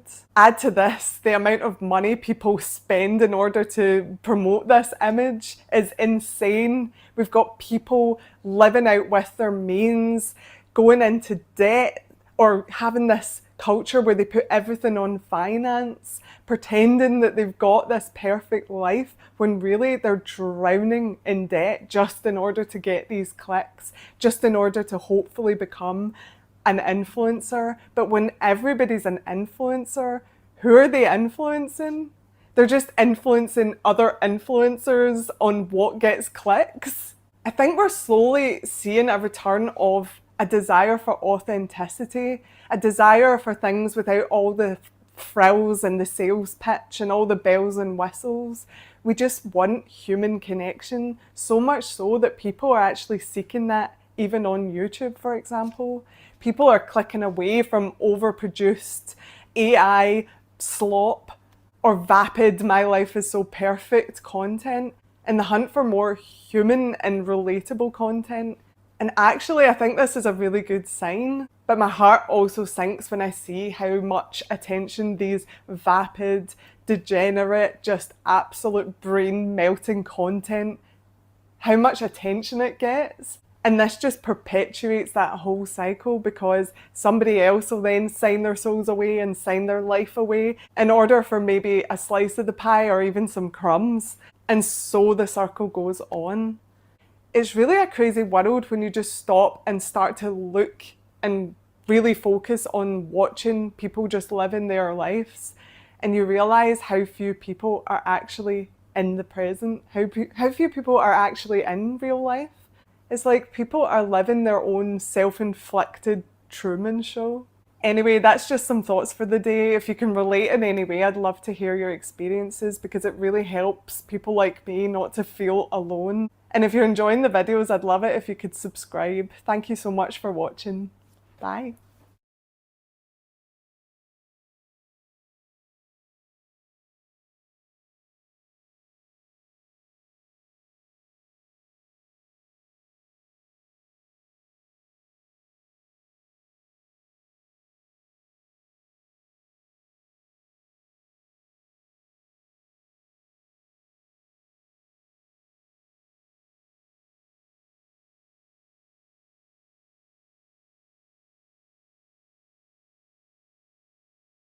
Moving from the West to the East has really made me realise how much people in the West have changed. Despite being so connected online, it seems like people are more disconnected than ever offline.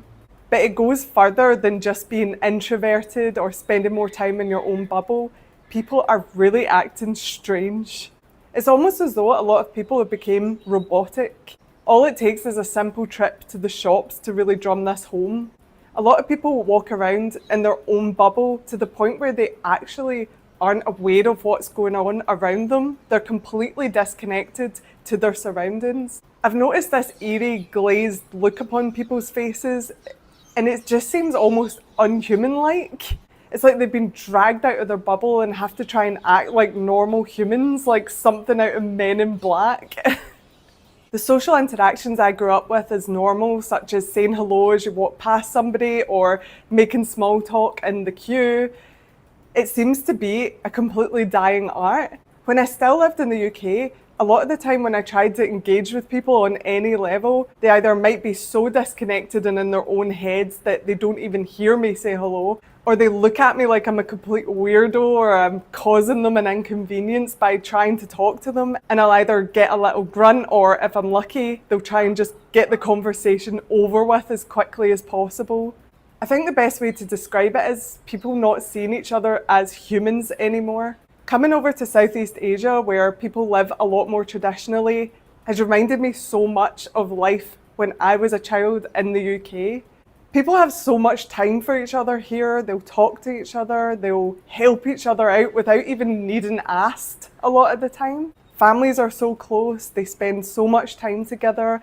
There's a real emphasis on family and nurturing relationships. Interactions with strangers are commonplace. You get to talk to people and not feel like an absolute idiot. And having such steady human connection has made me realise how much that's been lost in a lot of places in the West. I realised it as well when going into villages in the UK. They remained a lot more traditional and it felt like stepping back in time. But in towns and cities, it's like some sort of zombie apocalypse. It's really eerie to go about your life and everywhere you look, all you'll see is people engrossed in their phones, missing their entire lives, looking at that screen. People have traded human connection and real life for their complete online addiction. So much so that it becomes a compulsion. I've been in an elevator that's opened and there's been a phone zombie standing there who hasn't even realised the arrival of the elevator. I've seen them walking into bins, lampposts, and that's not even the worst part. It's like they'll walk into it, reconfigure, and then just continue on. It's not even a human reaction. I see people fill any moment of silence with phone. For example, getting onto the underground, it's become one swift movement where they'll step while also reaching into their pocket. Out comes the phone before they've even found a place to sit. And as soon as they are in position, straight away scroll, scroll, scroll. You see the neck bend down. God forbid you spend one moment of life actually looking around you and enjoying it and just doing nothing. Like we used to back in the 90s, the 2000s even. Every mundane moment of life is filled by this phone. And what is that doing to our brains, our attention spans? I think that really ties into the lack of being able to really make human connection. People don't even have the attention span for a deeper conversation nowadays. That's seen as almost wasted time. That's time that I could be online. That's time I could be scrolling. It's gotten to the point where something as essential as human contact and interaction and connection has become an inconvenience and something that just gets in the way. What's more eye-opening is when you look at the social media of somebody you know in real life who is miserable. To see it so curated and so fake is so dystopian.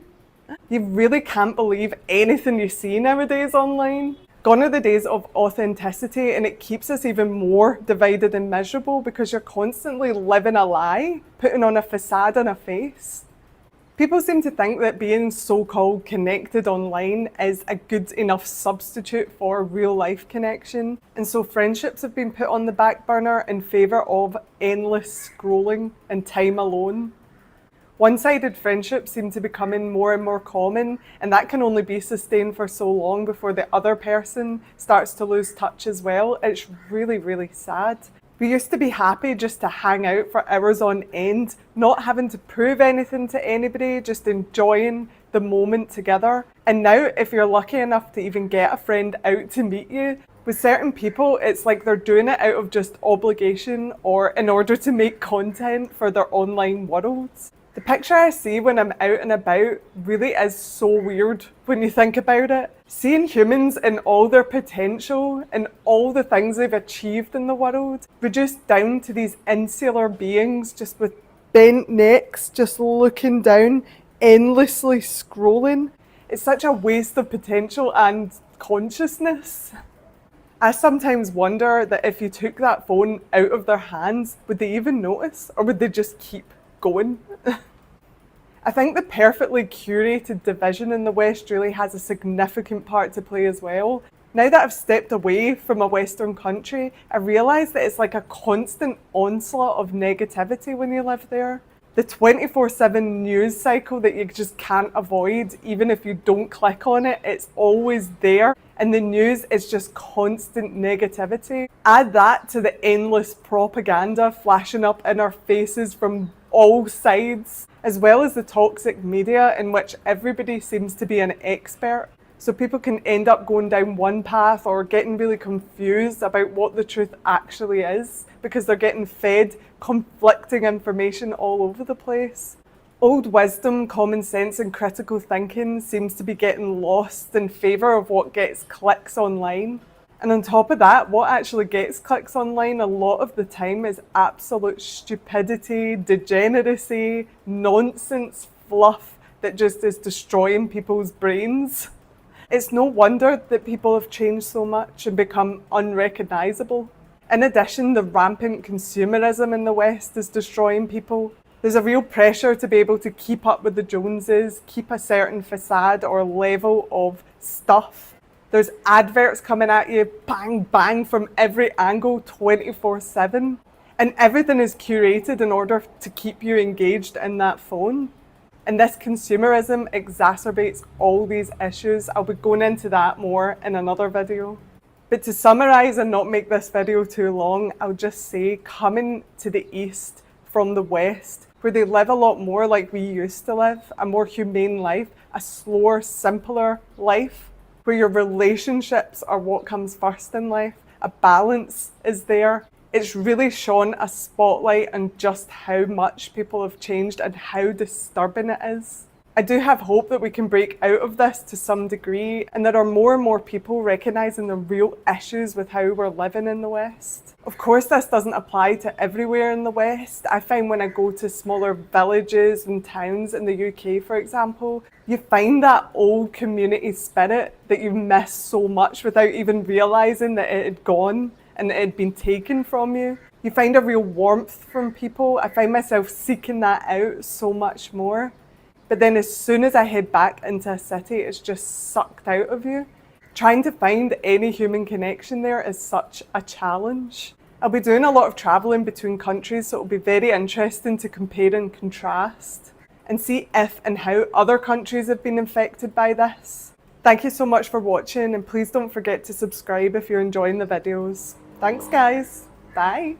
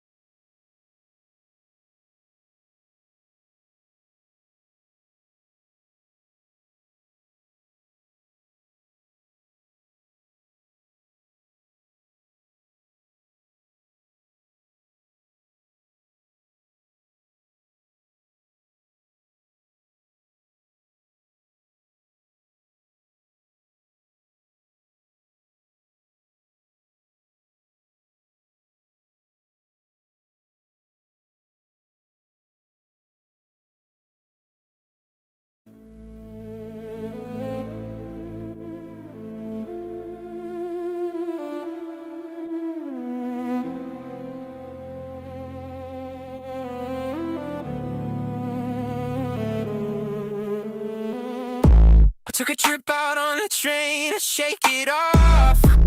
Wanna see another side of this place and get lost again and again in my own sins. Admit my sins, now what? Then I do it with or without friends. I get it, I've let it sink in, and damn it, got Chipmunk voices.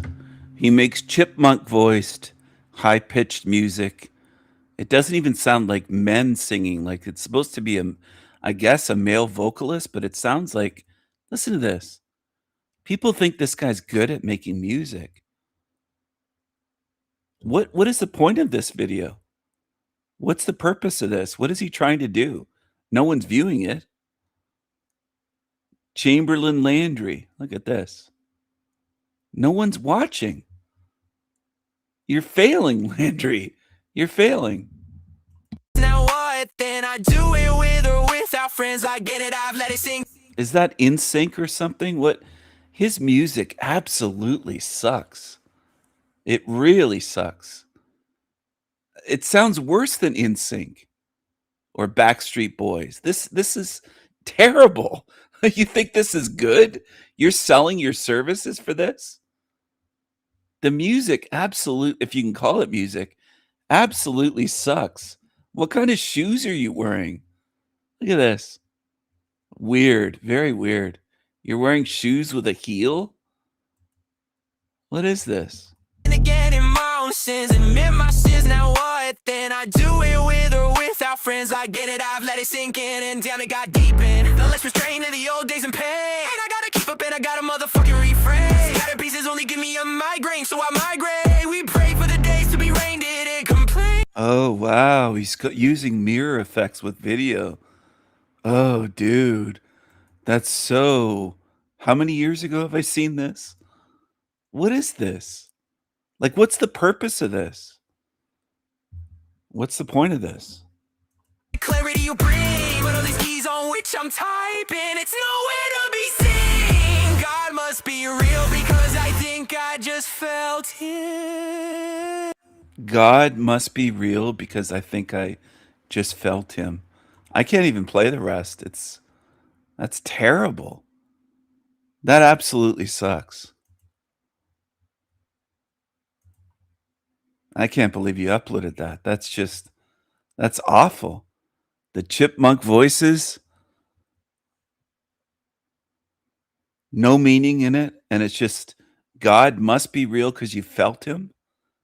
Where did you feel him? In your butthole? Where did you feel like what is that? The lyrics suck, the vocals suck, it's just garbage. It's absolute garbage. Anyone that compliments that is retarded. You'd have to be. Let's jump over here to another zombie, cockroach, a miserable creature. Happy people dislike you for being depressed. Really? In 2 days, 1,000 views on this shit. I watched part of it already.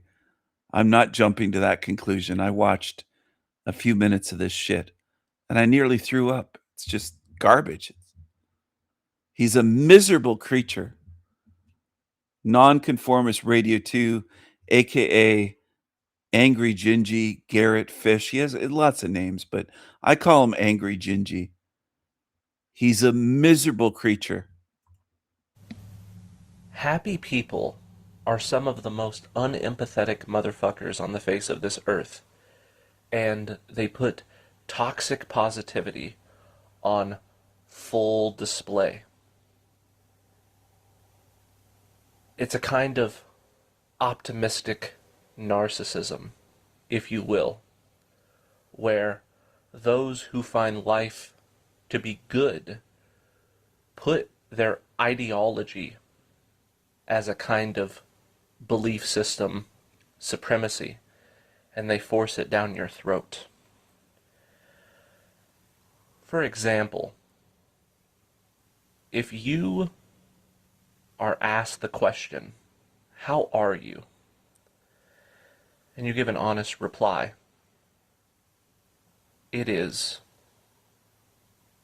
"I am a existential discontent because I'm impoverished, I hate my job, and I am in a toxic relationship in which I cannot get out of." And their response to that will be something like this: "If you hate your job so much, why don't you just find a new one that pays better with a friendlier workplace environment? And if you hate your relationship, why don't you just either be happy being single or find a better partner?" And they don't realize that that type of invalidation and an over excess of evaluations are unwanted, unwarranted, and it's perceived as disrespectful. Because obviously, if he who suffers had the option to have something better, he or she would have figured it out. But, for example, all of the transactional interactions in the world of commerce that I have in my own local town, whether it be the gas station, of which I am a regular, or the diner, the coffee parlor, it's been roughly the same employees living that minimum wage nonsense for... I'm going to pause it. I've shared this before, but I'm going to share it again. Excuse me. This is Angry Gingy from his Discord group. He has a Discord channel or group, and he has hundreds of idiots that are in there. He posted this December 30th at 3:05 a.m., just before New Year's, just before the 31st, just before this year, right at the end of last year, he posted this. So it wasn't that long ago. Right before New Year's came up, he wrote, "I am so fucking depressed that I am debilitated. and I can't even get out of bed. I thought I was dying. I got blood work. They said I'm healthy. And this is all one sentence here with commas. They said I'm healthy. And I said, quote, but I think I'm dying. And they said, quote, you need to see a psychiatrist. Sorry, I got to read that again. I didn't mean to laugh. It's hard not to, but you need to see a psychiatrist, they said. Is this relatable? Am I alone here? He asked his audience. Why, you might ask. I don't know. I don't understand why I feel this way. Angry Gingy. So he calls others depressed, mental, etc. That's you. You've been projecting. You are psycho. They're telling you that you need to see a psychiatrist. And you do. You have more than just depression. You have more than that, okay? You're violent. You're a creepy creature. You have more psychological issues than just depression. Let's face it. Let's face it. They could do a PhD thesis on you. You could be a case study. You project that onto others. Now you get very angry. You scrunch up your face this way, angry Gingy. Look at his face. Look at his lips. He gets so angry, like a crybaby. He gets so angry. He gets so angry. Nobody will get under your skin as much as I can. I own you. Lest you forget, but I don't think you can. I don't think any of you creatures can.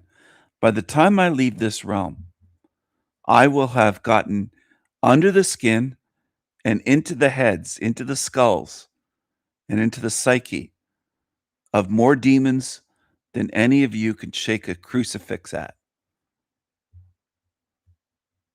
You'll see what I mean. There's a reason for why I'm doing this as well. I know what I'm doing. There's a method to my madness. I know what I'm doing. I have a long-term plan. Big picture. It's beyond this creature on the screen. Bigger than this. He's a little pissant. He's a pissant.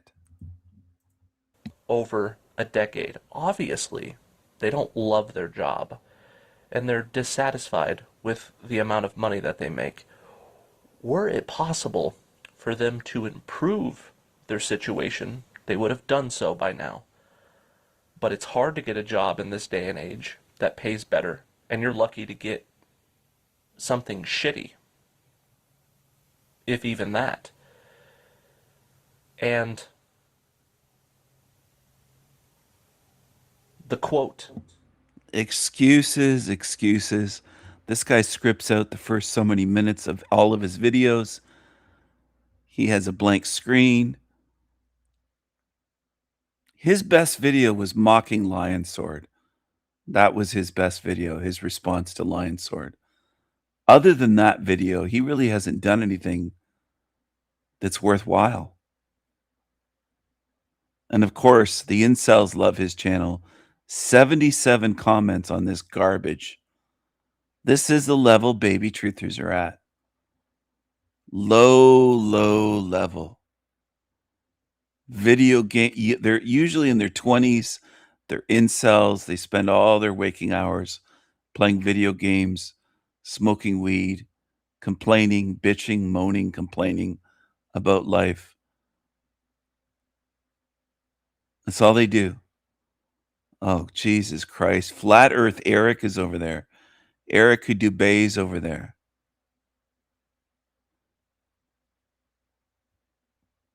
Erica Dubé. And they're friends now. Dubé avoids my channel like the plague. You notice you've never seen any comments, even though I've tagged Eric Dubé. But he's over there with Angry Gingy. Of course. Of course. Of course. It makes perfect sense. Erica Dugay is over there. Look at this. What a loser. What a copycat. Sorry, I had this covered up, but there's Erica Duguay. I took a screenshot of it so I can share it, and you'll be able to see it a lot better. Erica Duguay is a fan of Angry Gingy, and Angry Gingy's a fan of his. They're friends now. Wonder how long this has been going on. The copycat, the thief, Eric Duguay, is a friend, according to Angry Gingy's comment. He calls him friend. Look at this. I'm really sorry to hear about that. Please don't take his comments to heart.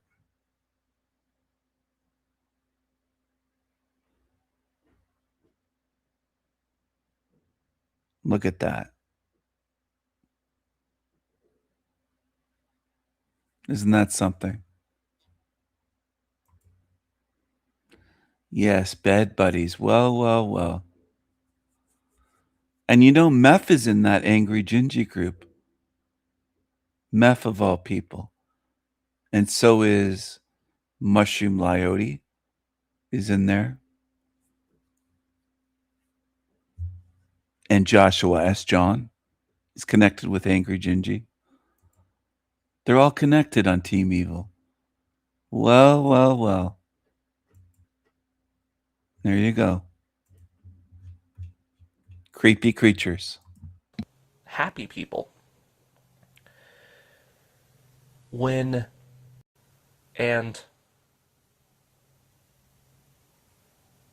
the quote, happy people, when they receive complaints from those who are otherwise, their attitude is thus: why are you projecting your misery upon the world? Don't you understand that you have to take some responsibility? Don't you understand that there is growth in suffering because it teaches you that you are worthy of something better, and you just have to have the confidence to go out there and take what's yours and stop being inferior.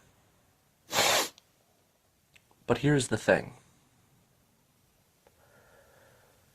These so-called happy people are really so because they are successful, but the reason why they are so is because statistically they just got lucky. Doors open for them, and they were able to take opportunities that the majority of people did not have available to them for whatever reason. And in that better position, where they like their job and they get paid good money and they have a loving, loyal partner who is compatible with them, blah, blah, blah, they walk around with this attitude that if I can do it, why can't you? What they don't understand is that nobody chooses to suffer when it comes to the lot in life that they are bewailing. Some people, because of their situation, suffer from depression because they feel defeated. They feel as though they are a prisoner of their own life. They feel like they are in a nightmare situation with their weight. Eric Duguay is a gutless thief, copycat, a coward, gutless. Waking consciousness where they hate every aspect of it, but no matter how hard they try, they just can't receive anything better. But yet, when it comes to the depressive, who oftentimes is inclined to suicidal ideation, they will tell you in the hotline on a search result that you are not alone. You need to communicate to people how you are feeling. And by you doing so, you will get the support that you need. But when you do that, the happy person will actually be disgusted with the inferiority of the depressive. For example, I opened up recently to my father in regards to my extreme depression, because I was told, or in other words, I was lied to, that communication was how I would receive the support and the help that I need to prevent, unalivement. So, me and my father are sitting at a restaurant. I'm eating my food, I'm drinking my coffee, and I'm telling him that I'm depressed. And his response to me was, why don't you just put a fucking bullet in your head and get it over with already? And I was shocked. I was like, what the fuck? And he was being dead serious. And it was very hurtful. But I wanted to take this experiment to the next level, and keep in mind that I have felt this way for years, but it has gotten particularly worse as of late, as of the past year or so. So they said, call somebody. Tell a loved one what's going on. That's how you get the support that you need. So I called my brother. And it wasn't the first thing I brought up. But towards the end of the conversation, I told him that I was very depressed. And he told me that, Garrett, here's the sad truth. Nobody cares because you are in it alone. You have to keep that in mind. Your problems are your problems. We all have our problems. You have to get your shit together, and you have to just be a man and overcome this. Now, there's a lot of truth to that, but what really struck me the wrong way was when he said that nobody cares. In other words, nobody wants to hear your bullshit, and you are in it alone, as we all are.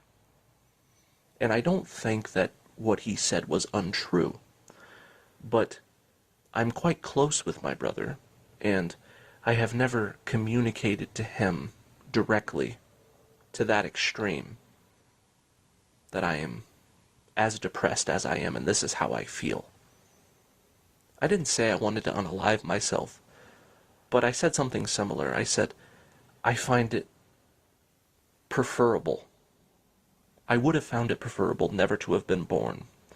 And how I feel right now, where it's so miserable to be alive, I just wish my life would end sometimes, which is basically the same thing.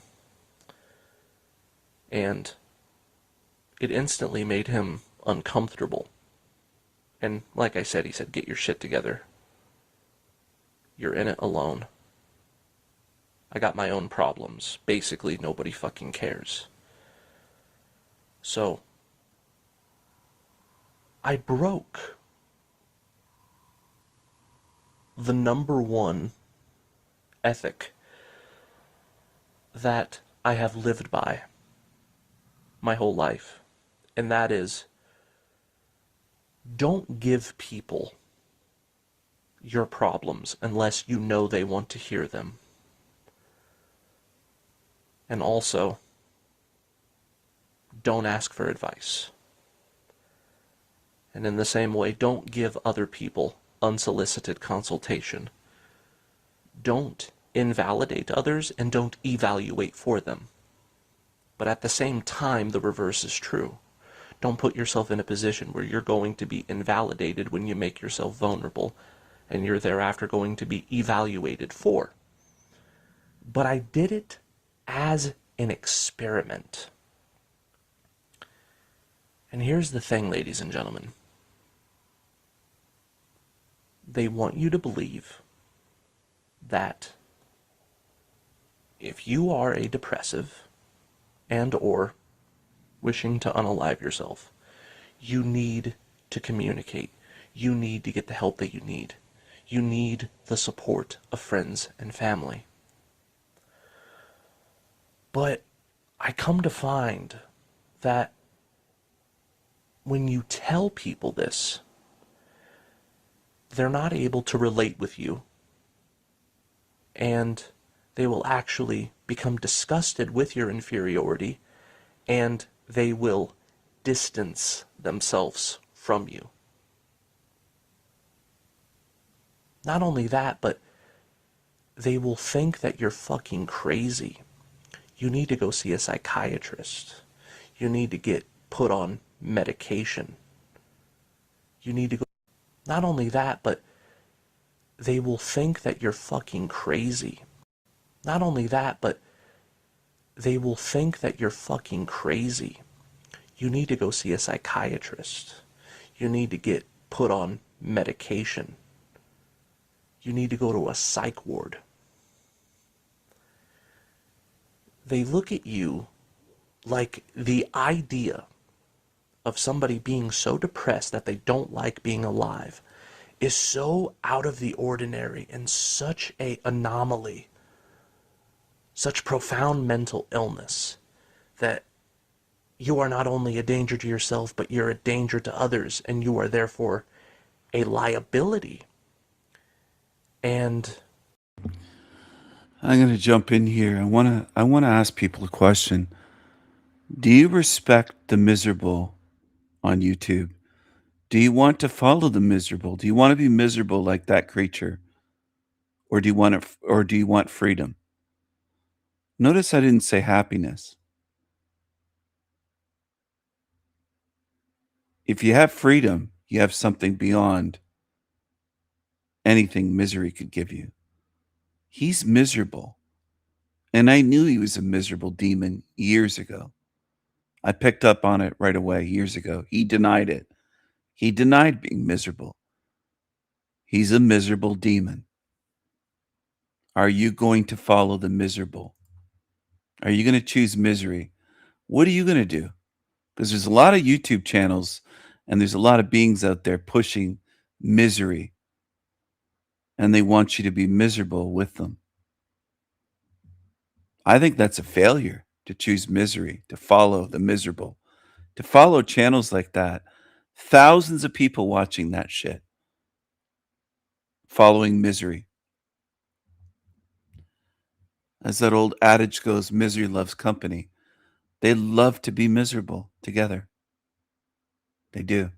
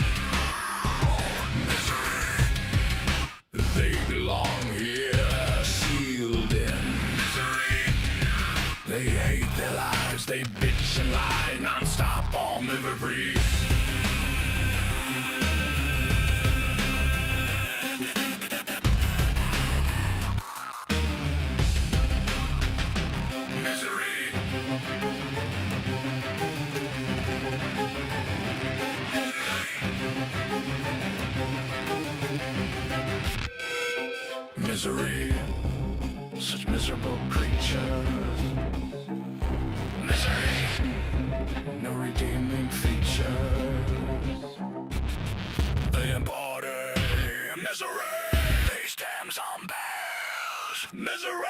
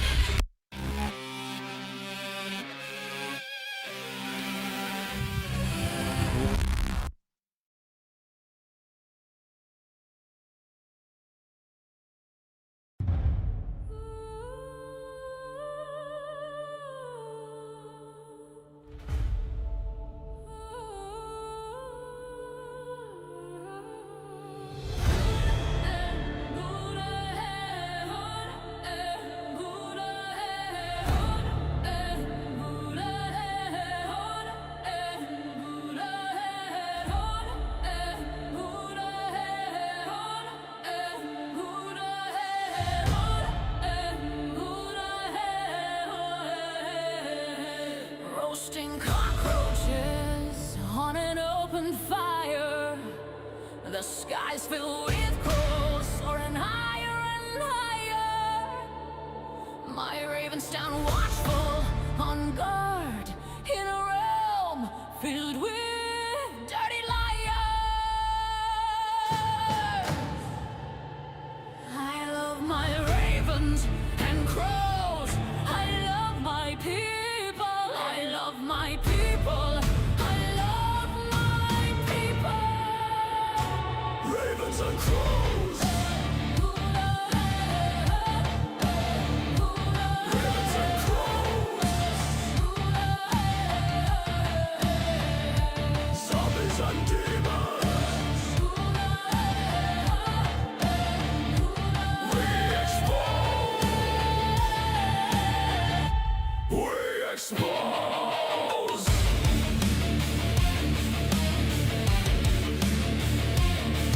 Expose them.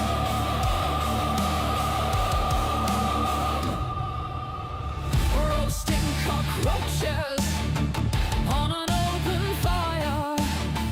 The skies filled with crows soaring higher and higher. My ravens stand watchful on guard in a realm filled with dirty liars. I love my ravens and crows. I love my people. I love my people. I love my people. Ravens and crows. Ravens and crows. With zombies and demons. We dispose.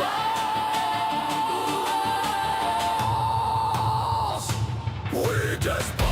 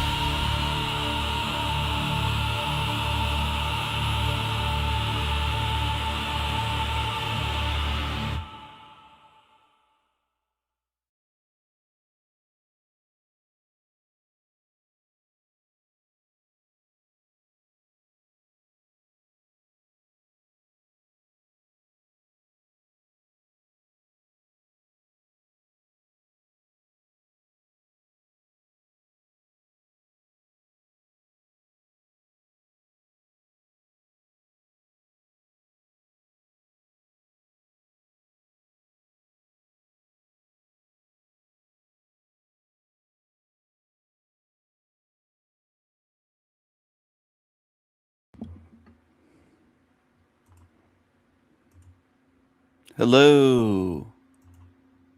Hello.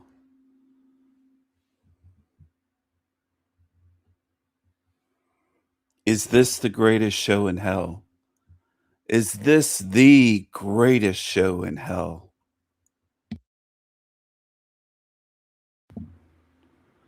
This is a new song called People Hate the Truth. People hate the truth.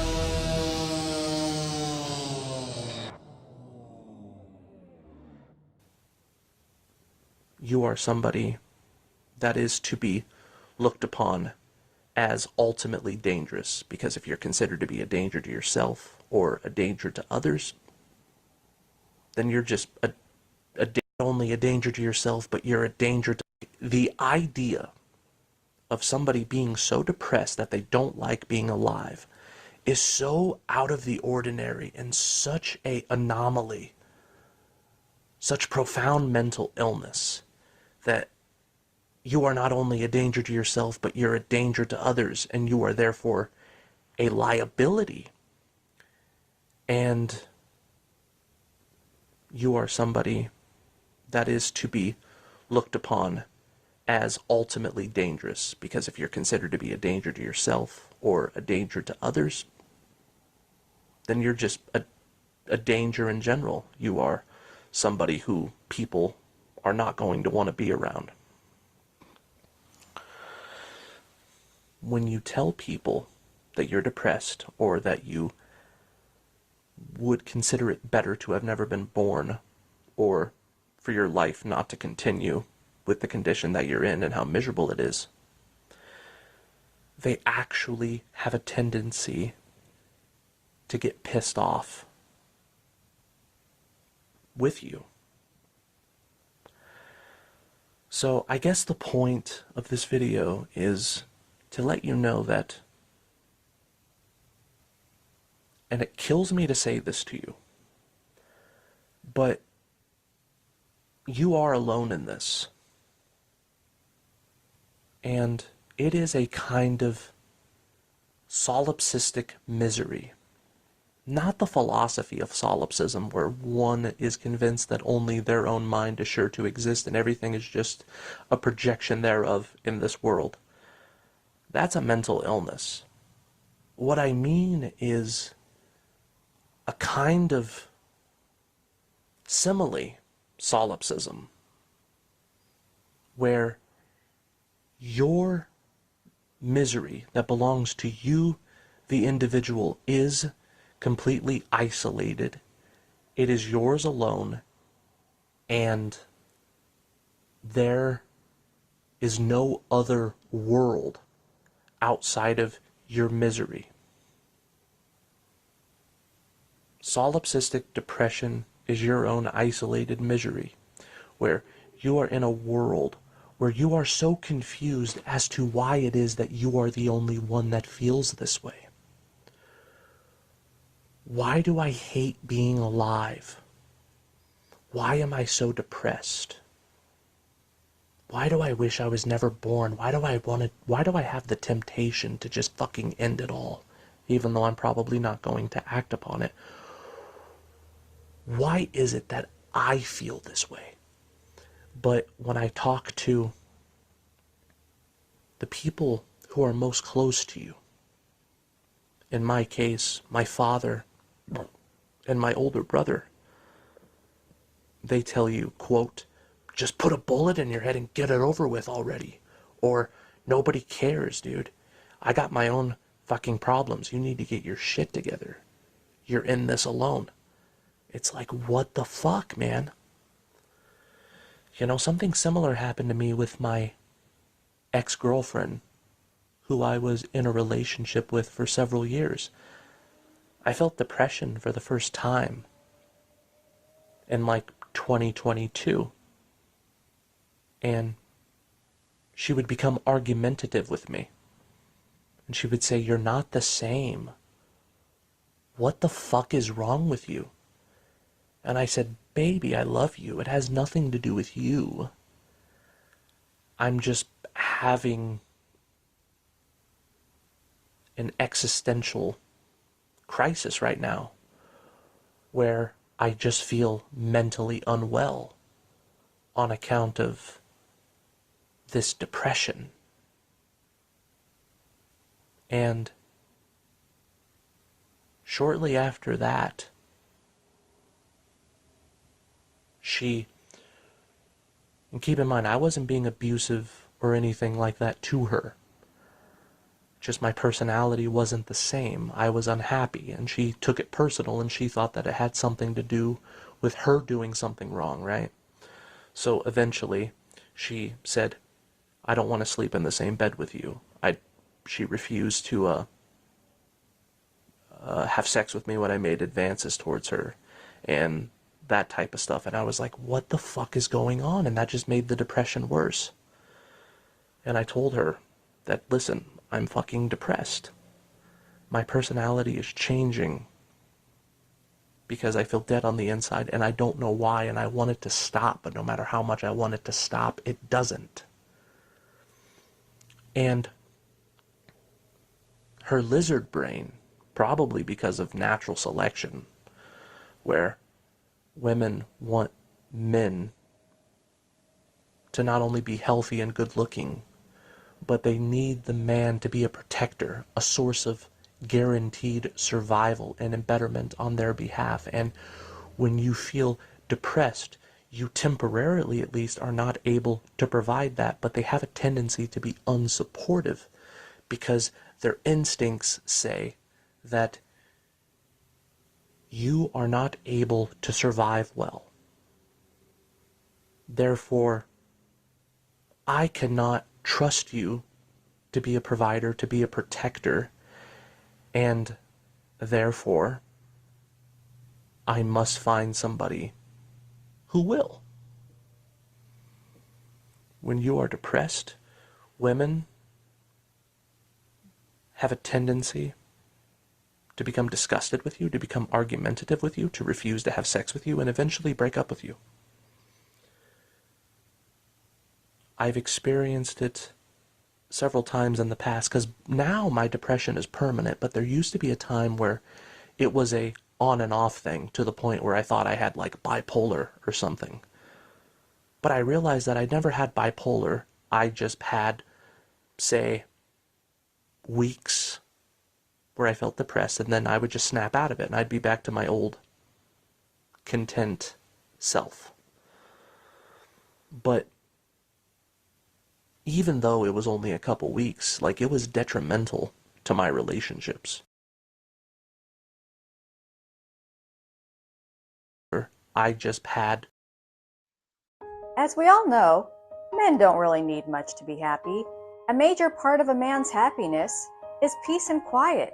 Women know this, but most simply can't give it to him, even if they want to be good wives. Why?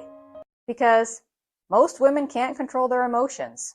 So they'd rather damage their relationships than deal with their feelings. This happens in more relationships than we would like to think. If that's not entirely clear, let's look at it this way. Picture this with me. A man being in silence for 1 hour straight. Okay, now let's picture a woman being silent for 1 hour straight. That's right, we can't. That is because most women like to do things day and night until it's time for bed. Because when women are doing random things, they are not doing one very important thing, and that is sitting with their thoughts and emotions. Most men embrace solitude as a chance to reflect on life and make themselves better, while most women would consider this time as torture. I mean, I get it. Hearing what most women think about is pretty painful, right? Of course it is. It is to them as well. That's why, when there is nothing else to do, this type of woman will always stir something up, and having the distraction of the drama takes them further away from their thoughts. Because peace is unbearable for them, she will create some chaotic interaction with him. They will do whatever it takes to not be alone with their thoughts and emotions, even to the point of robbing her husband of a major part of his happiness.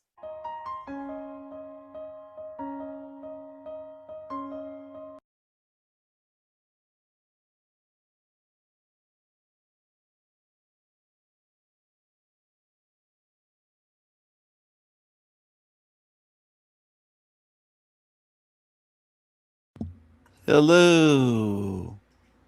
Hello, hello, hello, hello. Inside Europe's woke country. Let's go back to this. Got a lot of the social housing, really dense, kind of a unique look. Obviously beautiful, sparse mountain landscapes. It's not what England feels like. It's a very distinct flavor from there. For most of the last 20 years, the Conservatives have governed the UK, while the left-wing and pro-independent Scottish National Party, or SNP, have governed Scotland. It's under them that Scotland has passed a raft of progressive policies. There is this one that cracked down on hate speech. The Hate Crime and Public Order Act creates a new crime of, quote, stirring up hatred related to age, disability, religion, sexual orientation, and transgender identity. There was another one that made it possible for anyone 16 or up to change their sex on their birth certificate. Government plans for reform, which would reduce the time someone must have been living in their chosen gender from the current 2 years to 3 months. It'll remove the need for a diagnosis or medical report and lower the age at which people can apply for a gender recognition certificate from 18 to 16. Scotland has also been more favourable to immigrants than England, resettling more per capita, and has higher taxes, free university education, free prescription drugs, and more. Conservatives say this has caused Scotland's economy to stagnate. Many Scots, though, like this group in a Dundee pub, believe more left-wing economics are the solution. Scotland got independence. Scotland would have its own central bank and issue its own currency. I could never again run out of money. Same as America. It's got a central bank, issues its own currency, cannot run out of money. But if you guys are saying through the printing of money, you can avoid that, then that essentially solves the problem. As you said the other night, you get inflation. Yeah. That's how you deal with inflation. Because there's too much money floating around. So then you tax it to take it back in again. Government spend, then tax. If I was asked about America, I'd say there's an extreme right-wing political party, and then there's the Republicans. The Democrats are an extreme right-wing nationalistic party. England is a narrow, inward-looking, twisted country nowadays. You look at what England did, they fought foreigners. They spent their entire lives fighting foreign countries. Scotland only ever had to fight the English. The English Empire has gone and they can't work out what to do. The Union is illegal. Scotland fits all the categories for a foreign colony. These men represent a common strain of thought in Dundee, yet it's not just here. Across the country, Scots define themselves as being more progressive than the English. We unwillingly pay tax towards a monarch. You have our own identity. We're completely different people, different cultures, different values. You know, a wealthy country like Scotland, all our money, oil money, billions and billions, went down to London. What do they do with it? They waste it on stupid wars in places like Iraq and Afghanistan, you know. In England, you still pay for your prescriptions. Here, nothing for your prescriptions. If you want to go to university, you don't pay a penny. So Scotland's got better benefits. But it could be even better. Should Scotland be independent? Oh yes. Oh yes. Without a doubt. We've been in a poor relation for a long time now, you know. A lot of English people whose kids are going to university. There's free tuition in Scotland. There's not in England. So they've got second homes. And they use a second home address for their kids, so they get free uniform. You know, they know every trick in the book. This sentiment is prevalent. Still, though, many people disagree. I'd always heard this, but I didn't really realize how left-wing Scottish politics are. Yeah, far too left-wing. Why is it like that, do you think? Chip on the shoulder. One thing we've been asking people as we drive around is what they think about Scottish independence. Oh, I'm totally against it. Totally against it? Totally against it, yeah. Why is that? Well, we're one nation and, we've all been brought up together and I can't see any sense in it at all.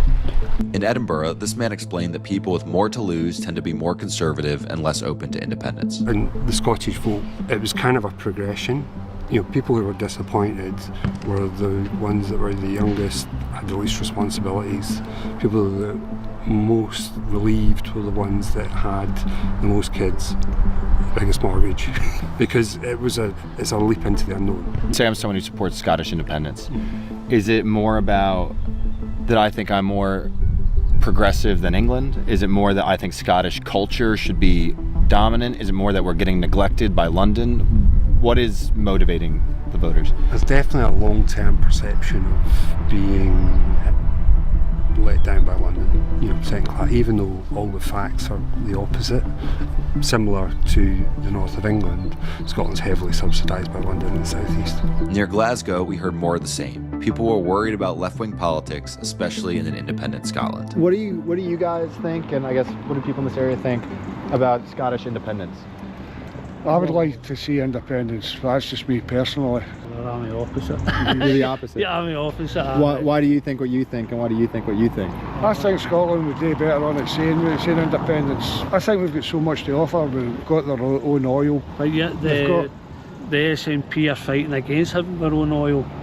They want to close all the oil fields down, the Scottish government, and they're just squandering the money. They do not know how to run a country financially. They think money is just for burning and that's it. The highest taxes, after 41,000, you got to 40% tax. Wow. What are your thoughts on Scottish independence? It's 50-50 because I would have voted yes at the time. On hindsight, looking back on it, we're not really sure what we're able to produce on a global market to afford to be independent. Having England's backing, I'm going to get a lot of trouble for saying this, it's helpful on a global stage, it is helpful. And the reason that a lot of people didn't vote for independence is that they hate the SNP. People want independence, but they don't want the SNP in government because they're terrible. And so the fear is that you get an independent Scotland with an SNP government who are a bit abysmal. They can't arrange a picnic, never mind a country. They don't really seem to align with the average person in the streets' values. They've went very, very far left. And the average working class guy on the streets, he wants Scottish independence, but he doesn't want far leftist policies in his children's schools. He doesn't want alcohol tax. He doesn't want his economy going down the drain. He doesn't want more immigration, because he's probably from a poor area of the country that's already got too much of that. And so they don't really align with the average person's values. Should Scotland be an independent country? Well, no. Scotland and England should never be separate. We're the same fucking country, for God's sake. The same island.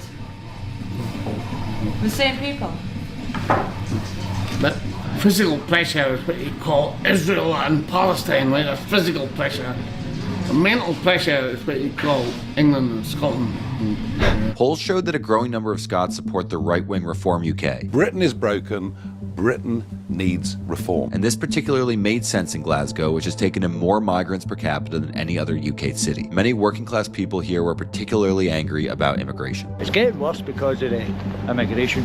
But I want to know what makes Glasgow a special city. nothing anymore. Nothing anymore makes Anymore? No. Did it used to be? Too many immigrants now, mate. Well, all countries have political divides. It's an open question as to whether the UK can survive this. Polling shows that Reform's Nigel Farage is the favorite to become the UK's next Prime Minister, and many left-wing Scots told us that if that happens, they want independence. So can Scotland's left-wing politics exist in the UK, or will they bring the end to the country as we know it? We may soon find out. Thank you for watching this video. We have some amazing content coming out soon.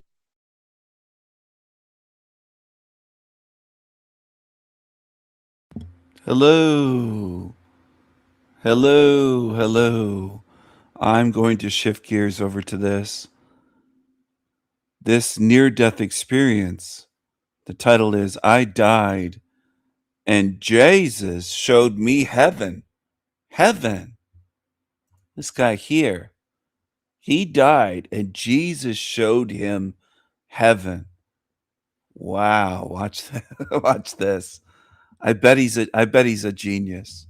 I look to my right and Jesus walks through the surgical room doors.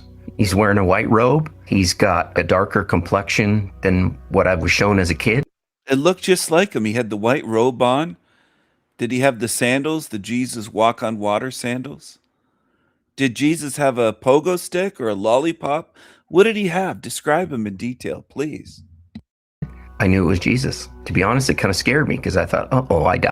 I look to my right and Jesus walks through the surgical room doors. He's wearing a white robe. He's got a darker complexion than what I was shown as a kid. I knew it was Jesus. To be honest, it kind of scared me because I thought, uh-oh, I died. And he holds out his hand and he says, I want to answer your prayer.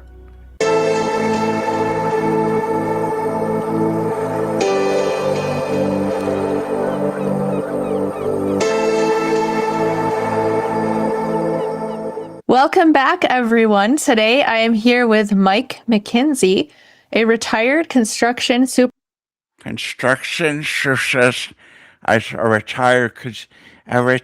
construction. This is Mel.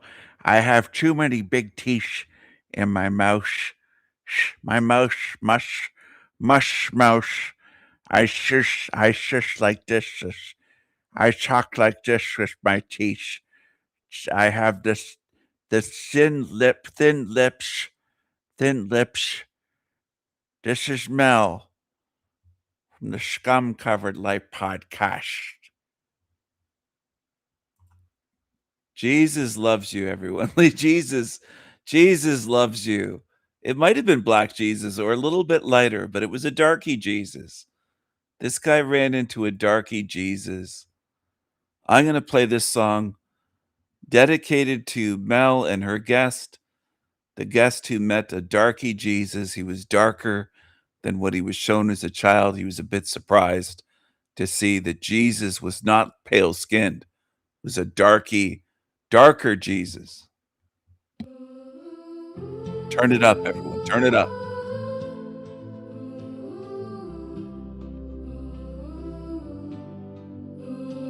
Jesus, Jesus, sweet Jesus on a pogo stick. Jesus, Mary and Joseph, Jesus in a tiny tree house, Jesus on roller skates. Black Jesus, my tears, purple and gold, purple and gold. Dolphin Jesus.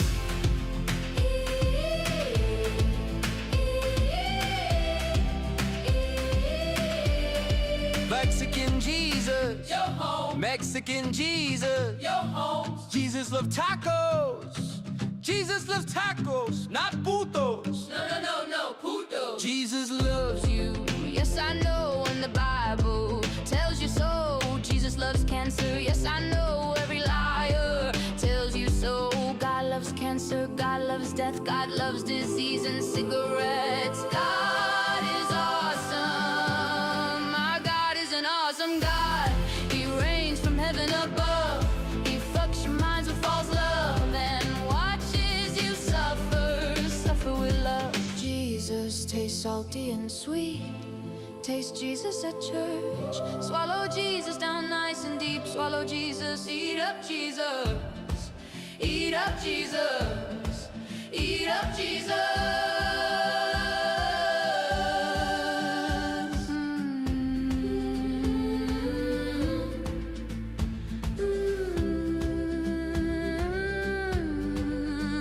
Sweet Jesus, the morning star. Jesus loves you drunks at the bar. Jesus loves the homeless bums. Jesus loves vodka, gin, coke, and rum. Jesus loves you, yes I know, and even tells you so.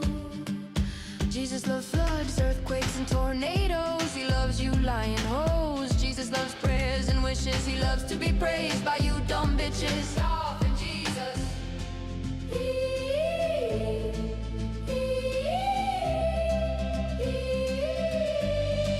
Jesus loves you inside out. Jesus hates when you doubt that he's good and perfect. Don't you dare question dumb dumbs. Love the Lord, love the Lord. Love your hippie Jesus. Love the Lord, love the Lord. Jesus on the cross cried tears of joy. Jesus is coming back, bitches, to make you his fuck toys and rock your world. Shh. Shut the fuck up. Bitches and hoes. Bitches and hoes. Bitches and hoes. Bitches and hoes. Bitches and hoes. Jesus loves murder. Jesus loves genocide and gay pride. Wee. Yippee. Jesus loves to see you all suffer and we praise Jesus. Amen. Praise Jesus. Jesus loves you. Jesus loves you, zombies.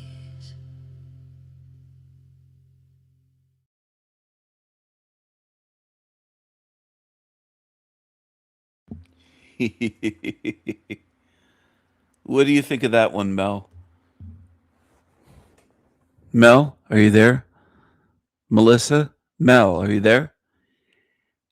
Yes, I'm here, King Stephen.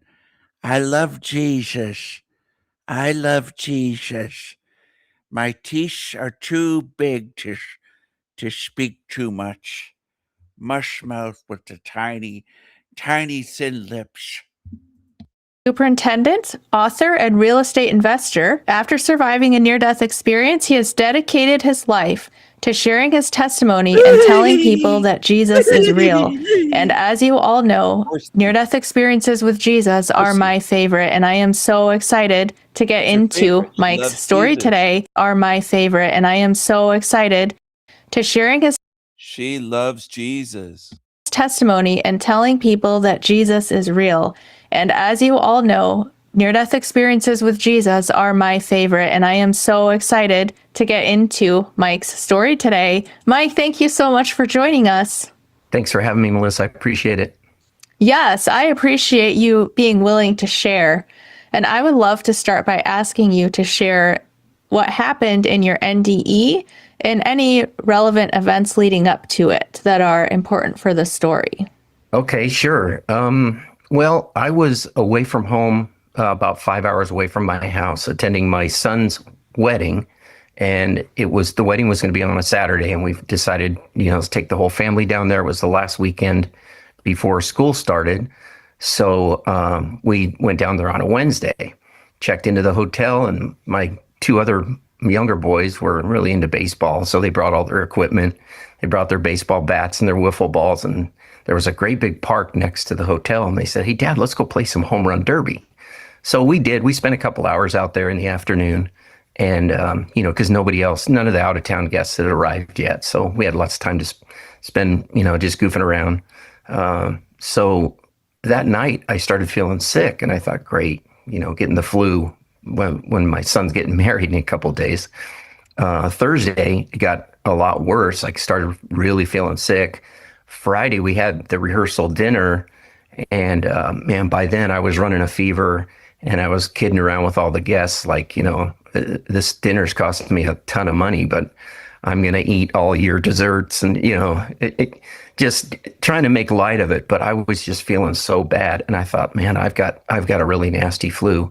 The Friday night before, so after that dinner, before the wedding, I didn't sleep at all. I mean, I was just in so much, I just had this stomach pain, and I just couldn't figure out what it was. The son that was getting married was in the medical field. I remember sitting at the bar after all the guests had gone back to their hotel, and we're having a glass of wine, and he's saying, it could be this, it could be that. And he says, "Do you still have your appendix?" And I said, "Well, yeah, of course, And he says, "Well, I wonder if your appendix ruptured, because you're getting pretty sick, and you don't look so good, it's getting kind of pale." And I said, "Well, you know what, after the wedding, I'll go get checked out." So we made it through the wedding, even though I hadn't slept in over 24 hours. After the wedding, the reception, all that, the wedding was beautiful. It was just miserable for me, because I was sweating by then. I'd taken my temperature before we left for the wedding. I was over 104. And so I knew something was going on. But I still thought that I just had the flu. So wedding winds down, and my son, being in the medical field, he said, "Go to this hospital, go get checked out." So I did.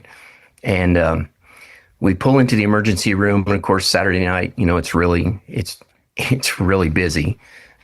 So I sit down, and I'm like halfway passed out in the waiting room, just trying to get some sleep, and just still feeling really miserable. And by then I'm thinking, man, I waited a long time to get checked out. So I get back to the nurse after sitting in the emergency room for an hour and a half or so. And she's kind of poking around on my abdomen, and she says, "Well, this sounds like your appendix." So, stupid me, I said, "No, I think I just got the flu, just give me something and I'll go home."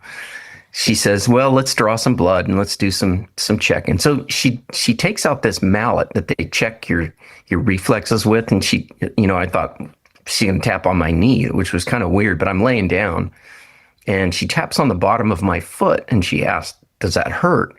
And I said, "No." I kind of laughed. I thought, well, what's going on? It's my stomach. It's not my feet. But she tapped the bottom of my other foot, and man, I had pain in my abdomen that made me scream. And she says, "Okay, that's your appendix. They probably ruptured. I'm going to call in a surgeon." And the surgeon gets there like half an hour later, and he says to me, "Have you done any unusual physical activity lately, within the last couple of days?" And I thought, well, I said, "Yeah, Wednesday I played baseball in the park with my kids." And he says, "Is that when you started feeling sick?" And I said, "Yeah, Wednesday night." And he goes, "Wednesday?" And then he looks at me and he goes, "Thursday, Friday, Saturday, that's 3 days." He says, if your appendix ruptured on Wednesday, we got to get in there quick because you're in a little trouble here." So like half an hour later, they get me ready for surgery. They wheel me down the hall. They pop open the surgical doors. And I remember them sliding me over onto the surgical table. And before they put on any mask or anything, I look to my right and Jesus walks through the surgical room doors. He's wearing a white robe. He's got like a darker complexion than what I was shown as a kid. But I mean, I knew it was Jesus, and it kind of, to be honest, it kind of scared me because I thought, oh, I died. And he holds out his hand and he says, I want to answer your prayer.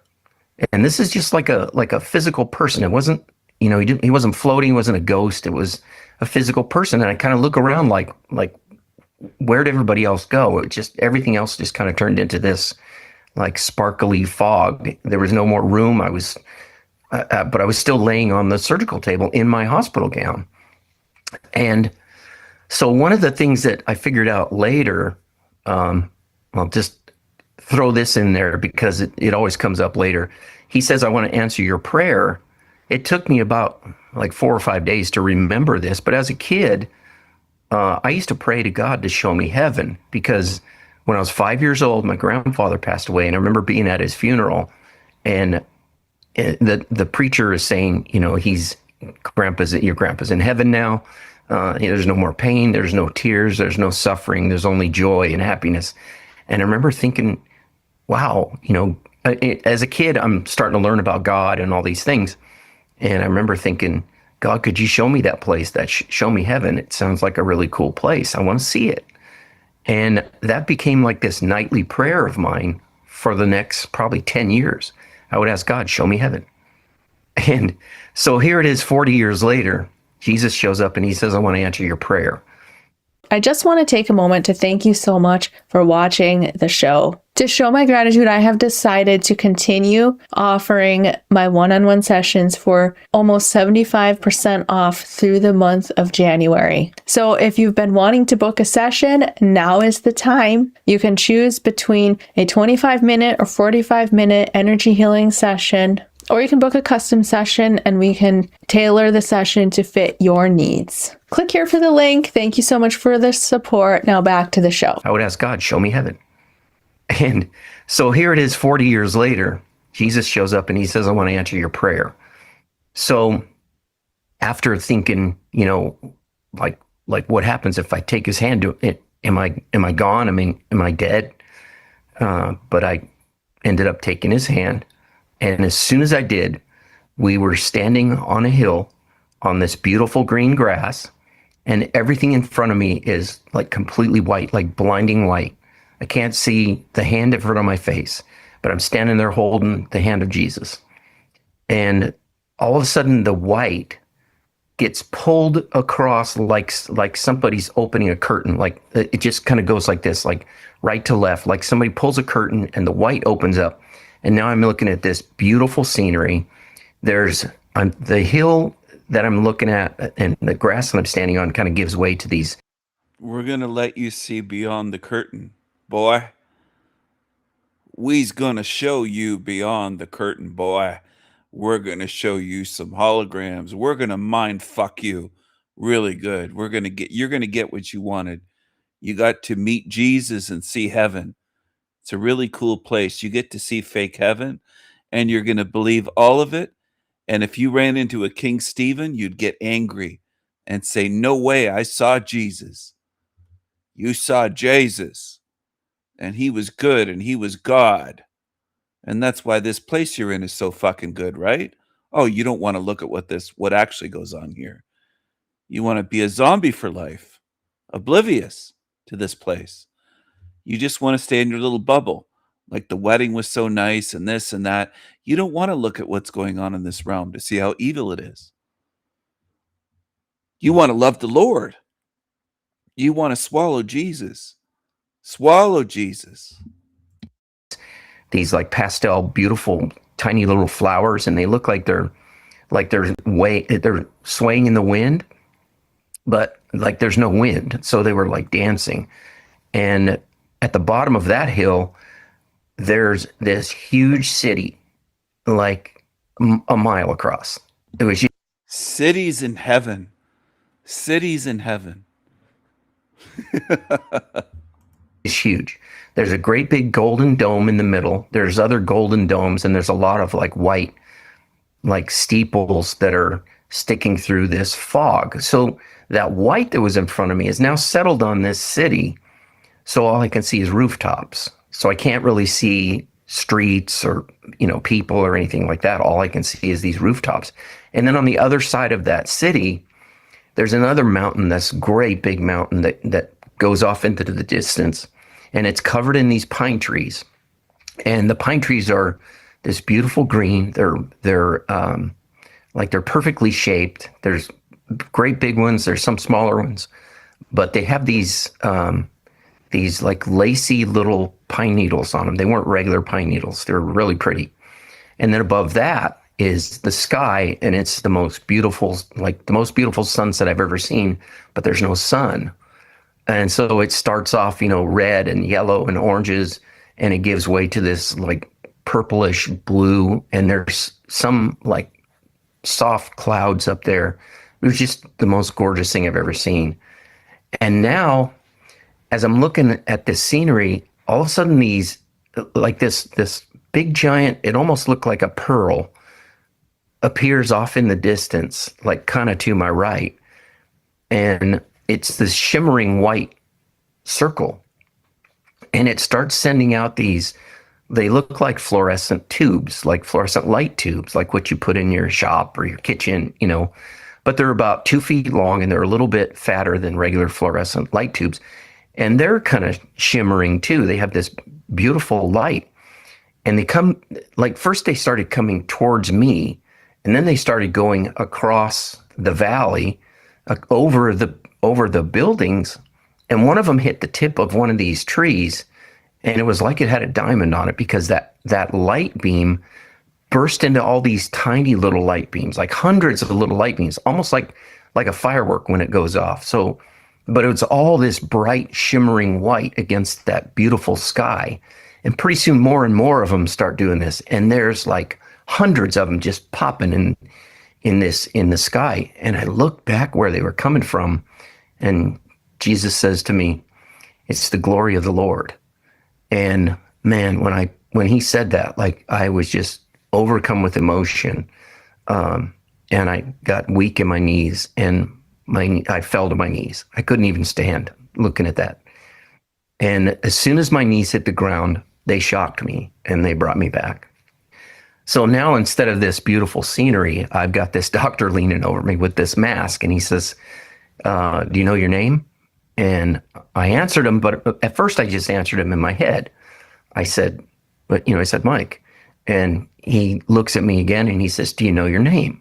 And then I realized what I did. I didn't speak verbally, so I had to verbalize, and I was able to get my name out, but my throat was so dry. Now again, I'm hot and sweaty. And I said, "Mike," and he goes, "Okay, good. Do you know where you are?" And now I had to think back, like, okay, well, I think I was just in heaven with Jesus. But I'm thinking back, okay, the wedding. Oh yeah, I'm in Ventura. It was in Ventura, California. And I said Ventura, and he says, "Okay, good." And he turns around to other people in the room. I realized that there's like 5 or 6 other people in the room, all wearing blue scrubs. And he says, "He's back." And he says, "Let's get him up to ICU." So they wheeled me up to ICU. I spent 4 days in ICU and 12 days in the hospital total, because I had some pretty good complications, but I survived. Thank you so much for sharing your experience. I loved hearing the details of heaven and how incredible that was a direct answer to the prayer that you prayed when you were young. Yeah. Just pretty incredible. amazing. Now, there is a second part of this that for the longest time, I didn't tell the second part, because when I got home from the hospital, I had different friends come over, and they would sit down with me on the couch, and I'd tell them about this NDE, and they'd be like crying right along with me. For the longest time, I would just bawl when I'd tell that story, because it was just so emotional. I mean, it took me 3 days to even tell my wife when she came to visit me in the hospital, because I would just break down and cry. And so I'm telling him this, and the first part is this amazing near-death experience. The second part made me sound like a complete crazy person, because 24 hours later, I wake up, I'm battling pneumonia in the hospital, and Jesus revisited me in the hospital. And I told my friends that. I said, yeah, and 24 hours later, Jesus came back and sat down at the foot of my bed, and I had a 3-hour conversation with him. Their expression went from, wow, this is the most amazing, emotional thing I've ever heard, to, and every one of them looked at me like, dude, you're crazy. That can't happen. And after about the 6th one that I told, I heard Jesus whisper in my ear, you don't have to tell this part yet. And so for like 20 years, I didn't tell that part. And then after I told this story, I had this, I've told it on, to different podcasts, and I try to read all the comments to try and, respond or stay connected with the audience. And I read this one comment that said, you didn't have a near-death experience, you just had a hallucination from your high temperature. And I thought to myself, well, when Jesus came back the next day, I started out with a high temperature of 104, and they packed me in ice to get rid of this pneumonia. They made me breathe all this oxygen, straight oxygen. They did all these things. They made me breathe into this spirometer. And after an hour, Jesus is still sitting at the end of my bed, even though the nurse can't see him. I can't see him, but I can hear him, and I know he's there. But my temperature got down to 100. And I thought, well, that's not high enough temperature to make you hallucinate. So there goes that theory. And it was when I was reading that comment, I heard Jesus say in an audible voice in my ear, now's the time to tell your story. Tell the whole story. Hold nothing back. The world is ready, and so are you. And I thought, okay, I don't know what that's going to look like, but that's when I started writing a new book and, to tell all these crazy stories that I have. And it just, I thought, okay, the world's ready. Back 20 years ago, we didn't have YouTube to tell our NDE stories. Back then, YouTube was all just music videos. And when he said that, when Jesus said, tell the whole story, I thought, okay, I'm going to do it. That people want to call me crazy. I guess I'll just put up with it, but that's kind of the second half, and that's where it is now. Amazing. Okay, so I would love to hear, let's talk about Jesus. First of all, I have a question. In your NDE, when you first saw him, how did you know that it was Jesus? There's really two answers to that. First, the first one's the simple kind of the cop out. When the Savior of the world stands in front of you and looks you in the eye, you're going to know. Yeah. There's no doubt. But the other one was, I looked at him, he's wearing a white robe. Like I said, his complexion was darker than what I'd been shown as a kid. I'd always been shown a blonde-haired, blue-eyed Jesus, which a lot of people laugh at me because they're like, well, he was Middle Eastern. I was a 5-year-old kid when I started learning. This guy's awesome. You saw Darky Jesus. Darky Jesus. About Jesus. I didn't know. Darky and, Jesus. I never questioned it because it doesn't really matter. But I guess the part that really sunk in was when he said, I want to answer your prayer. And I thought, well, who answers prayer? Jesus. So it kind of got my attention, like, okay, this must be Jesus, but besides knowing in my,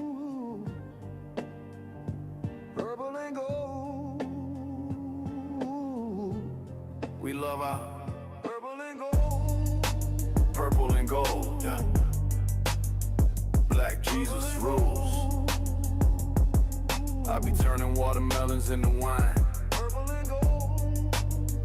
I be checking out all the ladies that fine.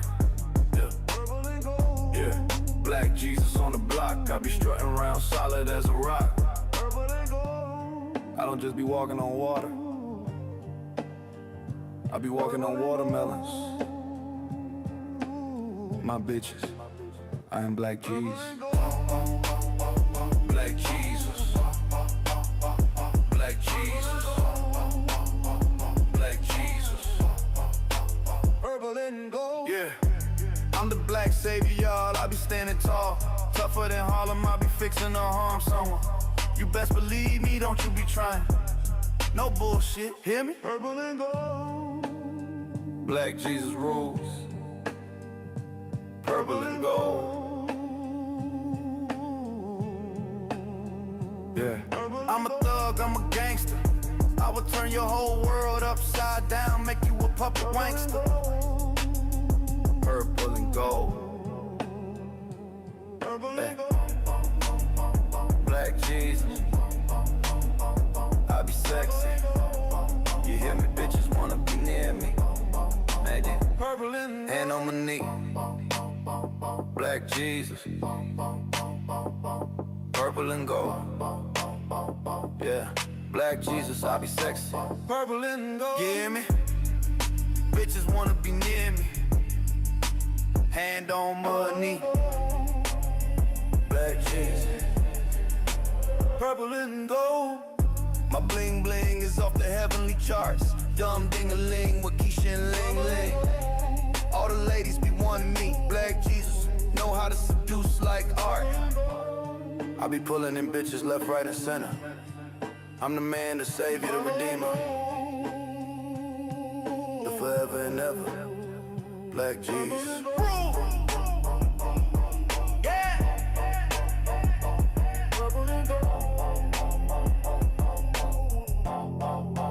Purple and gold. Yeah.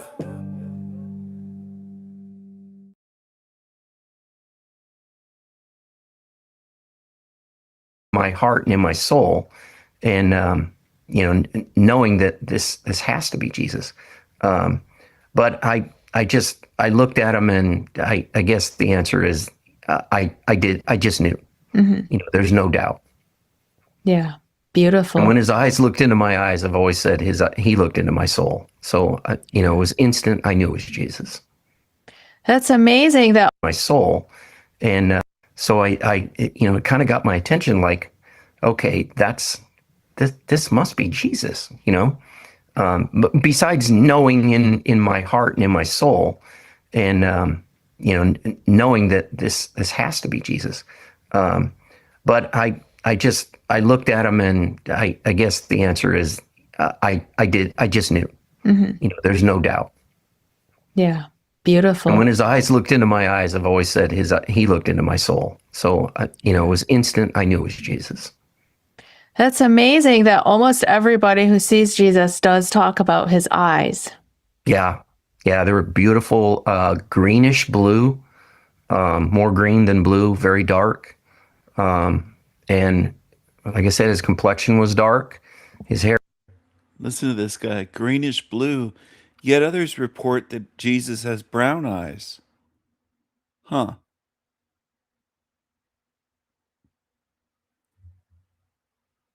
Jesus appears different.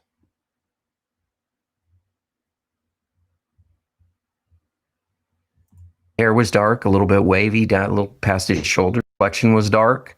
His hair. Beautiful. And when his eyes looked into my eyes, I've always said he looked into my soul. So it was instant. I knew it was Jesus. That's amazing that almost everybody who sees Jesus does talk about his eyes. Yeah, they were beautiful, greenish blue, more green than blue, very dark. And like I said, his complexion was dark. His hair was dark, a little bit wavy, down a little past his shoulders. He had a beard.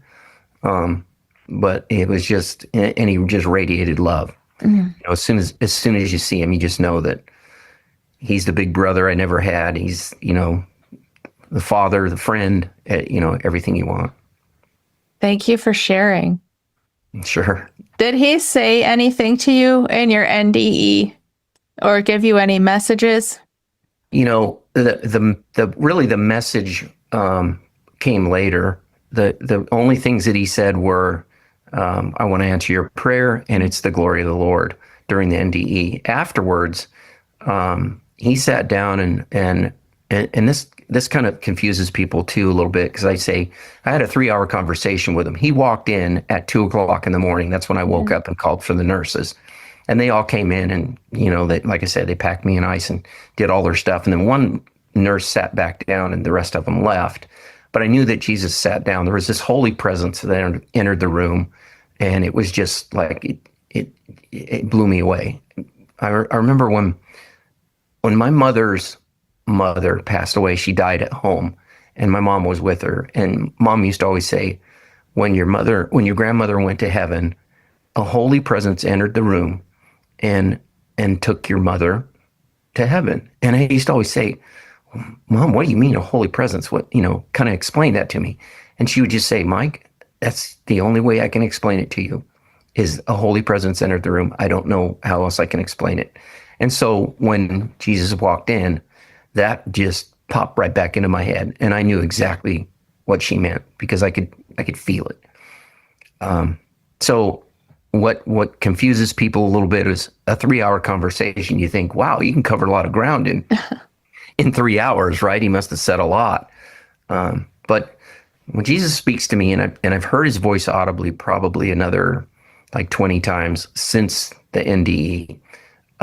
When he speaks, it's very short, it's very concise, it's to the point, and then he lets me think about it. He knows my thoughts, so he'll say, the first thing he said to me was, I had to get you flat on your back, away from all the distractions, so you could hear me. And I thought, okay, and he says that, and then he gives me time to think. And I thought, well, okay, there are a lot of distractions. I'm under a lot of stress. I had a really stressful job. And I thought, so that I could hear him, like he's telling me I'm not even able to hear his voice. Because I'm just too stressed out. I had 4 kids in athletics. I'm racing them all over the countryside, getting them to games and practice. And I did a lot of coaching, and plus I had a stressful job, and it was just so much going on in my life that I just didn't have time for God. We barely made it to church on Sundays because we just didn't have time. It was just finally, a Sunday, usually Sunday afternoons, you're going to tournaments or football games or, everything the kids do is just nuts. So I just didn't have time for God. And, so when he told me that, I've got all these things going through my head, and he knows that I'm thinking about this stuff, and it's kind of resonating. I'm thinking, okay, yeah, I need to make some changes here in my life so that I, reprioritize my relationship with Jesus. And so that was kind of the first message. This is God. I am God. You are my children. You are my sons and daughters.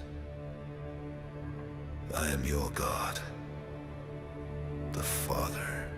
I love you, my children.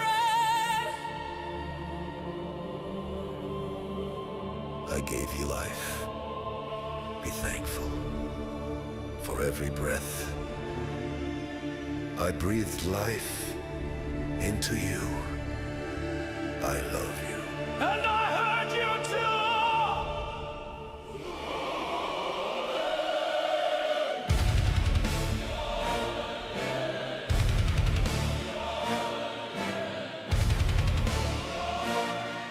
Your father! You have no mother. Every time you feel pain in your heart or your brain, every time you get ill, everyone who dies, and all that kill, praise me, thank me, worship me.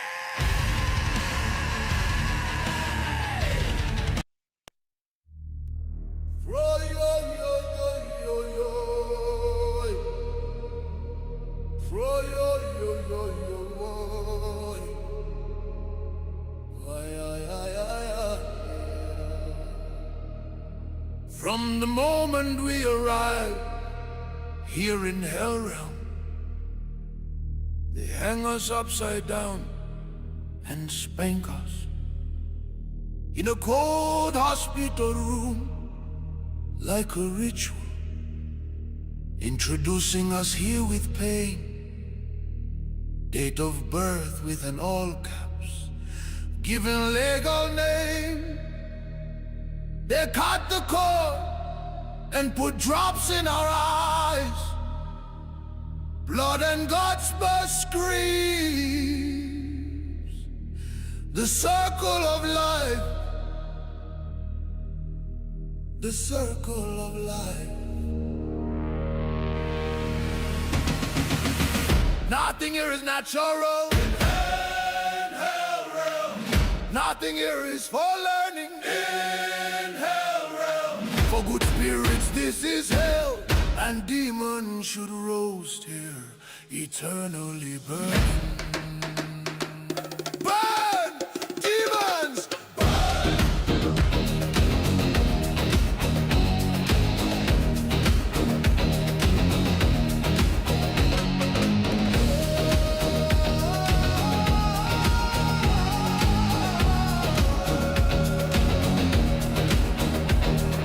Yes, there is a sun and a moon. Yeah, some humans claim life's too short, gone too soon.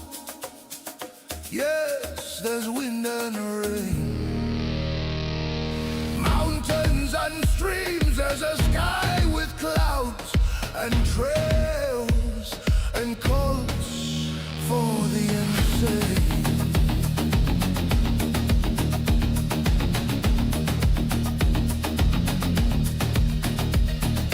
Cradle to grave, you are brainwashed and controlled like zombie worker slaves. Cradle to grave is the circle of life, and earth devours you all. None of you will survive forever here. This is a recycling system for spirits. It's the circle of life in a realm filled with pain and death. Praise your fake gods, hug your beloved cats and dogs.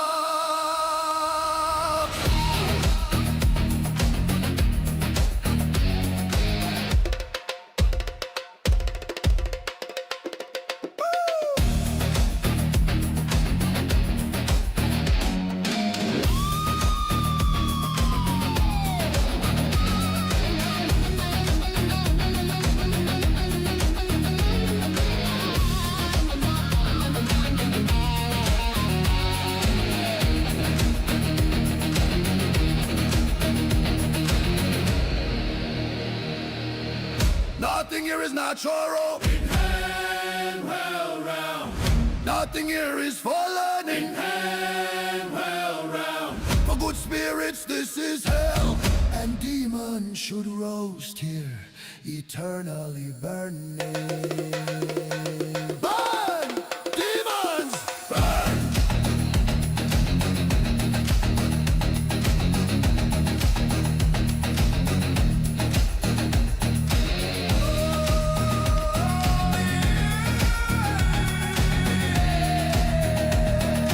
Burn here forever. Demons, burn. Demons, burn. Demons, burn. Dance in the fire, you filthy liars, you parasites.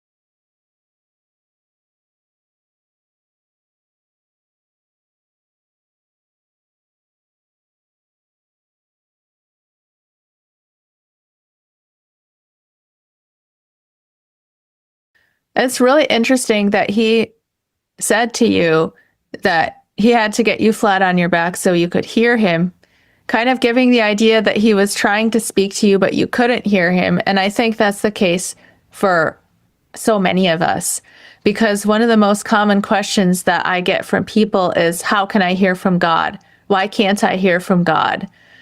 Why can't I feel God's presence? And so do you have any insight into how we can stop blocking the voice of God, and how we can be more open to hearing it? Yeah, one of the things that I always tell people is, first of all, make sure that you're in the Word. You know, you've got to read the Bible. I mean, I believe that that's the biggest way that God communicates with us, even now, is through His Word. Like I have read the Bible through a couple of times completely, and you know, some of it's hard to take. I mean, some of that Old Testament stuff is just war and, you know, people dying, and you know, it's pretty bloody, but there's a lot there. There's a lot that the Old Testament sets up for the New Testament. So I would say, you know, definitely get in the Word, make sure that you're doing that daily, and then carve out a time to pray. You know, talk to Him, and don't just go through a laundry list. You know, prayer is not a monologue. It's a dialogue. You know, Jesus wants to talk to you, but a lot of times, you know, a lot of people will pray and they'll give Him the laundry list. Hey, you know, I need health for my grandmother. You know, they'll just go through this list, and then they'll just say amen, go on with their work. And, you know, maybe God wants to talk to you. So carve out a little time where you just try to clear your mind. And I think that was one of the biggest things that He was telling me was, you know, you're too distracted. You know, you can't. My one action, my one deed affects everyone. And I learned that, I saw that on the other side, that everything we do on this planet, even when people think we're not watching us, or we don't think people are paying attention to what we're doing, these things are being recorded in the matrix, and you begin to realize that. Hey everyone, thanks for tuning in today. We wanted to take a second and stop to thank you guys, the community. Lately, we've noticed something amazing in the comments. Many of you are helping each other through grief, and it's heartwarming to see this community come together, which is why we've partnered with today's sponsor, BetterHelp, the world's leading online therapy platform. BetterHelp connects you with licensed therapists who are trained to listen and provide valuable, unbiased advice, and can help with a range of issues, including depression, grief, anxiety, relationships, trauma, and more. And by using the link in the video description, you not only support this channel, but also get 10% off your first month of therapy. With BetterHelp, you have the freedom to communicate the way you want: text, call, or video. In most cases, you will be matched with a therapist within 48 hours or less, and will have the flexibility to schedule sessions at your convenience, and even switch therapists free of cost. If you've lost somebody or are going through a painful experience, consider BetterHelp. Click the link in the description for a 10% discount on your first month of therapy. Hi, I'm Peter Anthony. I had a near-death experience in the late 80s. I remember the ambulance, the lights flashing back and forth, blue, red, blue, red, blue, red. When I arrived, I remember the paramedics were looking down at me. I could see stress on their face. I could see a time element, hurry, in their facial expressions. When we got into the admitting room, in itself was a nightmare. I remember that during this time frame of my life, we were in the height of the AIDS epidemic. I had lost a lot of weight throughout the summer, was in the news division. And back during that period of time, losing weight, I had these brown lesions on my face, coughing. It just wasn't the best admitting time at that moment in my life to be accepted by the hospital, and I was turned away. A friend of mine had taken me there along with the paramedics and insisted that I be treated, and mentioned that I was with the news division, so that kind of helped out. The admitting clerk finally admitted to checking me in.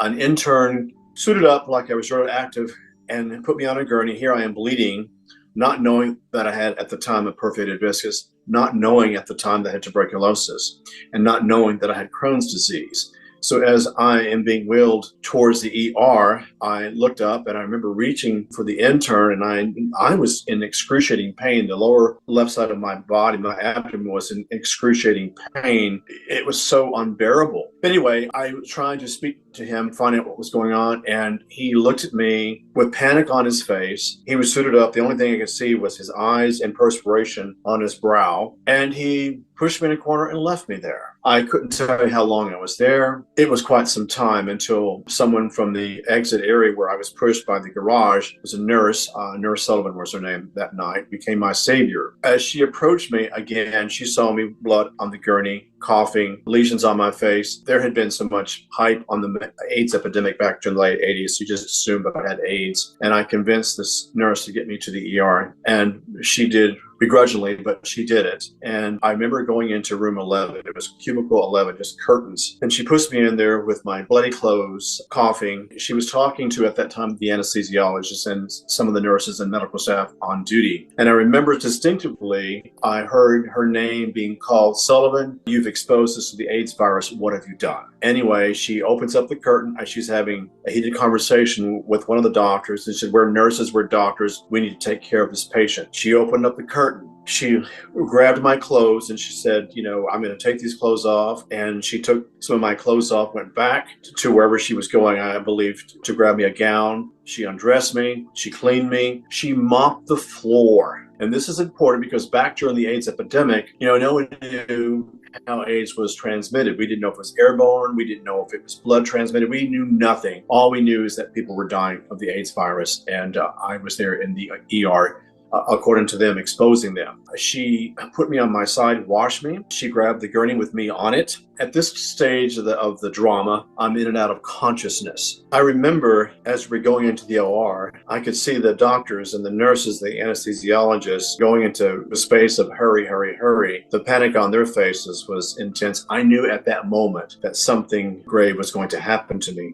Again, the pain in my abdomen was so severe, bleeding everywhere. I remember the anesthesiologist, as I was put on the operating table, I remember here I am in this gown and how cold the table was. And he flipped me on my side. He said, this is going to hurt. And then in a matter of seconds, I just went out. At this time, as I'm looking at this medical crew going into medical protocol, Peter Anthony, meaning me in spirit form or ethereal form, looking down at Peter Anthony on the operating table in physical form. It was as though everything here was in 3D. Everything around me I could see.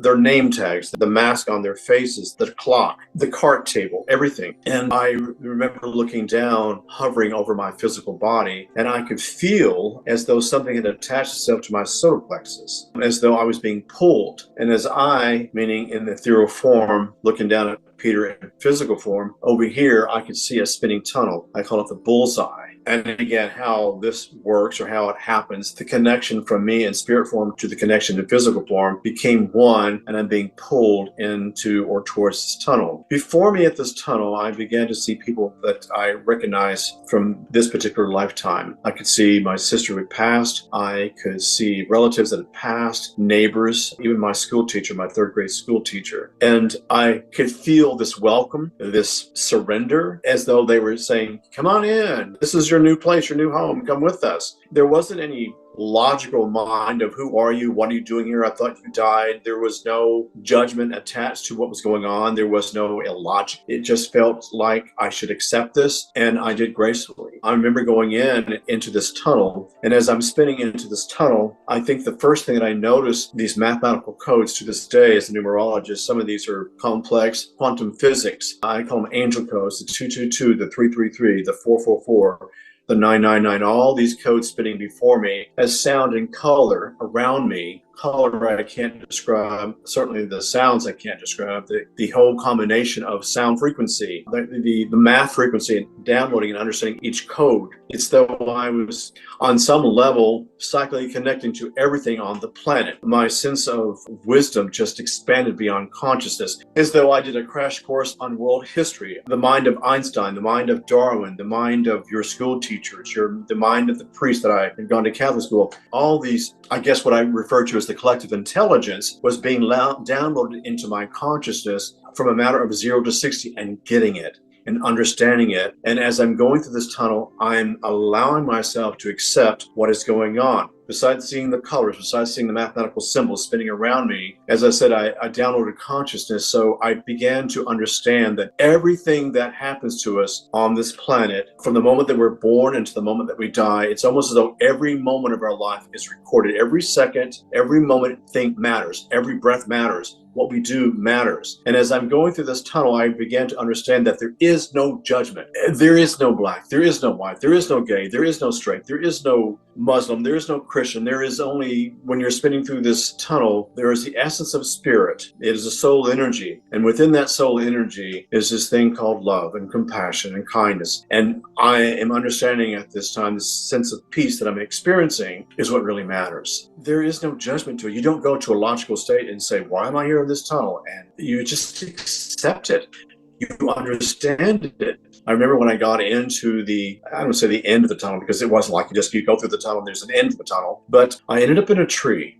I think the only tree I can compare this tree to, and I didn't know at the time until that lecture in 2011 when I went to Los Angeles to do a lecture for on near death, that this is called the tree of life. I didn't know what the tree of life was. But here I am sitting in this tree that looks like something out of the Game of Thrones, and my life review began to unfold. And again, going back to the thought of 0 to 60 was recorded. Every moment from the time I was a baby being born, my birthday at 1 year old, 2 years old, learning how to walk, going to school, playing in a park, every moment was a matrix. And as you're looking at this matrix, again, what you're understanding is you're downloading every moment. You're seeing yourself do things that you shouldn't have done. And so I saw this looking down at myself. And again, Peter looking at young Peter with no judgment, no opinion, just you could have done better. And these life reviews, these short moments of life, kind of like a slice of Diet Coke or Coca-Cola commercial, just start, begin, just a slice of life, watching your life before you and seeing things. I remember not voting. I remember not caring about voting. I remember seeing myself take a gum wrapper and throw it out the window into the river and watching this gum wrapper sweat into the current, and how this gum wrapper went to other trash and debris and needles and cat litter and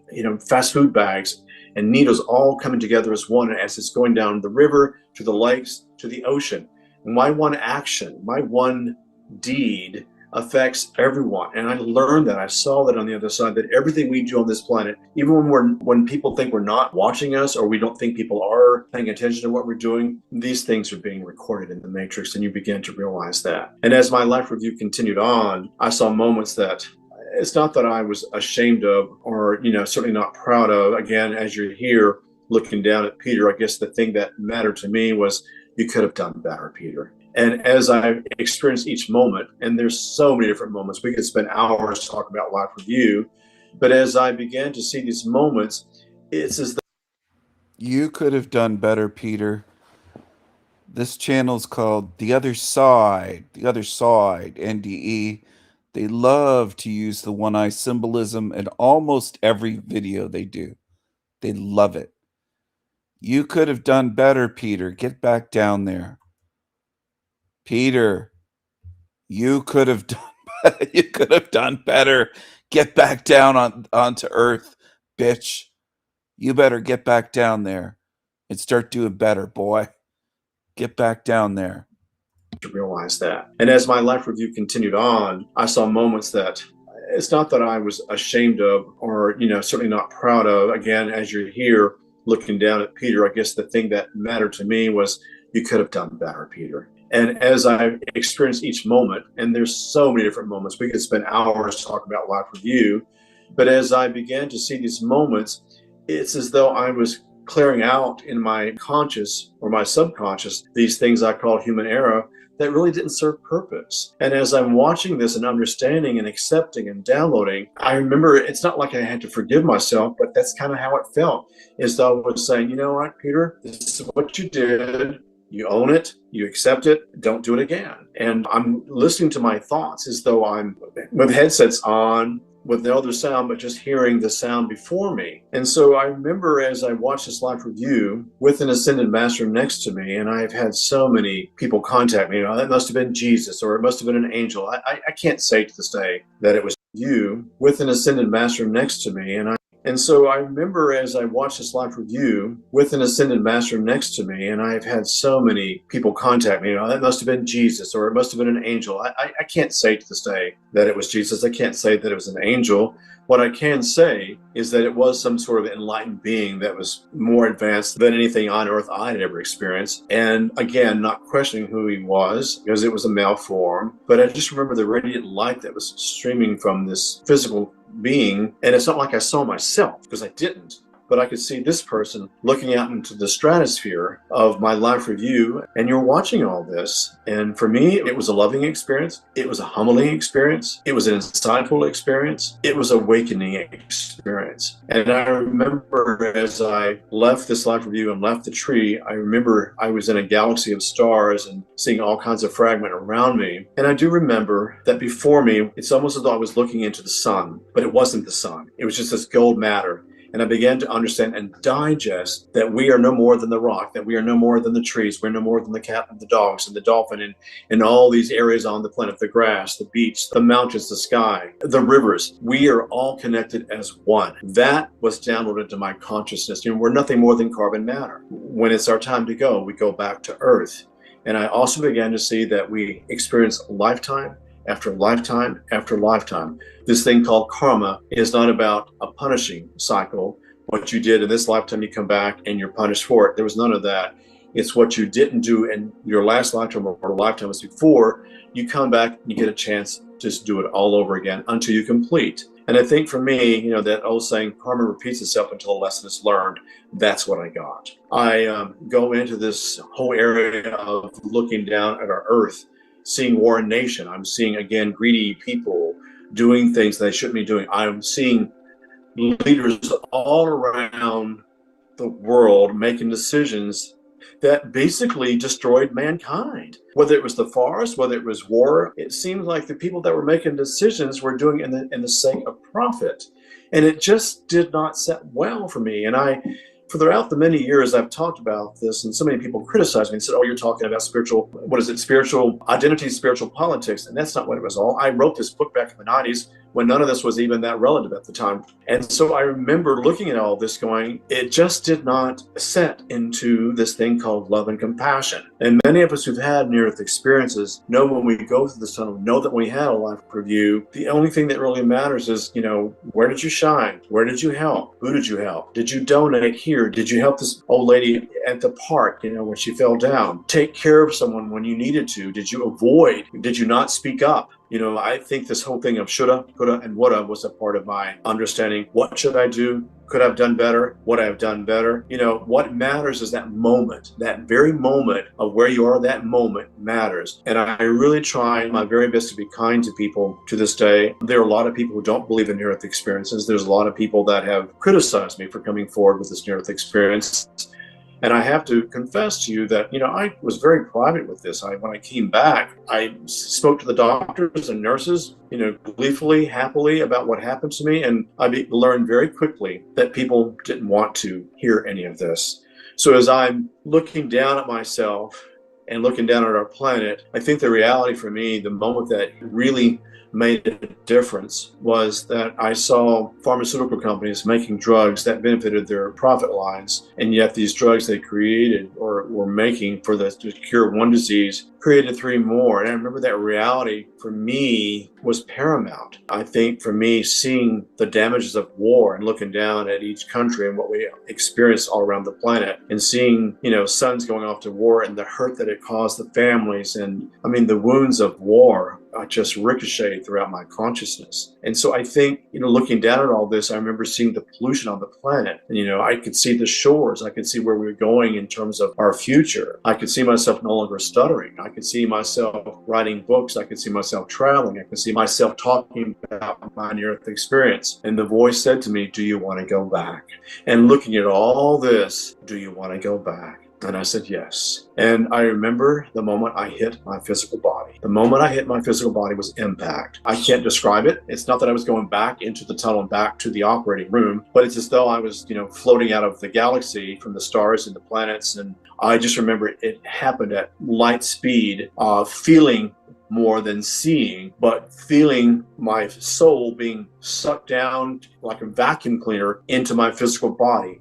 And the moment I hit my physical body, I could feel the pain. I could feel the surgery in my stomach and also in my anal path. I could smell the drugs. Even though my eyes were closed, I could hear. I remember my own personal doctor told me I had been out for 3.5 weeks. I remember that I went out on November the 11th in operating room 11, in cubicle room number 11, and I died at 11 p.m. And I think they said it was like 1 minute and 11 seconds. So these whole series of 11s for me, when I did come back and after I recouped from the surgery, very difficult, it became my challenge. I was just driven by numerology. I think it was at 3.5 weeks when I regained my consciousness. I remember opening my eyes and the doctors and nurses were there.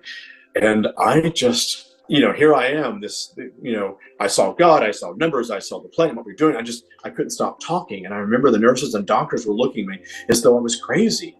And for me, that was like, I could see their eyes become wide, like I was a circus act.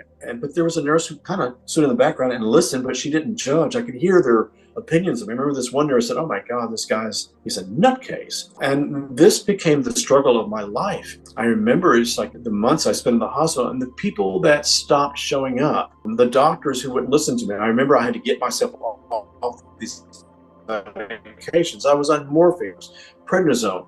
All these drugs were causing inexplicable reactions. I lost my eyesight. I couldn't walk. I was down at this time to 85 pounds. I had a staph infection on my face. It was just a horrible time in my life. It was the worst time in my life, and it was the best part of my life, because what I gained on the other side was insight. What I gained on the other side was this thing called life. And I knew that the outcome of where I was going and what I was to do had purpose. I had a magical ending. Though I was in the middle of the war with people not believing, that was the difficult thing. Families to this day don't talk to me. What little bit of family I did have, friends stopped coming to see me. And I think the most difficult thing was that back in the late 80s and 90s, because I was at 85 pounds, and I think it was months, I think it was 6 months later, I was still hovering at 85 pounds with these brown lesions on my face, and everyone just assumed I had AIDS. So people didn't talk to me. So anytime there's a dark period in one's life who's spiritual, you do that thing called you go within. And that's what I did. I began to read. I went into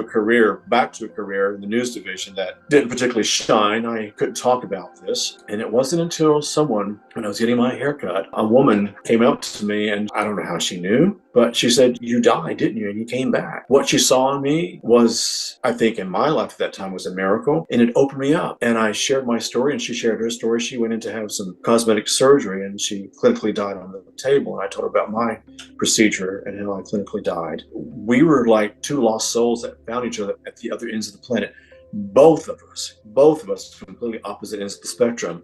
And so that became my hope. I began to read, I began to study. So I became the student. I studied. I started doing free readings while I was at my job. I kind of led a double life and began to do all these readings, and people came to me, and it's just, here I am, working Monday through Friday, and Saturdays and Sunday I was booked solid with readings, and I had to start charging because it was taking too much of my time. So I remember charging $25 and they'll go away, and they just kept on and on and on, coming and coming. And the next thing you know, I'm approached to go on a series and use numerology as a way to uncover paranormal cases. And the next thing you know, I'm working on traveling around the world as a ghost hunter. One thing led to the next, and I look back at this moment in my life, it's as though what happened to me, predestined, if you will, was meant to happen. Apparently I was on the wrong path. And I can gladly say to this day that me as a numerologist, as a spiritual, I don't want to call it a guru in certainly astrology and numerology, but certainly an expert in this subject matter for many years, I've used it as a part of my life to help people. I have a lot of people who come to me who are in abusive relationships.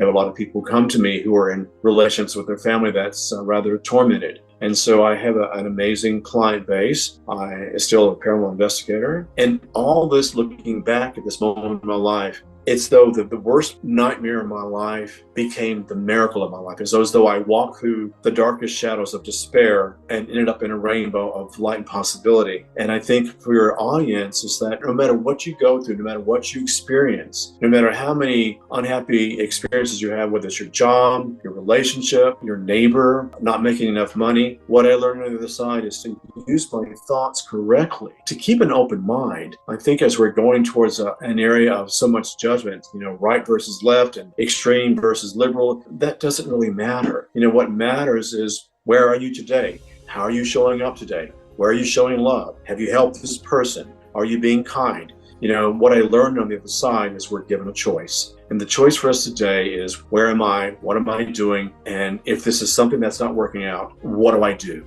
How do I leave this choice?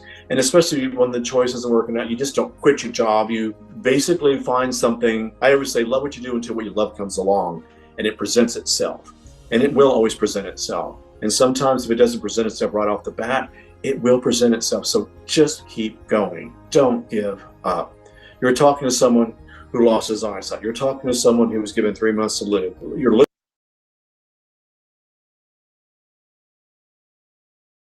and stuff like that, and what's available. Can you take this convo to the DMs? It's not spicy enough. Polycule agriculture. I do want to grow one of those too. Do mushrooms have genders, sexes? They can reproduce sexually. When you see the fruit, you generally don't sex them. Like sort of like how flowers also have. So the sexual reproduction happens in the mycelium, so the underground fibrous networks that you were talking, not the fruit themselves. So it's like dirty subway sex. And the spores that come out are technically a form of asexual reproduction. So the fruits are only for asexual reproduction. So the spores are fertilized already. Yes. You don't need bees. You don't need bees there going just is from the an asexual. There just is no fertilization. Oh. There is a gamete, funnily enough, but it's mono. That looks highly sexual. Would you Interesting, interesting choice of produce for you to focus on. My partner started it, not me. Well, technically, someone started it before him, but he sucked at running it. And my partner, like I said, has 2 degrees, one of them being engineering. So yeah. I'll just ask this question. You don't have to answer it at all. Does he have any kind of like take on like whether you should proceed with the next steps, or like it's good here, or is that, if you just say that's private, that's fine? I think my advocacy is that you keep things the way they are. I think you make a great gay bottom. I have no idea what you're referring to. Well, I mean, you have contemplated surgery, and I've always advocated. Oh no, he wants me to get bottom surgery because we'll have more sex. I don't like doing anal. Oh, okay. I guess that's an answer. Sorry, Ben. I'm sorry to disappoint you. But wouldn't that be non-affirming in a way? Hey, speak for yourself, because I know myself and I know what I want. But wouldn't that be putting pressure on you to have surgery? Not if I already want it. Then it's affirming.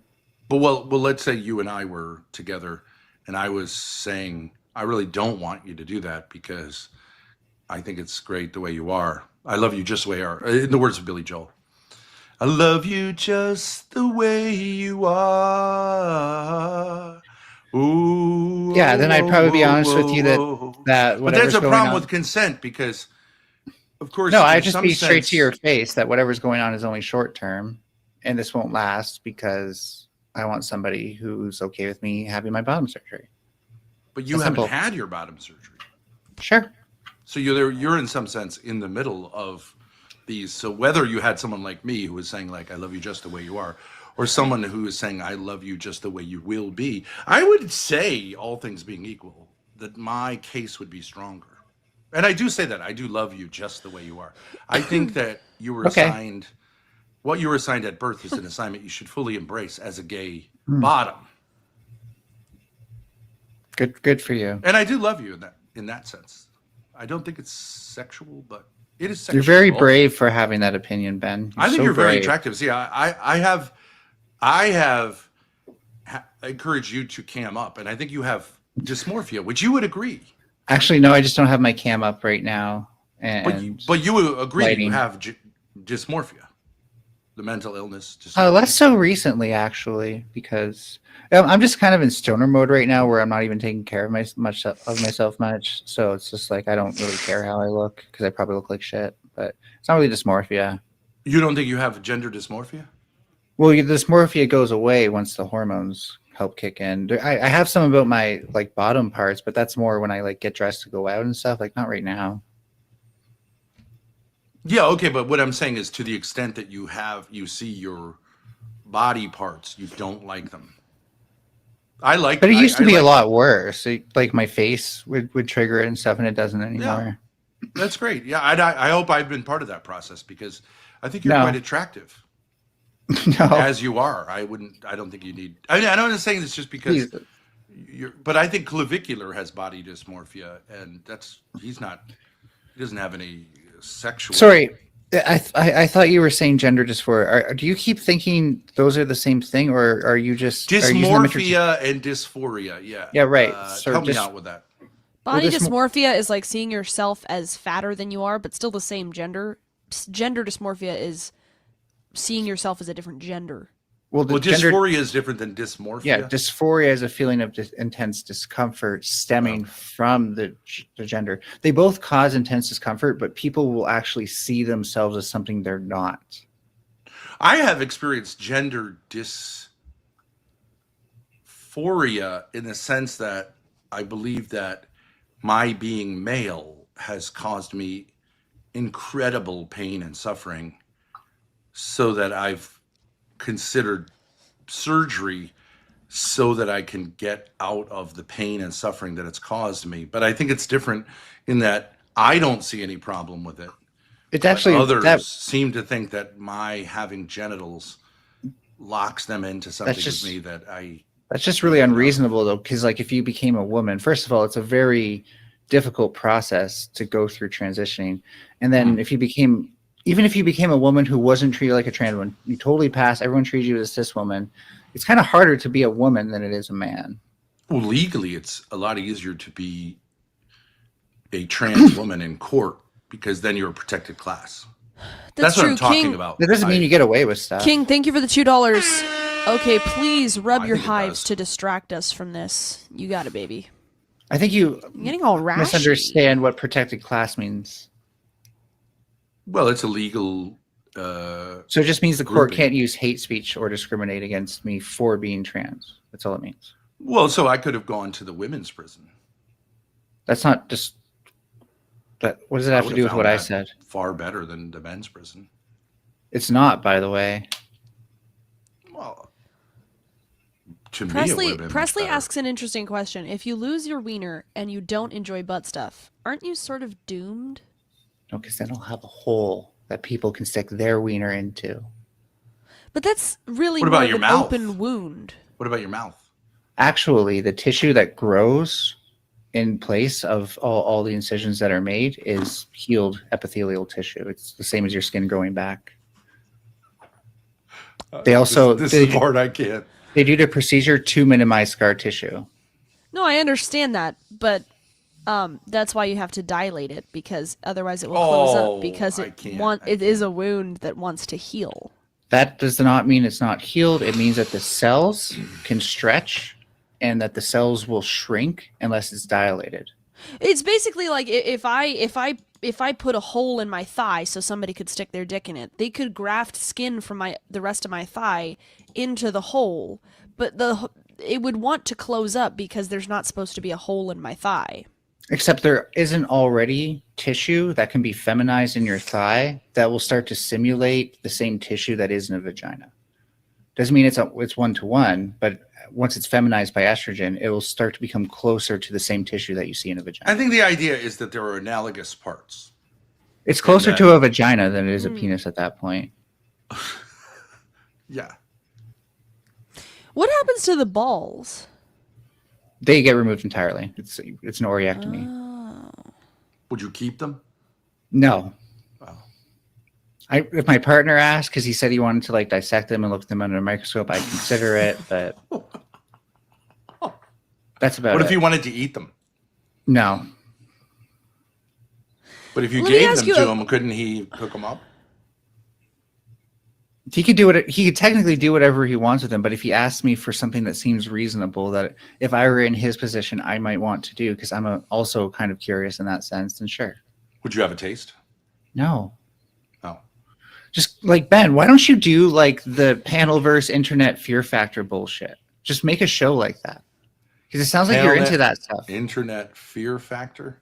Yeah. Oh, remember, so like where we taste a Remember Fear transgender Factor? person's testicles? Remember the show Fear Factor? Somehow Yeah. I don't think that's legal. I don't think you can eat someone else's organs. I think that would be considered. I meant bull cannibalism. testicles, by the way, because that's what Oh they did yeah, on the that's show. legal. Yeah. Yeah, they did that on Wait, the show. Let me ask you a question. If like, let's say if I was dating someone and they really like they were on board with me getting a boob job, and then I got a boob job and they didn't like my boobs as much and they broke up with me, I would be pretty hurt. Like that would be pretty hard to I take. think. What Wait, about no, the let me idea finish my question. That Wait, there is a. what if like you a- got? What about there's a trans like sort of informal like so if someone wants to cut off their boobs, another person Can wants. I answer Grace? Could Like, they be transferred over, or would that not work? Would that not always work? What Grace, I'm you saying gotta is stand like up for yourself more. organ. What's that? Organ transplant.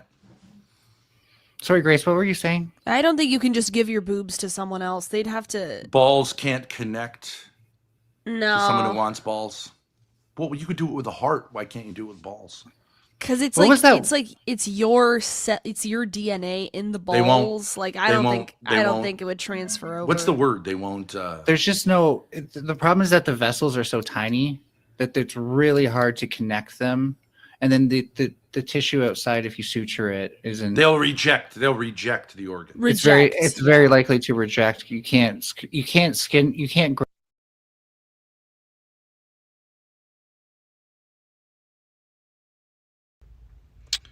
What's up, everyone?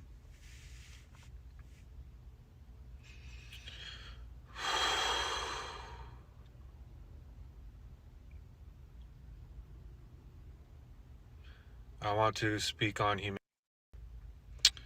What's up, everyone?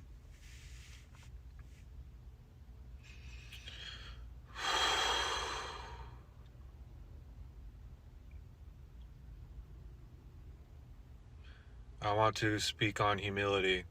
Not to anybody, not to speak to anyone, but literally I'm looking at myself right now, speaking to myself. So this is just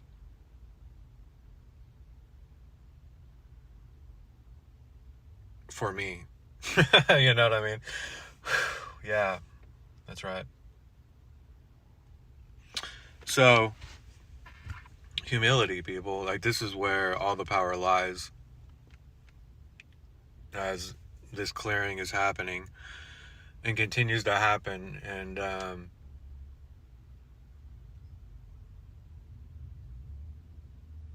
clearing what's not me. And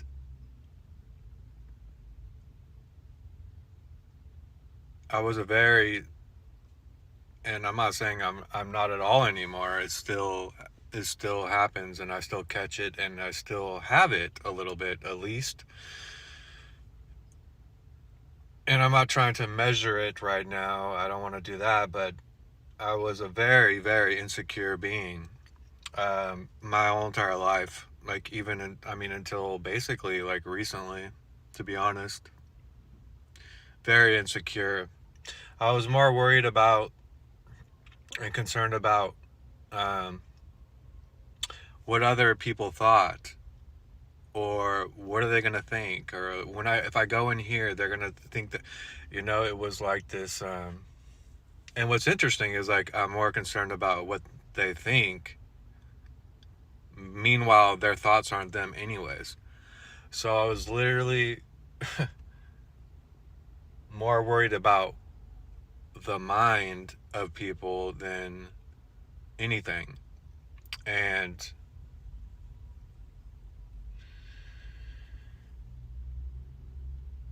isn't that it's actually it's insanity. Okay, what's going on is like it's an insane asylum here, people. It's wow. And I'm a part of it. I'm not innocent in this. I'm not going to project and saying they're all this and that. I'm not doing that. I'm that too. And I've been that. Okay? Because I stand in humility, and like this is where the power lies. So I try to stand in this all the time now. And if I catch myself in this character ego, I go right back to humility because this is what needs to be seen by me. You know what I mean? At all times. And so standing in that, they would want you to think that it's weak and, whatever, be a man and toughen up and be this tough character, this alpha male. And it's like, no, I'm going to stand in this humility, but confident, and see right through myself, and the rest, whatever, because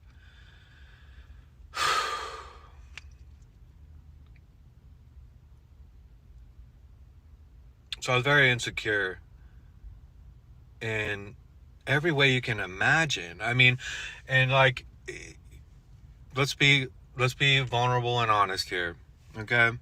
To myself, not anyone else out there. I'm not concerned about speaking to anyone about this at all. Speaking directly to me, I was very insecure,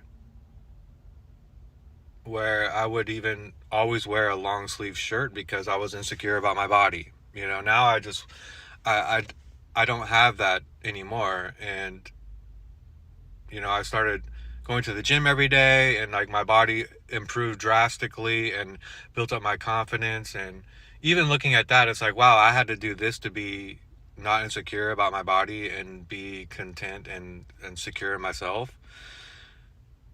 That shouldn't have to happen either. But at the same time, I started going to the gym. It was very hard for me to go into that environment with all these people. You know what I mean? And starting from, I was super skinny, and I was at 100. When I moved here, I was at 170, and I was down to 142. 140. Yeah, when I took my physical in July, it was 142 for my job. And I was like, holy shit, I lost 30 pounds. And then literally 3 months later, or, a few months ago, I'm back at like 165, 170. I'm between 165, 170. Anyways, it's not important. I'm just saying that the gym was really good for me to be in that environment and actually looking at myself and seeing me in that environment, seeing through myself and seeing my insecurities and seeing right through it. And also, at some point watching it leave me. And,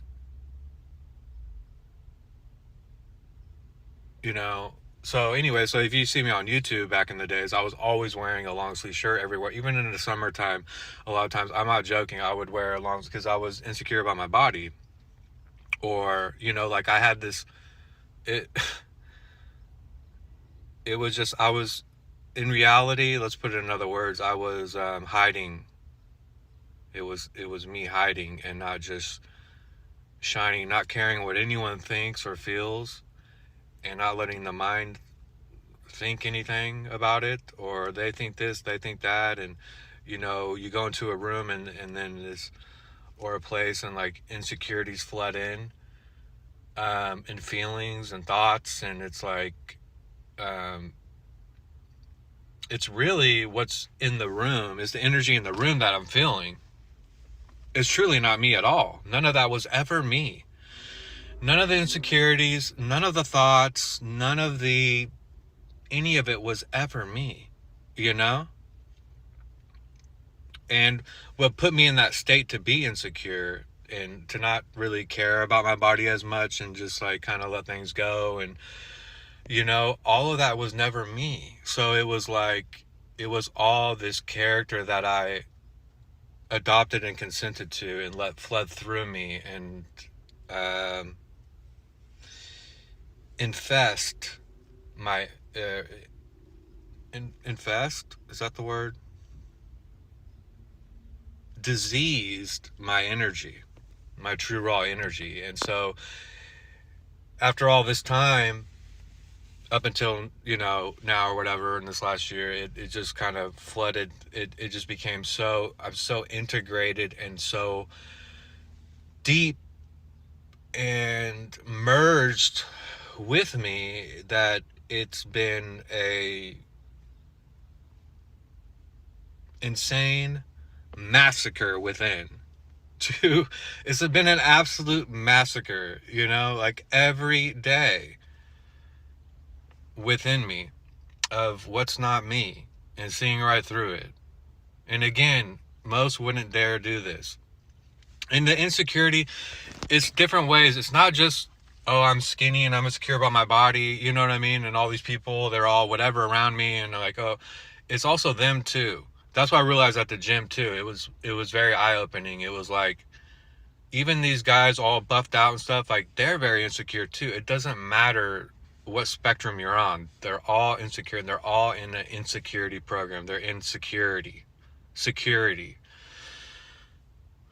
It's a security system to keep you from yourself, you know? So it's like, whether you're skinny bones or fat or muscular, it's like all insecurities. It doesn't matter. It's like, even this guy's like, me, I'm insecure because I'm so skinny, and like I want to wear long, so I don't want to, you know what I mean? And this whole thing, and then you look at other people, and then it's like, wait, this guy, he's all buffed out, whatever it is, and all fit, but I could tell he's in a character too, and insecure, because he needs that to feel secure.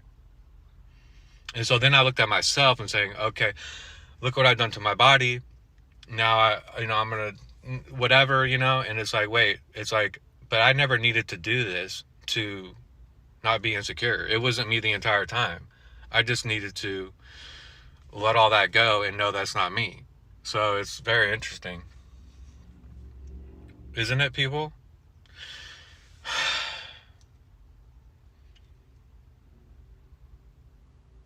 And the insecurities affected everything around me, and every move I made, everywhere. Every relationship, every move I made, it affected and prevented me from fully blossoming and being in all ways. So, and the insecurity isn't just this lower feeling of yourself, like I'm not enough, you know? It's also like it's a big spectrum. It's not just that. It's also like, I'm full of myself, you know, and like completely full of myself, and I'm this and that. It runs both ways. So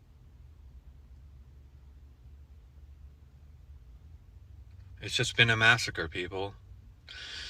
An absolute massacre within. And I wouldn't change it for anything. I would not change it for anything. Any of it.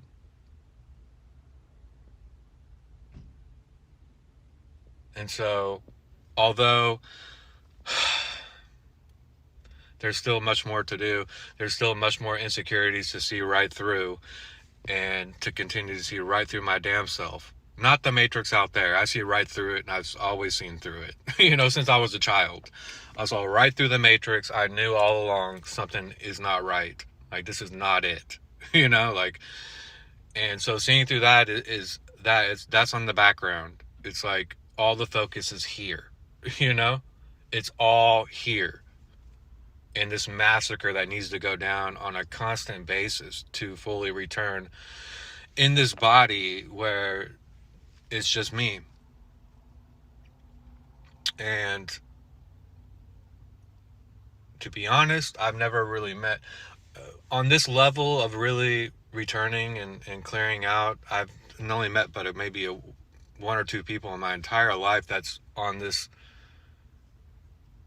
what I'm speaking on. And I'm sure there are people, I don't know, you know, hopefully I'll meet some soon, you know, if not, okay, that's fine. I'll continue the massacre within. Either way. And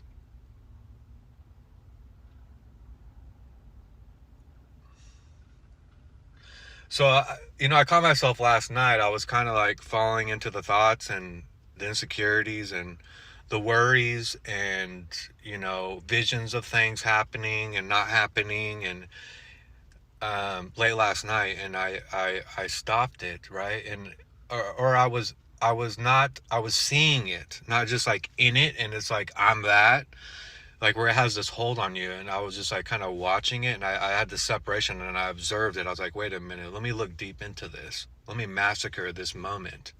And it was like I was just falling. It was like this, and I realized like, well, this is what it's always been. It's like this feeling and of me just like falling. It's hard to put it into words, you know? So, I don't know, people. There's a lot to speak on humility, and I guess I'm just touching on the insecurities now to myself and say this. I was extremely insecure my entire life, and it affected every move I made and everyone around me, and it made me not be present whatsoever in really anything, and it was really a disservice to myself and others. And so I stand in humility for all of it, and all I can do now is be present now and see right through myself. Gratitude, everyone. I'll see y'all in the next one.